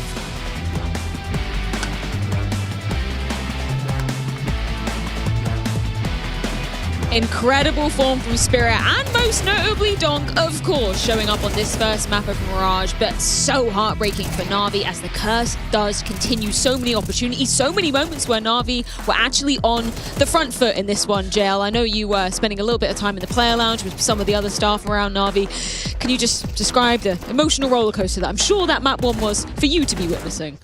I don't know. The first overtime went a little bit too fast. The first half of the first overtime, I mean, the only overtime, I had hopes. Even the Alexi 4 came like, wow, Alexi is back. We're gonna definitely close it out. And then we didn't win a single round in the second half of the first overtime. And yeah, I'm a little bit shell-shocked. Sorry. I'm not gonna do it in the player lounge again. I just feel all the emotions of losing the game, and yeah, it's tough. It must be a weird situation, right? Because you have all the emotions and yet you can't have any impact yourself. I know that when we kind of moved into the later stages of that overtime, Blade called a timeout. I think it was like 14-14. Do you have any inkling of what he might have been saying in that moment to the guys? Would it be a more emotional approach, or would it be something more tactical? Probably something more tactical. Usually it is tactical. Probably 99% of it is tactical, and most likely to just take a little breather and focus on just trading. Very simple trades, because when he took the timeout just before, Donk had a double kill and even dinks the guy because there was not enough trading potential within the team. And spacing wasn't good. Yes, it wasn't good at all. They weren't ready for Donk on stairs, and even in the next round they weren't. Crazy. Yeah. Kind of can't really blame any players for getting overwhelmed by Donk, particularly when he's having an uptick like that as we progress on out the map. Yeah, he just had one of his games, but Na'Vi had their opportunities. The problem is when he has one of those games, you need to take advantage of those opportunities, right? Na'Vi won both pistols in this game as well, right? So they had things going for them early on. It was always going to be a tough game, but in the end just didn't have enough in the tank to be able to close it out in regulation or in overtime. It's always difficult when you go up against Donk, for that matter, when he's... One thing is, you expect how good he can be, but when then he actually keeps showing it round after round, like, if you just make tiny mistakes, he's just gonna go out and abuse it. He always always seems to be finding double kills. He always seems to be in the right position. His spacing, his understanding of the game is just really good. So he's just extremely hard to play against, regardless of how things is looking. And I think also Navi, just underplayed historically, is a team that plays a ton of default, right? So in those slower rounds, he always has an opportunity to get into the action, right? Like, I mean, if you do a fast B execute and he opens connector, if you get the quick entries and plant the bomb, right? Like, he's kind of out of the round before he can even get to do something. But in these slower default rounds, a connector player on Mirage always has an opportunity to get involved, and he was just a menace on this one. I think there were some examples of, even when Spirit did get down the bomb, the fact that Na'Vi were able to put up some decent retakes, albeit in the sort of earlier portions of that second half. You've got an example, Dupree. What were you impressed with from Na'Vi here? I think Na'Vi on the CT side played extremely well. Actually, I was very impressed with how they approached their CT side, and that's what I think when I think of Na'Vi is a team that has a lot of protocols and is very well drilled. They emphasize a lot on the team play, and for the fact that, you know, Na'Vi doesn't close out this one, the Spirit coming in and deciding to go for an A take, he doesn't smoke CT. That's a very clear sign here for the players that they want to be trying to take the space, and it's very important once you go for these type of A hits that you try and get some space.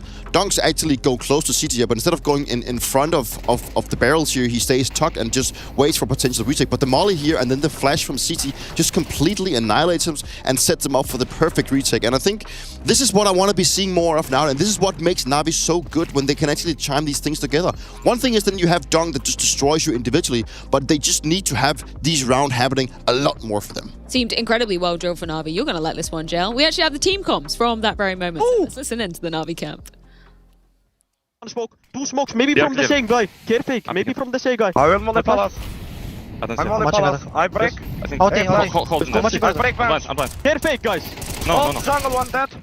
I'm maybe more. One more default. I flash up off triple. He's spamming flash the up off triple. One already CT, guys. Yes. I'm breaking for I'm going CT. I break. Igor, you need to flash CT for me. Yes, so. You think him? CT flash. I have CT. One CT still. Guys, I can molly You can molly close. Guys, wait, I'm molly robs for you. Okay, molly. You can bounce molly close this one. Flashing. Boom. Close CT. One more. Nice. Last upper, guys. One CT fall. Slow. Defuse. Don't think. Misha. Only. Okay, I'm running. I'm with you. Nice! Igor, у тебя есть авик? Да, есть. Very, very important comms there, obviously. How would you rate that, JL? That was perfect. I don't know how I would improve that. That's so good. It was so good. I loved it. A lot of urgency and, you know, people offering utility, and Alexi with some great dead talking to, you know, helping everyone coordinate each other. So, yeah, just great retake, honestly. Was it Emma who set it up from connector with the Molotov? Was that his voice saying that he's gonna molly Robs? And then the one thing is that he sets up the retake with the molly, but it's also the guy in CT picking it up that he actually flashes from a caster when he swings CT. It's like the combination of things that makes it beautiful, and that's the kind of Counter-Strike that I really like to you watch. like the perfect. Yeah, I love it. Exactly. I love it. Presented. That's how it should be played, right? How it should be played. Unfortunately, though, things did swing more in the favour of Spirit as we moved on through that second half. Round 18 just comes a couple of moments after. What was really notable about this one? I think they could break Spirit here. As you can see, like, Spirit won the following round, so this is the reset round. Maggie's on an MP7, right? It's a bit of a slower default round, but this setup in connector, like, look how deep Wonderful is, and then Bits is just holding sort of an off angle, but they could pick him from cat, they could pick him from down mid. I feel like with this much time, you know, with only a minute being left, they should have just abandoned the setup, fallen back, or smoke it, or do something. It felt like they were overextended, and they just get really punished for it from Donk getting, you know, a double entry. So that was surprising to see. I think they gave the round away a little bit cheaply, right? Because if they win this one, Spirit is out of money. They have a really good chance to close the game out in regulation. Is that how you read it, JL, with a couple of key mistakes there from Na'Vi? Yeah, 100%. I mean, the whole setup is built around Donk playing from under. And the fact that Donk was not the first one to play from under, but he played from under con. That's the only reason it fell apart. Donk decided to play from I don't know how Bit is supposed to, like, hold for... And Wonderful is in the mid... He's not in the edge. Like, he's holding the off angle sort of for lower. And, like, what... If Bit has to hold cat and mid for him with a rifle, it's not gonna go great. Yeah, that's an interesting task, definitely. When it got to that OT point, though, Peter, Where do you think Spirit had those kind of small margins that eventually they were able to put it over the line? Well, Dunk was there, but another guy that stepped up was Suntex. You know, at one point we did see that he was like 1 in 15, so he didn't really put much effort into the game. But I think he had a quad kill in one of the rounds, specifically on the B bombs, that really stood out to him. And it's one thing is when Dunk steps up and just carries a lot of the weight, but he will always be able to need some help from his teammates. And obviously, if a guy is 1 in 15, he's not really putting in much effort. But it's good to see that. It's not the first time we see that Suntex has a bad game, but he actually seems to not be too affected by it and still able to actually, you know, pull it the other way around. Not be too affected. He's not affected by anything. He looks like not affected at all. Lightly, right? Okay, but in a negative way, you know, he doesn't show many emotions, right? But the fact that he still comes in so clutch for them in overtime, is obviously very important for Spirit here. Fun fact, Zontex had 2 kills in regulation, and then the first round of overtime, he tripled his kills. That was He went all the way up to 6, and He was like, okay, I guess I've got to bring out the big guns now. I guess if I'm not performing, have to show up for work today. Ouch. I mean, if you're a player in that situation, JL, and you know, everybody's looking at you, everybody can see the score, but it's not like you can hide it. Is that a hard sort of hole to dig yourself out of? I don't know, to be honest, if I have 2 kills in regulation, I'm just shifting my focus from the game to like being the hype man. Nice guys, come on! I'm not even thinking about. Have you ever thought about unbinding your scoreboard when you have a really bad game? Yes. Especially if you have a bad game in halftime, and then you have like 3 minutes, you can just check the scoreboard freely. Oh yeah. It's like can't pain. see it. Such pain. It isn't real. Dust 2, that is going to be the reality. That's Spirit's pick coming into the second map, and potentially the last one they'll need to be making it to playoffs, unless Na'Vi can do what, JL? What do you want to see from them? Smash Spirits on their map pick. Let's go. How are they going to do that? What's the key? I don't know, neutralize Dunk. That was also the gameplay for Mirage. That didn't really work out. Was that the game plan? Well, I mean, like, you did mention that it was about not giving him, you know, too many opportunities. I mean, he found them. I'll be honest, it looks like they presented themselves to them. Yeah, that's true. In Mirage, at least. I'm wondering, you know, going up against Spirit on a map like Dust 2 when you were on the TM before, was Shiro ever a big talking point? Yes. In what For me, way? at least. In clutches. He won so many clutches against me, it's kind of annoying, to be honest. Like, I remember I had a clutch 1-1 against him, and he just spammed the smoke and killed me through the smoke. I had no chance to win the round. I'm like, okay, whatever. Yeah. If Valve wants me to lose the game, they win.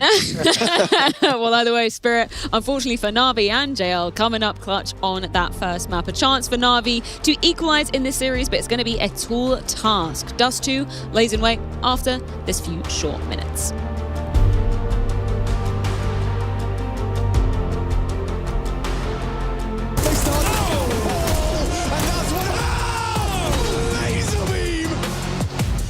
No chance, all Dunk.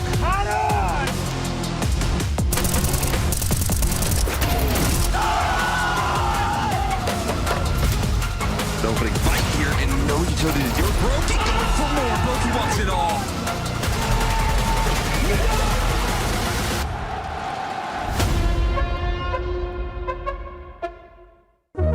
Hi, this is Basement Dweller's first advertisement. And our second drop is, it's up, actually. If you're seeing this, it's up. It's available on the ESL shop. We had our first go at a jacket, and I'm really proud of it. I've always had an interest in clothes, but, you know, seeing behind the scenes how the sausage is made has been a lot of fun. And if you like the clothes, tell me. If you hate the clothes, tell me, but try them before you slag them off. I think they're really comfy. So yeah, that's my advert. I'm gonna try again. I'm gonna record another one. Na'Vi got off to a fantastic start yesterday versus Paravision. Alexi, tell me how happy you are with that first hurdle that you were able to overcome. We're super confident, super happy about the win. Was not an easy opponent, and they showed that they started this year strong. So winning them 2-1 was great for us. When it comes to a little bit of things that happened after match, Makaza was definitely fired up, I think. Are you able to channel that into now what is the most important match you're going to play so far? You can have a chance to qualify to the arena right here, right now versus Spirit. Yeah, it's always nice to see the youngster getting fired up and, you know, seeing the excitement that he has for the game. And overall, we played against Spirit plenty of times. They've been a hard opponent for us, but I hope we did our preparation good today. There was a Donk was asked earlier how he feels about it on the Spirit social media, and he immediately called back to IEM Katowice last year, which you probably have fond memories of as well, where you beat them in right here actually at the IEM Winter Championship. So he's been thinking about it. Yeah, sure, but in the end they ended up beating us on the stage, and that's something, you know, kind of like a anniversary now. Yeah. Play them on the groups and possibly in the playoffs again. Hopefully it goes then better for you when you get to the big stages. What about stylistically? It's a very different matchup than it was versus Paravision, right? Yes, it is, and also think a lot of the people think that they are still the same Spirit, but I think a lot from them has changed within the game. So it's something new for us, but also there are still the same tendencies and obviously the Donk factor. So well, we need to be ready.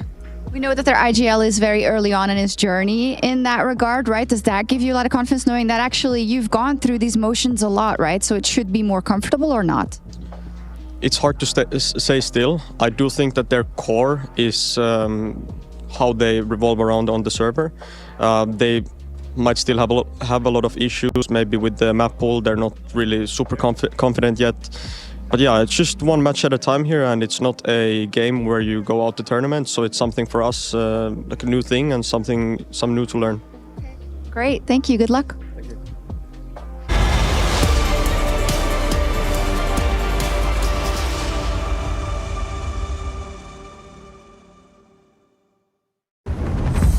Listen up, you two. You are totally out of control.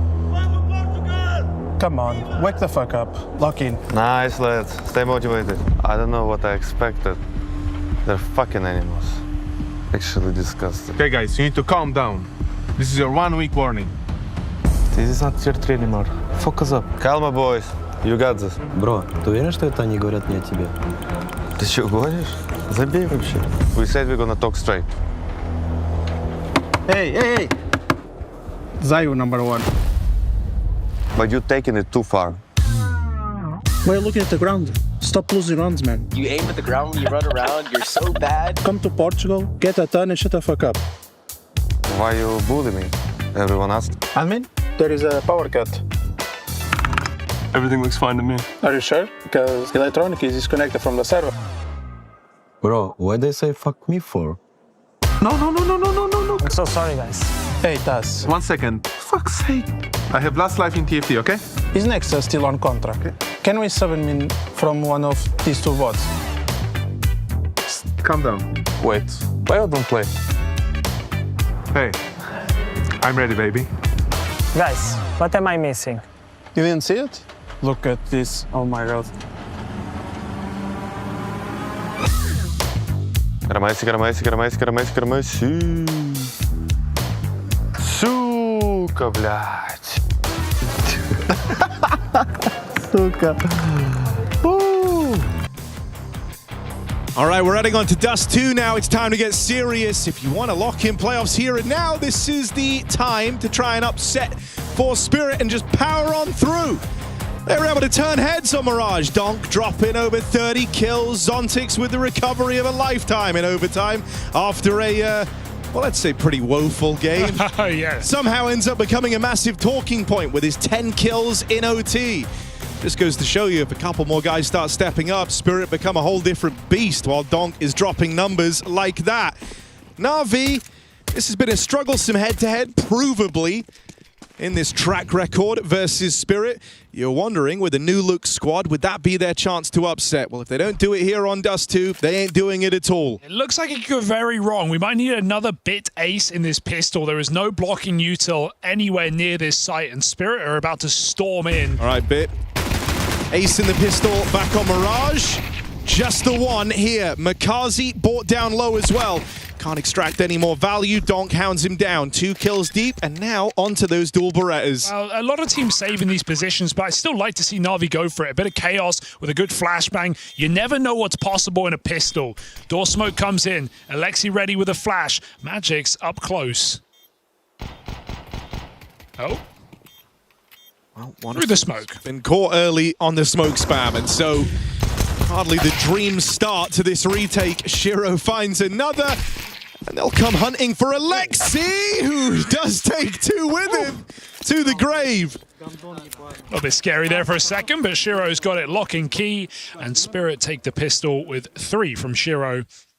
Mirage, there were at least wins for Na'Vi in the past over this team. It was actually the best map they've had in this very one-sided head-to-head. But Dust 2, they've only won once out of the 5 times played. To give them something, they've had a lot of close games, overtimes, double digits, all the chances. But you could say the same about that previous map. The victor, still Spirit. Na'Vi maybe kicking themselves. They got so close. I found myself wondering, does Magix believe in Donk more or the new MP7? Why pick one? He's been buying this a lot. Yeah. Let's have the rest of Spirit. Get with the times. No MP5s. Ugh.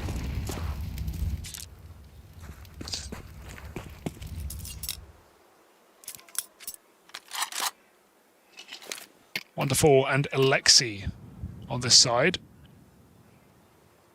But with Zontix lurking tunnels, the option to run into a trap is always available. And in fact, it looks like the port of call. They're going to go back and join him, and this actually will leave Na'Vi with a way in here. Going into the stack, Bit's going to hear the footsteps up through middle, but Makazi hung out to dry, shot in the back. Ema does what he can, and what he can's quite a lot, but only 2 kills found, needs even more. Nades rain in, and Zontix just swipes him away. Late out through the tunnels. This one quickly forgotten about. A chance there for Na'Vi, but nothing more than that. Nice if Spirit can freeze there with that deep CT smoke and get the nade in. Zontix doesn't run the gun there, coming out tunnels. And you don't hear it when you're spectating, but the deafening effect of those grenades when you're in-game is very annoying. So Zontix punishes, and Spirit, no problems getting rid of that B stack.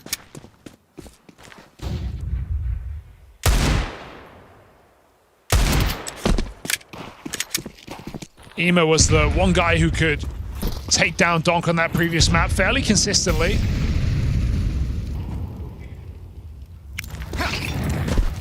Five out of 15 fights coming up for Ema.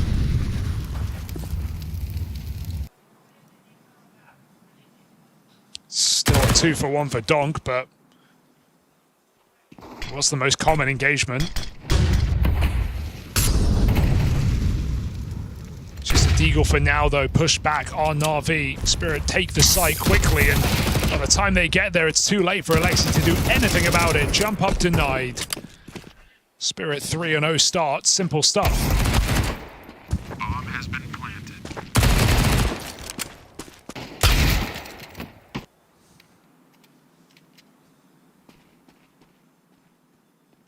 I do love how Zontix is even aiming for the body shot there. Like, MP9 just spraying him down. Just for the finish, and he'll get it. Zontix already out-fragging his regulation.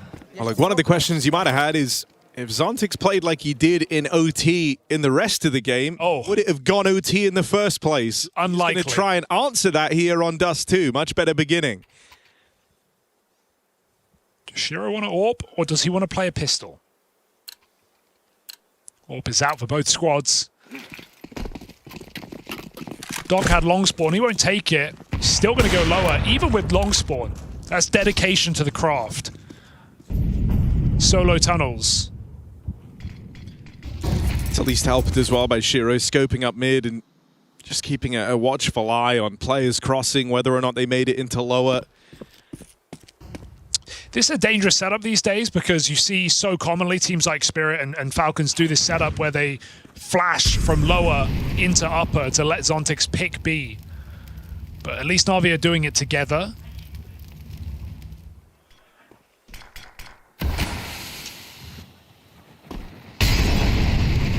It's looking like a pretty clean execute coming out here for Spirit. 4 players up on Cat. Zontix on his lurk.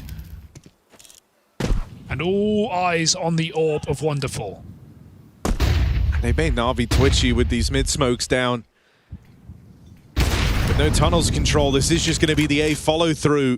Magic's on a mid-lurk, but it's the wonderful AWP watching this cross that got to keep a watchful eye on. Tania's already made it into the site. Could be deeper than they're ready for. Nearly catches them with nades out. Wonderful. Has to turn to try and deal with him. Alexi going to fight forward. Him and Ema side by side.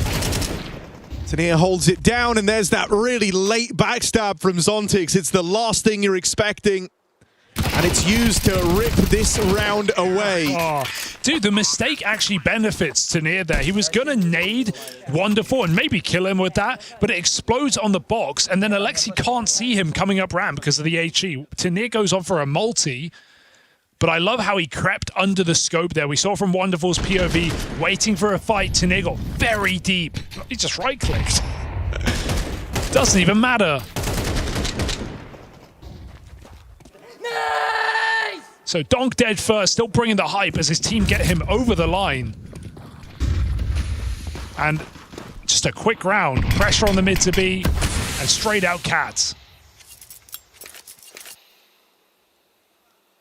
Spirit looking dangerous to start on this map. And sure, Na'Vi with only one Dust 2 win over Spirit historically, but keep in mind, they beat Paravision on this map yesterday. It was close, but they took it 13-11. That's a legit win right now with Paravision's Dust 2 form. Spirit say, not us though. Bloody hell, that is just a massacre out here in mid. Oh, Magix went hunting for it, the whole team did. Zontix there to collect another multi-kill round from him. Vibes right now, got to be good for Spirit. 8-1 on Zontix, the GOAT, dude, apparently. Unreal. In the last 11 rounds of play, he's had more impact than Donk. Yeah, sure. For those who missed it, he went 2-17 in regulation on Mirage. And then what was it, 10-5 in overtime? Yeah. Donk just staring them down.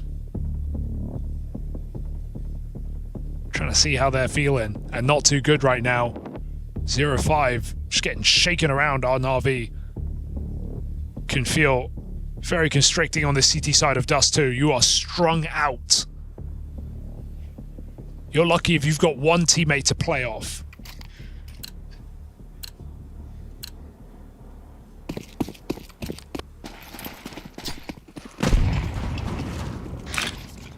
Long pop on the cards for Team Spirit. They had good spawns to go for it, but they don't take the space straight away. Delay it by a second. And I do like that idea. If you were committed a couple of players there long looking for a fight, usually it's to tell the flashbangs, you know, the push out to kind of signal that approach. And Alexi was nading the molly, so as he pulls his gun back out, that's when they smoke and they go on a later timing. They just completely catch him off guard. There's nothing he could have done. Really nice way of kind of gaming the expectation there from Na'Vi. Just feel like you're being read like a book here. 5-0, 5v4. Shiro waits in middle, controlling half the map. Any re-aggression will be punished. Any setup to take back Catwalk from middle will be denied. And so Spirit can just shift their way into this bomb site. I always think you're expecting like more layers to this for Spirit, but it really is just go long and then commit long. Walking in silently. Donk forced to peek by this Molotov, but there's his teammates util. This keeps Ema trapped out in the open. If you thought you could leave through short, Shiro's just revealed the trump card.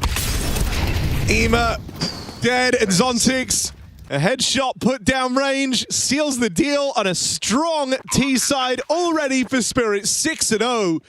Flawless. Oh, and Shiro's got them trapped. There's no getting out of here, not easily. Dead as Zontix runs him down. I like... It's just having like the wildest couple of rounds, man. I like how you said, you know, how you would expect there to be more to it, right? But I think the one thing that's looked good from these few Magic's T-side halves is sometimes he is fine to just keep it basic, right? Like, just spam B-pops on Mirage T-side after showing some util in mid.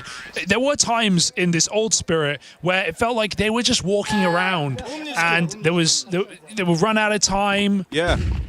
but you weren't really sure what the goal was. No, I think, you know, and likely that was, you know, maybe a reason for this. Magic's taken a more stripped back approach. The idea of, and he said this himself in interviews, like, we have Donk, and I know it's all a bit of a meme with Magic. So I don't think you can take him too seriously. But I think there's probably a grain of truth in there. And you draw attention to this last map as well. Some of the resources they're using for Donk on the CT side, they're nading for him, they're flashing for him a lot more. He's getting set up in his early round, which is, you know, you always got a bit of help, but not as much as you would expect with the numbers he put up. He definitely feels like he's being set up to succeed more in this team. Makazi so unbelievably blind. Blind, molly, naded, dead. There is nowhere to go in this site. Zontix, go on, lad. Get a couple more. There it is. 12 and 1 from a guy who went 2 and 17. I can't believe it. Here he is. And he looks exactly the same. Yeah. Zontix at 1 kill. Looks glum. Zontix 12 and 1. Still looks kind of glum. 7-0. Brutal.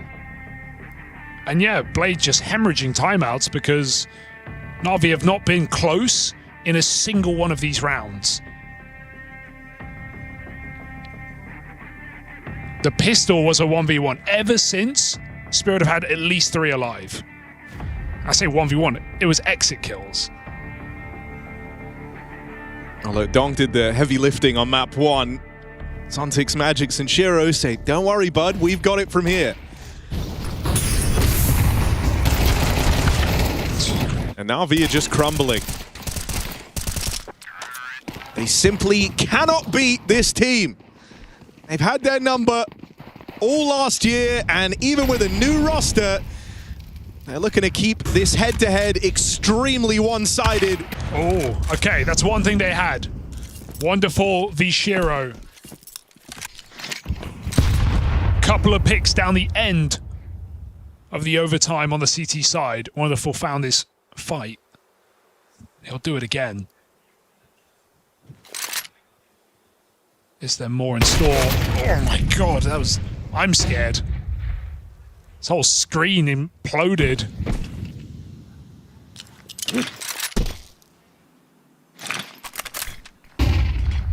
Of course, Donk, the peak is perfection. As Magix appears on his screen, that's when he swings out Xbox. And they just walk out cats. Silent, through the smoke. That's rude.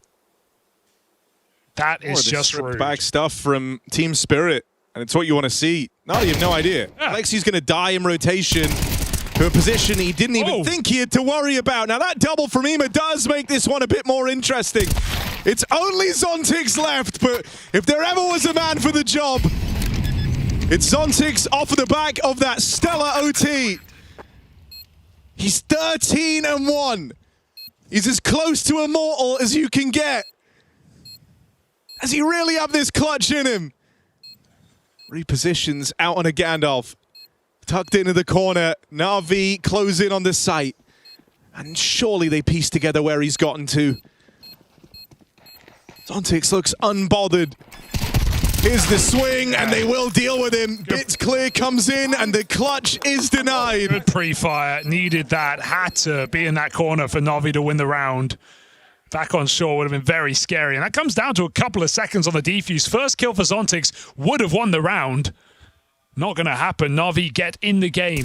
Despite Spirit, really nice call to just walk out cat. They caught Alexi watching the mid to B smoke. But it's Ema, surprise, surprise, in the goose. A double kill, dropping Donk. And setting Na'Vi up for the 2v1. Got to build off of this. Can't be a flash in the pan here for Na'Vi.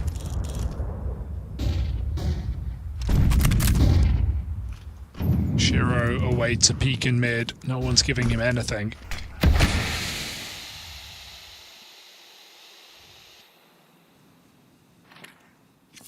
Wonderful has to be vigilant about catwalk, even though no one's up just yet. With mid smoked, Na'Vi don't know.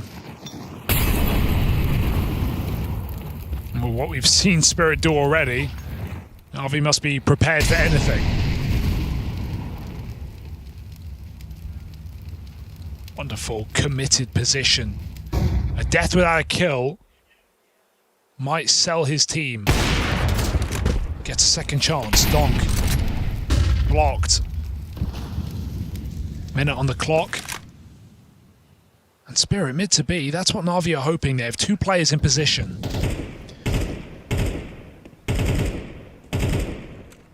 Well, they get handed that play they're hoping for so much. Spirit kind of toying with the idea. These corridor smokes come out towards middle. Neutralizes one. Is their intent to play with it? Magic's wanted to. Zontix can't trade. The double up in mid. Gonna force them into the play up through Cat. Orb here on the line, and Wonderful relishing the opportunity to get involved on his Orb. Creeping in. Oh, clipped. They saw the top of Donk's head. No. He sees theirs. Take a swing at Donk. Only clip him. Had to do it the second time around. Wonderful stops him. Whew. And so Na'Vi at least start to deliver a bit of a streak here. 2 in a row. Best they're hoping for. 5 on the half. And they've got to do it all in back-to-back fashion. Yeah, that'd be a victory in and of itself, wouldn't it? With how this game began. Nice assist from MongolZ there to help Ema on the mid play. Believed in that position from the dawn of the round.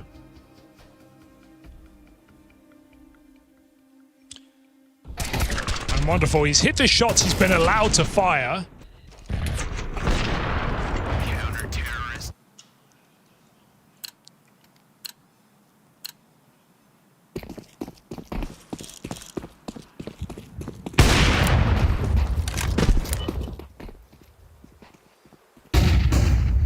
Long setup for Na'Vi.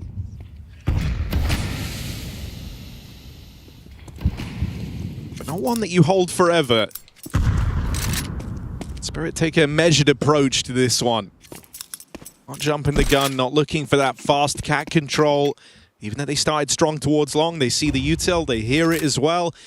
And so they take all the pace out of this round. This is a lot of util for the captain of Na'Vi. Alexi with double molly and smokes.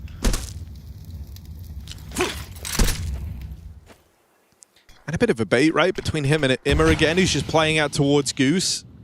I think a part of you might think if Alexi's been dropped all this utility, surely that means he's here alone.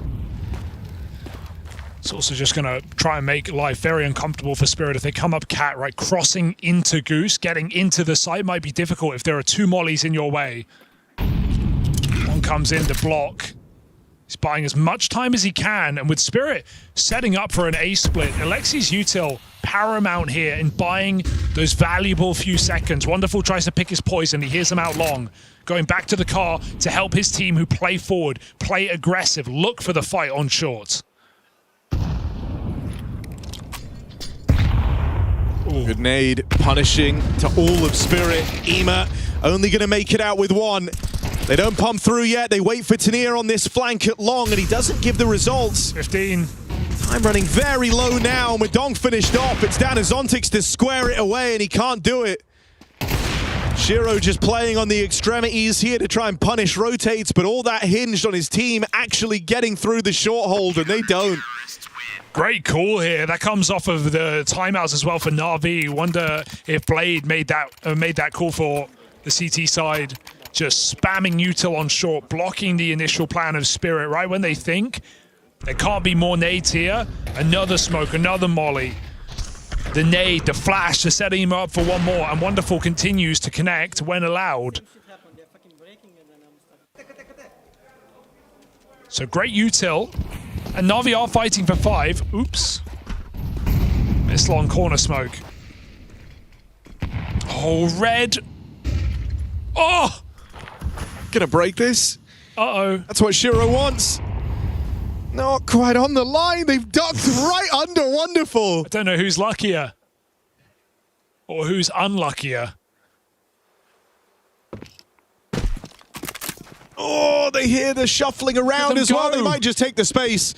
Gonna try and drive this one home. You hear them shuffling the util, shuffling the footsteps as the setup gets rejigged for Na'Vi. Spirit see that as a red carpet. Okay. And Dong makes sure it's very red indeed. 2 entries, blood spilled, Na'Vi left looking on as the A site has crumbled before their very eyes. And so Spirit, they send it right back to sender here. They say, oh, you block us when you know we're short? How about if you don't know?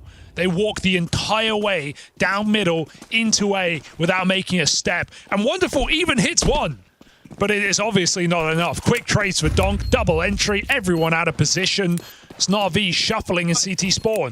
I do like, you know, Magix is calling us some very... It's interesting, ballsy isn't it? and unique moves. Yeah. It's more akin to like what you'd see in a pug. The idea of, you know, let's all crouch down, walk up short. The AWP just won't see us because we're so tiny. They've crept under it a few times. It's just so ballsy to continue on these cat fights. It's been every round. Okay, listen. Listen, if you come backside, guys, and you have all this brain power going towards trying to shut this down. Magix is saying, guys, let's shift. Let's crouch down catwalk. This has been a very exciting series. And the Spirit that have given us reason to believe. Crazy stat is that Zontics is 24-9 in the overtime and Dust 2. In the overtime and the beginning here on Dust 2. After a 2-17 start. It's just unreal comeback. RV play for Cat now. Wonderful here. It's just such a common util dump position, expecting mollies and flashes. Could he do anything to stop it? Magix and Donk side by side. The peak of the buddy system. Magix gets that molly in with Wonderful burn. There is a response, Na'Vi keeping Wonderful in position. And Magix runs through. F you! That's what he says. Magix, the butcher. Boris drops in. And just like that, Na'Vi eviscerated. Full W through a molly. He doesn't give a damn. Like this is, you know, this is Na'Vi. One of the top squads, filled with some of the most tactical minds in CS. They're just getting run at. What can you do? Magix got bored of waiting around and he thinks they'll never expect this. And that's been the game plan for Spirit. Never let them know your next move. They tear through Na'Vi on Dust 2. It's not even close. They're just rounds away from locking in a playoff appearance with this new Spirit roster.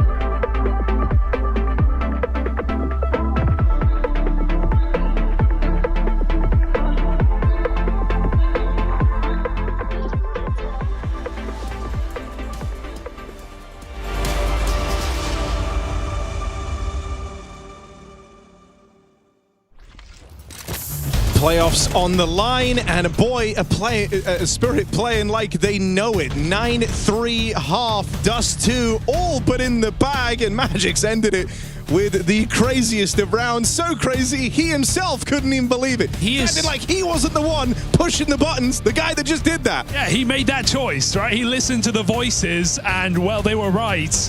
Full running on that second kill. Hallie says, calm down, job not done. But how do you call your way out of this, Na'Vi? Just a despicable T-side from Team Spirit here on Dust 2. I mean, it's a Spirit, it's a Donk that was in the finals last year, unable to defend his title from the year prior. Katowice, where we first got to know him. Let's see how he finds Krakow, as he's just rounds away from locking in a playoff appearance.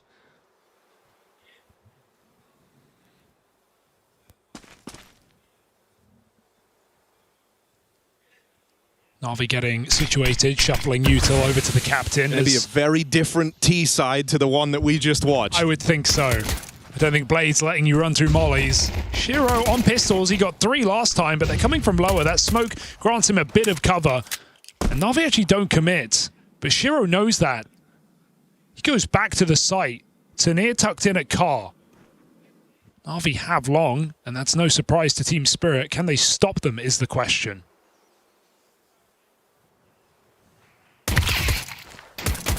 Magic's really feeling amped up after the final round of that first half, baiting them into Tanir, and they'll go quiet into that good night as Tanir shuts down the long push. Backstab FURIA is dealt with straight away. I feel like Alexi's being hung out to dry there. He has the bomb or the util, and he's the one guy crossing on the smoke. Team are nowhere near him. Failure to launch for Na'Vi on this second map. I can barely blame them with some of the rounds we're getting out of Spirit, but rounds like that don't make it any easier. No bomb plant, no conversation. It's an eco round here for Na'Vi.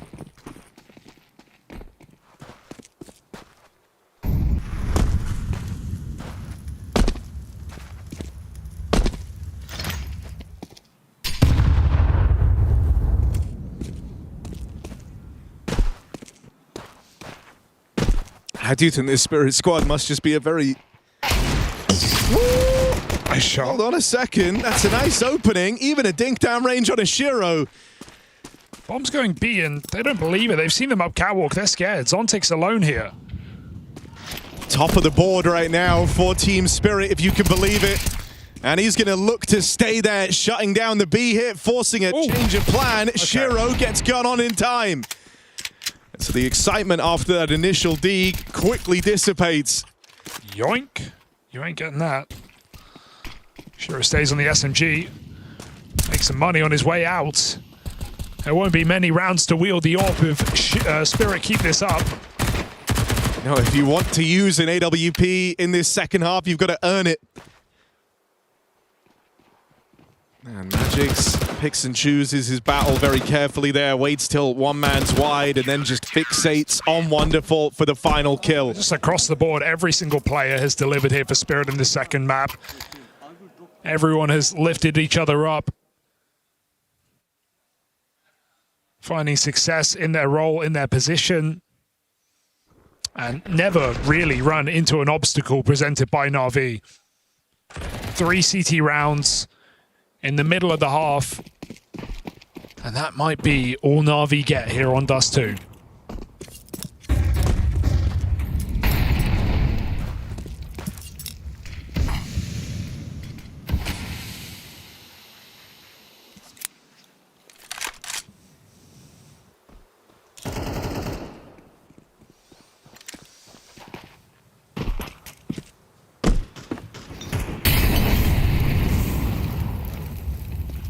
Molly back the short setup at least, but Magic's here with supportive util play to send them in for an aggressive move. It's a nightmare. Oh, Tanir!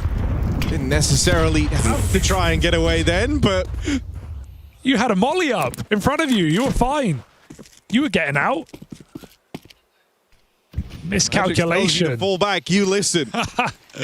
Just a little miscalculation on that one. Where that's meant to be, I don't think it is. Okay, Donk dead in middle. Can't control the spray to finish bit, puts him low. Zontix alone. He has a T-molly and his famed A1S, but peering into middle right now, even though Magix is confirming this, Zontix fixated on the wrong position. Na'Vi can walk through the smoke, and they will, into that B site. Might just get shot in the back here. Able to reposition in time at least. However, they'll hope to catch him on these swings. Zontix, he'll resist. Chipping away. Na'Vi, it's all fading to black now. Zontix on a tear.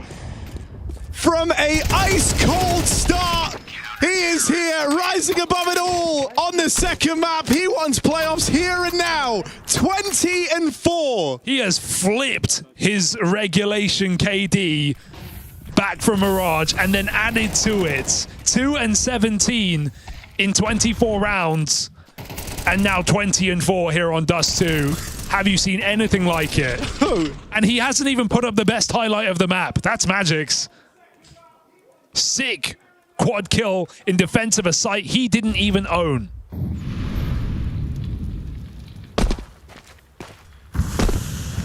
Team Spirit have come to play at Krakow.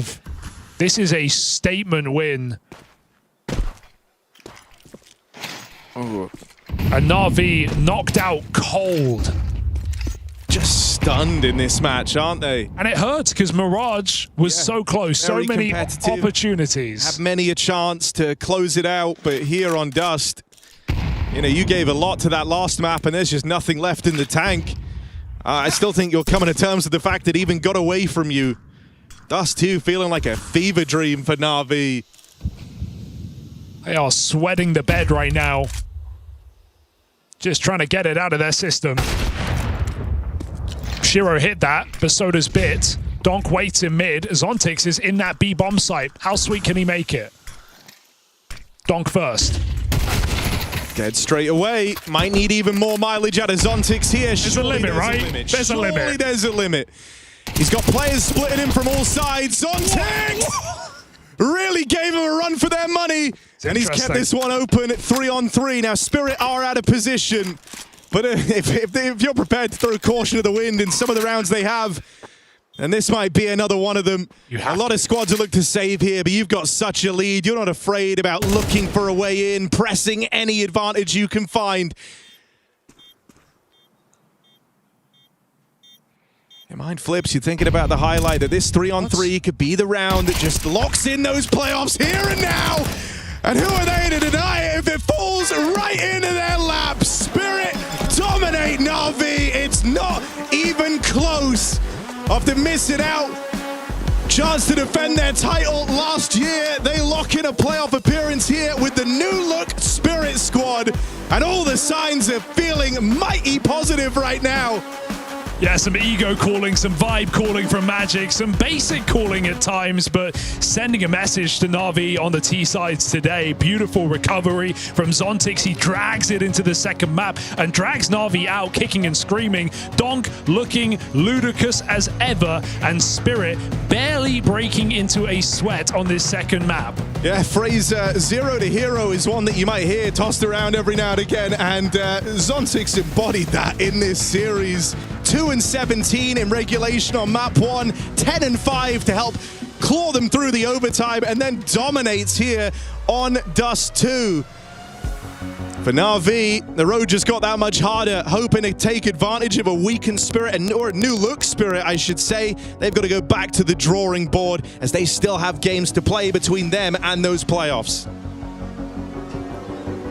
They do, but it is Spirit that booked their ticket to the playoffs. Tanir, can I get your first reaction? A great result and already booking your ticket to this huge stage that awaits you. I'm really so happy. I'm very happy to play with everyone, my mate and team, the inside players. I very enjoy, and it's first time for like big arena for me, and we'll see. Yeah, we'll see indeed. Can you tell me a little bit about the going from Mirage to Dust 2? Mirage, that was very close. You were in overtime, and then Dust 2 is just like, you guys are insane all of a sudden. So what does Magix tell you in the time in between maps? He just tell 6-7, and we just know what we should do. Excellent. Just co-kill 6-7. Is he saying that you're cringe? He's bully every time. Yeah? Is it bad? Yeah, very bad. Very bad boy. Unfortunate. Let's talk about you a little bit, because of course there's a lot of eyes on you in this lineup. He said in an interview lately that, of course, with Zontics coming back, this gave you a little bit more opportunity to roam and move around a little bit more. How are you feeling with all of that? And how are you feeling on the server in terms of level of comfort? I'm feeling good. Sometimes maybe on some new roles, for me it's a little bit hard because I didn't find my comfortable yet. But in future, I think it should be all fine. Any words for the Spirit fans now that you're heading to the playoffs and to a really, really big stage? Okay, thank you for supporting. I hope you come to Arena for cheer for Team Spirit. Thank you. And thank you very much. Congratulations. Over to you. What was a very competitive series on map number 1 was not even a question when we got into Dust 2. Of course, Zontics having an incredible resurgence coming onto their own map choice, and Donk doing what he does best. I'm so sorry to say all this in front of you, JL, because I know you've had to feel the pain inside the server yourself. Where do you feel like the issues kind of came for Na'Vi in this second map of Dust 2? I mean, first of all, Spirit is, I think, miles ahead of in Dust 2. Like playing against Na'Vi, they're so much better on the map, and maybe some issues on Mirage that kind of traveled all the way to Dust 2 and then let Na'Vi relax and play their own game. Is it hard sometimes to kind of let those issues go? It's a question I ask players a lot. You know, conversations you have between map 1 and map 2. A lot of the time people say, oh, we just forget about it. Is it that easy to forget? It's easy to say, let's forget about it. But then you're walking back to the game and you're like, oh, god damn it, I should have closed the game out. I could have played better at that moment. He could have done something different. And then you don't forget it. Only true professionals and top of the game players will forget the game, but usually players don't forget it. Especially when it's close. That's the hard part. That's the hardest part. Yeah. Also depends on, you know, what sort of things went wrong. You know, if it was like a bad read and a bad call, that's easier to get over than it is if you just had bad comms throughout the game, right? Because that's something that's not map dependent. You need good comms on every map, you know, but if you made a bad call, you stacked the wrong bomb site a couple of times, you can be like, all right, we're a bit unlucky or didn't have the good reads. But if you made some mistakes in clutches, especially if you played bad in the clutches, like that's hard to brush off because, you know, you're gonna need those on whichever map comes next. What are the typical conversations then when you come off a loss on the side of Na'Vi? You have to play, I believe, tomorrow. You've got the first game coming up tomorrow. What are the conversations you do overnight then, and who's kind of putting in the most work and where for the team? I mean, first of all, you want to talk about the game that just happened. You want to kind of get it out of the way, get all of the mistakes fixed, or the topics that you didn't discuss mid-game, you want to go over them, you want to fix it, and prepare for the next game. So most likely, I'm not an expert, but today they might talk about Spirit, but tomorrow they're talking about their opponent. Sorry, slight deviation there. It's the last game tomorrow. I said first game, I did mean the last game, sorry. How involved were you then? Like, if you kind of give a hierarchy of like who has the most responsibility from now until tomorrow to kind of the lesser guys, what are we looking at there? For sure, number 1 is Blade. He's the highest at the top. And then Alexibi, and then I feel like every single player individually should do their due diligence of actually fixing the mistakes that happened. That's about it. On the other side of things, though, of course, as we just saw, Spirit are the ones to be progressing to the playoffs. I love to see that for this new look Team Spirit. The first time Magix is going to get to lead in a big arena as well. What do you reckon their chances are in terms of that? You know, we obviously see G2 joining them as well. Are they heavy favorites, medium favorites? What are you thinking? I would say medium. I think a team with Donk on the roster always has a chance, right? And some of the favorites from last year are off to a slow start. I mean, Vitality lost to Falcons with a stand-in at Bounty. FURIA has been uninspiring. Falcons are already in the lower bracket themselves after losing to Aurora. We'll see about MongolZ. I think they're in a really bad spot. That sounds harsh, but I think the introduction of Anubis for Train hurt them a lot because they didn't play it before. Yeah. Dust 2 was their perma-ban. Now they have to pick that up. I think early on they'll have troubles against some of these top teams. And in a field like that, Spirit absolutely has a chance. We saw G2 in the meantime also made the playoffs, beating Foot, you know. they had a couple of close games that they were able to grind out in stage 1 and in stage 2, so they might be a dark horse as well. You were there at Bounty when out of nowhere they came to live the dream. That was incredible. Speaking of the team that they beat, they're obviously going to be going up against 3D Max in the first game on the A stream tomorrow. That's also qualification. Anybody taking 3D Max here? Anybody? I mean...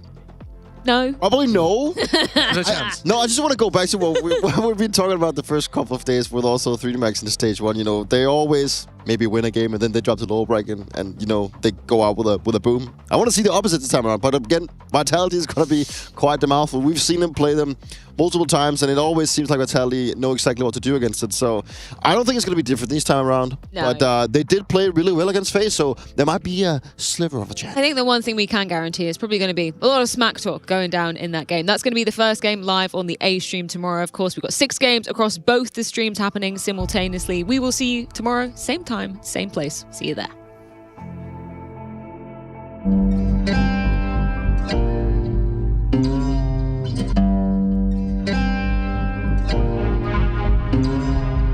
Break that smoke, he's going to swing on it, but he gets flashed off. Still, Wicardia blind gets 3. Zutara's the last piece to fall. It's too damn easy.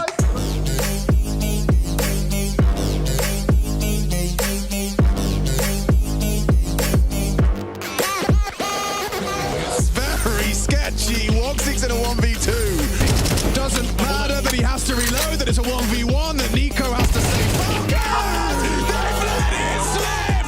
Falcons, how does this keep happening?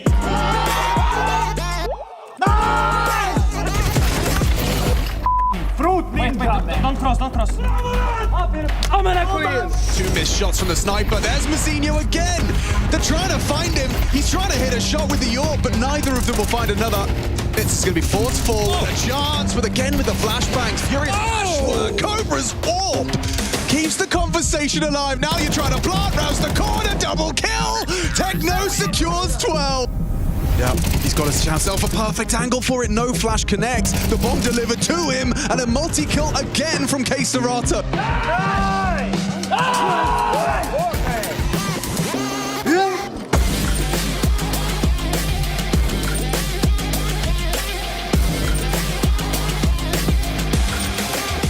Doesn't stop MongolZ from dealing with him. However, Zontix from nowhere. Double his kills. 2 kills, but he's all alone here. They're running him down. Zontix delivers. Triple the board. Hero. And Magix runs through. F you. That's what he says. Magix, the butcher.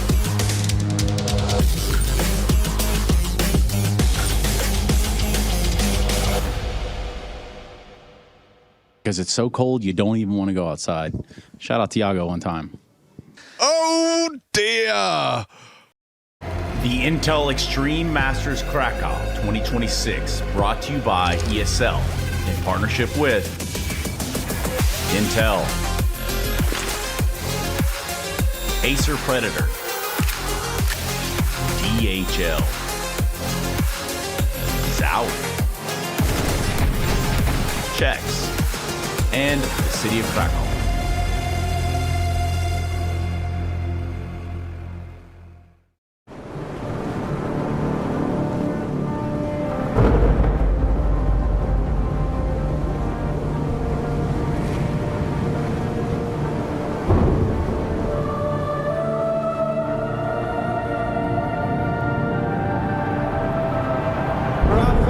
Really making history.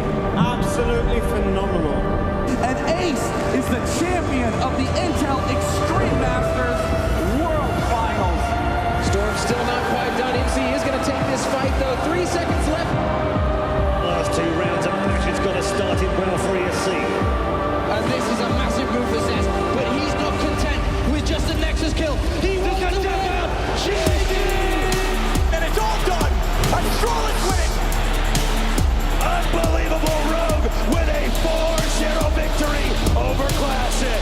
And they did it again in the Grand Finals. It's Natus! Give it up for your Intel Extreme Masters World Champion!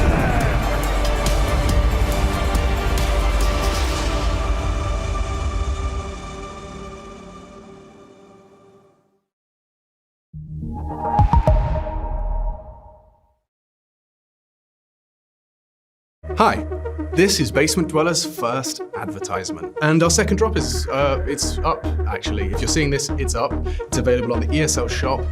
We had our first go at a jacket, and I'm really proud of it. I've always had an interest in clothes, but, you know, seeing behind the scenes how the sausage is made has been a lot of fun. And if you like the clothes, tell me. If you hate the clothes, tell me, but try them before you slag them off. I think they're really comfy. So yeah, that's my advert. I'm gonna try again. I'm gonna record another one.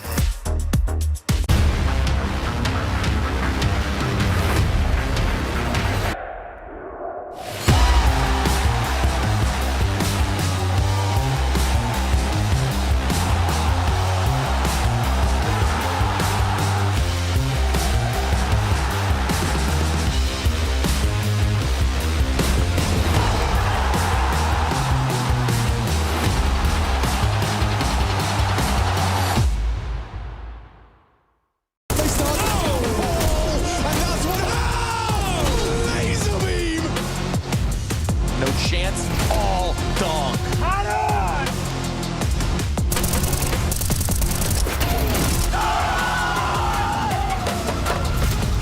The opening fight here, and no utility to do it. Brokey going for more. Brokey wants it all.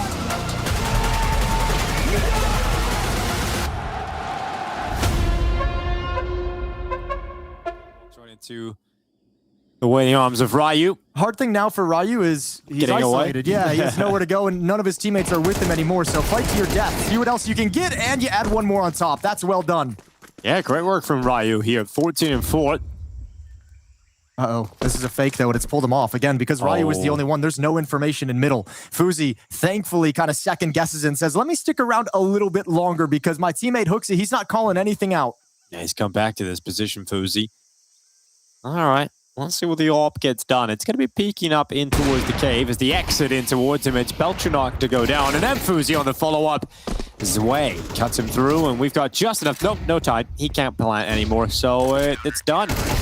They run out of time here. Zwei fights on and doesn't die. Actually picks up the AWP as well, so he makes the most of that situation. Yeah. But Astralis continue to build rounds up, and you've got to say, the man you asked to step up, Ryu, really is doing it. I know. I like this glimpse of him so far in these past 3 rounds. I like that he's getting this kind of a performance to make him feel a little bit better within this lineup, within this series. Really cool to see him power Astralis in these past few rounds to some victories and to a strong lead. They've hit 8. And if history of this series tells us anything, this is where it stops in the first half. Paravision gonna try and get a 4th round on the board. It's Noda to aggressively take middle all on his lonesome. First kill is his, and Ryu still hiding inside the smoke.